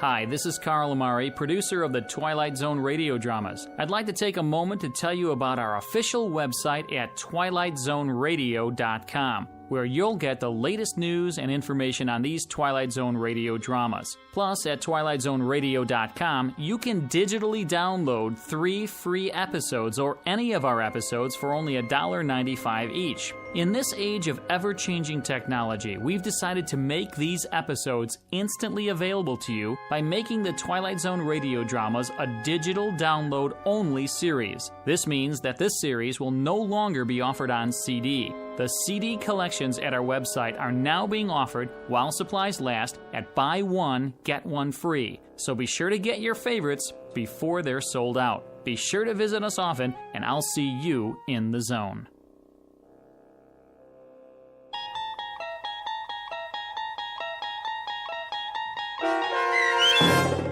Cavander is Coming, starring Andrea Evans with Stacy Keach as your narrator, was adapted for radio by Dennis Etchison and based on a script by Rod Serling.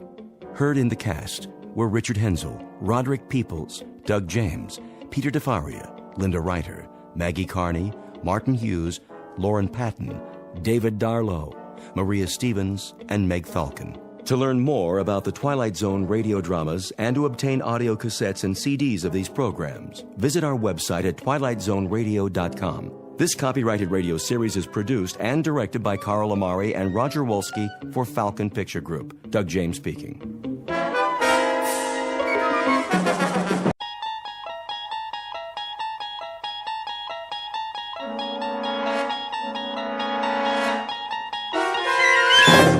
There is a 5th dimension beyond that which is known to man.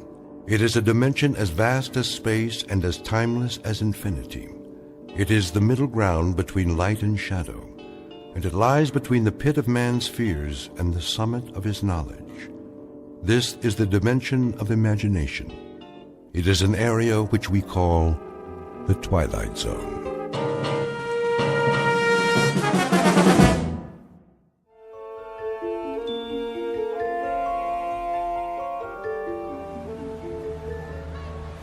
You're gonna do good today, Lou. I can tell. Yeah?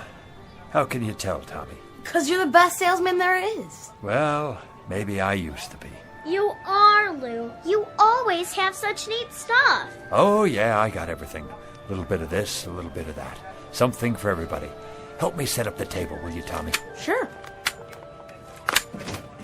There we go. We'll be ready to start in a minute. What's in the bag today, Lou? Take a look. See anything you like? Lots of toys. Always. Which one's your favorite? Let's see. The little wind-up dogs. They're so cute. And the monkeys. And the zap gun. It's cool. Pow, pow, pow. I thought I gave you one to test for me. You did, but, well, it kind of broke. Don't worry about it. I'll give you another one later. How you doing today, Bookman? Oh, just fine, officer. Another day, another dollar. You know how it is. Gonna sit up right here in the corner? I thought I might, yes, if that's all right with you. Well, just don't block the sidewalk. People coming and going. I wouldn't think of it, officer. Or you'll have to move. You don't want a citation, do you? Oh, absolutely not. All these busy people can't hold up commerce. You know, Bookman, maybe you should find yourself another line of work. Streets are so busy these days. There ain't much room for a pitchman anymore. Isn't that the truth? You got a permit, don't you? Why, I'm sure I do. Now, where did I put it? Oh, yes, it's in my other jacket. Would you like me to go get it for you, officer? Just be sure you bring it next time. I will. Thank you, officer. Good day to you. Hey, honey, look at these cute stuffed animals. They are, aren't they? Absolutely adorable. Here, let me wind up one for you. How much?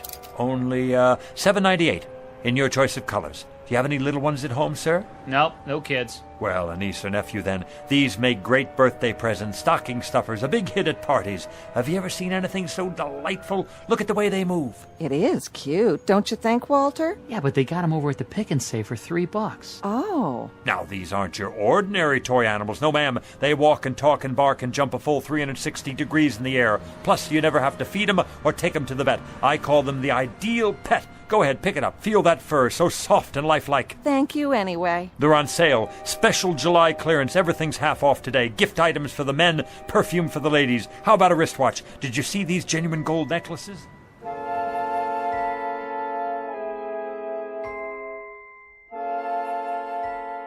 Street scene. Summer. The present. Man on a sidewalk. Age 60-ish. Occupation pitchman. Name Lou Bookman. A regular fixture for the summer, the kind you pass by every day and don't pay much attention to anymore. A rather minor component to a hot July in the city. A nondescript, commonplace little man with a wrinkled suit, a pork pie hat, and a loud necktie that always seems to be coming loose at the collar. A man whose life is a treadmill built out of sidewalks and street corners everywhere. Lou Bookman, a walking rebuttal to the American dream, which states that success can be carved, gouged, or grubbed out of the landscape no matter where you are, whether it be log cabins or tenement buildings. Because Lou Bookman has not even a nodding acquaintance with success, and his dreams only extend from the curb to where the sidewalk ends. But in just a moment, Lou Bookman will have something to occupy his time which transcends both success and failure. He'll have to concern himself with survival.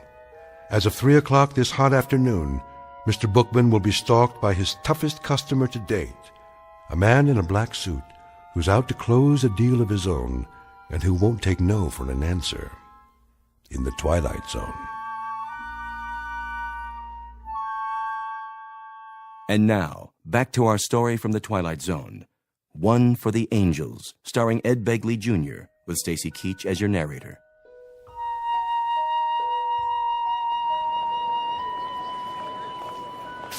Sir, how about a nice new pen?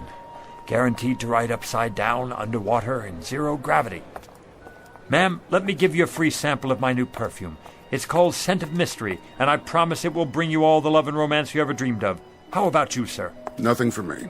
No? You sure? I'm just observing. The reason I ask is you've been standing there for quite a while. Are you quite sure I can't show you anything? What about a new digital watch? Comes in a gift box. Not today, Mr. Bookman. Oh, you know my name. Have I seen you before? You look... Who are you talking to, Lou? What? Oh, that man there in the black suit. Which man? The one standing by the... Well, I don't see him now. He must have moved on. Strange, don't you think? To be wearing a black suit on a day like this. It's getting awful late. Is it really? I gotta get home before my mom gets mad. You run along then, Tommy. You absolutely positively can't be late for dinner. You gonna have dinner now, too? Sure, Maggie, sure. Guess it's about that time. What are you gonna have? Oh, a lovely repast, no doubt. The chef's special. We're having spaghetti and meatballs. My favorite. Sounds positively scrumptious. I think I have a can left myself. I hope you put your stuff away. Oh, don't worry. I can do it. Hey, Lou, can I walk with you? That would be my pleasure, Maggie, to be in the company of such a pretty girl like yourself.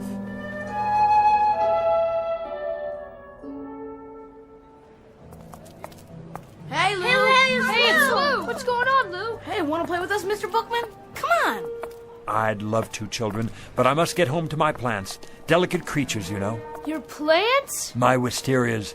They've been cooped up in this heat all day. Oh, so what? Show us some toys. And magic tricks. I don't have much magic left. And the zip gun. I want to see the fuzzy doggies.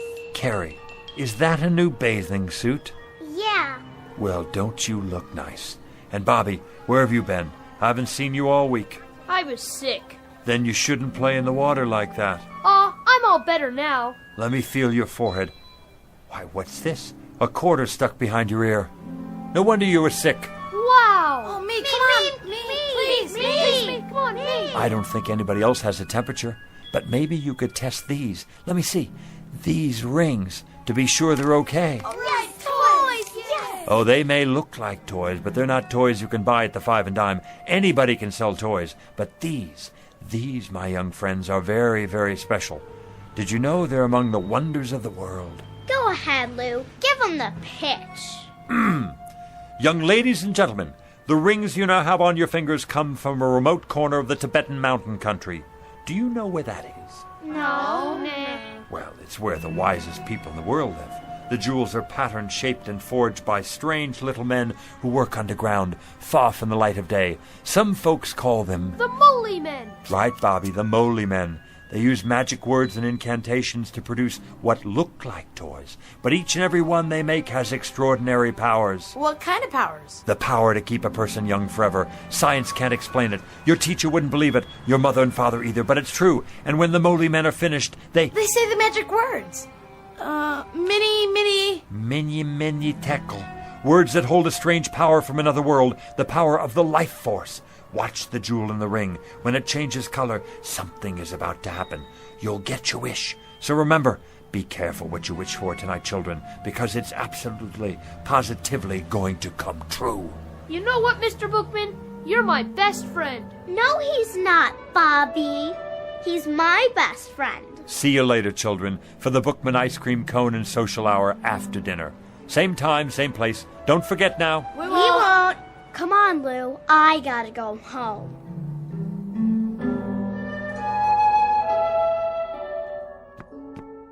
That you, Mr. Bookman? Good evening, Mrs. Magnuson. Hiya, Lou. Need a hand? That's all right, Mr. Stolberg. I got it. You make out okay today? Oh, yes, as always. Sold out half my merchandise. Yeah? Looks like you got a whole lot left. Want to come over for a cold one? That's kind of you, but I'm on the wagon these days. Well, I'll keep one on ice for you anyway.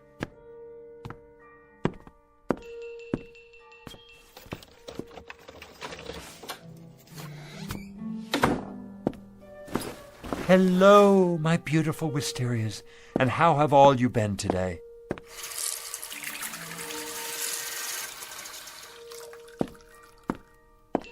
Did you say you're thirsty?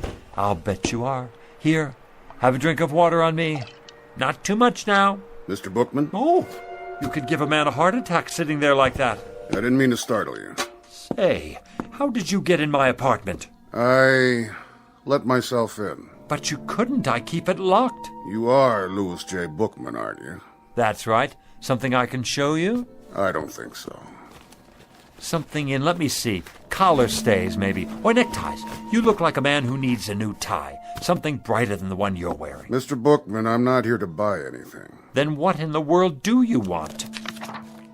Let's get down to business, shall we? Yes, here it is.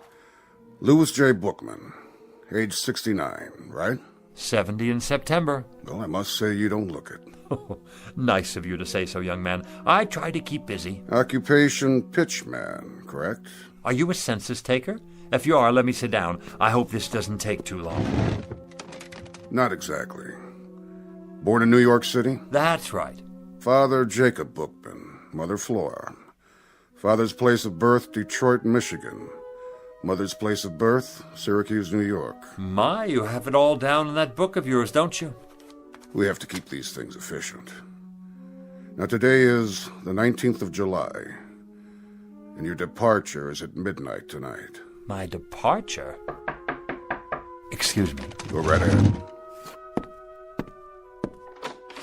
Hi, Maggie, darling. My doggies broke, Lou. Let me see. Oh, here's your trouble right here. See this little cogwheel? You push down on the key when you're rewinding it. Can you fix it? I can try. Yeah! Oh, Lou, you're so smart. You can do anything. Hear that, mister? Mm-hmm. I'd introduce you to, but I don't know your name. No need. I think I got it now, Lou. Thanks. You're very welcome. Oh, this gentleman has come here to ask me a lot of questions. You're not the police, are you? Hardly. Oh, kind of gave me a turn. Huh? I'm glad he's not the police. I've got my vendor's license here somewhere. I thought maybe I forgot to renew it or something. Who's the police, Lou? This gentleman here. What gentleman? That one in the other chair. Which chair? Mr. Bookman, she can't see me or hear me. Why not? Why not what, Lou? Why can't you see him or hear him? See who? It works great now, Lou. Thanks a lot. See you after supper, huh? Wait a minute. What about our manners? Aren't you going to say goodbye? Oh, yeah. Goodbye, Lou. Thanks. I mean to the gentleman. Oh, it's a game. I get it. The Invisible Man. Goodbye, Mr. Invisible Man. See you, Lou. I can see you, yet she can't. Only those who are to accompany me can see me. Understand my words, Mr. Bookman? Only those who are to accompany me. I'm still not sure Now then, don't you think you'd better start making your arrangements? Arrangements for what? For your departure. My departure where? You still don't get it. I just never understand you people. You get this idiotic notion that life goes on forever, and of course it doesn't. Everyone has to go sometime. Go? You don't mean... That's right. No, that's ridiculous. I don't have time. I'm a busy man, a very busy man. Let me make you a cup of tea before you go. No, thank you.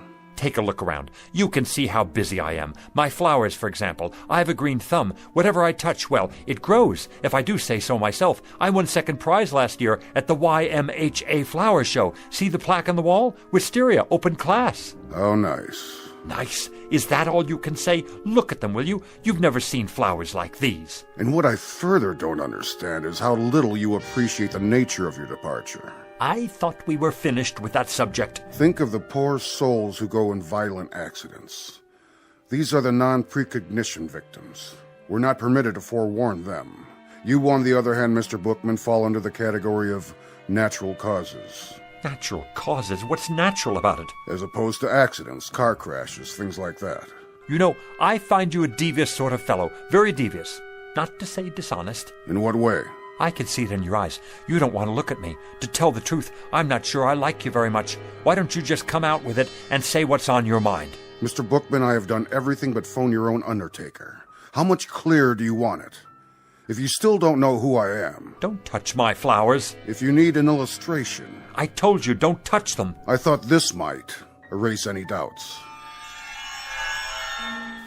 You touched one and it wilted and died right there on the spot. Sorry. That was unavoidable. It actually turned black. Do you mean your death? Exactly, Mr. Bookman. Now, shall we get down to business?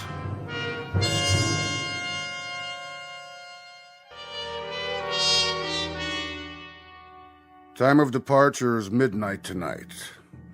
I trust that will suit you. Did you say tonight? The preordination is for death during a nap. I presume this, too, will meet with your approval. What if it doesn't? You'll find this a relatively simple and painless and barely noticeable... Please, I don't want to go. They never do. But I can't go yet. For one thing, there's nothing wrong with me. I'm a healthy man. Outside of a cold last winter and an infected splinter, I don't think I've been sick a day in the past 20 years. Be that as it may, the departure time is set for midnight, and at precisely midnight it will be. Don't I have anything to say about that? Not as such. We are, however, required to consider appeals. What kind of appeals? There are 3 categories. So I need to fill out a form, right? Give me one and I'll start right in on it. No forms. We listen to what you have to say up to a point, but frankly... What are the categories again? Frankly, Mr. Bookman, I must tell you that I see very little here in the way of an extenuating circumstance. In any event, there are 3 major categories of appeals. One is hardship cases. What kind of hardship? Do you have a wife or family who might suffer your demise beyond a reasonable degree? No. No family. Second category is priority cases. Statesmen or scientists, primarily. Men on the verge of discoveries. I take it you're not working on any major scientific pursuit at the moment. No, I'm not. What about the third category? Well, Mr. Bookman, that would be unfinished business of a major nature. I don't know how major this would seem to anyone else. Go on. But I've never made a truly successful pitch. A sales pitch? Oh, surely you must have many times over if that's your profession. Yes, it's what I do, and I've managed to get by after a fashion. But I never hit it just right, you know? I'm not sure The man I learned from back in the Carney, he had it. He could sell igloos to the Eskimos. But what I'm talking is a big pitch. One where it finally all comes together and the words just flow off my tongue. Not just any words either. Something I believe in. Something so good that people won't have a choice. They'll have to listen. A pitch so big the sky will open up. A pitch for the angels. I guess that wouldn't mean much to you. But it would mean a great deal to me. It would mean that I could have one moment in my whole life when I was successful at something. Just one moment when the children would be able to be proud of me. The children? I've always had rather a fondness for children. That's in the record. Then you know how I feel. Not precisely, but...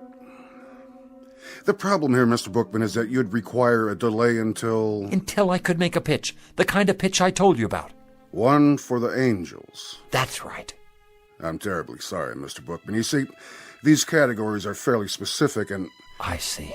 And when reference is made to unfinished business of a major nature, well, the only interpretation to be made here is simply that... That my business isn't major enough. That's not quite the way we look at it. That I'm not, then. What other way is there to look at it? What I mean is that, unfortunately, Mr. Bookman, the ability to achieve success in a given professional venture is hardly of a significant... I get it. You don't have to spell it out. I'm small potatoes. And who cares what happens to a potato? They're nothing special. We try to approach each case on an individual basis. Only some are more individual than others. Oh, don't worry about it. I've heard the same thing all my life. We go out the way we came in. Since I never had that much to start with, that's how I'm supposed to leave. It's not your fault. You're just doing your job. Means a great deal to you, does it? You could say that. Uh-huh. It would be highly irregular. So's this whole thing, if you ask me. But under the circumstances, I believe we might... Yes? We might be able to grant you a one-time delay, Mr. Bookman. A conditional one, you understand. Until? What do you mean, until? Until you've made this pitch you're talking about. I can stay alive until then? That's the arrangement. I'll have to think of some way to write it up. You do that. As for me, I think it's a fine bargain. More than generous, frankly. It's been awfully nice talking to you, mister. I didn't get your name. About this pitch, Mr. Bookman. Yeah? When might we expect it? When? Soon. What does soon mean to you? That's hard to say. Gets into definitions, doesn't it? You have a dictionary with you? No, I didn't think so. But it's a pretty simple word when you get right down to it. Soon means in the near future, the very near future. Not right away, though. And after a while, it's all relative, isn't it? Soon compared to what? A week? A month? A whole life? Mr. Bookman. That's open to interpretation, you see. So my answer to you is maybe not this year, maybe not next year either, but soon. Mr. Bookman, I have a very odd feeling that you're taking advantage of us. Do you? Do you really? That's a pity. Because I am. Mr. Bookman. I just won't make any pictures at all. Didn't think of that, did you? As long as it's up to me, I won't even hardly open my mouth. I don't have to if I don't want to. That's the term, so you run along now. Think you'll get me, huh? Well, I have no intention of... Really, Mr. Bookman? How did you get back in here? I locked you out. This is much more serious than you imagine. I have to go now. I promised to meet the children. We have a kind of social club, you know. Ice cream and stories. Lots of stories. Right down there on the stoop. It's much more complex than you realize what you've just done. What you think you've done. See you sometime. I'll let you know when. Here we've gone out of our way to help you, and this is the way you repay us. Bye now. Mr. Bookman, it won't just end here, you understand. There'll be consequences. You'll see. FYI, that means for your information. You have made your bed, and you shall now sleep in it. You say I won't go until I make the pitch? Well, all right. You'll have to wait till I make the pitch. And young man, and this I can say to you without fear of contradiction, you have got a long wait. That may well be, Mr. Bookman. But since you won't come with me, we've been forced to select an alternative arrangement.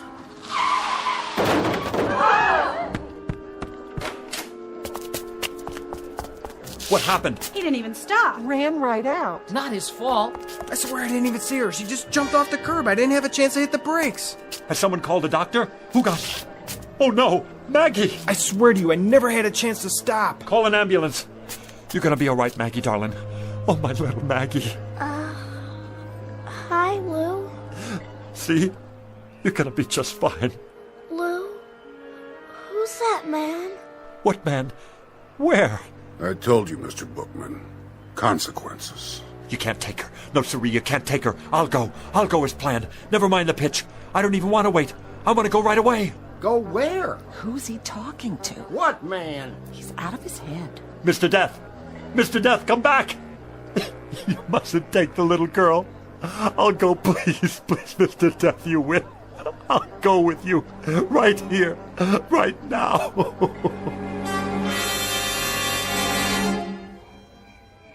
I wonder how she is. A little girl? Yeah, how is she? Poor Mrs. Polanski. Look, here comes the doctor.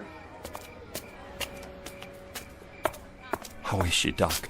I don't know. What do you mean you don't know? She's a mighty sick little girl. Brave, too. Shouldn't she be in a hospital? That's just it. There's no particular trauma. In fact, there's hardly a mark on her, except where she fell and scraped her knee. Then what is it? Something's going on with her. Her fighting spirit, as it were. That's not a medical term, of course. But I think we'll know in a few more hours. If she hasn't hit a crisis by then, I'll move her to a hospital bed. A few more hours? Around 12 o'clock. 12 midnight, you mean? I think by then we'll know. He won't get in. Who, Mr. Bookman? I'm gonna wait right here, so he can't get in.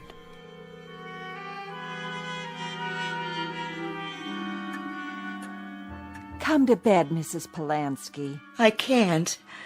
I have to take care of my baby. There's nothing you can do. That's what the doctor said. She just needs rest. I can't sleep.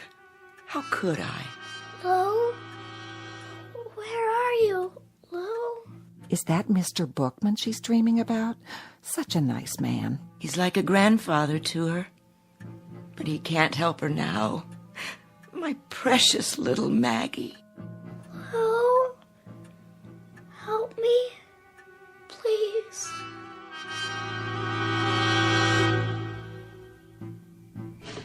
Come on in, Lou.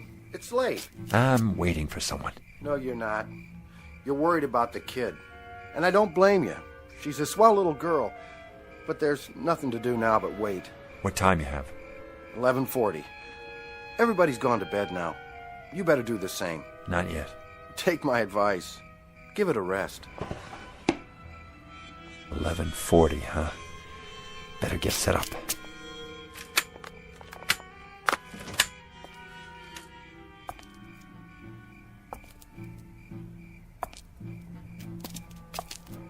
Who's there? Good evening, Mr. Bookman. Thought I'd see you again. You got business inside? I most certainly do. It's 11:45. In 15 minutes it will be midnight, the time of my appointment. Mr. Death, the little girl's only 6 years old. Please, you don't have to do it. I'm ready. I'm sorry, Mr. Bookman. But I'm ready now. We had to make another arrangement. It's impossible to change at this point. She's to come with me. So you see, I must be in there at midnight. And if you're not in there by midnight? That would be pretty much unheard of. If I didn't get there at precisely 12 a.m., then the whole timetable would be upset. Oh, my, no. It's unheard of. Nice pocket watch you have there. But have you thought about digital technology? A wristwatch? It's more efficient. If you ever need a good one.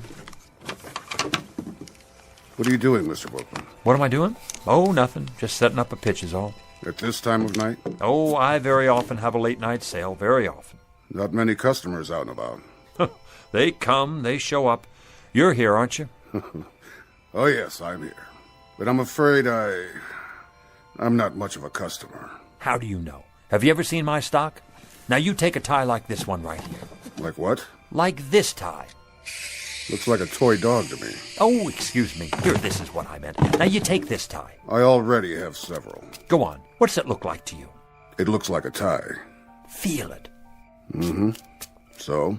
If you'll feast your eyes, my good man, on what is probably one of the most exciting inventions since atomic energy, a simulated silk so fabulous as to mystify even the ancient Chinese masters, not to mention the silkworms, a perfection of detail, an awesome attention to fit and finish, a piquant interweaving of gossamer softness, absolutely and positively the smoothest substance ever to embrace the human neck. If it's a synthetic, as you say...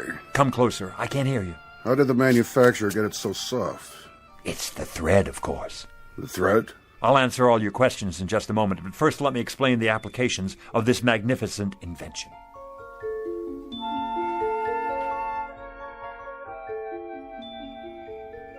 Now witness a unique demonstration of tensile strength. Feel this, sir. Go ahead, take it between your fingers, like touching the thinnest spiderweb. Is it not? Like holding the air you breathe in the palm of your hand. Now give it a yank.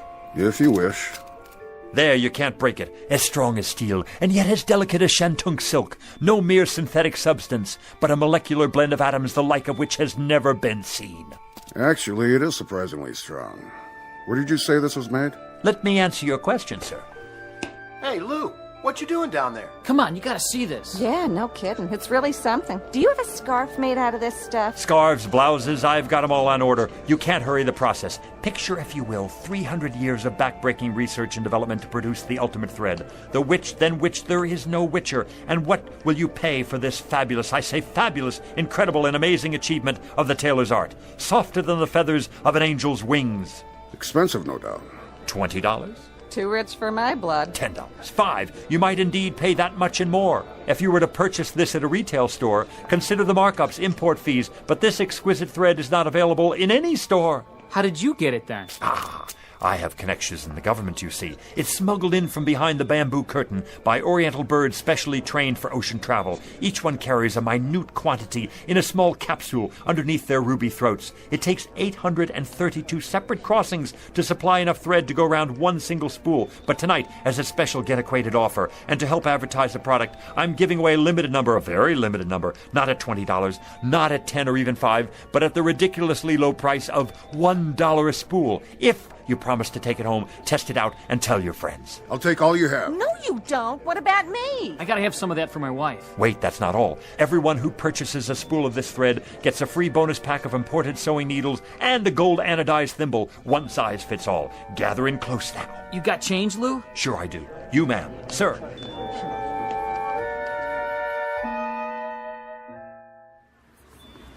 Yarn, simulated cashmere socks, the most marvelous plastic shoelaces that never wear out, a genuine static electricity filter, fits any car radio. I gotta go. No more cash. Me too, if I can carry all this stuff. Suntan oil, nose hair clippers, eczema powder, athlete's foot eradicator. I'm getting sleepy, Mr. Bookman. Good night, and thanks. Wait till I show my daughter what I got. How about you, sir? I have so many things now. I don't know how I'm going to bring it all back. One last item, especially for you, the pièce de résistance. An item never before offered in this or any other country. I can't imagine what else you could possibly show me. One live, guaranteed, genuine human manservant. How's that? For what I ask of you, sir, you receive a willing, capable, worldly, highly sophisticated, wonderfully loyal right-hand man to be used in any capacity you see fit. Say again? I don't... Louis J. Bookman at your service. The last model of his kind. He comes to you with an absolute guarantee. All parts interchangeable. A certificate of extended warranty. Eats little, sleeps little, rests only a fraction of the time. And there he is at your elbow, ready to do your bidding, at your beck and call whenever needed. Mr. Bookman, you are a persuasive man. I challenge any other store, industry or wholesale house to even come close to matching what I offer you here. Because, my dear man, I am offering you...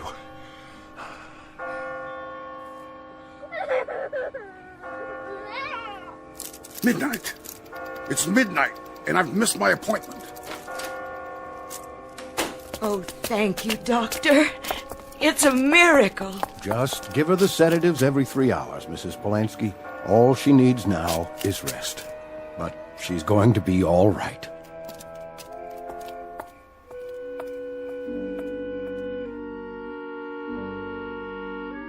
One minute past 12, Mr. Bookman, and you made me miss my appointment. Thank God. A most persuasive pitch, Mr. Bookman. An excellent pitch. It had to be to make me lose track like that. The best I've ever done. The kind of pitch I've always wanted to make. A big one. So big the sky would open up. A pitch for the angels. That's right. A pitch for the angels. I guess it's my time now. As per our original arrangement. Well, I'm ready. After you, Mr. Bookman. What is it? You'll excuse me for a minute. I forgot something. My folding table. You never know who might need something up there.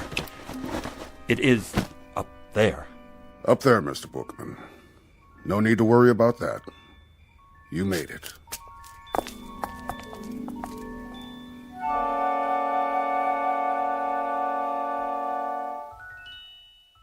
Louis J. Bookman, age 60-ish, formerly a fixture of the summer, a rather minor component to a hot July. But throughout his life, a man much loved by the children, and therefore a most important man. Couldn't happen, you say? Probably not in most places, but it did happen in the Twilight Zone.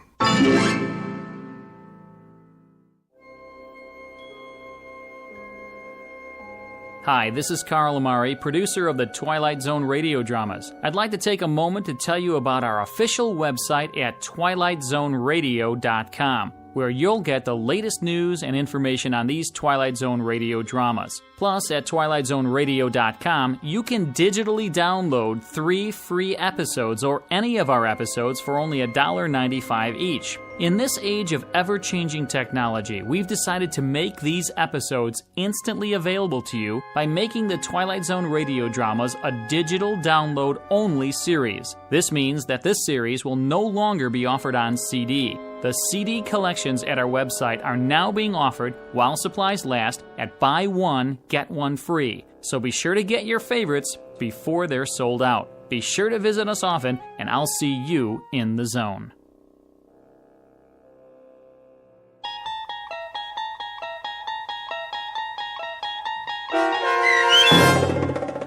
One for the Angels, starring Ed Begley Jr., with Stacy Keach as your narrator, was adapted for radio by Dennis Etchison and based on a script by Rod Serling. Heard in the cast were Rich Kominick, Lauren Patton, Linda Ryder, Richard Hensel, Doug James, Adam Tangway, Martin Hughes, Meg Thalken, Roger Wolski, Carl Amari, and Irene Olsen. To learn more about the Twilight Zone radio dramas and to obtain audio cassettes and CDs of these programs, visit our website at twilightzoneradio.com. This copyrighted radio series is produced and directed by Carl Amari and Roger Wolski for Falcon Picture Group. Doug James speaking.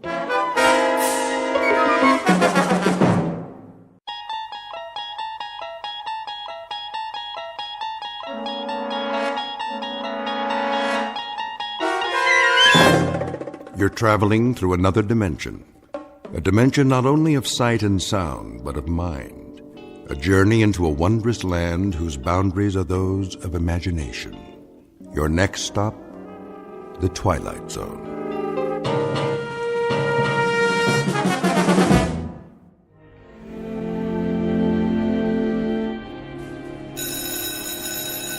There's the bell. We're gonna be late. Aw, so what? Last day before vacation. Yeah, but Fowler doesn't care. He'll mark us absent. Weird old guy, huh? Yeah. How did you do on the test? Me? I aced it. You did? Nah. Did you study? Well, I read all the pages, but I don't know. I don't get this poetry stuff. Why can't they just say what they mean? All right, class, let's begin. I trust you've brought your books and that you have read the assignment. What's that? I can't hear you. Good, that's good. Now then, we've studied a number of poets this term, their themes and their methods, and we've analyzed their works, at least a sampling as time would allow. Is that correct? Got it. Today, I thought I'd talk about one of them, Alfred Edward Houseman.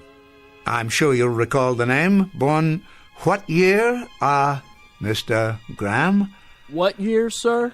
Precisely the question. Well, sometime in the last century, I think. Close, Mr. Graham, closer than usual. Mr. Graham's career is laid out for him. After the varsity football team, he will be a second assistant in the information booth at Grand Central Station. In the interest of time, let me refresh your memory. The date of A.E. Houseman's birth, Mr. Graham, and for the benefit of the rest of the class, was 1859, a long time ago. So long ago that it happened before our own Civil War, in fact. I could, of course, ask you to tell me about the war between the states, but I choose not to press my luck any further. In any event, the subject of this class is literature, not history. His death occurred in what year, Mr. Butler? Well, I would say around 1900, sir?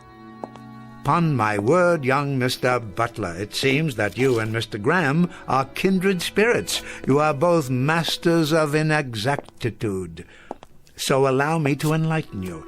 Alfred Edward Houseman died in the year 1936, but we are concerned here with his achievements rather than the circumstances of his death. And perhaps his best-known work was A Shropshire Lad, which, of course, you know well by now, since it was part of your latest assignment. Nevertheless, I thought I might take it upon myself to read just a bit of it aloud. When I was 21, I heard a wise man say, "Give crowns and pounds and guineas, but not your heart away. Give pearls away and rubies, but keep your fancy free." But I was 21, no use to talk to me. The heart out of the bosom was never given in vain. 'Tis paid with sighs of plenty and sold for endless rue. And I am 22, and oh, 'tis true, 'tis true. This being the last afternoon of the semester, and this also being just 3 days before the Christmas holidays, I thought it might behoove me to show at least a minute degree of compassion and let you out early. I might add here that while your final exam papers are not ready to be returned, you have all, amazingly enough, passed. My delight is surpassed only by my sense of shock. It is rare, young men, that in some 51 years of teaching I have ever encountered such a class of dunderheads. But nice dunderheads, and potentially fine young men who will no doubt make their marks. And leave their marks. God bless you all, and a Merry Christmas.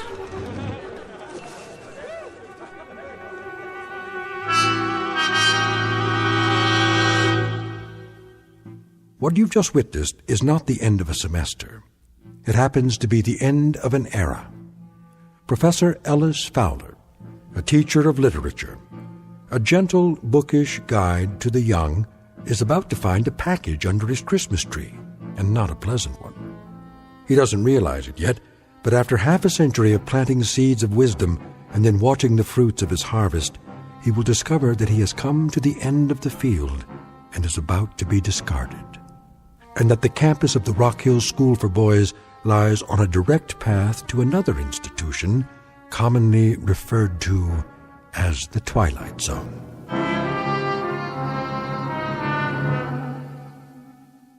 And now, The Twilight Zone, and our story, The Changing of the Guard, starring Orson Bean, with Stacy Keach as your narrator.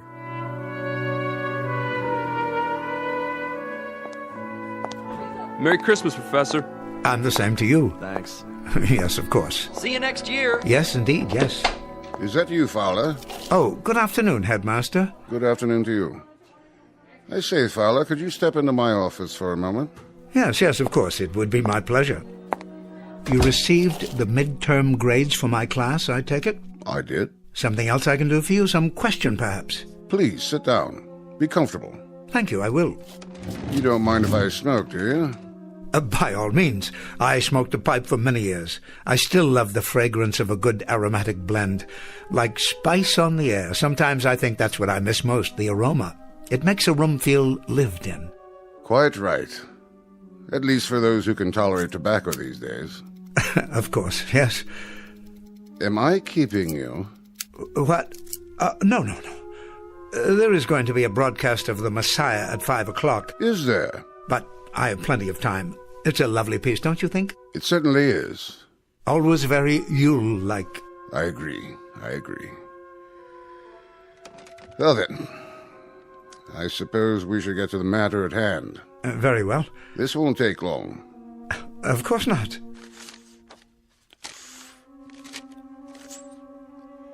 You're looking very well these days. Thank you, sir. I had a bit of a head cold, but it seems to have passed. Happens every winter. And you? What? Oh, the flu bug seems to have passed me by. Knock wood. Well, that's something to be thankful for, isn't it? You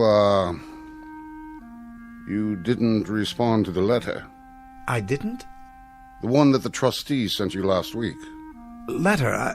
I'm terribly sorry, Headmaster. It suddenly occurs to me that I haven't opened my mail the last few weeks. No? You know how it is. Final exams, grading, preparation for the holiday, that sort of thing. Though I am rather certain I know the contents of this particular letter. And, your reactions, Professor? Well, naturally, I'll go along. Well, I think that's very perspicacious of you, Professor. Then I'll tell the trustees that you received the communication and agreed to it. Now, as to your replacement... I told my housekeeper not a week ago that I should very likely teach in this place until I'm 100 years old. And with great pleasure, I might add. Professor... Did you know, 2 years ago, I actually taught the grandson of one of my earliest students. Can you imagine the satisfaction that gave me? A sense of, I don't know, not completion exactly, but accomplishment, perhaps, in some small measure. I venture to say that I'll live to teach a great-grandson one of these days. Please, if you'll... It was the Reynolds boy. You know him, I'm sure. His father was Damon Reynolds, and his grandfather, a regular rascal of a boy who persisted in calling me Weirdbeard. Didn't know I knew that's what he was calling me. A regular rascal of a boy went into the stock market, made himself a fortune, came back for his 20th reunion, shook my hand and actually said to me, "Professor Fowler, please forgive me for calling you Weirdbeard." Isn't that remarkable? Professor Fowler, you'll forgive me, sir, but I think you'd best read the communication that the trustees sent. Oh, indeed I will, though it's really an odd formality, this contract signing year after year. You can tell them for me, headmaster, old Fowler won't depart the ship. Oh, no, indeed. He'll stand at the wheel through fair weather and foul, and watch the crews come aboard and then depart, come aboard and depart, as they always have. Professor Fowler, please, hear me out. Yes, was there something else?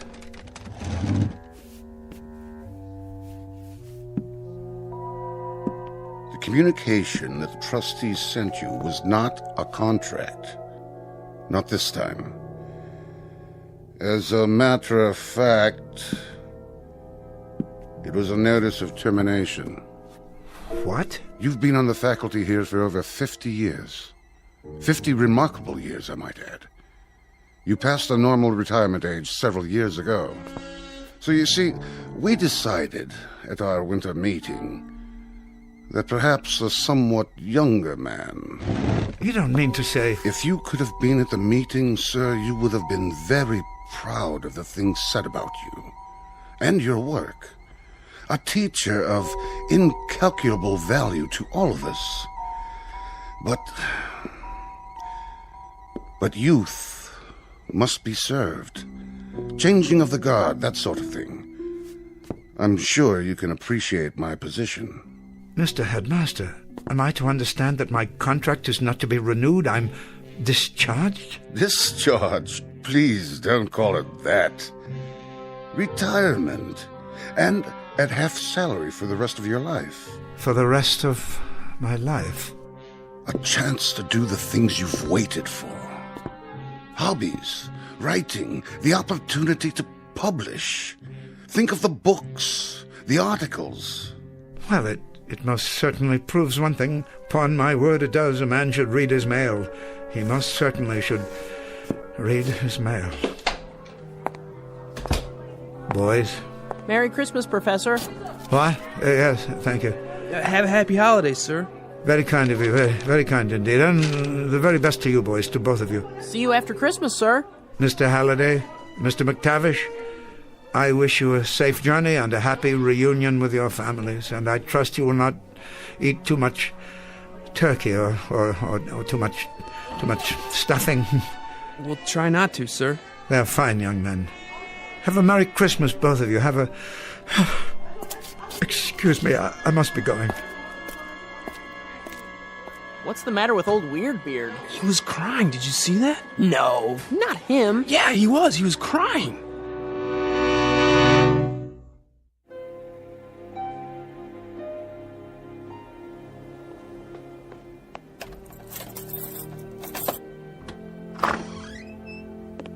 Letter.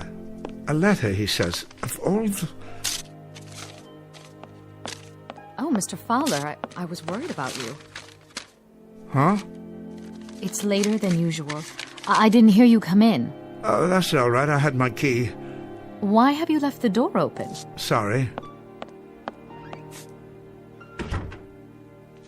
Everything all right, Mr. Fowler? Here it is. What, Mrs. Landers, am I all right? I guess that would depend upon the point of view, wouldn't it? If you're a trustee in this institution, anxious to inject new young blood into the faculty, I'm sure you'd think there was nothing wrong at all. What are you talking about? But if you're an old man who has spent the better part of his life inside those walls, those classrooms, then you might be forgiven a degree of consternation. As a matter of fact, everything is not all right. Everything happens to be very wrong. What is it, Professor? What's wrong? See for yourself. Here, I'll read it to you, and so forth, so on. And since it is the policy of the school to ensure our students the most up-to-date educational methods, we think it advisable that you consider this retirement to be a mutually beneficial decision. Please understand the spirit in which this request is made, and understand further that your contributions to Rock Hill School for Boys are a matter of record, as is our appreciation. Oh, my word, Professor, that means... That means, Mrs. Landers, stripped of its sophistry, its subtlety, its effort to break the news gently in so many words, I've been given the sack. But there must be some mistake. None of my boys were here, were they? Your boys? The students, they had a wonderful tradition that went on for many years. On the last afternoon of the winter term, they would gather outside, just there, beyond the window, and sing Christmas carols. I came to expect it after a while. They haven't done that in years, Professor. Not since before the war, as I recall. Of course, I should have remembered.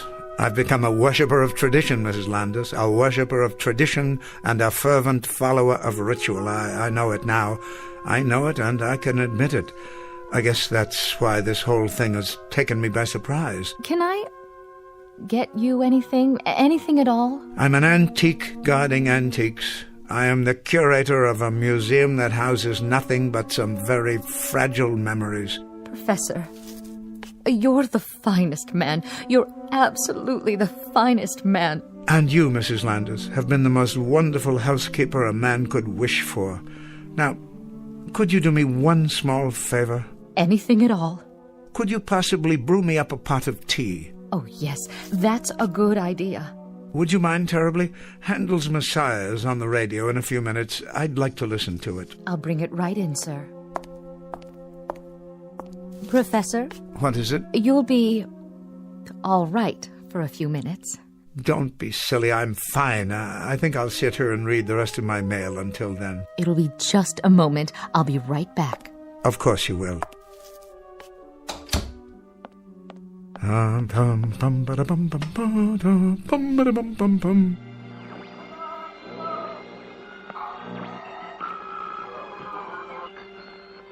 we're almost ready for our annual symphony broadcast of the air. Bringing you these performances, live and uninterrupted, has become a tradition here in the country. Good. Another minute. I'll have an opportunity to prepare.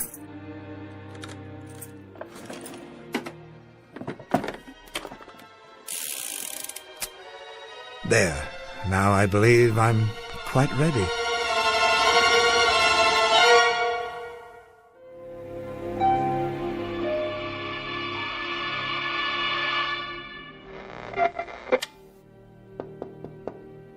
Yes, Mrs. Landis? Come in.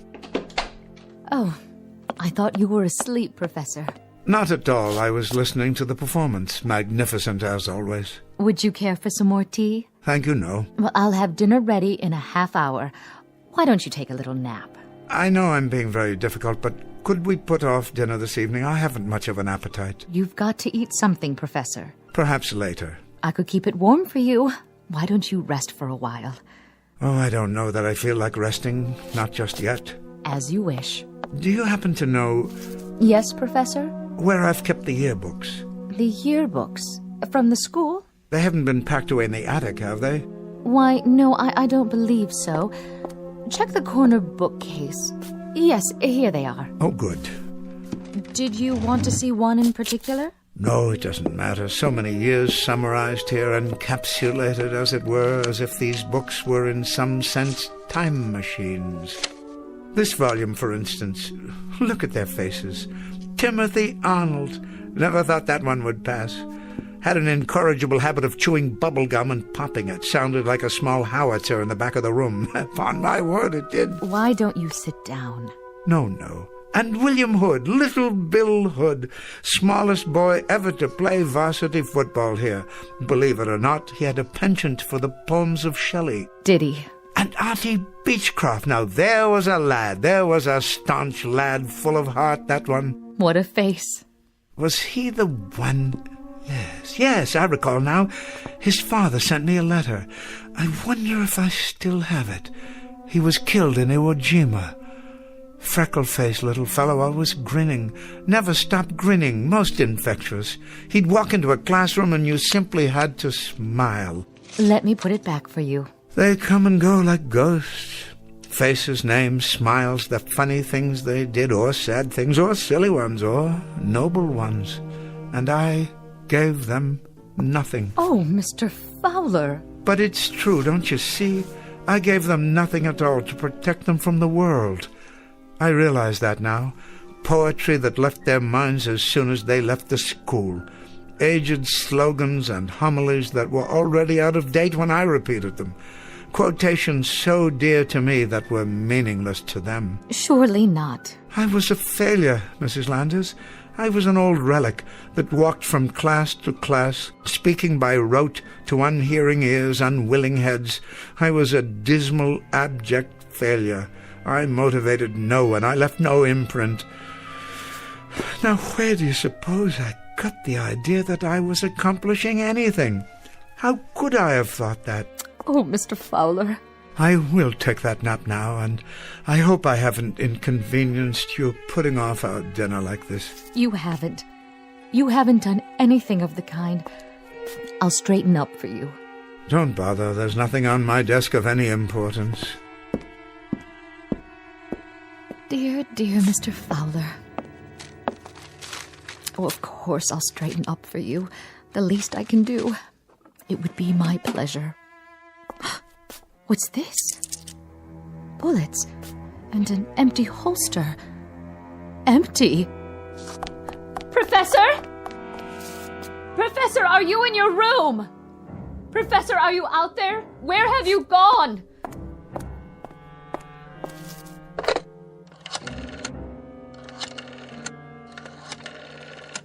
Oh, hello. The headmaster, please. Quickly. It's about Professor Fowler.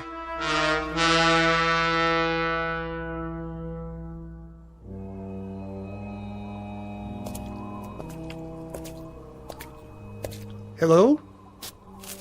Yes? Who's that? It's Alice Fowler. Hello, Tom. Oh, hello, Professor. Working late, are you? No, just out for a walk, and you should be home yourself, Tom. I will be soon enough. A few chores before I lock up for the holidays. Nothing too serious, I trust? Oh, the door to the main building. The latch is sprung so it won't lock. Can't leave it like that. I suppose not. Can you fix it? Strike plate needs tightening, that's all. I was on my way to get my tools. Well, you shouldn't have much to worry about here. The boys of Rock Hill are hardly vandals. No, but there's the matter of security. Files, records. The real treasures of this school are invisible to the eye. How do you mean? The minds that were formed here, for better or worse, the personalities that grew to maturity and then went out into the world. Well, you're one guy who had a lot to do with that. Precious little, I'm afraid, precious little. But even if the school made little impression on them, they surely left their impression on it. These walls could talk, huh, Professor? Yes, indeed, if these walls could talk. Getting pretty cold. Better button up that coat. Oh, I don't have far to go. Where you headed? To the statue in the courtyard. You can see it just ahead. Oh, yeah. You know, I always wondered who that guy was, anyway. Somebody famous, I bet. It's a bronze of Horace Mann, the educator. The old fellow looks rather foreboding, doesn't he? But, you know, when I first began here as an instructor, I liked to take my lunches in this courtyard, in his shadow, so to speak, as if in some way I might be inspired by him. At least, that was my thought. Well, guess I better get those tools. Yes, of course. This is as far as I go. Take care of yourself, Professor. I will. And Tom? What? I just wanted to say... Yeah? To thank you for taking such good care of the grounds all these years, and for this conversation. I've enjoyed it. Me too, Professor. You take care now. Merry Christmas. Merry Christmas to you, too. Horace Mann, 1796, 1859. I was just wondering, Mr. Mann, I was wondering if you had any self-doubts. I'm sure not. All one had to do was read the inscription, "Be ashamed to die until you have won some victory for humanity." Well said.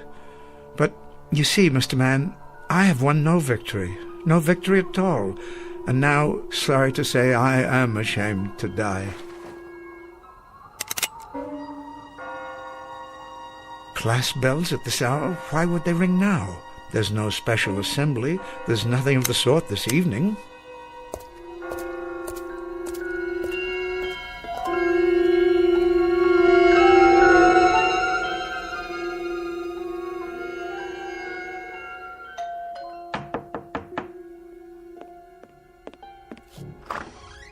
Oh, Headmaster. I came as quickly as I could. Thank you. Not at all, Mrs. Landis. I didn't know who else to call. Have you found Professor Fowler? Not a word. I'll contact the local authorities. If they see him... He couldn't have gone far. I'm afraid I must bear some responsibility for this. Oh, the professor doesn't blame you. Of course, he wouldn't. It's not in his nature. But perhaps if I had handled it differently... He should have been included in the board's deliberations. I want you to know that it was a most difficult decision. Most difficult. Well, the only thing that matters now is to find him. They say there'll be more snow tonight. Can you think of where he might have gone? Into town, perhaps, to visit a friend? He doesn't go anywhere except the school. It's been his life. Then I'll alert campus security. Though it's unlikely he's there. Everything will be closed now for the holidays. There's something I haven't told you. What? An old army souvenir. It belonged to his father. It's gone from his desk drawer. And so are the bullets.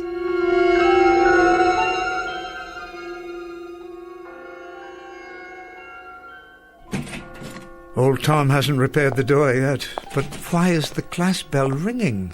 There are no classes at this hour.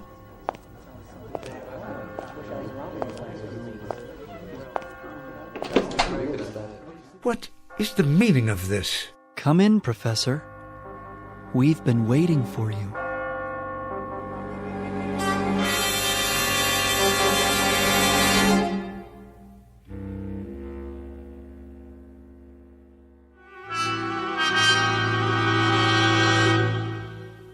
What are you boys doing in my classroom? We're here to see you, sir. I don't quite understand. Forgive me, boys, but I'm not at all sure.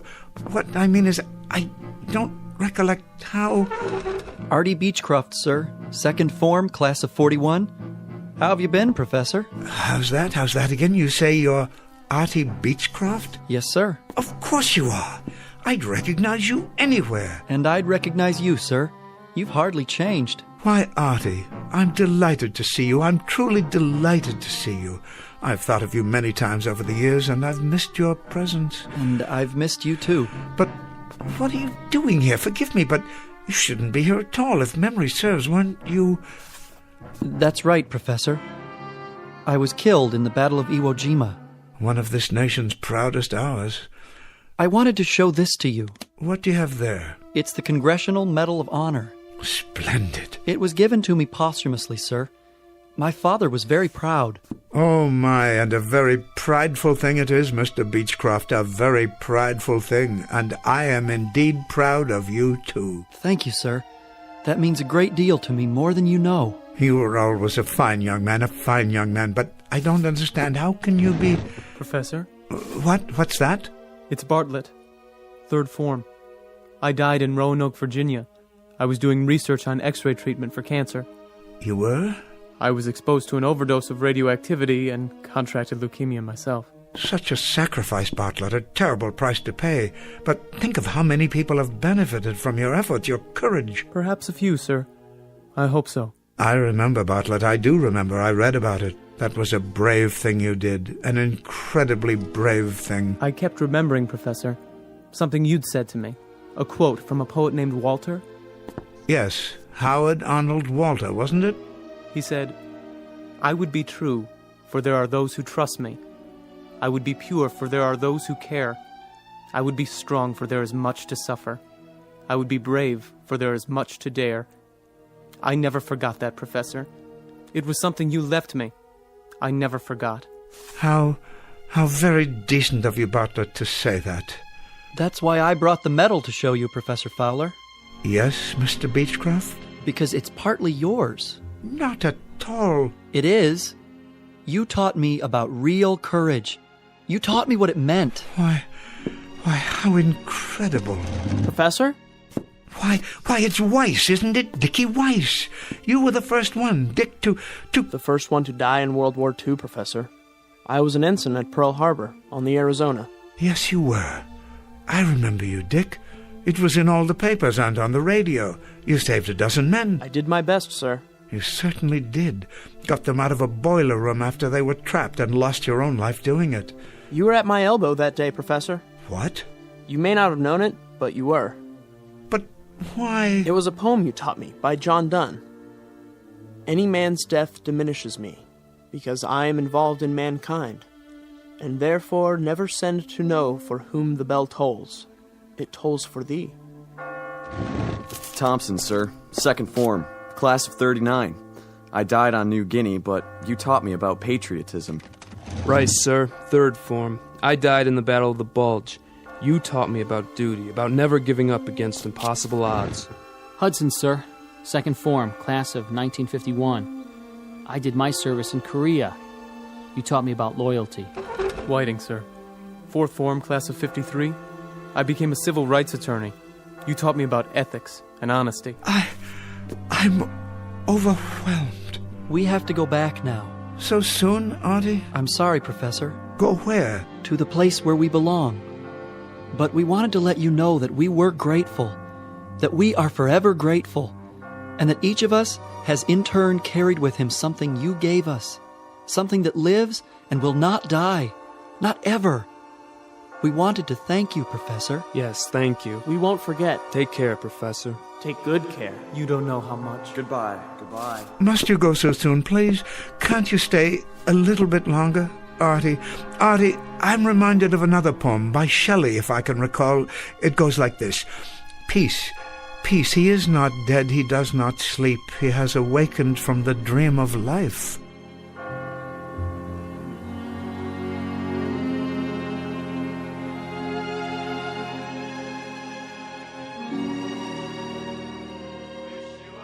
Yes, Headmaster, he's home now.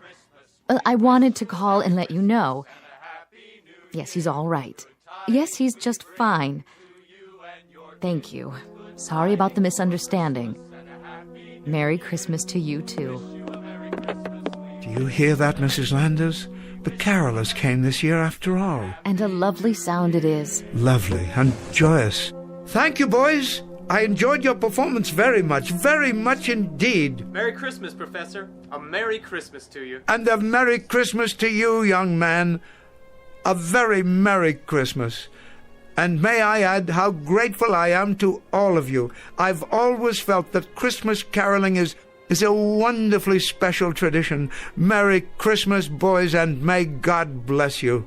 Such fine young men. That they are. They haven't come in such a long time. You know, Mrs. Landers, I've had a chance to consider. I think I will retire. I do believe I've taught all that I can teach. Oh, I'm sure that's not true. In any event, I wouldn't want the returns to diminish. Well then, if that's your decision, I think you've made the right one. I'm sure you have. So am I, Mrs. Landers. So am I. I hope so. Because, you see, I do believe that I may have left my mark, such as it was. A few gauntlets of knowledge I've thrown out that may have been picked up here and there after all. Be ashamed to die until you have won some victory for humanity. I didn't win them myself, but perhaps I helped others to win them. So in that way, even in some small measure, they are victories that I can share. I'm sure that's so. I've had a good life, Mrs. Landers. A very rich life. A very fruitful life. And as for this particular changing of the guard, I wouldn't have it any other way. Wish you a Merry Christmas. We wish you a Merry Christmas. We wish you a Merry Christmas and a Happy New Year.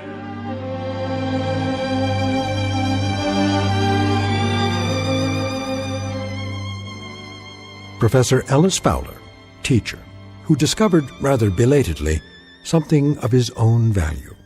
That the quality of a man's life is not measured by his personal achievements, but rather in the effect he has on the lives he touches and the contribution he makes to humanity, one that lives on long after he reaches the end of his tenure. A very small scholastic lesson, but an exceedingly important one, from the campus of the Twilight Zone.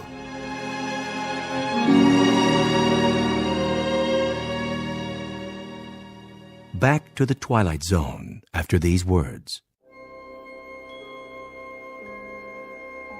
Hi, this is Carl Amari, producer of the Twilight Zone radio dramas. I'd like to take a moment to tell you about our official website at twilightzoneradio.com, where you'll get the latest news and information on these Twilight Zone radio dramas. Plus, at twilightzoneradio.com, you can digitally download 3 free episodes or any of our episodes for only $1.95 each. In this age of ever-changing technology, we've decided to make these episodes instantly available to you by making the Twilight Zone radio dramas a digital download-only series. This means that this series will no longer be offered on CD. The CD collections at our website are now being offered while supplies last at buy one, get one free. So be sure to get your favorites before they're sold out. Be sure to visit us often, and I'll see you in the zone.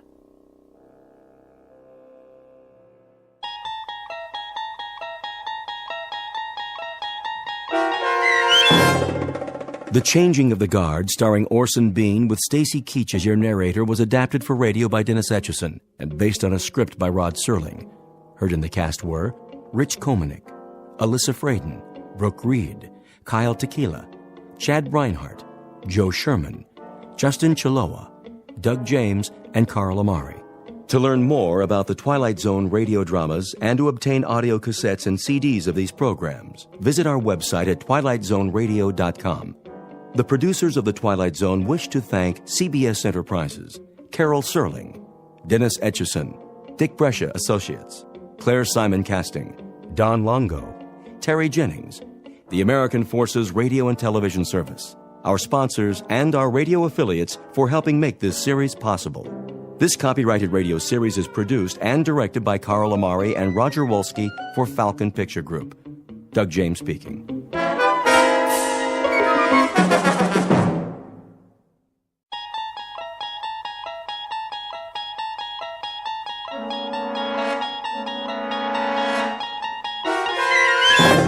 There is a fifth dimension beyond that which is known to man.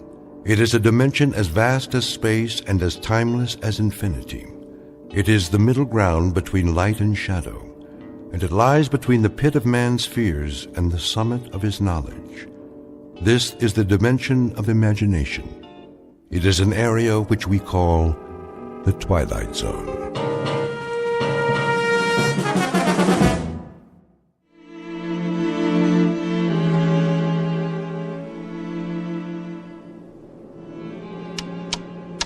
Hey, Magellan, how about a progress report? Coming up, Skipper. We'll be about 4 minutes behind flight plan at 30 degrees west. That all? I can pick up 4 minutes easy, Hatch, with or without the jet stream. That's what I like to hear, Captain. Early ETA. Leave it to Captain Farver, Craig, when you've flown as long as he has. Captain? Yes, Wyatt? Gander wants to know if you intend an altitude change after we pass 30 west. How are the numbers? Got 'em right here. Look okay, Purcell? Check. Here you go, Captain. Thank you, Mr. Purcell. All right, then. Gentlemen, you'll be pleased to know that thanks to the quality of this aircraft, the fine weather, and my brilliant flying, we'll hit JFK ahead of schedule, as long as their speed holds up. Send it in, Wyatt. Yes, sir. Shannon, copy, Gander. Transocean Flight 33, position 50 north, 30 west, time 14:03, flight level 35,000. Estimating 52 north, 40 west, and 2431. Estimating 52 north, 40 west, and 2431. Estimating JFK 1830, endurance 79560. Report received, Skipper. Hey, Janie. Boys? How we doing back there? Oh, the passengers are very content. But on behalf of the flight attendants, we have one respectful request. That you get us to the Big Apple as soon as possible. One's going to the opera. Opera? And 3 in first class have heavy dates. And a 4th, well, she just might be free for dinner with a polite and single crew member, assuming there's anyone like that on board. Hold it a minute. What is it, Captain? Did you feel anything? Feel? What do you mean, Skipper? I don't know. Thought I felt something. Something funny. Like a sensation of speed. I can't put my finger on it. Guess it's my bones. I must be getting old. True airspeed 440, Skipper. We're level. Do you suppose we picked up a tailwind? Maybe. Those jet streams are tricky, but it's that crazy feeling I can't shake. You can't feel a tailwind. But I feel something. Checking the instruments. Everything looks fine. Magellan, give us a speed check with your Loran. Right. I'd better do it again. What's going on? Skipper, Loran indicates a ground speed of 830 knots. I've never heard of a tailwind like that. Check it again. Wyatt, see if you can raise OSV Charlie air defense radar. Ask them to give us a fix and check our ground speed. Magellan, you sure about the Loran? Skipper, I'm not only sure, but we're still accelerating. 980 now? 1120? 1500? God in heaven, I can't keep up with it. Wyatt, anything from air defense? No, sir. 2100. I hope the wings stay on. They will. Don't worry about the wings. Just watch that true airspeed. Ground speed means nothing. We must be in one lulu of a jet stream. Magellan, my needle just reversed on Gander Omni. How could we get past Gander? Give me a fast position check. Skipper, we are past Gander. We must be doing 3,000 knots. Try to raise Harmon control. If you can't, try Moncton or Boston. At this speed, you might as well try Kennedy. Transocean 33, Harmon control, come in, please. Harmon, please acknowledge. Transocean 33, Moncton. Transocean 33, Boston control, come in, please. Transocean 33 to Kennedy control. Can you hear us, please? No soap. I can't raise anyone.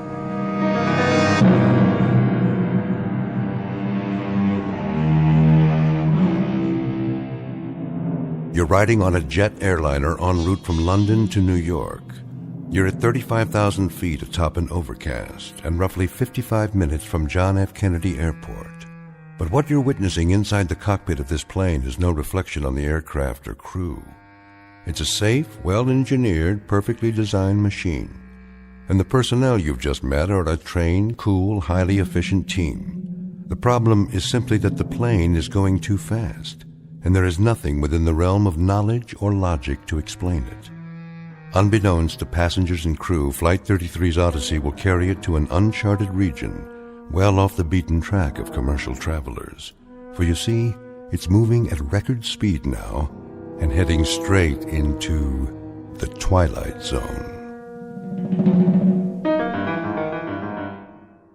And now, the Twilight Zone and our story, The Odyssey of Flight 33, starring Daniel J. Travante, with Stacy Keach as your narrator.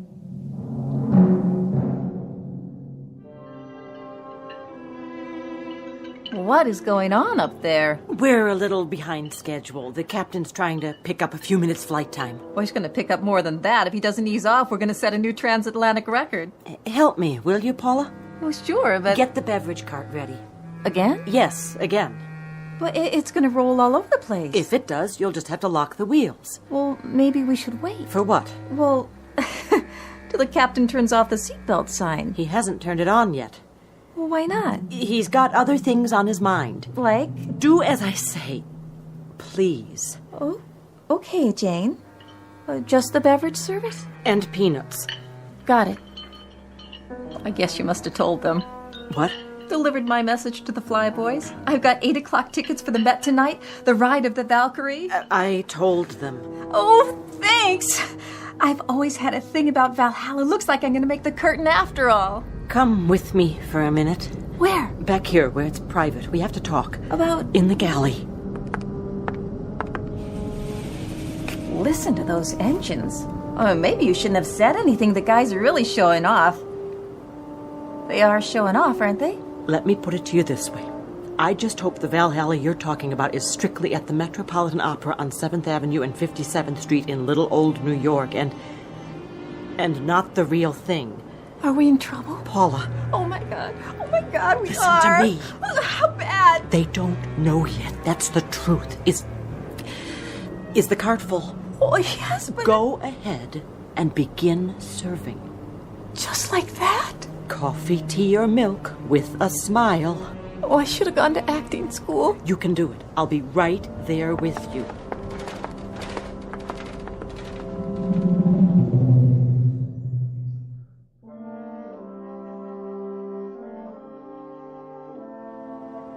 You know, you talk about ailments. I don't believe I was, actually. I had an aunt once in Boise, Idaho, who had one of the worst livers in the history of the state. When that woman passed on, rest her soul, would you believe it? What, pray tell? There were 5 medical associations bidding just to put her liver on display in a bottle, but her mother, that's my father's sister, she absolutely refused to let them show it. And it's like I always said to my late husband, What did you say you were in the Air Force? RAF, madam. A captain. I'm now a military attaché at our British embassy in Los Angeles. A nephew of mine was in the Navy. He was on a cruiser or a PT boat or something. Or was it a battleship? I say, did you feel anything? Well, I was a little queasy when we took off, but my late husband used to say that I had a stomach like a... That's odd. A lot of people have queasy stomachs. I have what they call... Quite odd, really. I had a distinct sensation of rapid acceleration, I should say. Well, here we are. This tray is for you, ma'am, and this one is... Got a case of the nerves, miss? Oh, I'm meeting someone in New York. My boyfriend.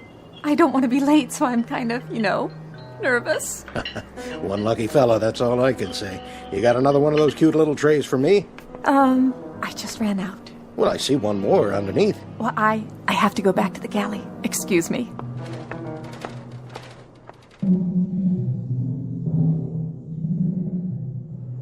Repeat, Transocean 33. Anybody? What about it, Wyatt? Not a thing, sir. Either they're off whack, everybody out there, or we are. Check your equipment again. I've checked it 4 times. Knock it off. We'll just have to bullet through and see if anything... Did we hit something? Check for damage. What was that flash? Did we get hit by lightning? Numbers 3 and 4 are still on the wing. They look okay.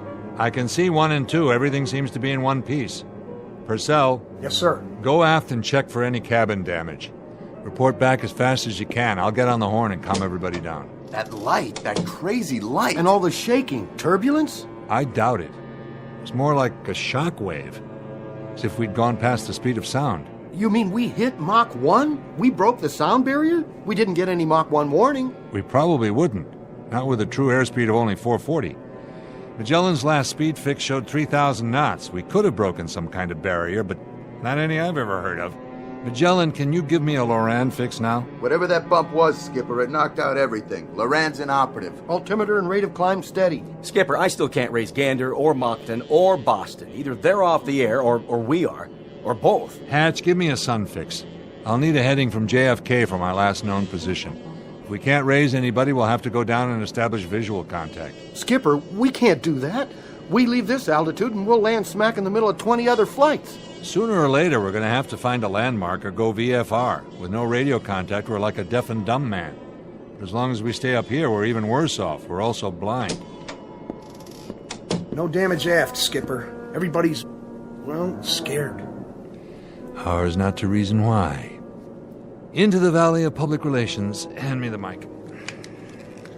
Ladies and gentlemen, this is Captain Farver speaking. I want to assure you that everything is under control and that there is no danger.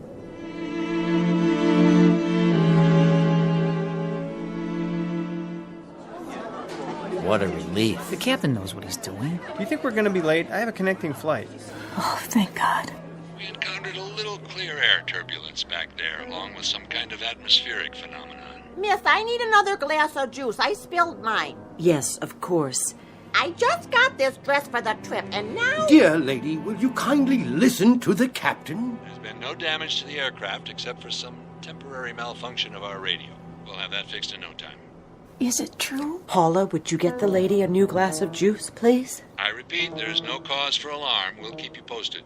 In the meantime, sit back, relax, and enjoy the rest of the flight. Answer me, will you? Is what he said true or not?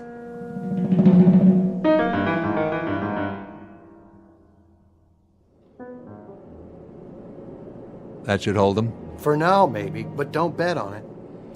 If we run according to schedule, we should be landing at Kennedy inside of the next 40 minutes. Until then, please keep your seatbelts fastened as a precaution. Remember, our flight attendants are at your service. Purcell, what's our fuel? 29,435 pounds. With the Loran out, I don't know what our ground speed is. But I've got a hunch we left that tailwind. I don't have the feeling of acceleration anymore. Magellan, how about that heading to JFK? Well, part of this is scientific, Skipper, and part of it's Kentucky windage. Try 262. That's as close as I can make it. 262 it is. All right, gentlemen, you know what we're up against. We're apparently out of touch with all ground radar points. We don't even know if we're on an airway. and this 707 is a beast that gulps fuel. All of which means we've got one chance. To go down through this overcast and look for something familiar. You're talking about flying blind. It's very possible, not to say probable, that we may hit something on the way down, but we've got to take that chance or wait up here till we run out of fuel. I just wanted you to know where we stand. Now everyone keep a sharp lookout for other traffic. And I don't think a few prayers would be out of order. All right, Craig, we're taking her down. Now we're really in that fog bank. Can't see a blessed thing. Wait, there. What is... Skipper. I see it. And? I don't get it. It happens to be a fact, though. That's Manhattan Island down there. How could it be? Looks more like the middle of the Amazon jungle to me. Where's the skyline? Where are all the buildings? I don't know where they are, but we're over New York City. There's only one small item that's a little amiss here. The passengers are confused. We're over land, but they don't see any... Any what, Janie? Well, any buildings or bridges or highways or... Nothing but trees, some stretches of grassland and more trees. It's the right shape, but it can't be New York. Oh, that's Manhattan down there. See? There's the East River and the Hudson River. Sure looks like it. There's Montauk Point and every other topographical clue we need. The real estate's there. It's just the city and 8 million people seem to be missing. There isn't any New York City. It's disappeared. Come on, boys. You're joking, right? Skipper, verify something for me, would you? And in a hurry. Look. It's just not possible. The bringer of thunder. What? Down there, right below us, in the middle of all that foliage. You see it moving? All I see is a jungle. That thing there. The one that just pulled up a tree like a toothpick and ate the top off of it. I've seen him in picture books. That's a brontosaurus. Been extinct for, say, 150 million years. That, my friends, is the largest dinosaur that ever walked the earth.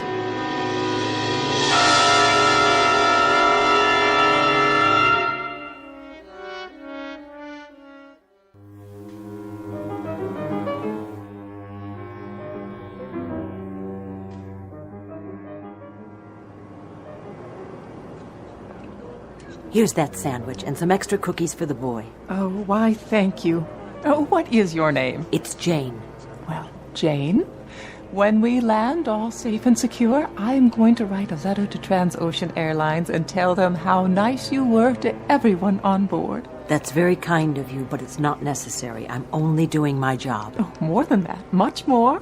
You remind me so much of my daughter-in-law. She's a nurse and... Miss? Yes? You got a drink on that cart? Of course, sir. Would you care for coffee, tea, a soda? No, ma'am. I mean a drink. Drink. Anything you like. Scotch, rocks? Certainly. Yeah, make it a double. All right. How much owe you? Nothing, sir. You sure? I mean, this ain't first class. It's on the house. Everything's on the house today. Here, I'm giving you 2 drinks, 2 doubles. How come? Because you've been such a perfect passenger. We'll be landing soon. Well, not that soon. I don't see the city yet. You should buckle up anyway. Yeah, sure.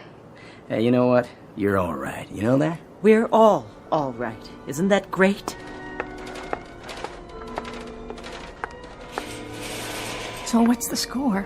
I mean, we've been circling for 5 minutes now. They said they'd let us know not to come in. Well, that sounds promising, doesn't it? At least we're back to normal speed. That's something. Something? Captain Farver's a pro. So's the rest of the crew. Yes, they are. Definitely. So there's no reason to panic. No reason at all. We just go on like a normal, ordinary flight. Okay, got it. So, shall I go help out in first class for a while? In a minute. I need you to do something else first. What? Pick out a couple of those little vodka bottles. Sure. What passenger? I want you to hand them to me. What are you doing? Rocks are with a mixer. Are you serious? We're on duty. Then I'll drink them myself. Wait. What is really going on? I promise you, if I knew, I'd tell you. But you know something, don't you? When I was in the cockpit, I thought I saw... Oh, Paula, did you happen to look out a window a few minutes ago, right after we leveled off? Why? What did I miss? They were all looking down, and I looked with them. I wish I hadn't, but I did. Oh, is it one of the engines? It's not the aircraft. Well, then what? That's the trouble, Paula. I don't know. I give you my word, I really, truly don't know. Excuse me, ladies. I'm sorry, sir, but this area's off limits. I know, but you'll see... If you were looking for the restroom, it is at the other end of the aisle. No, you see, it's just that...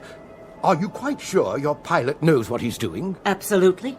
Captain Farver's the best there is. In that case, why has he announced an arrival at Kennedy when we're nowhere near that location?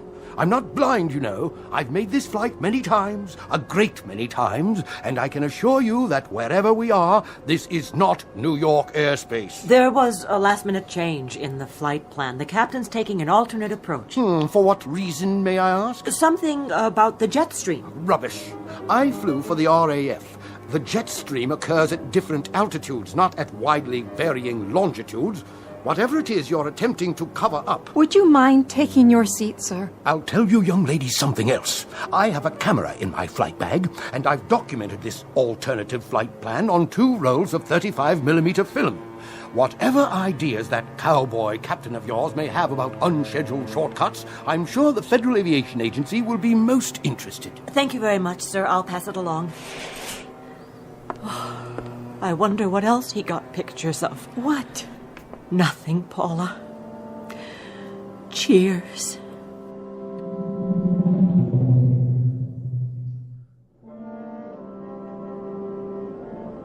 What do you think now, Skipper? Well, we've flown over what should be Schenectady, Albany, and points north. That's what you and Craig keep saying, but personally, I don't get it. Take a look. There's the topography. You can make out the coastline, the mountain ranges. But it's not any New York state I've ever seen, and neither have you. Admit it, Captain. It looks like some kind of forest land, and it just goes on. And there's still no sign of life. Except for that thing with the long neck and the teeth. From here, I made it to be about 5 stories tall. It was a brontosaurus, no doubt about it. Listen to you. Listen to us all like it was something people see every day. Nobody's seen anything like that for 100 million years. Longer than that. So here we are, talking away like rational human beings. Craig. Yes, Captain? Ever hear of Occam's razor? That rings a bell. Don't tell me. Is it what we're going to hit next? Wait a minute. I think I remember. From science class. He was a mathematician. Right. He came up with a principle, a way of thinking. Which is? In a nutshell, it was this. When you look for a scientific explanation, say for something that doesn't seem to have an explanation right off, you should go for the simplest answer that accounts for everything. All right. I got it. This is all a dream. I'm dreaming. I'm in a hotel room in New York with a big soft bed. I'm going to wake up any second now. Or you can't wake up, because, see, you're already dead. You died in your sleep. We all did. We just don't know it. You're not listening. I said the simplest answer that accounts for all the facts. That means everything that's happened. There is no way to account for it. All right. What if I said we were swallowed by a whale like Jonah? Would you buy that? No, because whales live in the ocean, not the air. Unless we already crashed in the Atlantic and didn't notice. Pretty big thing not to notice. Exactly. Or could we say we've been swallowed by a flying saucer, and this isn't even the Earth anymore? Flying saucers don't have throttles and altimeters and 400 people in the cabin. And flight attendants like Janie. How do you know? Been on one before? Now you're catching on. Those aren't the simplest answers. You don't buy those theories any more than I do, because they're too much of a stretch, an unnecessary one. It's always possible that they could turn out to be true, but why make such a big jump? You see what I mean? Captain, I'm not real big on science fiction. Why are you telling us this? Because I thought about it, and I came up with a theory myself. A surmise based on everything we know. That I'd like to hear, because I'm flat out of answers myself. I'll give you my surmise then, gentlemen. You may want to trust me up with ropes when you hear this. I doubt that, Captain. You got more flight hours than all the rest of us put together. Keep an open mind. It's the only single rational explanation I can come up with to account for everything that's happened so far. Even the special effect monster back there? Even that. All right, let's hear it. Here goes. The bumps, the acceleration, what we saw with our own eyes.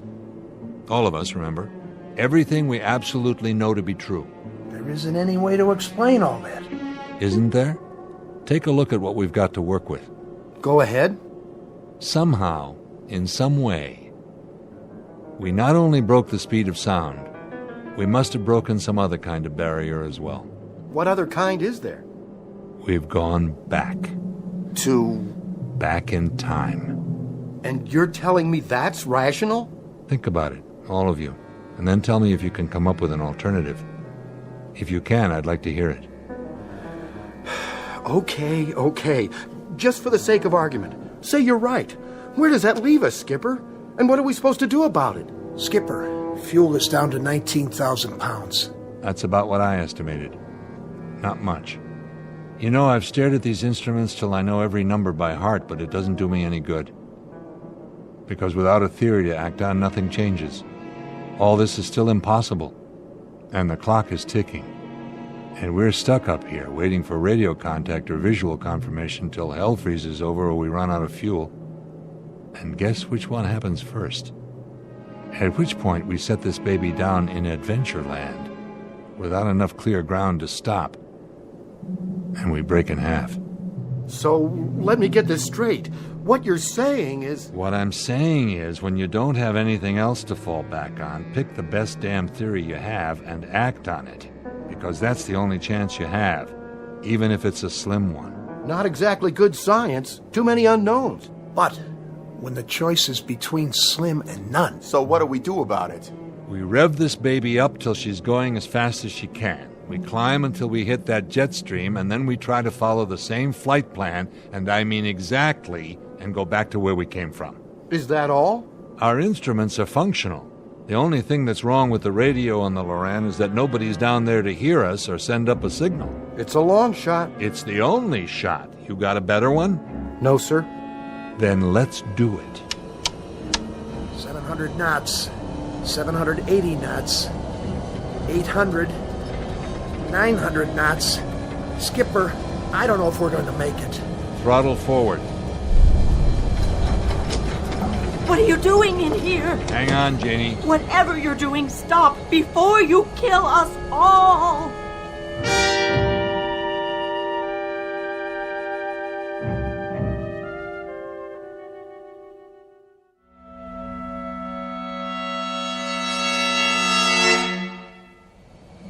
What was it? And the flash of light, Captain. Just like before.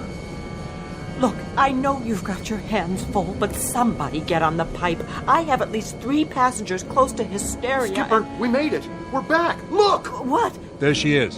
Where? I can't... Over here. You know, I never thought the Empire State Building was that great, if you want to know the truth. Is that it? Yes, it is. But right now, it looks downright beautiful. Don't you think so, Captain? Where's the mic? Right here. Ladies and gentlemen, this is Captain Farver. We had some momentary difficulty back there.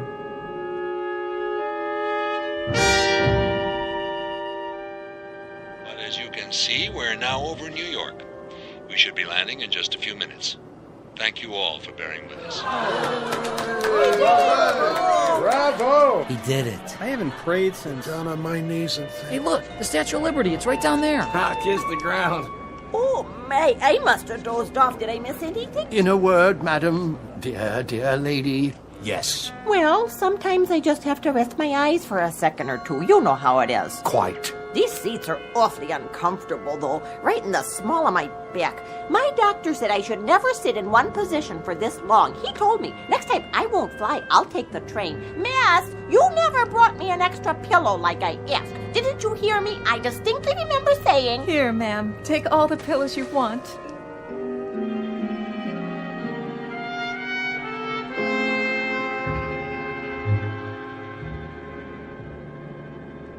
How about Kennedy? Nothing doing. Our VHF is still out. Maybe Kennedy's is too. Try high frequency. I did already, Skipper. Nothing from JFK. How about LaGuardia? Keep using high frequency.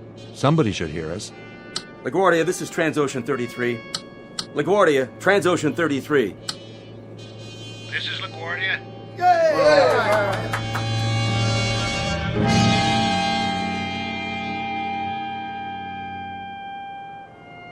Oh, thank God.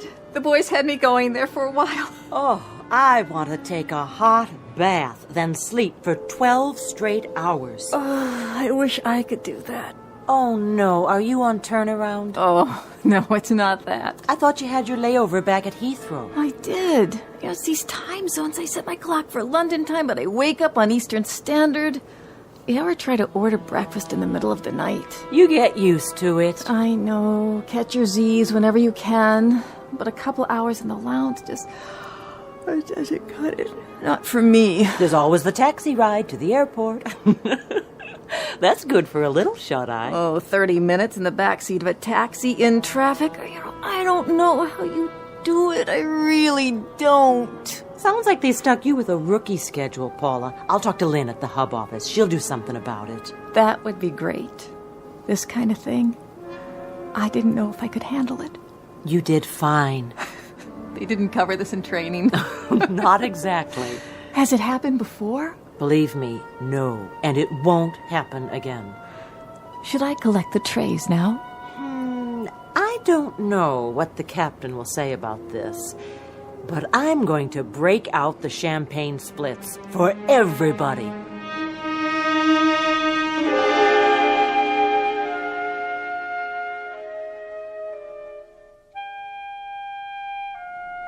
Wyatt, try for radio contact. Yes, sir. This is Transocean 33, LaGuardia. We're on the northeast leg of the LaGuardia Range, and both our ILS and VOR appear inoperative. Request radar vector to JFK ILS. Nothing, sir. Keep trying. Transocean 33, LaGuardia. What are you, a wise guy? You like what? I got a live one. Yes! All right! A radar vector to Kennedy ILS. Can you do that little thing for me, LaGuardia? If it's not too much trouble, because you'll never, ever know how good your voice sounds to me right about now. What flight did you say this was? Transocean 33. What's the matter? Come on, LaGuardia. Quit fooling around. We're low on fuel. Transocean Airlines? What kind of aircraft is this? This is Transocean 33, a Boeing 707. You heard of that? Did you say a Boeing 247? Let me handle it. Be my guest. This guy's a hard case. LaGuardia, this is a Boeing 707. Don't give us any of this 247 jazz. You're a few decades behind the times. This is a 707, LaGuardia. A jet. 4 big, lovely Pratt Whitney turbines. Only they're getting hungry. We're low on fuel, and all we want is a radar vector to Kennedy. Now, do you have us in radar contact, or don't you? I don't know who you guys are, but we don't know anything at all about radar or jets or anything else like that. But if you're really low on fuel, we'll clear you to land here. Well, aren't you the generous one? Hey, don't go to any trouble on our account. Captain, the approach chart says their longest runway is less than 5,000 feet. Should we take a chance? Transocean 33, you're cleared to land on runway 22. Altimeter 2988, wind southward 10 miles per hour. The captain is to report to the CAA office immediately after landing. Roger. We'll stay in touch. CAA? Why, they haven't called the Federal Aviation Agency the CAA in more years than I've been flying. What do you want to do? All right, Craig, we're bringing her down. If you say so. It'll be like landing in a phone booth, but... Captain, circle again, will you? Why, something wrong? Take a look. What is it, Hatch? What are you? Still New York, all right. Will you take a good look? What are those 2 structures? Where? Those buildings right under us. Skipper, do you know what they are? Do you? I know exactly what they are. The Trilon and Perisphere. The who? I saw an old newsreel about it. They built it all and tore it down a long time ago, before I was born. But there's no doubt. That's the New York World's Fair. The 65 World's Fair? They must have left some of it standing. Funny, I never noticed it before. Not the 1965 fair, the one before that. But that was in 1939. I know they tore that one down. They did. So that means we're in 1939. We came back. We did it. We came back, but dear God, we didn't come back far enough. We can't land. We can't land at LaGuardia, not in 1939. We've got to try again. What about the passengers? I think we'd better let them in on it. What choice do we have? We owe them the truth. Ladies and gentlemen, this is your captain. What I'm about to tell you is something I can't explain very well. Your crew is as perplexed about it as you are. But if you look out on the left-hand side of this aircraft, you'll see directly below you an area that was once called Lake Success, and those buildings down there aren't the United Nations. They happen to be...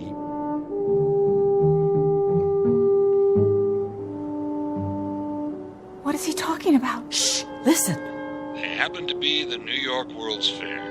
That man's gone crazy. He shouldn't be flying an airplane. Madam, would you kindly not? What I'm trying to tell you is that somehow, some way, in some manner, this aircraft has gone back in time, and it's 1939.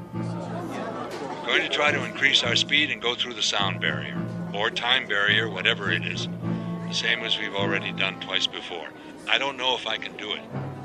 I don't even know that we have enough fuel, but I ask you to remain calm and pray.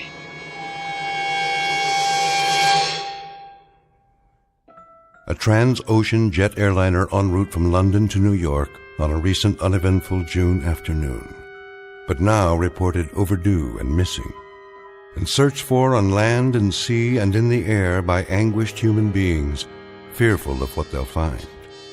But you and I know where she is. You and I know what's happened. So if at some moment, any moment, you hear the sound of jet engines flying atop the overcast, engines that sound searching and lost, engines that sound desperate, shoot up a flare or do something, anything that might help the men and women aboard Transocean 33, all of them still trying to get home from the Twilight Zone. We'll return to the Twilight Zone in a moment. Hi, this is Carl Amari, producer of the Twilight Zone radio dramas. I'd like to take a moment to tell you about our official website at twilightzoneradio.com, where you'll get the latest news and information on these Twilight Zone radio dramas. Plus, at twilightzoneradio.com, you can digitally download 3 free episodes or any of our episodes for only $1.95 each. In this age of ever-changing technology, we've decided to make these episodes instantly available to you by making the Twilight Zone radio dramas a digital download-only series. This means that this series will no longer be offered on CD. The CD collections at our website are now being offered, while supplies last, at buy one, get one free. So be sure to get your favorites before they're sold out. Be sure to visit us often, and I'll see you in the zone.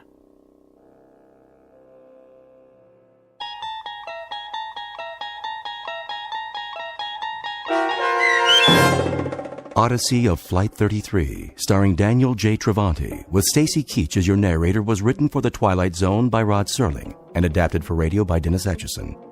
Heard in the cast were Taylor Miller, Peter DeFaria, Richard Hensel, Turk Muller, Doug James, Peggy Roeder, Carl Amari, Roger Wolski, Vince Amari, and Roderick Peoples. To learn more about the Twilight Zone radio dramas and to obtain audio cassettes and CDs of these programs, visit our website at twilightzoneradio.com. The producers of The Twilight Zone wish to thank CBS Enterprises, Carol Serling, Dennis Etchison, Dick Brescia Associates, Claire Simon Casting, Paul Patch, Terry Jennings, the American Forces Radio and Television Service, our sponsors, and our radio affiliates for helping make this series possible. This copyrighted radio series is produced and directed by Carl Amari and Roger Wolski for Falcon Picture Group. Doug James speaking.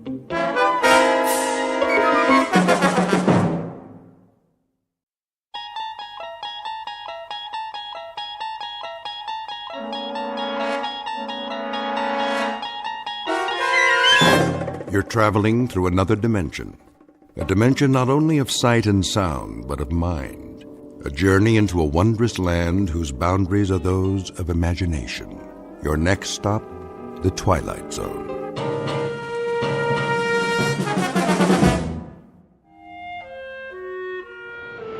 Trans-East Flight 23, now ready for departure. Please show your boarding passes at the gate.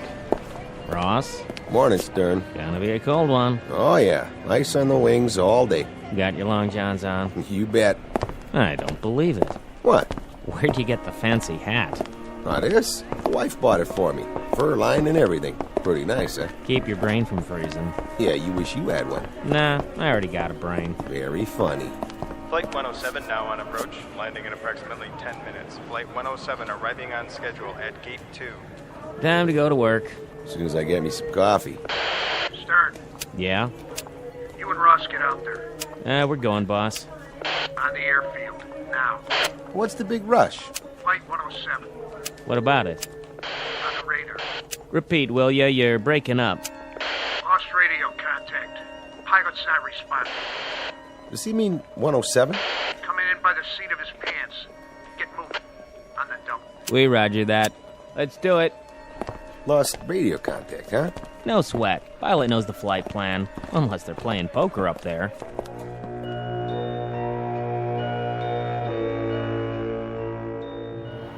Here she comes. Lined up perfect. Wait a minute. That's not 107. It's gotta be. Yeah, but she looks different. Different how? Smaller, maybe. Yeah, right. Wipe your glasses. Get 23 off the runway. Keep it clear. Stern, walk her back to the gate. You got it. Uh-oh, there ain't time. 107's dropping fast. Well, get out there. Signal her in. My God, it's a prop plane. Is that a DC-3?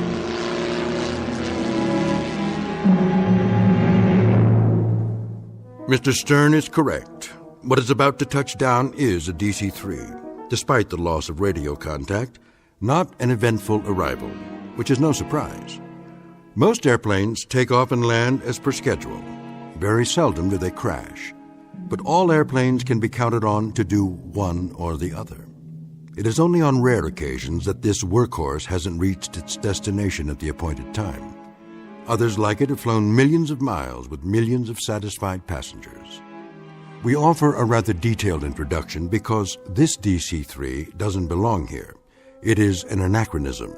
You see, DC-3s ceased operating as commercial passenger carriers a number of years ago, to be replaced by more modern designs with jet engines. So where did this ancient example come from? It is an enigma, a 7-ton puzzle made out of aluminum and steel and a few thousand component parts, none of which add up to a satisfactory answer. In just a moment, we're going to give you 90% of the jigsaw. You and the Federal Aviation Agency will assume the problem of finding the missing pieces and putting them all together. This we offer as a tantalizing brain teaser, a little extracurricular diversion, flown in directly from the Twilight Zone.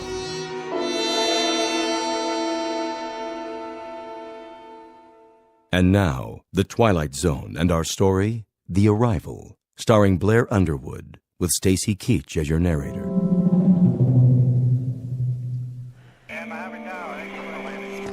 Flight 51, you are not cleared for landing. Repeat, not cleared for landing. Low on fuel. Please advise. Trans-East 13, maintain holding pattern. Await further instructions. What's going on down there? Clearance to land temporarily denied. Tower, I see an aircraft off starboard at 3,000 feet. Can you identify? Stay above it. Continue circling. I have 250 passengers on board. Will someone please tell me what is going on? Flight 107's on approach. Here it is on the screen. So? You have her flight plan? You've lost radio contact. She's not responding. Then give her plenty of room. Keep scanning all frequencies. I've done that, sir. The pilot can't hear us. Or he's passed out. Do you have a visual? Not yet. She's dropping fast. Lined up and coming in. She almost clipped a 737. And he says... Well? He says it's not a Trans-East plane. What? The pilot says it's... Look out the window. Let me see what kind of... That's not Flight 107. What the? Must be from an air show. I don't believe it. Neither do I. What the heck is that? That, son, is a DC-3. Here it comes. He's gonna make it. Oh, you better. She's down. Perfect 3 points. Tell the trucks to back off. We don't need them. Look at that, right on the mark. Get the ramp in place. We don't have a ramp to fit that.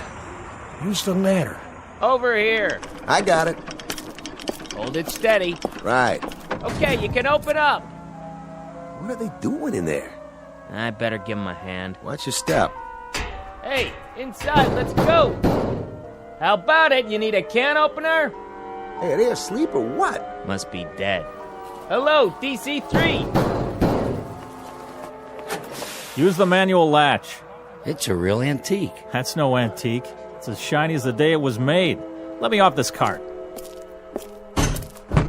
Huh? I don't see any crew, sir. Ross, get the cargo hold open. Right. Go on in, Stern. Yes, sir.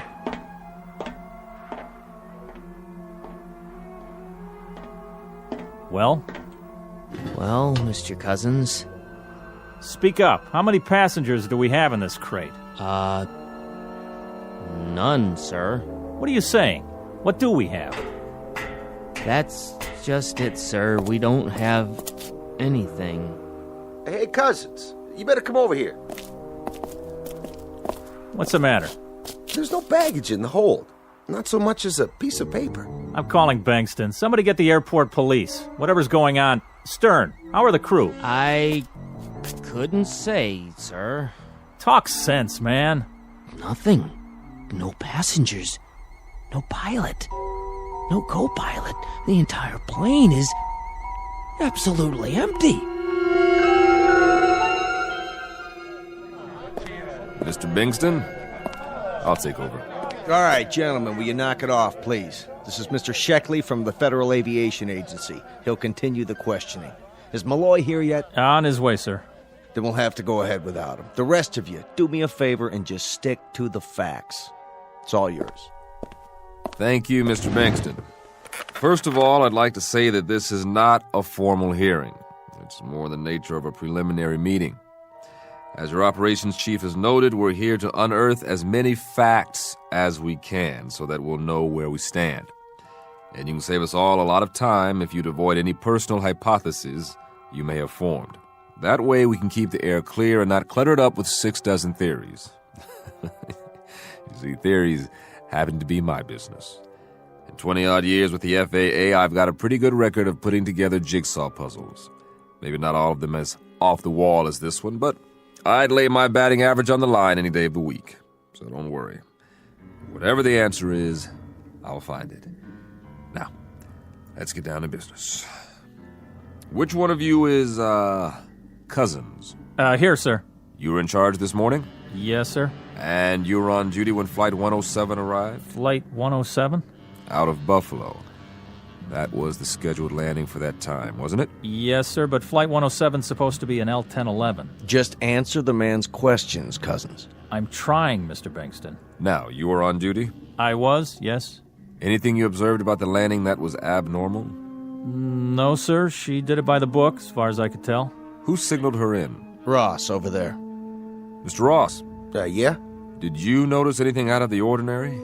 No, sir. She came in right on the button, followed my signal, stopped on the mark, and then shut off her engines. Did you see who was piloting?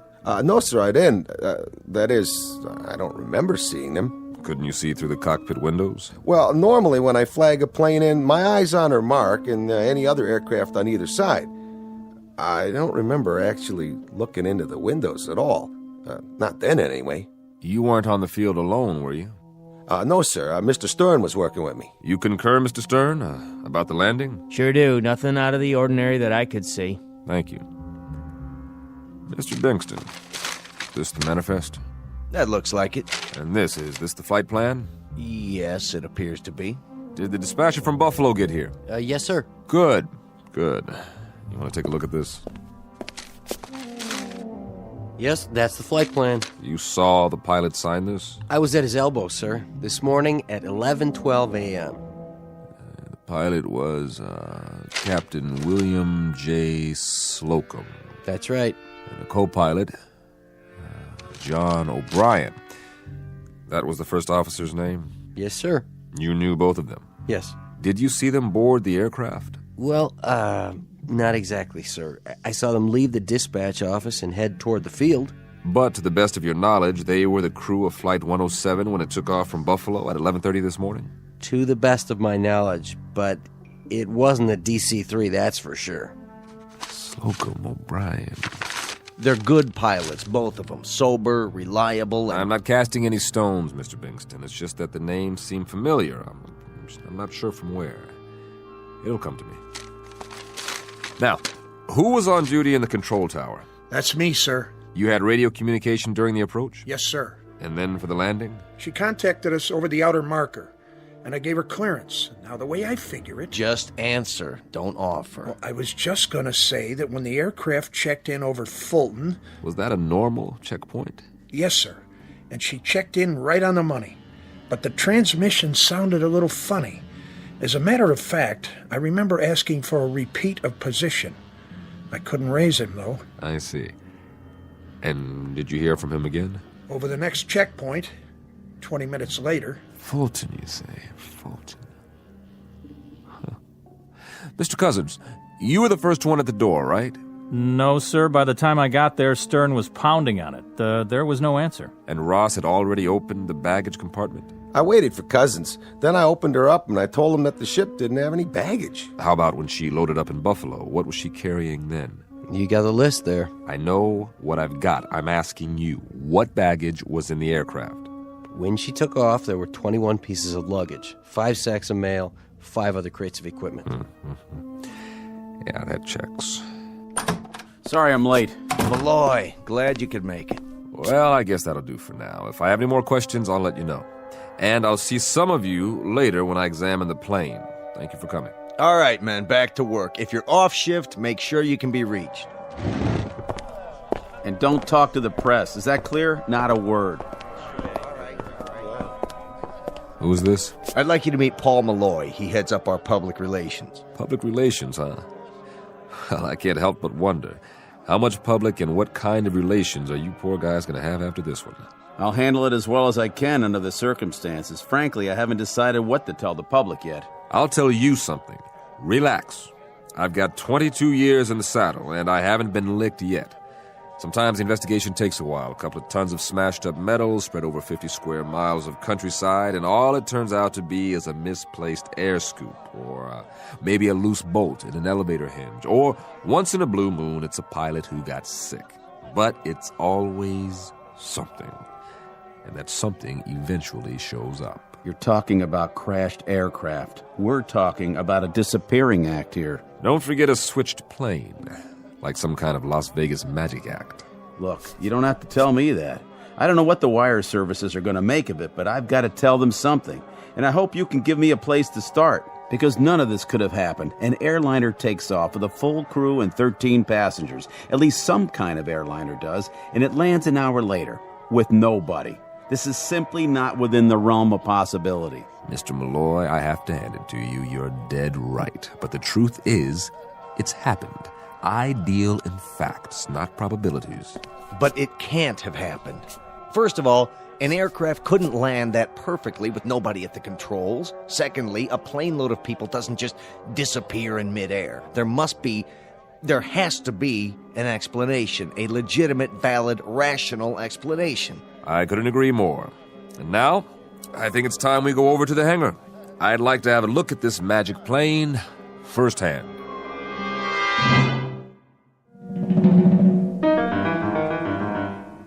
Yeah, that should do it. Thanks for showing me around, Mr. Cousins. Before you go, Mr. Ross here wants to tell you what he thinks happened. I don't think that's necessary. No, I'd like to hear it. He was on the scene. What do you have to say, Mr. Ross? Well, the way I see it, there's only one explanation. Just for a gag, these 13 people had parachutes. They kept them in the baggage compartment. That's why there wasn't any luggage. And someplace between here and Buffalo, they jumped out, like D.B. Sweeney. That's brilliant. And what happened to the pilots, Mr. Ross? I suppose that part of it's elementary. Maybe they hid in the restroom, then sneaked out of the plane after we left. Oh, please. You're imaginative, Mr. Ross. I'll give you that. What if? What if what, Stern? Nothing. Truth is, it beats me. I'll tell you something else, though. I still feel spooked. Standing here, I felt spooked even worse when I was inside. Just a Whole bunch of empty blue seats staring at me. Look, boys, we've been theorizing for 6 solid hours. Now, I'm just a simple-minded vice president in charge of a medium-sized airport. I've got a passel of newsmen hounding me to death, wanting to know what kind of operation we're running up here. Tell them to keep their shirts on. That's what you should be telling them. Or a reasonable facsimile of an explanation. That's what I hired you for, Malloy. Then you better hire me another head and a couple of sets of arms, because I haven't been off the phone all day. I've had every news service, television network, and even a couple of professional mind readers trying to find out what's the great big mystery we're keeping under wraps. You know how long I can sit on this, Bankston? Maybe another 15 minutes. Then it's going to break open with a bang, and we're going to stand here with rotten eggs all over our faces while Mr. Sheckley's FAA takes our license away from us. Incompetence, mental instability, you name it, and you can have it.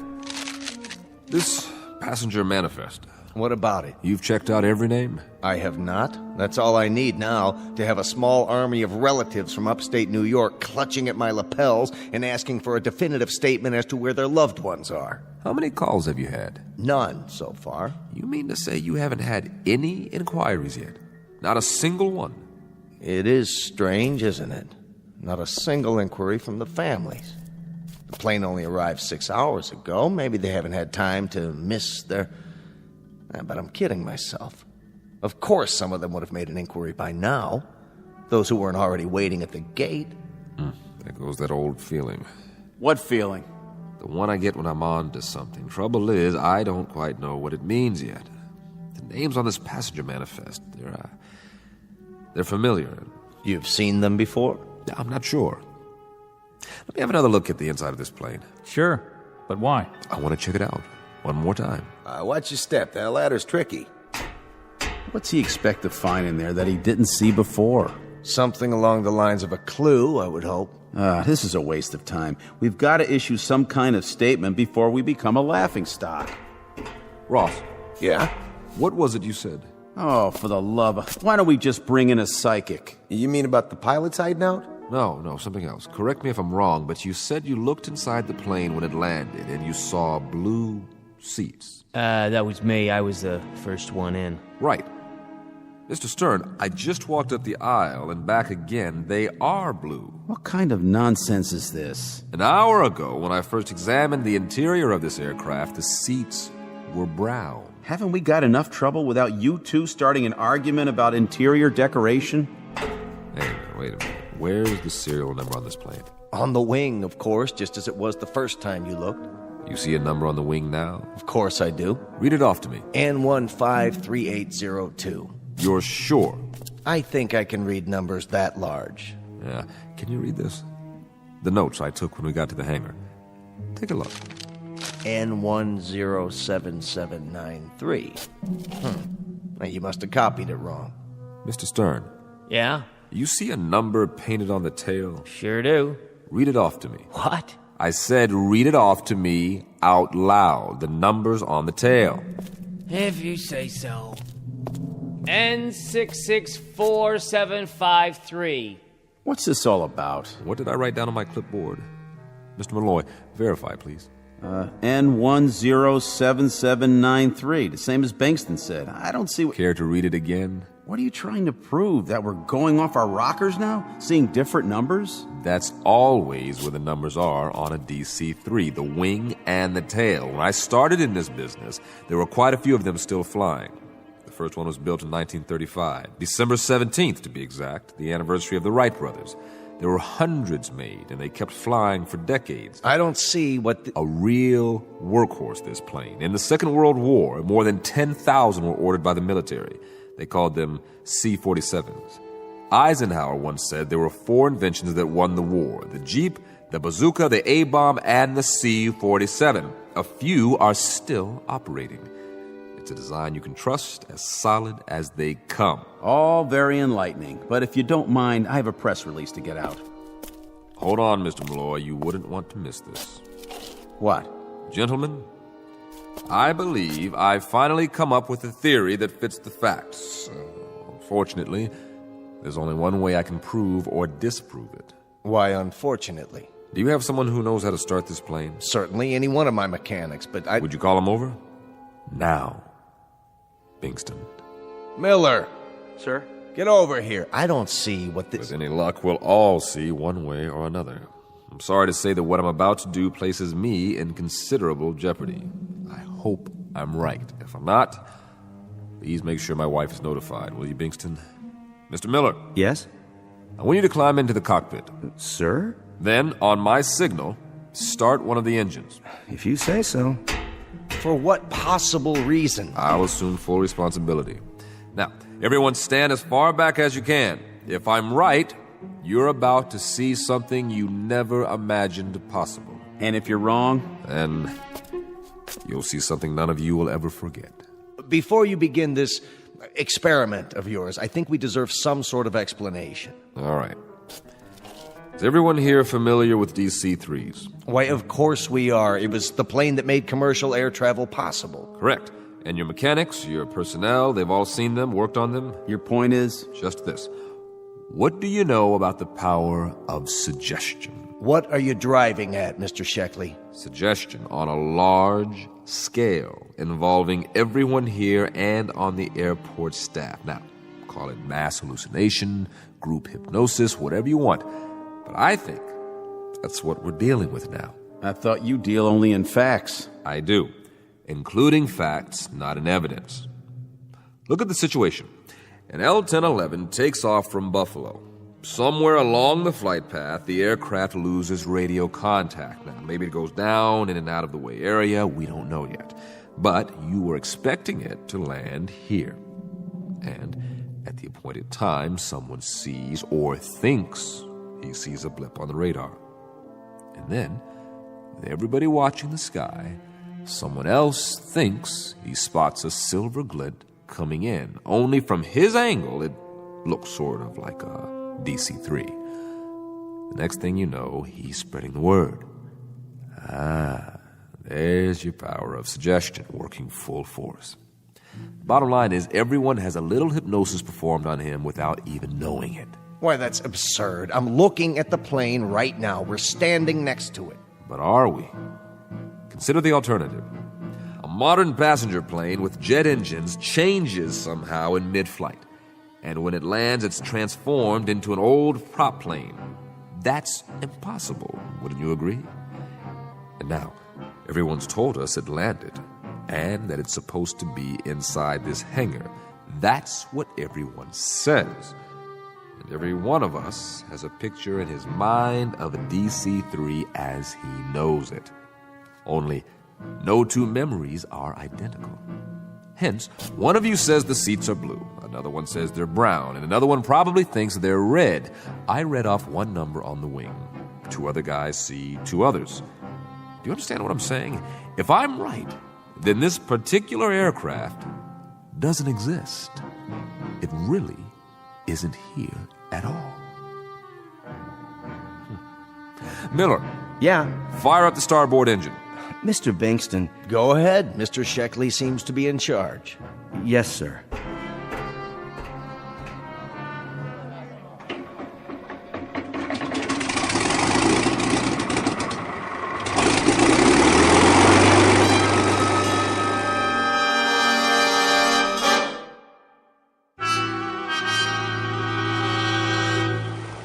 This is crazy. You're trying to tell us that this is an illusion? Well, I've got a news flash for you.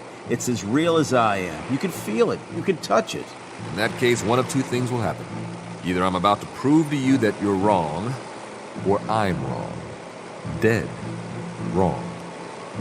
If this plane is a product of our collective imaginations, then so are the engines, and so are these propellers. If I stick my hand through them, nothing's going to happen. But if my theory is for the birds and these props are real, then remember what I said, will you? Break it to my wife gently. Ready? Wait, Sheckley, let's talk this over. We can talk later. He can't be serious. Aren't you going to stop him? I can't give orders to the FAA. Rev it up. What's he gonna do? Put his hand in the propellers. Jiminy Christmas, is he nuts or what? Get those RPMs higher. Can't look. Good Lord. He's going to stick his entire arm into the... Now!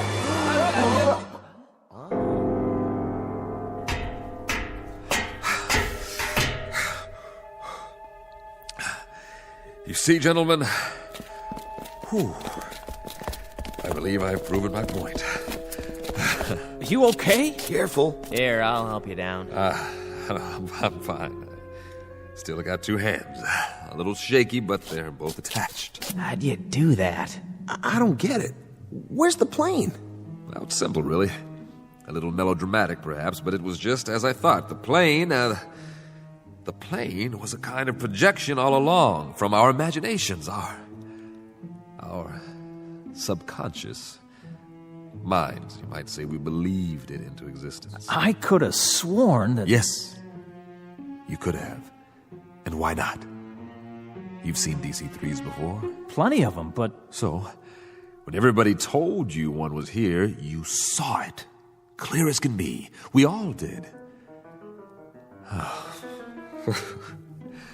Now, if you don't mind, I think I'd like some fresh air. What'd it feel like? Like nothing at all, because that's what was there. Nothing. So you felt nothing because you didn't expect to. Something like that.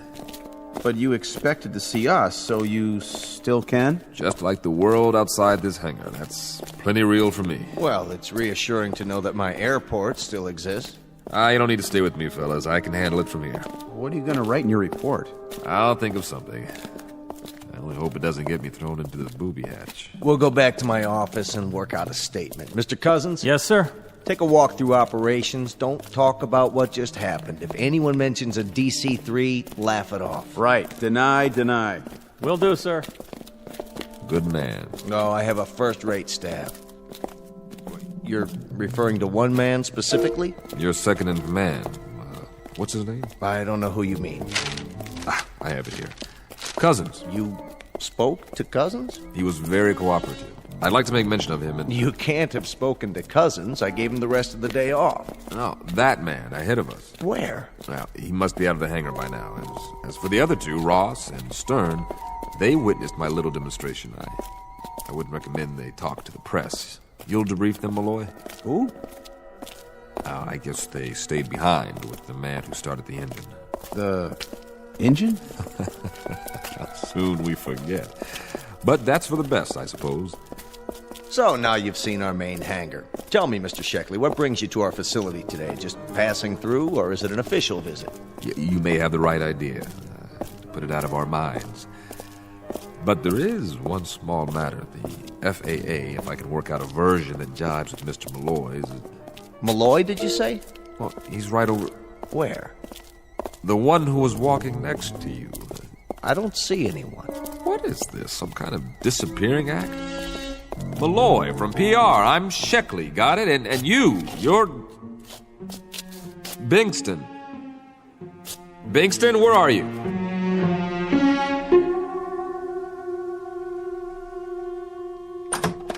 May I help you?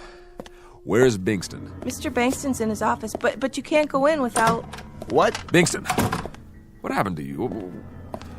What happened to everybody? And you would be... Don't give me that. Oh, yes. Sheckley, isn't it? From the FAA. I think I remember you. We've met before. Is this a gag?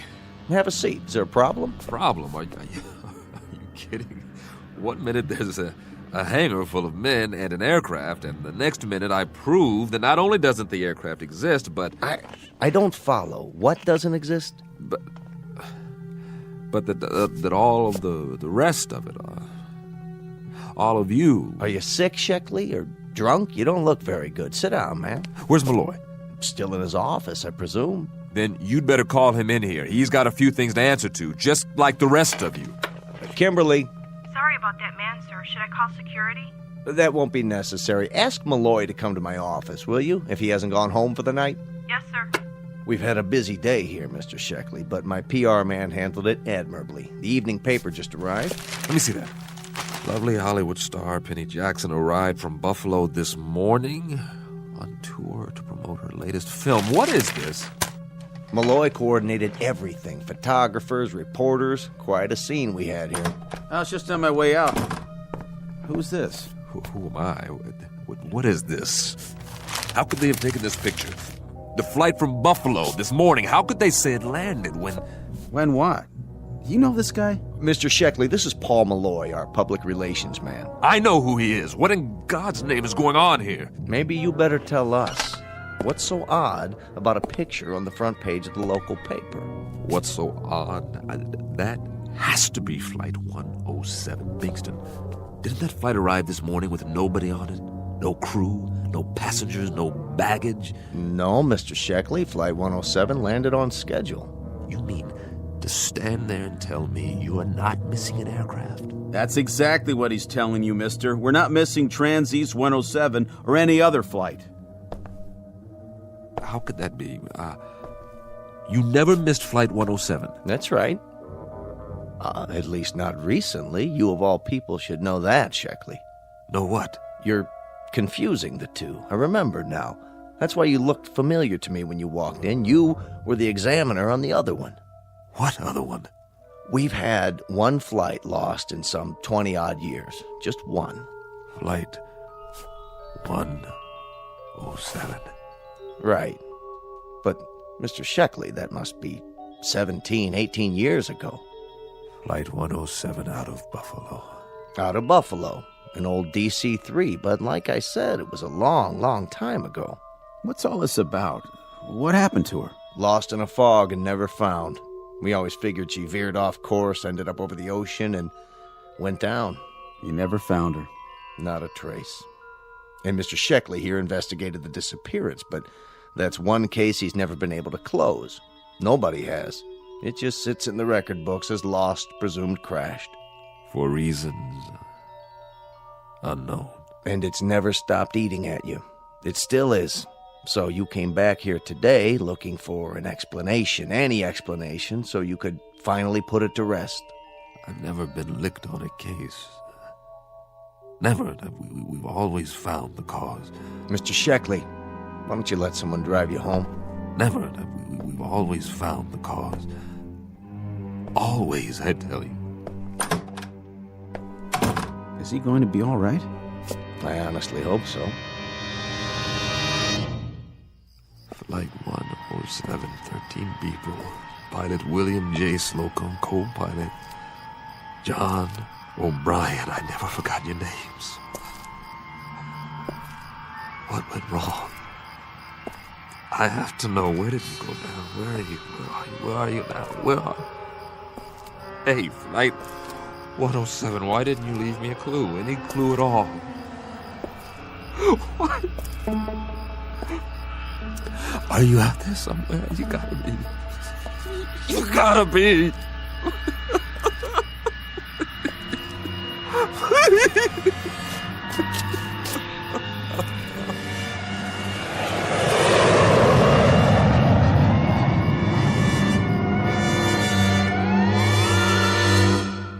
For those in need of an explanation, there's always the obvious one.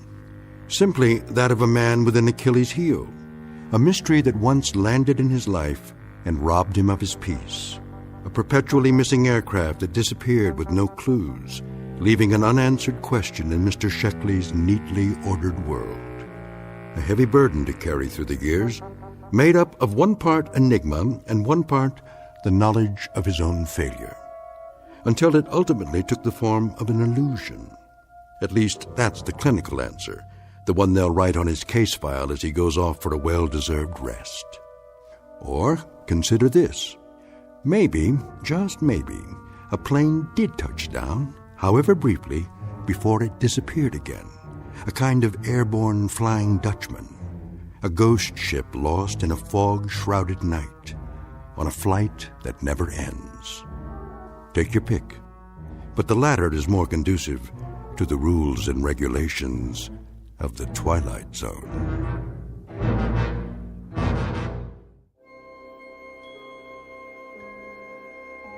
Hi, this is Carl Amari, producer of the Twilight Zone radio dramas. I'd like to take a moment to tell you about our official website at twilightzoneradio.com, where you'll get the latest news and information on these Twilight Zone radio dramas. Plus, at twilightzoneradio.com, you can digitally download 3 free episodes or any of our episodes for only $1.95 each. In this age of ever-changing technology, we've decided to make these episodes instantly available to you by making the Twilight Zone radio dramas a digital download-only series. This means that this series will no longer be offered on CD. The CD collections at our website are now being offered while supplies last at buy one, get one free. So be sure to get your favorites before they're sold out. Be sure to visit us often, and I'll see you in the zone.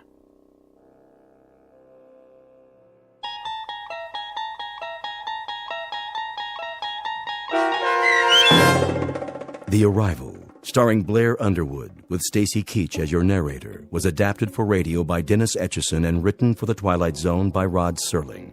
Heard in the cast were Christian Stolte, Craig Brawley, Jeff Lupetin, James Schneider, Derek Procell, Turk Muller, Kurt Nabig, Karen Olson, Carl Amari, Roger Wolski, and Vince Amari. To learn more about the Twilight Zone radio dramas and to obtain audio cassettes and CDs of these programs, visit our website at twilightzoneradio.com. The producers of The Twilight Zone wish to thank CBS Enterprises, Carol Serling, Dennis Etchison, Dick Brescia Associates, Claire Simon Casting, Terry Jennings, XM Satellite Radio, Sirius Satellite Radio, our sponsors, and our radio affiliates for helping make this series possible. This copyrighted radio series is produced and directed by Carl Amari for Falcon Picture Group. Doug James speaking.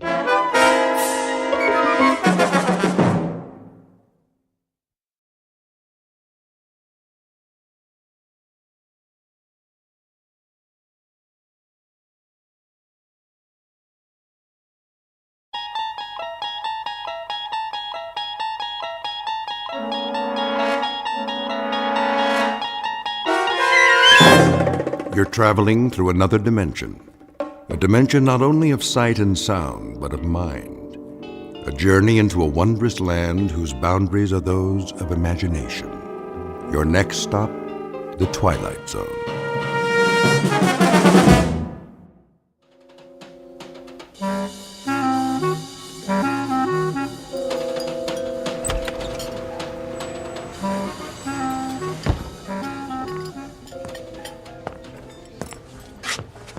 Oh, hello, Mr. Morgan. Ferdy? Nice to see you, sir. Where's Daggett? Mr. Daggett? At the table in the corner. He got here a few minutes ago. Good. I'd like to see a dinner menu. I don't have much of an appetite. A drink, then. The usual. Yeah, make it the good stuff. Of course. Harold, 1 tequila with lime, table 3. Coming right up.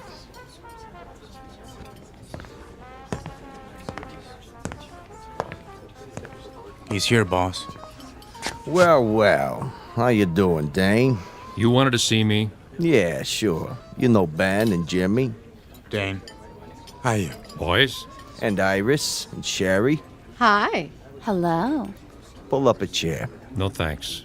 Go ahead. Take a load off. I thought you wanted to talk. I do.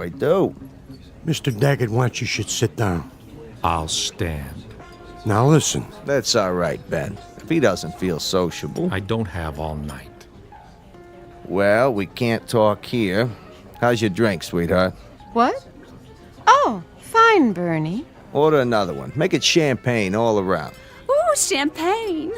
Are we celebrating? That's right. A regular celebration. What's the occasion? The 6-month anniversary of a wonderful partnership. Come on, Dane. We'll go to my office. You too, Jimmy.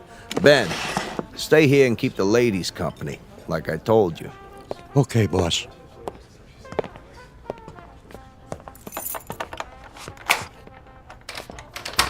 After you.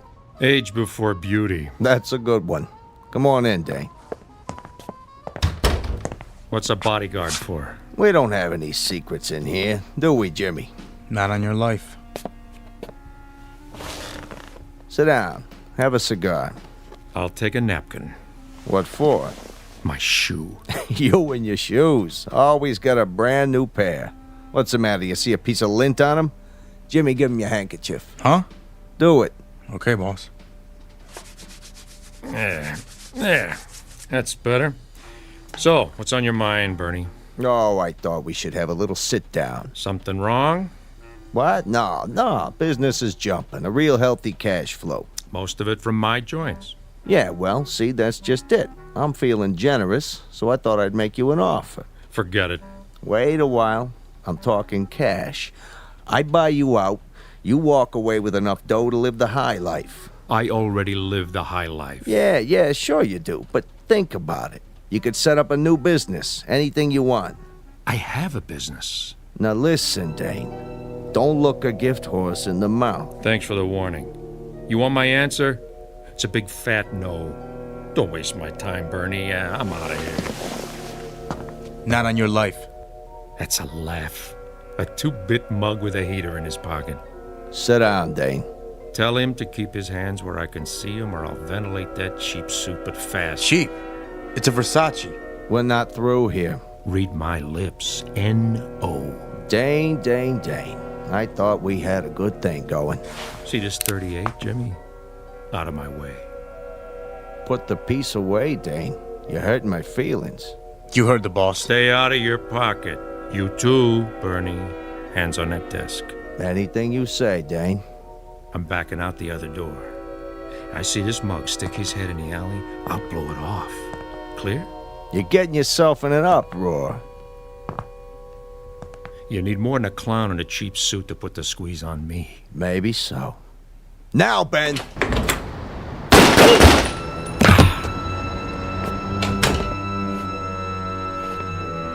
You should have looked behind him. Good shooting, Ben. Just like you told me, Mr. Daggett. Now, get this punk out of my office. What do you want we should do with him? Dump him with the rest of the garbage. Jimmy, clean up the blood. He's leaking all over my Persian rug. Right, boss. You got it, Mr. Daggett. Meet Bernie Daggett, a successful West Side businessman. He's just concluded a merger with a partner who has certain investments and a preference for two-tone footwear. Make that had, because the owner of those shoes is now officially out of business. Said business will continue, of course, under different ownership. But what of the gray and black wingtips? They're brand new, with a shine so bright you could use them for mirrors. It would be a shame to let them go to waste. But never fear, a certain Nathan Edward Bledsoe of the Bowery Bledsoes is about to recycle them. At the moment, a few long blocks from here, Nathan just happens to be looking for a new pair of treads because the ones he's wearing are falling apart. He doesn't know it yet, but his search for a warm place to sleep and a bottle of forgetfulness is about to end. Dane's shoes will carry him out of his misery and straight into the Twilight Zone.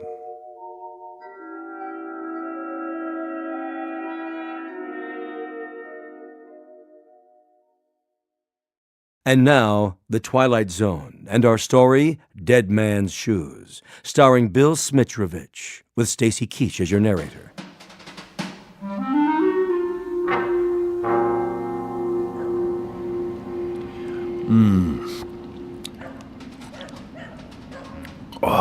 Give me a swig, will you, Nate? Sorry, Chips. All gone. Well, let's go get another one. Oh, you go. I'm gonna turn in for the night. But it's early. Besides, I don't got no more money. Go panhandle some. Move your head. What for? So's I can toss this bottle in the trash. 2 to 1 says you can't make it. You gotta have money to gamble, remember? Oh. You missed. I guess we better clean it up. Clean it up. That's a good one.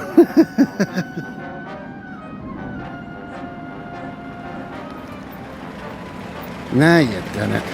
Somebody called the cops. Wait. That ain't a cop car. Okay, Jimmy. The coast is clear. Dump him. Where? Under the fire escape, by the trash.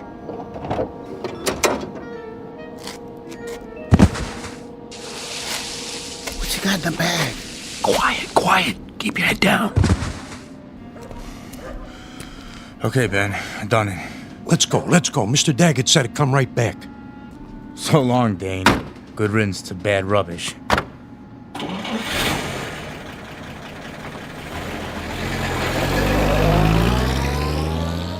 Will you look at that? They drove all the way down here just to dump their garbage. That ain't garbage. garbage, you moron. Then what? What do you think? You mean? Go check it out. Maybe he's got a ring on his finger or something. Oh, no. I ain't messing with no... dead body. You chicken? Yeah, I'm chicken.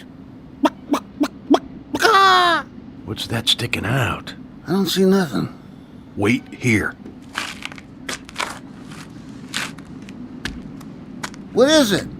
Can you beat that? Just what I needed. What? Guy's got a pair of shoes on. Brand new. I wouldn't touch him if I was you. My size, too. Careful, Nate. You're fooling with evidence. Look at that. Perfect. Wonder if there's anything in the pockets. Nate, we gotta get out of here, I tell you, before they hang it on us. No wallet. Oh, nothing. Except for this key. Number 621. Mayfair Apartments. Hey.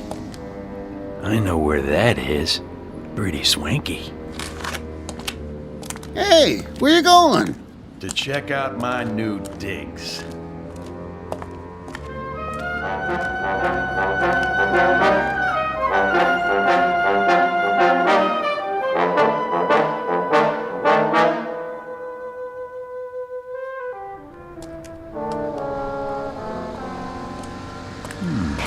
Mayfair Apartments. Doorman, would you get me a cab? Certainly, ma'am. Taxi! Next in line over here. Where's she going? West 84th. Ma'am, here you go. Thank you. Now this is for your trouble. Thank you, ma'am. Watch your fingers.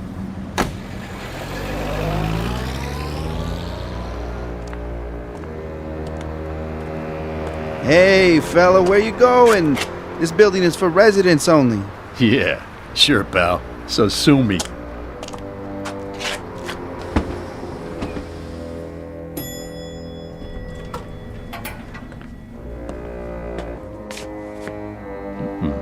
Apartment number 621.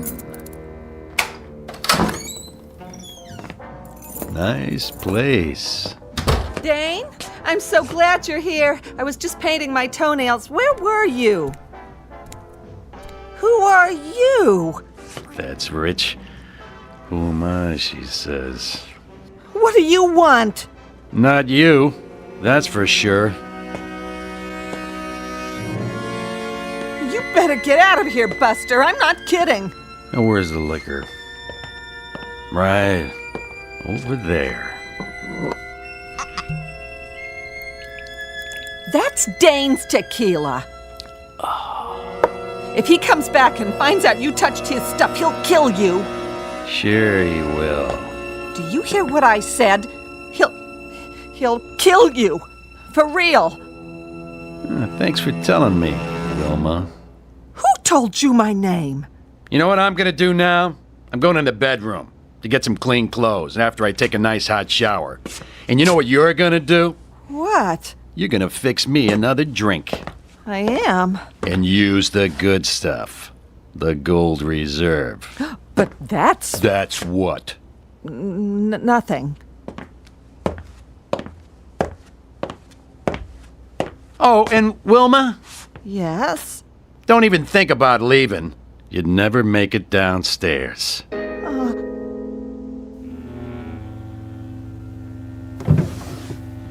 Shirt, socks, and a suit. Think I'll try the pinstripe.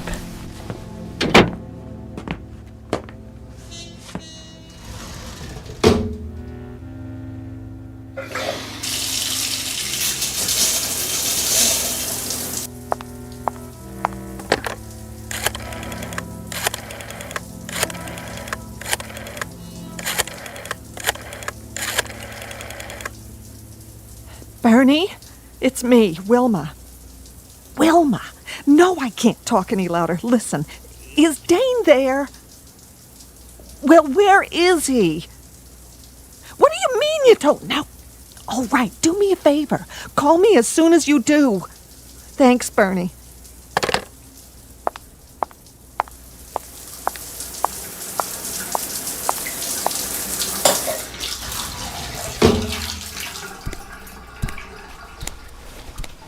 Where is he? Who? Dane! Dane? I don't know who that is. Oh, yes, you do. I don't. Honest. Then what are you doing here? I'm not sure. You walked in here with his shoes on. Nobody else wears shoes like Dane's. I don't remember. Well, maybe this will refresh your memory. Hey, what are you pointing a gun at me for? I don't know what you're talking about, lady. I found the shoes. At least I think I did. You mean you stole them? Yeah, that's it. I stole them, okay? Where? Please, miss, I don't know anything about nothing. What do you know? Nothing. You gotta believe me. I ought to shoot you right now. Busting in here like you own the place. Please, I don't want any trouble. All right, but you get dressed and get out of here. Move. Okay, I'm going. Hurry up. I just gotta put my shoes on. Those aren't your shoes. Yeah? Is that right? And what about the gun? I suppose that's not mine either. What? Keep away from me. Give me that thing. Ow! You shouldn't play with guns, Wilma. You might get hurt. Hand me the towel. What? The bath towel. I see some dust on my shoe. Just get out, please. I won't say anything. Where's the other one? I don't know what you mean. The automatic. What do you think I mean? In the closet. The shoulder holster. Full clip. Good. What are you standing there for? I thought I told you to make me a drink. Look, mister, I don't know what you want here. A drink, I said. Okay. What kind? What do I have to do, break your arm? The only thing I ever drink. Tequila with lime.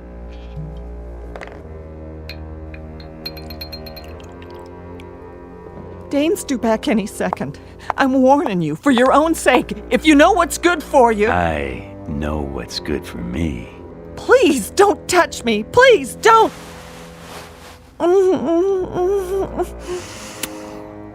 Oh. Who am I, baby? Oh, it's not possible. No? Let's try that again. Dane? But you're not him. You're not. Be quiet. What have you done with him? What happened? What?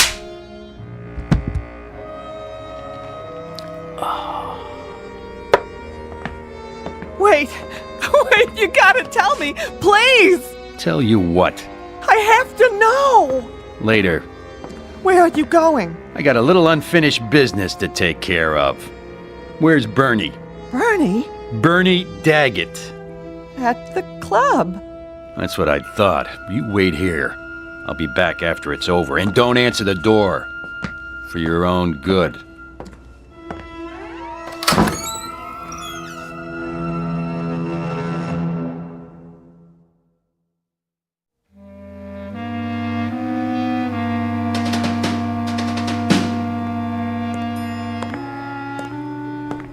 Sir? Yeah? Did you get the message from Mr... Oh, I'm sorry. What's the matter? There problem? Nothing, sir. I thought you were someone else. Oh, is that so? Like who? Another one of our residents. Let me guess. The guy in 621? That's right. You must know Mr. Morgan. Yeah, you might say that. Just visiting. What's it to you? Oh, nothing at all. It's just... Just what? That suit and those shoes. Mr. Morgan has a pair exactly like them. No kidding. Must be quite popular these days. Very smart. I like them. You got a handkerchief? Why, yes, I'm sure I do. Here you are. Clean one, is it? Oh, yes, sir. Good. Got a scuff on the toe. You do? It doesn't show from here? Shoe shine stand's closed, huh? Yes, sir. At this time of night. Yeah, here you go. Here's a tip. Oh, that's not necessary, really. It's the concierge's job, too. Listen, get a shoe shine boy who works around the clock. Some people care about how they look. Right, I'll do that.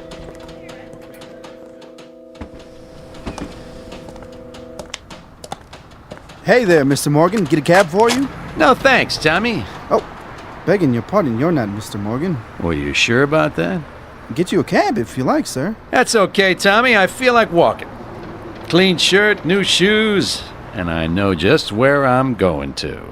Sure looks like you do. Yep. Clothes make the man. That's what they say. Hello, Mrs. Tomlin. Oh, watch your step. Why, thank you, Thomas.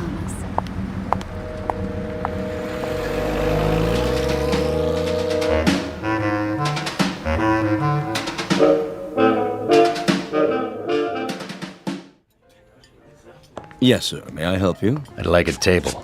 You have a reservation? How about that one over there? In the corner. Next to Daggett. I'm afraid that table is reserved. It is, huh? If you would care to wait at the bar, perhaps something will open up. Well, here you go, Ferdy. This should take care of it. That table open now? Yes, sir. Thank you, sir. Well, I should have known a man like you would have a reservation. Yeah, must have slipped your mind, huh? Right this way.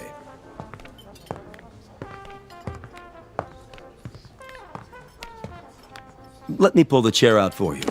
And what may I bring you, sir? The usual. The usual? Tequila. Really? Any particular brand? The good bottle, under the bar. With a slice of lime. Certainly, sir. Right away. Ferdy. Yes, Mr. Daggett. Bring us another bottle of champagne. Of course. Who's that, anyway? You mean the gentleman with the shoes? I'm afraid I don't know, Mr. Daggett. Never saw him in here before. Nor have I. I'll get you your champagne. Friend of yours? No friend of mine. Hey, Jimmy. Yeah, boss? That fella over there. You seen him?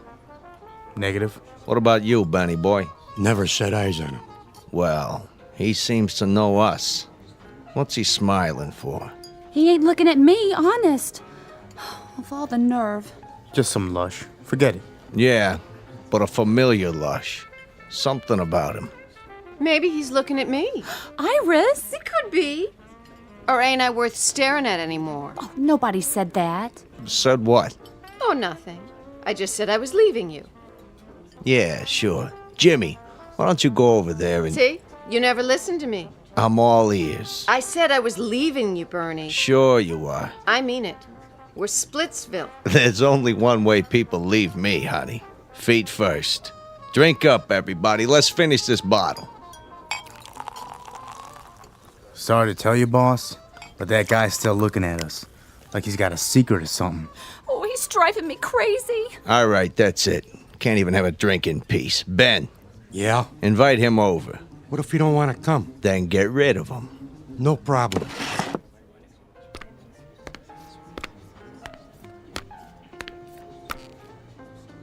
Hey. You talking to me?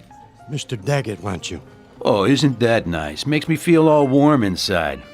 He wants you should join him. Well, what do you know? An invitation from the great Bernie Daggett at his own personal table. Are you sure? He loves you should join him. Oh, I don't know what to say. Don't say nothing, just do it. Well, if you put it that way, I accept.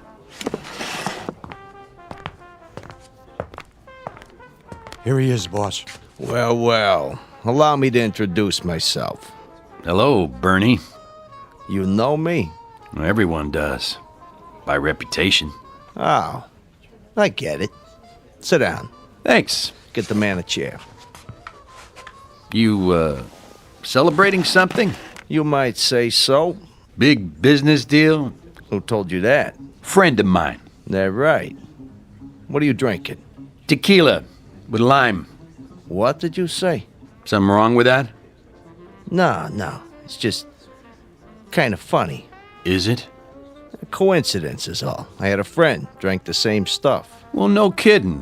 What happened to him? What do you mean? Well, you said had. Say, what's your name? Kilroy? Look, buddy, when Mr. Daggett asks you a question... Easy, Jimmy. I'm sure he didn't mean no disrespect. What line are you in? Restaurants. Just like Dane. Isn't that something? But tonight, I'm a messenger boy. And I've got a message for you, Mr. Daggett. Well, go ahead. Let's have it. Oh, I'm sorry, no can do. What do you mean? I have instructions to deliver the message personally. In private. It's kind of a touchy matter. You understand? And who's this message from? Afraid I can't say. Here you are, sir. Another bottle of champagne on ice and 1 shot of tequila with a slice of lime.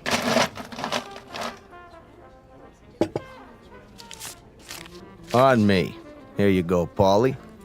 Yeah, thanks. Think nothing of it. Anything else here? I'll let you know. Yes, sir. Nice drink. Glad you like it. Nice place. Real nice. You own it? This guy, what did he look like? Which guy? The one that gave you the message. Well, sometimes, Mr. Daggett, it's my business to forget things, not remember them. Okay, messenger boy. Let's go. Ben, wait here with the girls. Keep an eye on things. You know what I mean. Don't worry, boss. I got you covered. It has to be private. It will be. My office? Suits me. Hey, I didn't say where it was yet. Didn't you? Down the hall. The door at the end. Right.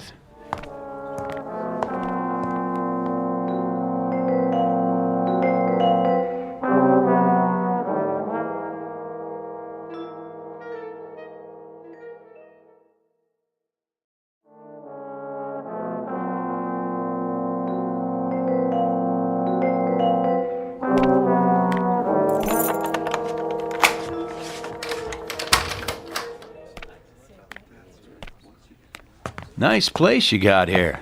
Soundproof, too, so we can talk in private. Good idea. Come on in. Make yourself comfortable. Oh, age before beauty. That's a good one. Jimmy? Put your arms out. What for? Just till we get acquainted. Go on, Jimmy. Frisk him.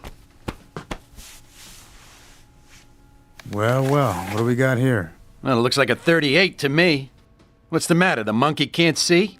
You got nerve bringing a piece in here? That's okay. I know how it is. A man needs protection nowadays. Yeah, you don't know what kind of trash you'll run into. Hold it for him, Jimmy. Hey, careful with that.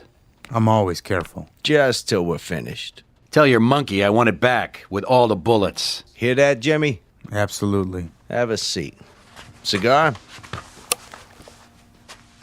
I don't smoke. Good idea. Could be dangerous to your health. So could a lot of things.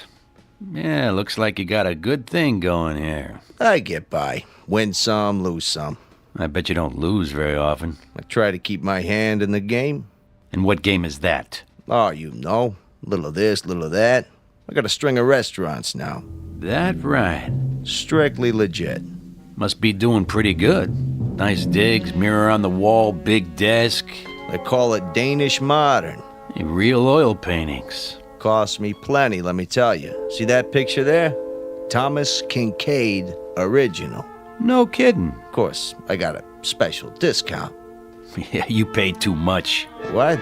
I have 3, just like it. Picked them up at a fire sale. Guy turns them out like a factory. Doesn't even sign his name. Got a room full of brunettes to do it for him. Jimmy, make a note. Yeah, boss. See if there's a money-back guarantee on this crap.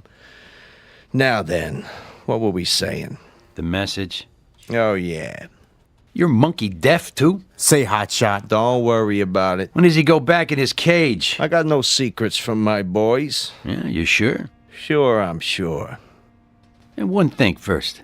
What's that?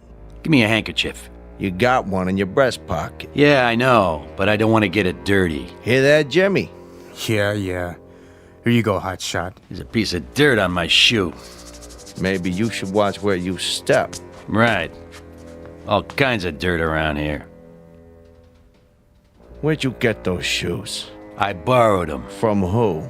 A friend of mine. What's your friend's name? I think you've met. What's your real name, mister? My name? That's from my friends. Aren't we friends yet? I don't know.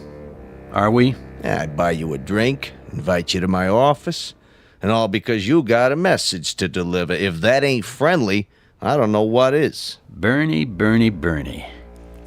Mr. Daggett to you. How'd you get it cleaned so fast? What? The rug on the floor?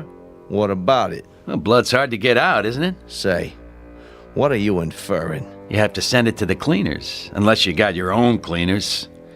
Nickel and dime mugs who wipe up people's messes for them. I don't know what you're talking about. Don't you? But I know one thing. You got a bad attitude. The kind that can get you in trouble. Absolutely. You think so? Then here's what I'm gonna do, Bernie. I'll tell you what I'm talking about. I'm talking about another guy who had a nice thing going for him. Yeah, plenty of dough, plenty of action, restaurant uptown, only he wasn't happy.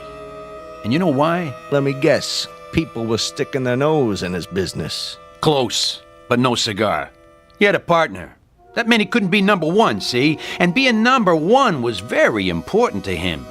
So he offered to buy the partner out, and when the partner refused to sell, this guy, he brought him in his office, and he killed him. Blew him away. Just like that. Or rather, he had his monkeys do it so he wouldn't get his hands dirty. It happened right here, and nobody was the wiser. Oh, it was one slick job. You're out of your mind. Only not slick enough. You didn't get it all up. Take a look. There's still some little bits of blood on the rug around the edge, see? Geez, I hope you didn't wash it in hot water, Bernie. That makes the stain set, so it'll never come out. There'll always be traces. You know, the cops come in, put the stuff on it, the luminol, then they shine a purple light, and whatever was there, bing, there it is. Who are you? I told you, a messenger. And here's the message. Look out, boss. He's got another piece. I thought you said he was clean. He didn't check behind my back.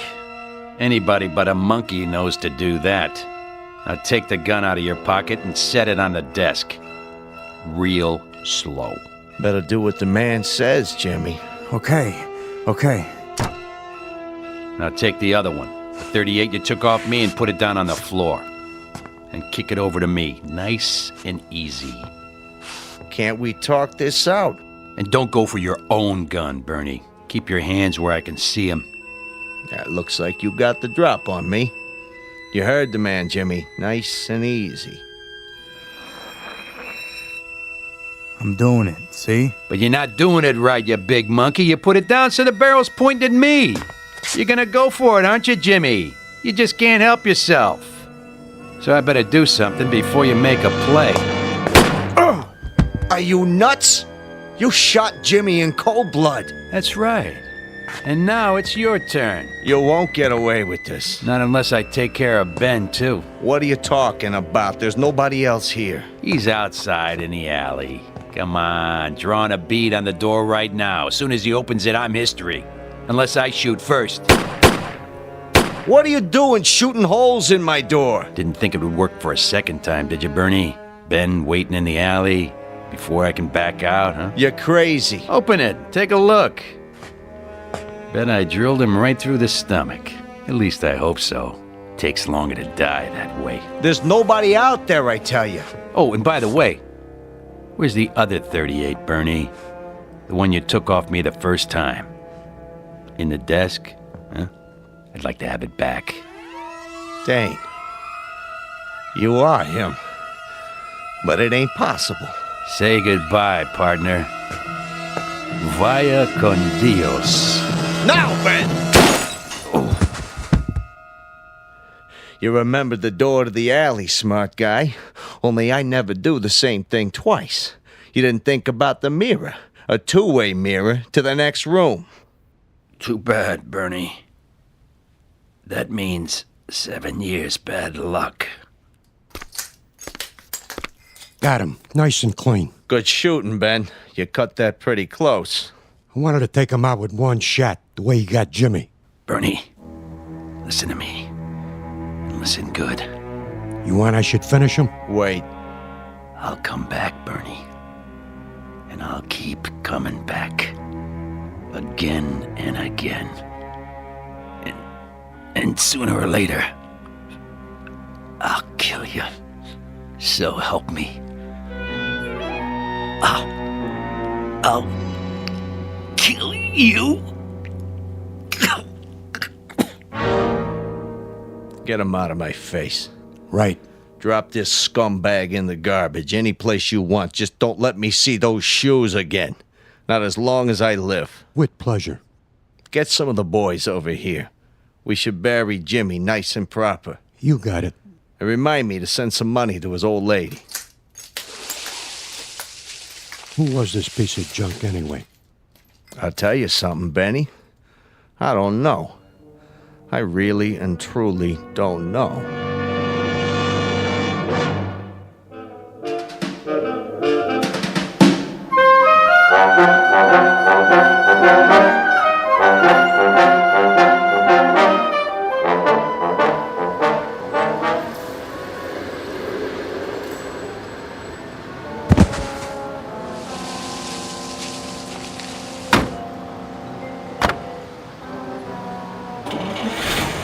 Go, the boss is waiting.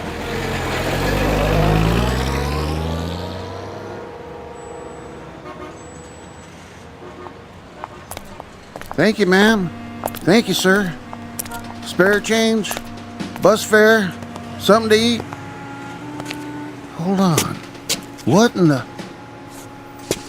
Nice pair of shoes. Huh? Nate? That you? Oh, no, no. Poor Nathan. I'm sorry. You forgive me, don't you, Nate? But I guess you won't have any use for him now. Rest in peace, buddy.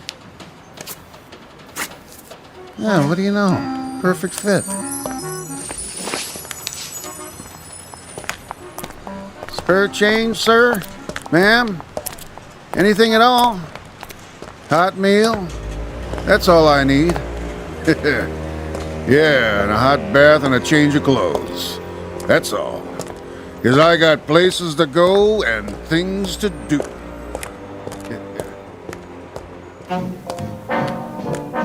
There's an old saying that goes, clothes make the man. And another one that says, if the shoe fits, wear it. Keep both phrases in mind should you ever find yourself on a lonely street at night.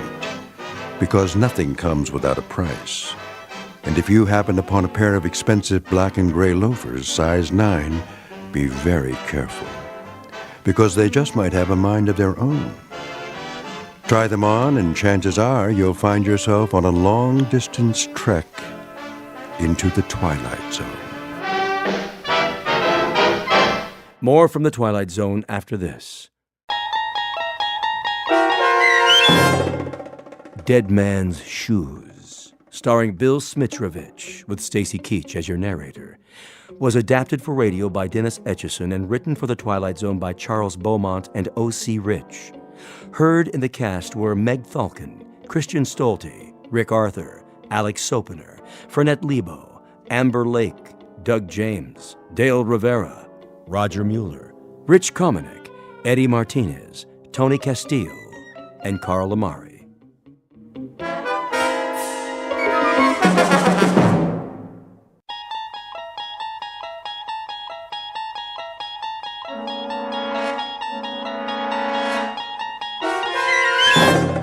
There is a fifth dimension beyond that which is known to man. It is a dimension as vast as space and as timeless as infinity. It is the middle ground between light and shadow, and it lies between the pit of man's fears and the summit of his knowledge. This is the dimension of imagination. It is an area which we call the Twilight Zone.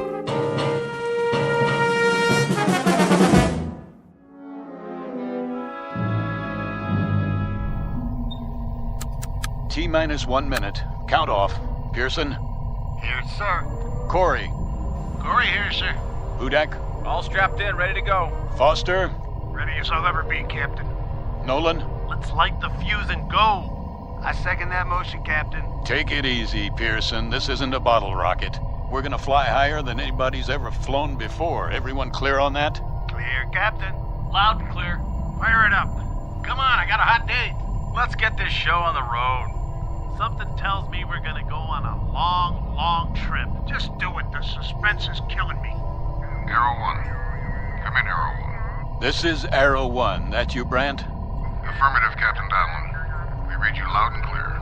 Well, do we have a go? Weather's holding. Time for a system check. We already did that.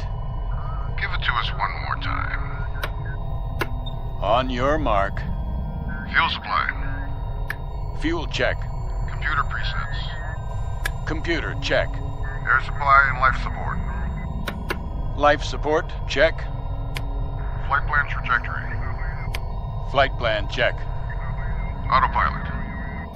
Autopilot check. System coordinates. All systems check. Looking good, Captain. You've got to go.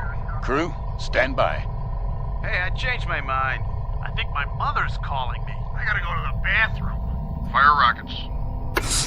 We have ignition. Cleared for takeoff, Arrow 1. Prepare for countdown. Ready for countdown. T-minus 15. Minus 14. Lock those seatbelts, boys. Hey, I forgot to bring my lunch. Where's my lucky rabbit's foot? Do they have TV in space? We're gonna miss a World Series. Minus 10. Take a deep breath, everybody. Minus 9. You want we should hyperventilate? Minus 8. Captain, I need a drink. Minus 7. No more chatter.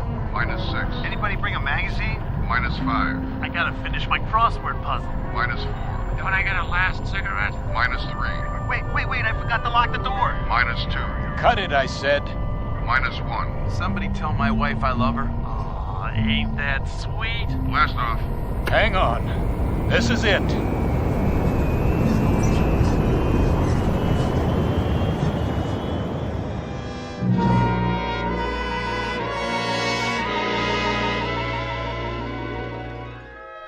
Her name is the Arrow 1. She represents 4.5 years of planning, preparation, and training, and 1,000 years of mathematics and the projected dreams and hopes of not only a nation, but a world. You might say that all of human history has led to this point, with man poised to take one giant step off terra firma and into the void, the unknown that lies beyond the safety of the nest. Because she is the first manned craft aimed into deep space, beyond the moon to other worlds that until now have been the exclusive province of science fiction writers and those given to imagination without bounds. For her hand-picked crew, this has been the ultimate countdown, the last few seconds before humanity takes its best shot and fires a tall silver arrow into the air. But you know the saying about the best laid plans of mice and men. In just a moment, this ship will veer off course and into a region not on any star map for an unscheduled landing in the Twilight Zone. And now, The Twilight Zone and our story, I Shot an Arrow into the Air, starring Chelsea Ross, with Stacy Keach as your narrator.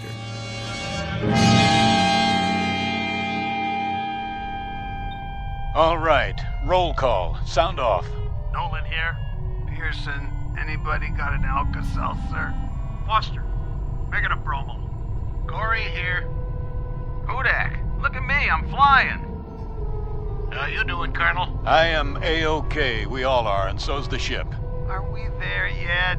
We're leaving the Earth's gravitational field. Instruments all in the safety zone. Pearson, give me a visual scan. Yes, sir. Everything's on the money, Captain, as far as I can see. Cabin pressure? 1.19, sir. Disengage restraints. You can remove your helmets now. We're free to move around.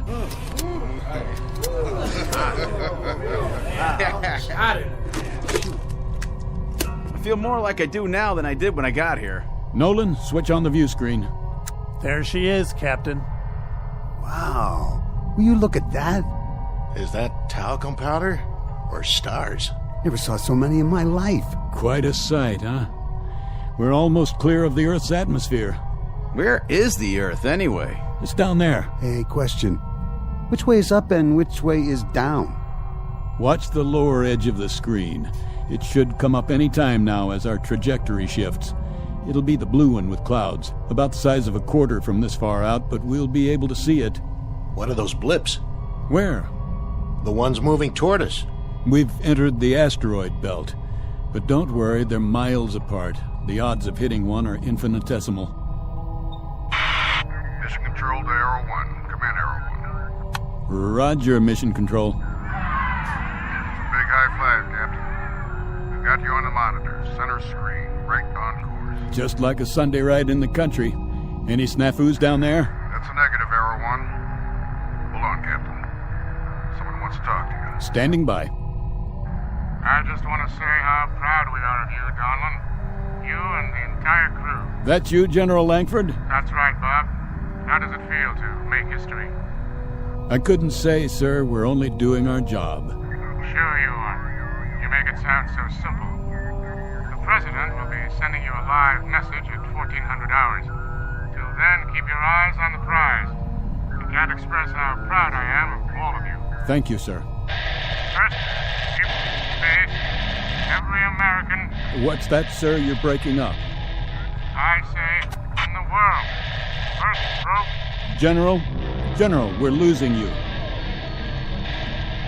What's going on? Some kind of interference. Look, Captain. What?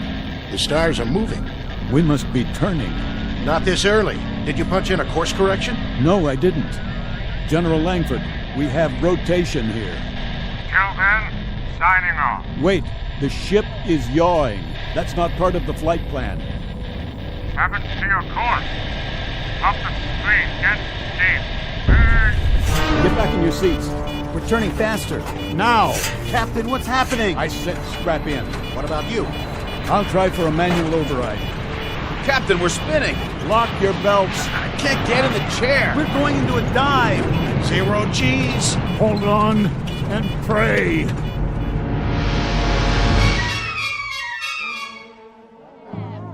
Vector 19. Triangulate with Sydney, Australia, and South Africa.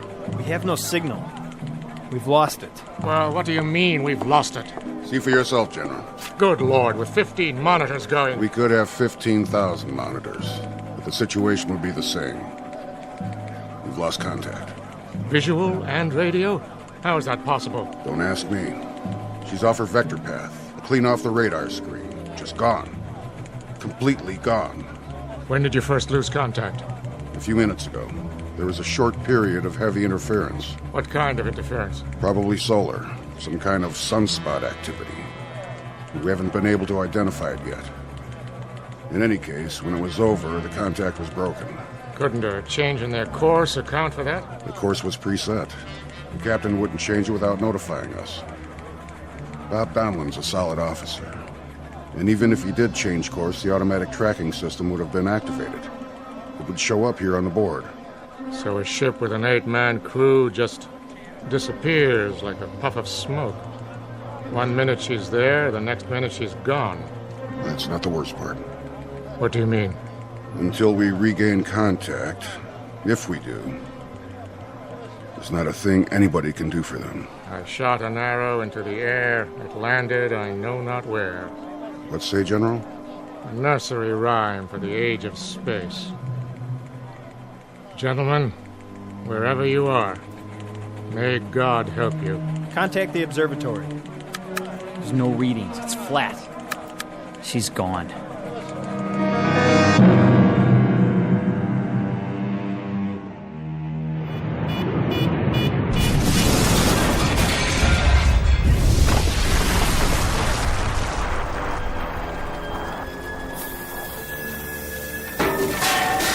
Captain Donlin? Go on, get out of here. I can't find my helmet. Forget your helmet. Go. My God, look at Grimes. Anderson. And Nolan. And Foster. Help me. It's Hudak. He's still alive. Here, take his legs. I'll lift his head. What are you doing, Captain? Gotta drag the bodies out. But the fuel tanks are gonna blow. Hold on, we'll give you a hand. Somebody, please. Get him out, I said. That's an order.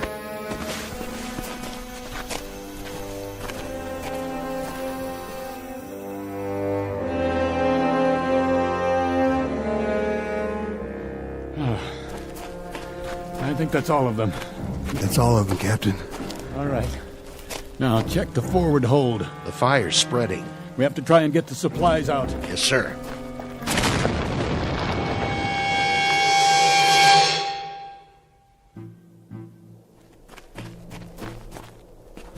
The others are all dead, sir. Except Hudak. How bad? He's still conscious. He keeps drifting in and out. We should have gotten the supplies out. We did the best we could. We should have done that first. We knew the ship might go up. So now, instead of food and water, we've got 4 dead men and another one dying. We didn't know they were dead, Corey. Well, knock it off, Pearson. Maybe when your tongue starts swelling up, you'll realize where we are. We're on a rock here. We blew it. We wasted all that time playing Undertaker instead of going in there and getting supplies. Let's cover them up. Pull something over their faces. Why bother? What's the point? You heard me. We'll take 15 or 20 minutes, and then we'll bury them. Yes, sir. First entry, log Arrow 1, Captain R.G. Donlan commanding. The first leg of the flight went off without incident. Now we have crash-landed on what appears to be an uncharted asteroid. Cause of malfunction and ultimate crash, unknown. We lost our course, the electrical system went out, and there was an explosion. That's all any of us can remember. Any of us, being Flight Officers Corey and Pearson, and Navigator Hudak, who has been seriously hurt, and myself. The rest of the crew are dead. There's very little left of the ship. The radio is gone, the bulk of the supplies were destroyed in the crash, and as of this moment, there is little certainty that we have been tracked and our whereabouts known. Begging the captain's pardon. What do you think you're doing? This is no time to write your memoirs. Stand down. Listen to me, Corey. We're in bad shape, but we're still a crew. As long as we're a crew, there'll be discipline and there'll be protocol. And until I'm lying in a hole like the rest of those poor devils, we'll operate from the book. Got it? I got it. Now give me the recorder. Go over there by the rock and sit down. Continuing this log entry. Commander Donlan, it's hot, see? It's very hot. Thank you for the information, Corey. And that makes it hard to think. So if you're going to expend all that energy, use it to figure a way out of here. A way to get back home. A way to let them know where we are. Corey, you stay out of this. You heard him. Go over there and sit down. You've got a bad cut on your forehead. Make a bandage and tie something around it. Okay. Something's wrong with Corey, sir. The bump on his head, or whatever it was, he's not acting right. He's not the one I'm worried about just now. Hudak? Hudak, can you hear me? Sir? How about some water? Water. Please, sir. Thank you. How much is there? 5-gallon can and whatever we've got on us. Then why waste it?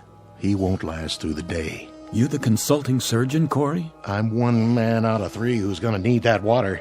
And 5 gallons isn't going to last very long. If the situation were reversed, Corey, if that were you lying there, I'll give you good odds you wouldn't want to get written off, 5 gallons of water or no. He's going to die, Colonel. If he dies, Corey, but nobody gets behind to push. If he's thirsty, he gets water. If he's hot, we move him in the shade. And then if he goes, we'll give him a prayer or two. Right? If you say so. Pearson? Sir. There's a broken shovel near the packs. Let's dig the graves.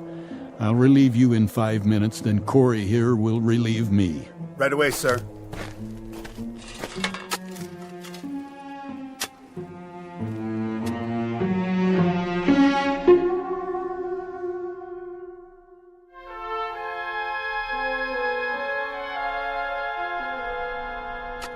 Captain? Yes, Pearson? That's odd. What is? The sun. Don't you think that's odd? The size of it, I mean? What, the size of the sun? It's hardly any different than we knew it on Earth. Same kind of star and almost exactly the same distance. Which means that whatever asteroid we've landed on is close to the Earth. How close? Huh. Pick a number. That's how it is, huh? 100,000 miles, 200,000, maybe more. A lot more. Who knows? Hard to say after we've blacked out. But wherever we are, it's a cinch it isn't heaven. We can count on that. Yeah, I guess we can. Unless it's the other place. We can count on this, too. We've got maybe 6-7 gallons of water and food concentrates for about 4 days. And that's it. So we'd better make our plans with that in mind. What kind of plans? We have to get our bearings and see what's here. Any water, plant life. We'll use this as a base and spread out in 2-man patrols, 1 man to stay behind and watch Hudak. You think we'll find anything but rocks out there? At least we'll see what's on the other side of the rise. Look at it this way. We've got several things in our favor. The air is breathable, so we don't need suits and helmets. The gravity's close to Earth's, so moving around's no problem. No signs of animal life, friendly or unfriendly.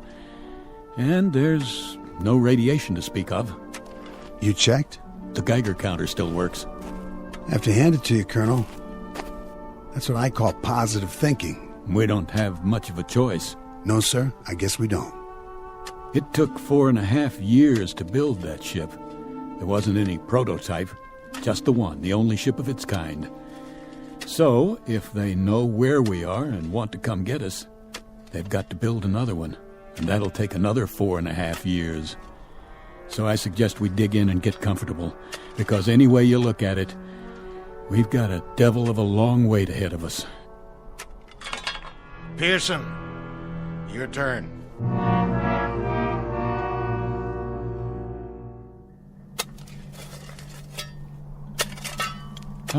How's it going, Pearson?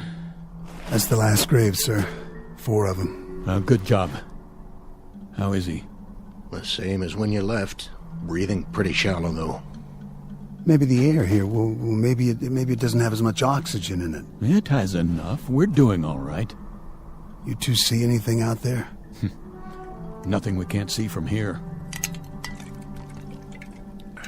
Yeah, we saw something. Sand and more sand. Rocks. And those scrubby hills over there. But not a single drop of water. This isn't an asteroid, it's an 8-ball. And hot, Pearson. Hot like nothing you've ever felt before. It'll be cooler at night, sir. I'll head south towards the mountains and take a look in that direction. If there is a night here. There has to be. The sun's moved down to the horizon. That you, Captain? Right here. What are you doing? Giving him his ration of water. Oh, no. Not this time. Corey, take your hand off my canteen. That's an order. Not this time, Colonel. What are you talking about? I want an even shake. I want a chance. You're alive, aren't you? That's a better shake than the men in those graves got. For now. But I want to stay alive. So don't give him any of my water. Your water? That's right. It's ours now. Stand down, Corey. You heard him. How are you doing, Hudak? Hot. So hot. Yeah. Here, take a sip of this. Let go of that. Get off me. I said leave it. Don't you ever raise your hand to me. I'm still the commanding officer here. Do you understand? Captain Donlin? What is it, Pearson? See for yourself, sir. I think he's stopped breathing. You'll be pleased to hear, Corey, that he won't be drinking any more of your water. Pearson, get something to cover his face. Yes, sir. You died a long way from home, boy. A long, long way. Rest in peace. Wait till dark, and then we'll make some treks over the hills and down to the flats in all 4 directions. We better get to know it, because this is our home now, gentlemen. Such as it is. Corey, what are you doing? What does it look like? I'm taking his canteen off his belt. He can't use it. For the record, Corey, there's just 3 of us now. And the big problem is going to be staying alive. You hear me? The 3 of us! I'll carry the extra canteen. Something's wrong with you, Corey. I was gonna share it. Sure you were. Something's very wrong with you. Something happened to you when you hit your head in the crash. Okay, so you're not responsible for your actions anymore, but if I catch you filching just once, Corey. Let it go. This dirty little grave robbing... I said forget it. Yes, sir. Now, let's all find a place in the shade and sit tight. For how long? Till the sun goes down.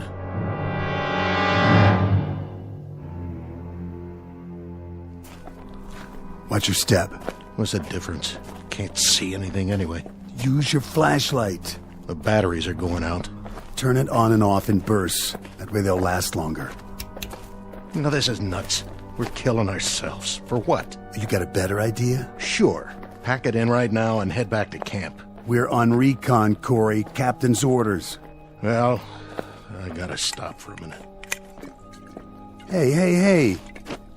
Take it easy with that canteen. I'm thirsty. Well, so am I. Now listen to me. We'll need every drop of that water come morning. Right now we've got two choices. Either curl up and die out here, or keep moving. What's the point? We can't see where we're going. The mountains are getting closer. They don't even look real. There should be stars, lots of them, and a moon. Doesn't this place have a moon? It's the atmosphere. Some sort of cloud cover after the sun goes down. Where are you going? I'll peel off and head for the mountains. We'll rendezvous at base camp in 2 hours. Yeah, what am I supposed to do? Check out the flatlands straight ahead. Think you can do that? Yeah, but if we split up... What? Well, we might not find our way back. Are you telling me you can't walk a straight line, Corey? There's the rise directly behind us. If you get turned around, look for a light, okay? The captain will keep the fire going. Yeah, all right. Listen, soldier. For all I care, you can lie down and fry like a piece of bacon when the sun comes up. As far as I'm concerned, you're on your own. All right. If that's the way it is... Keep your sidearm loaded. What for? In case we're not alone on this rock, after all.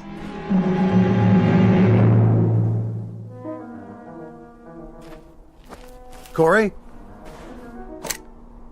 Are you following me? Corey? If you're out there, something's very, very wrong with you.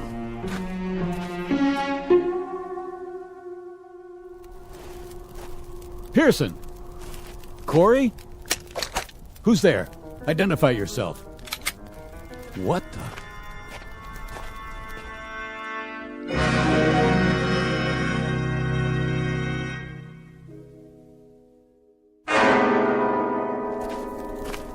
Corey? Hello, Captain. Well? I must have walked 12, 15 miles. Yes, and? Nothing. Not a thing. Sand flats. That's all there was. Just sand. One stretch after another. I thought I could get some kind of a fix from the stars, but it's overcast. I know. What about Pearson? What about him?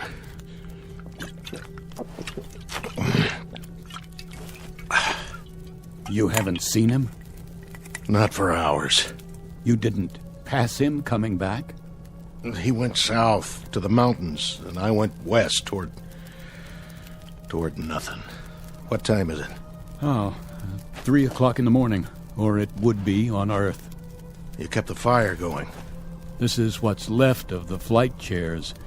There are some plastic panels scattered around. When that's gone, the only thing left to burn will be our suits. Fine with me. Not like we're going anywhere. He's been gone 6 hours. He should have been back by now.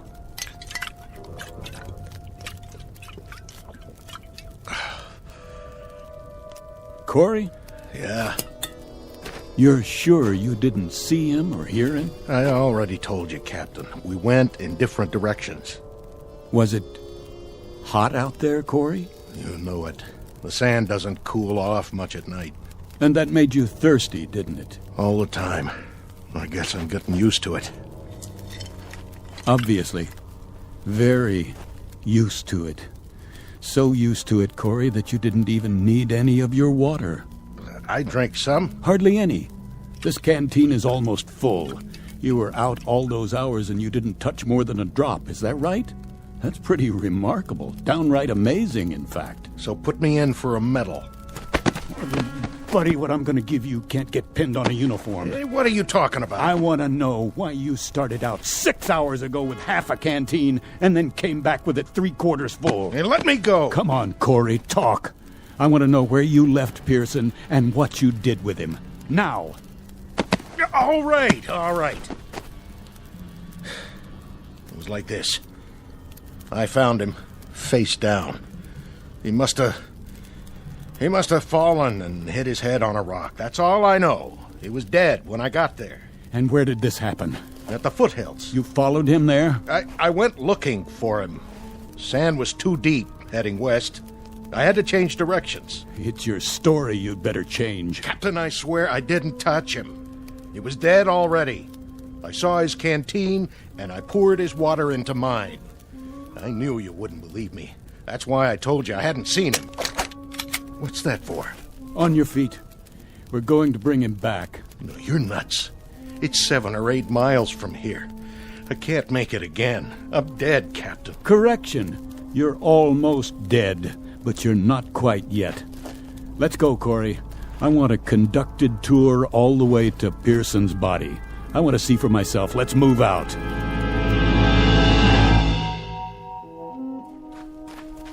I don't see him. No, neither do I. But I'm sure this is the place. I'm sure this is where he was. But he's not here now, is he? Just these marks in the sand. Captain, look. He must have crawled away. I thought you said he was dead. I was wrong. I must have been wrong. But you were so sure he was dead. You were so positive, Corey. I was. Did you do anything for him? Anything at all? Did you check his pulse, his respiration? Did you do anything to help him? I checked, I swear. Or did you just steal his water and then make a beeline back as fast as you could? You must have been hit hard in the head, pal, real hard. It knocked more out than your senses. It turned you into an animal. Captain, please. I thought he was dead. I really did. But I was so thirsty. My tongue was swelling up. I swear on everything holy, my tongue was swelling up and I... Pearson! Pearson! It's Captain Donlin. Pearson, answer me! You can still see the tracks. It looks like he went that way. Pearson, I'm here. You're going to be all right, Pearson. I'm coming. Don't worry, Captain. I'm coming too.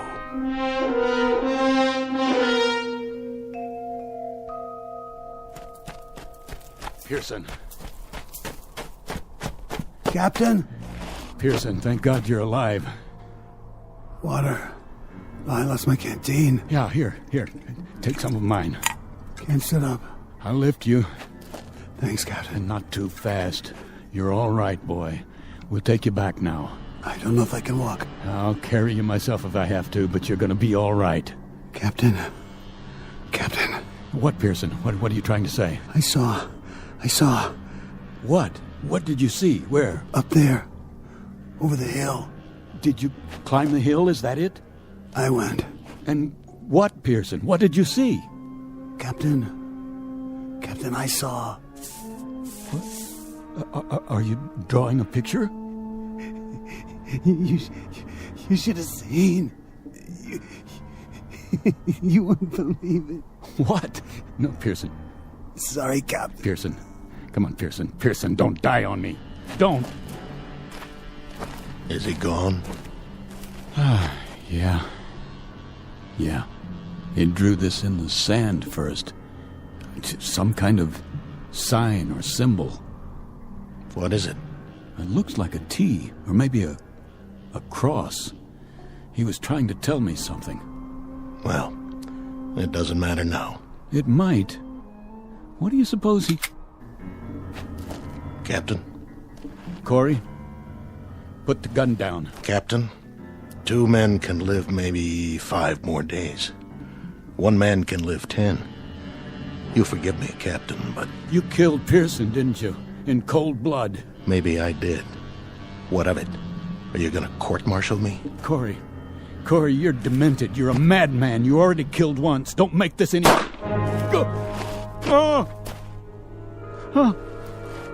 Corey, you murderer. Sorry, Captain. real sorry. But in a situation like this, there's no choice. No alternatives. It's not your fault. It just had to be. You can see that, can't you?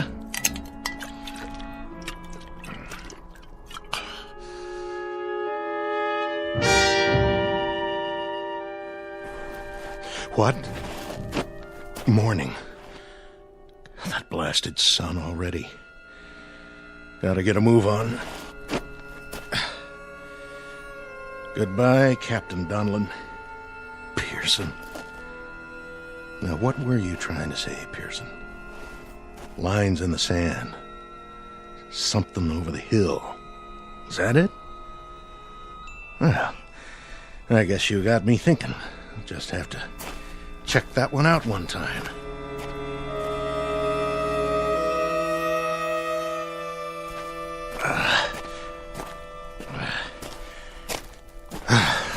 There. Now we'll see what you... What? What in the... Oh, my dear God. It's a highway. Pearson.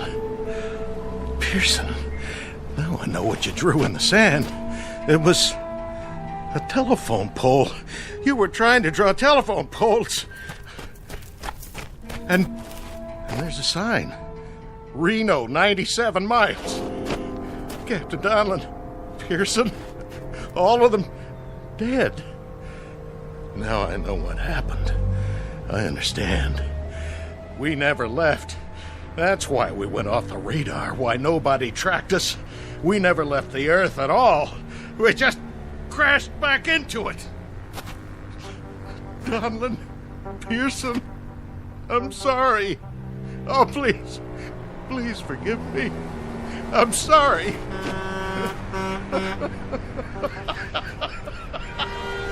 Oh, stop! Please! Stop! Somebody! Anybody! Please! Stop!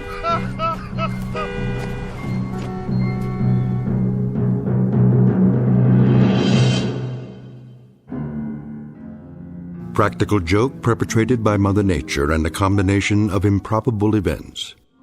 Practical joke wearing the trappings of nightmare, of terror, of desperation. Small human drama played out in a desert less than 100 miles from Reno, Nevada, USA.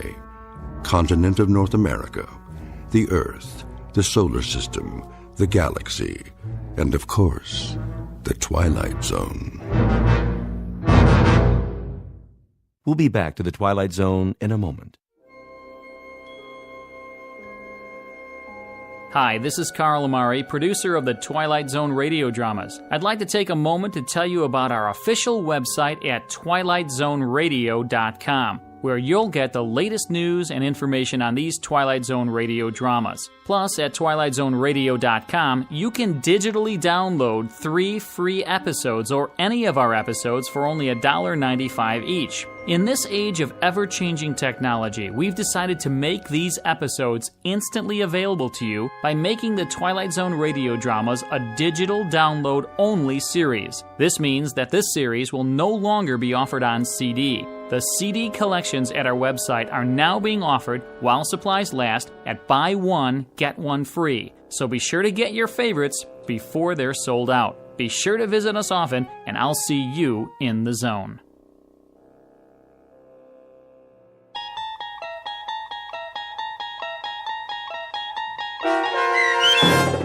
I Shot an Arrow into the Air, starring Chelsea Ross, with Stacy Keach as your narrator, was adapted for radio by Dennis Etchison and based on a script by Rod Serling. Heard in the cast were Norm Woodell, Roderick Peoples, Jeff Lupetin, David Darlow, Rich Komanek, Turk Muller, Lawrence Nepodal, Carl Amari, Roger Wolski, and Vince Amari. To learn more about the Twilight Zone radio dramas and to obtain audio cassettes and CDs of these programs, visit our website at twilightzoneradio.com. The producers of The Twilight Zone wish to thank CBS Enterprises, Carol Serling, Dennis Etchison, Dick Brescia Associates, Claire Simon Casting, Terry Jennings, XM Satellite Radio, Sirius Satellite Radio, our sponsors, and our radio affiliates for helping make this series possible. This copyrighted radio series is produced and directed by Carl Amari and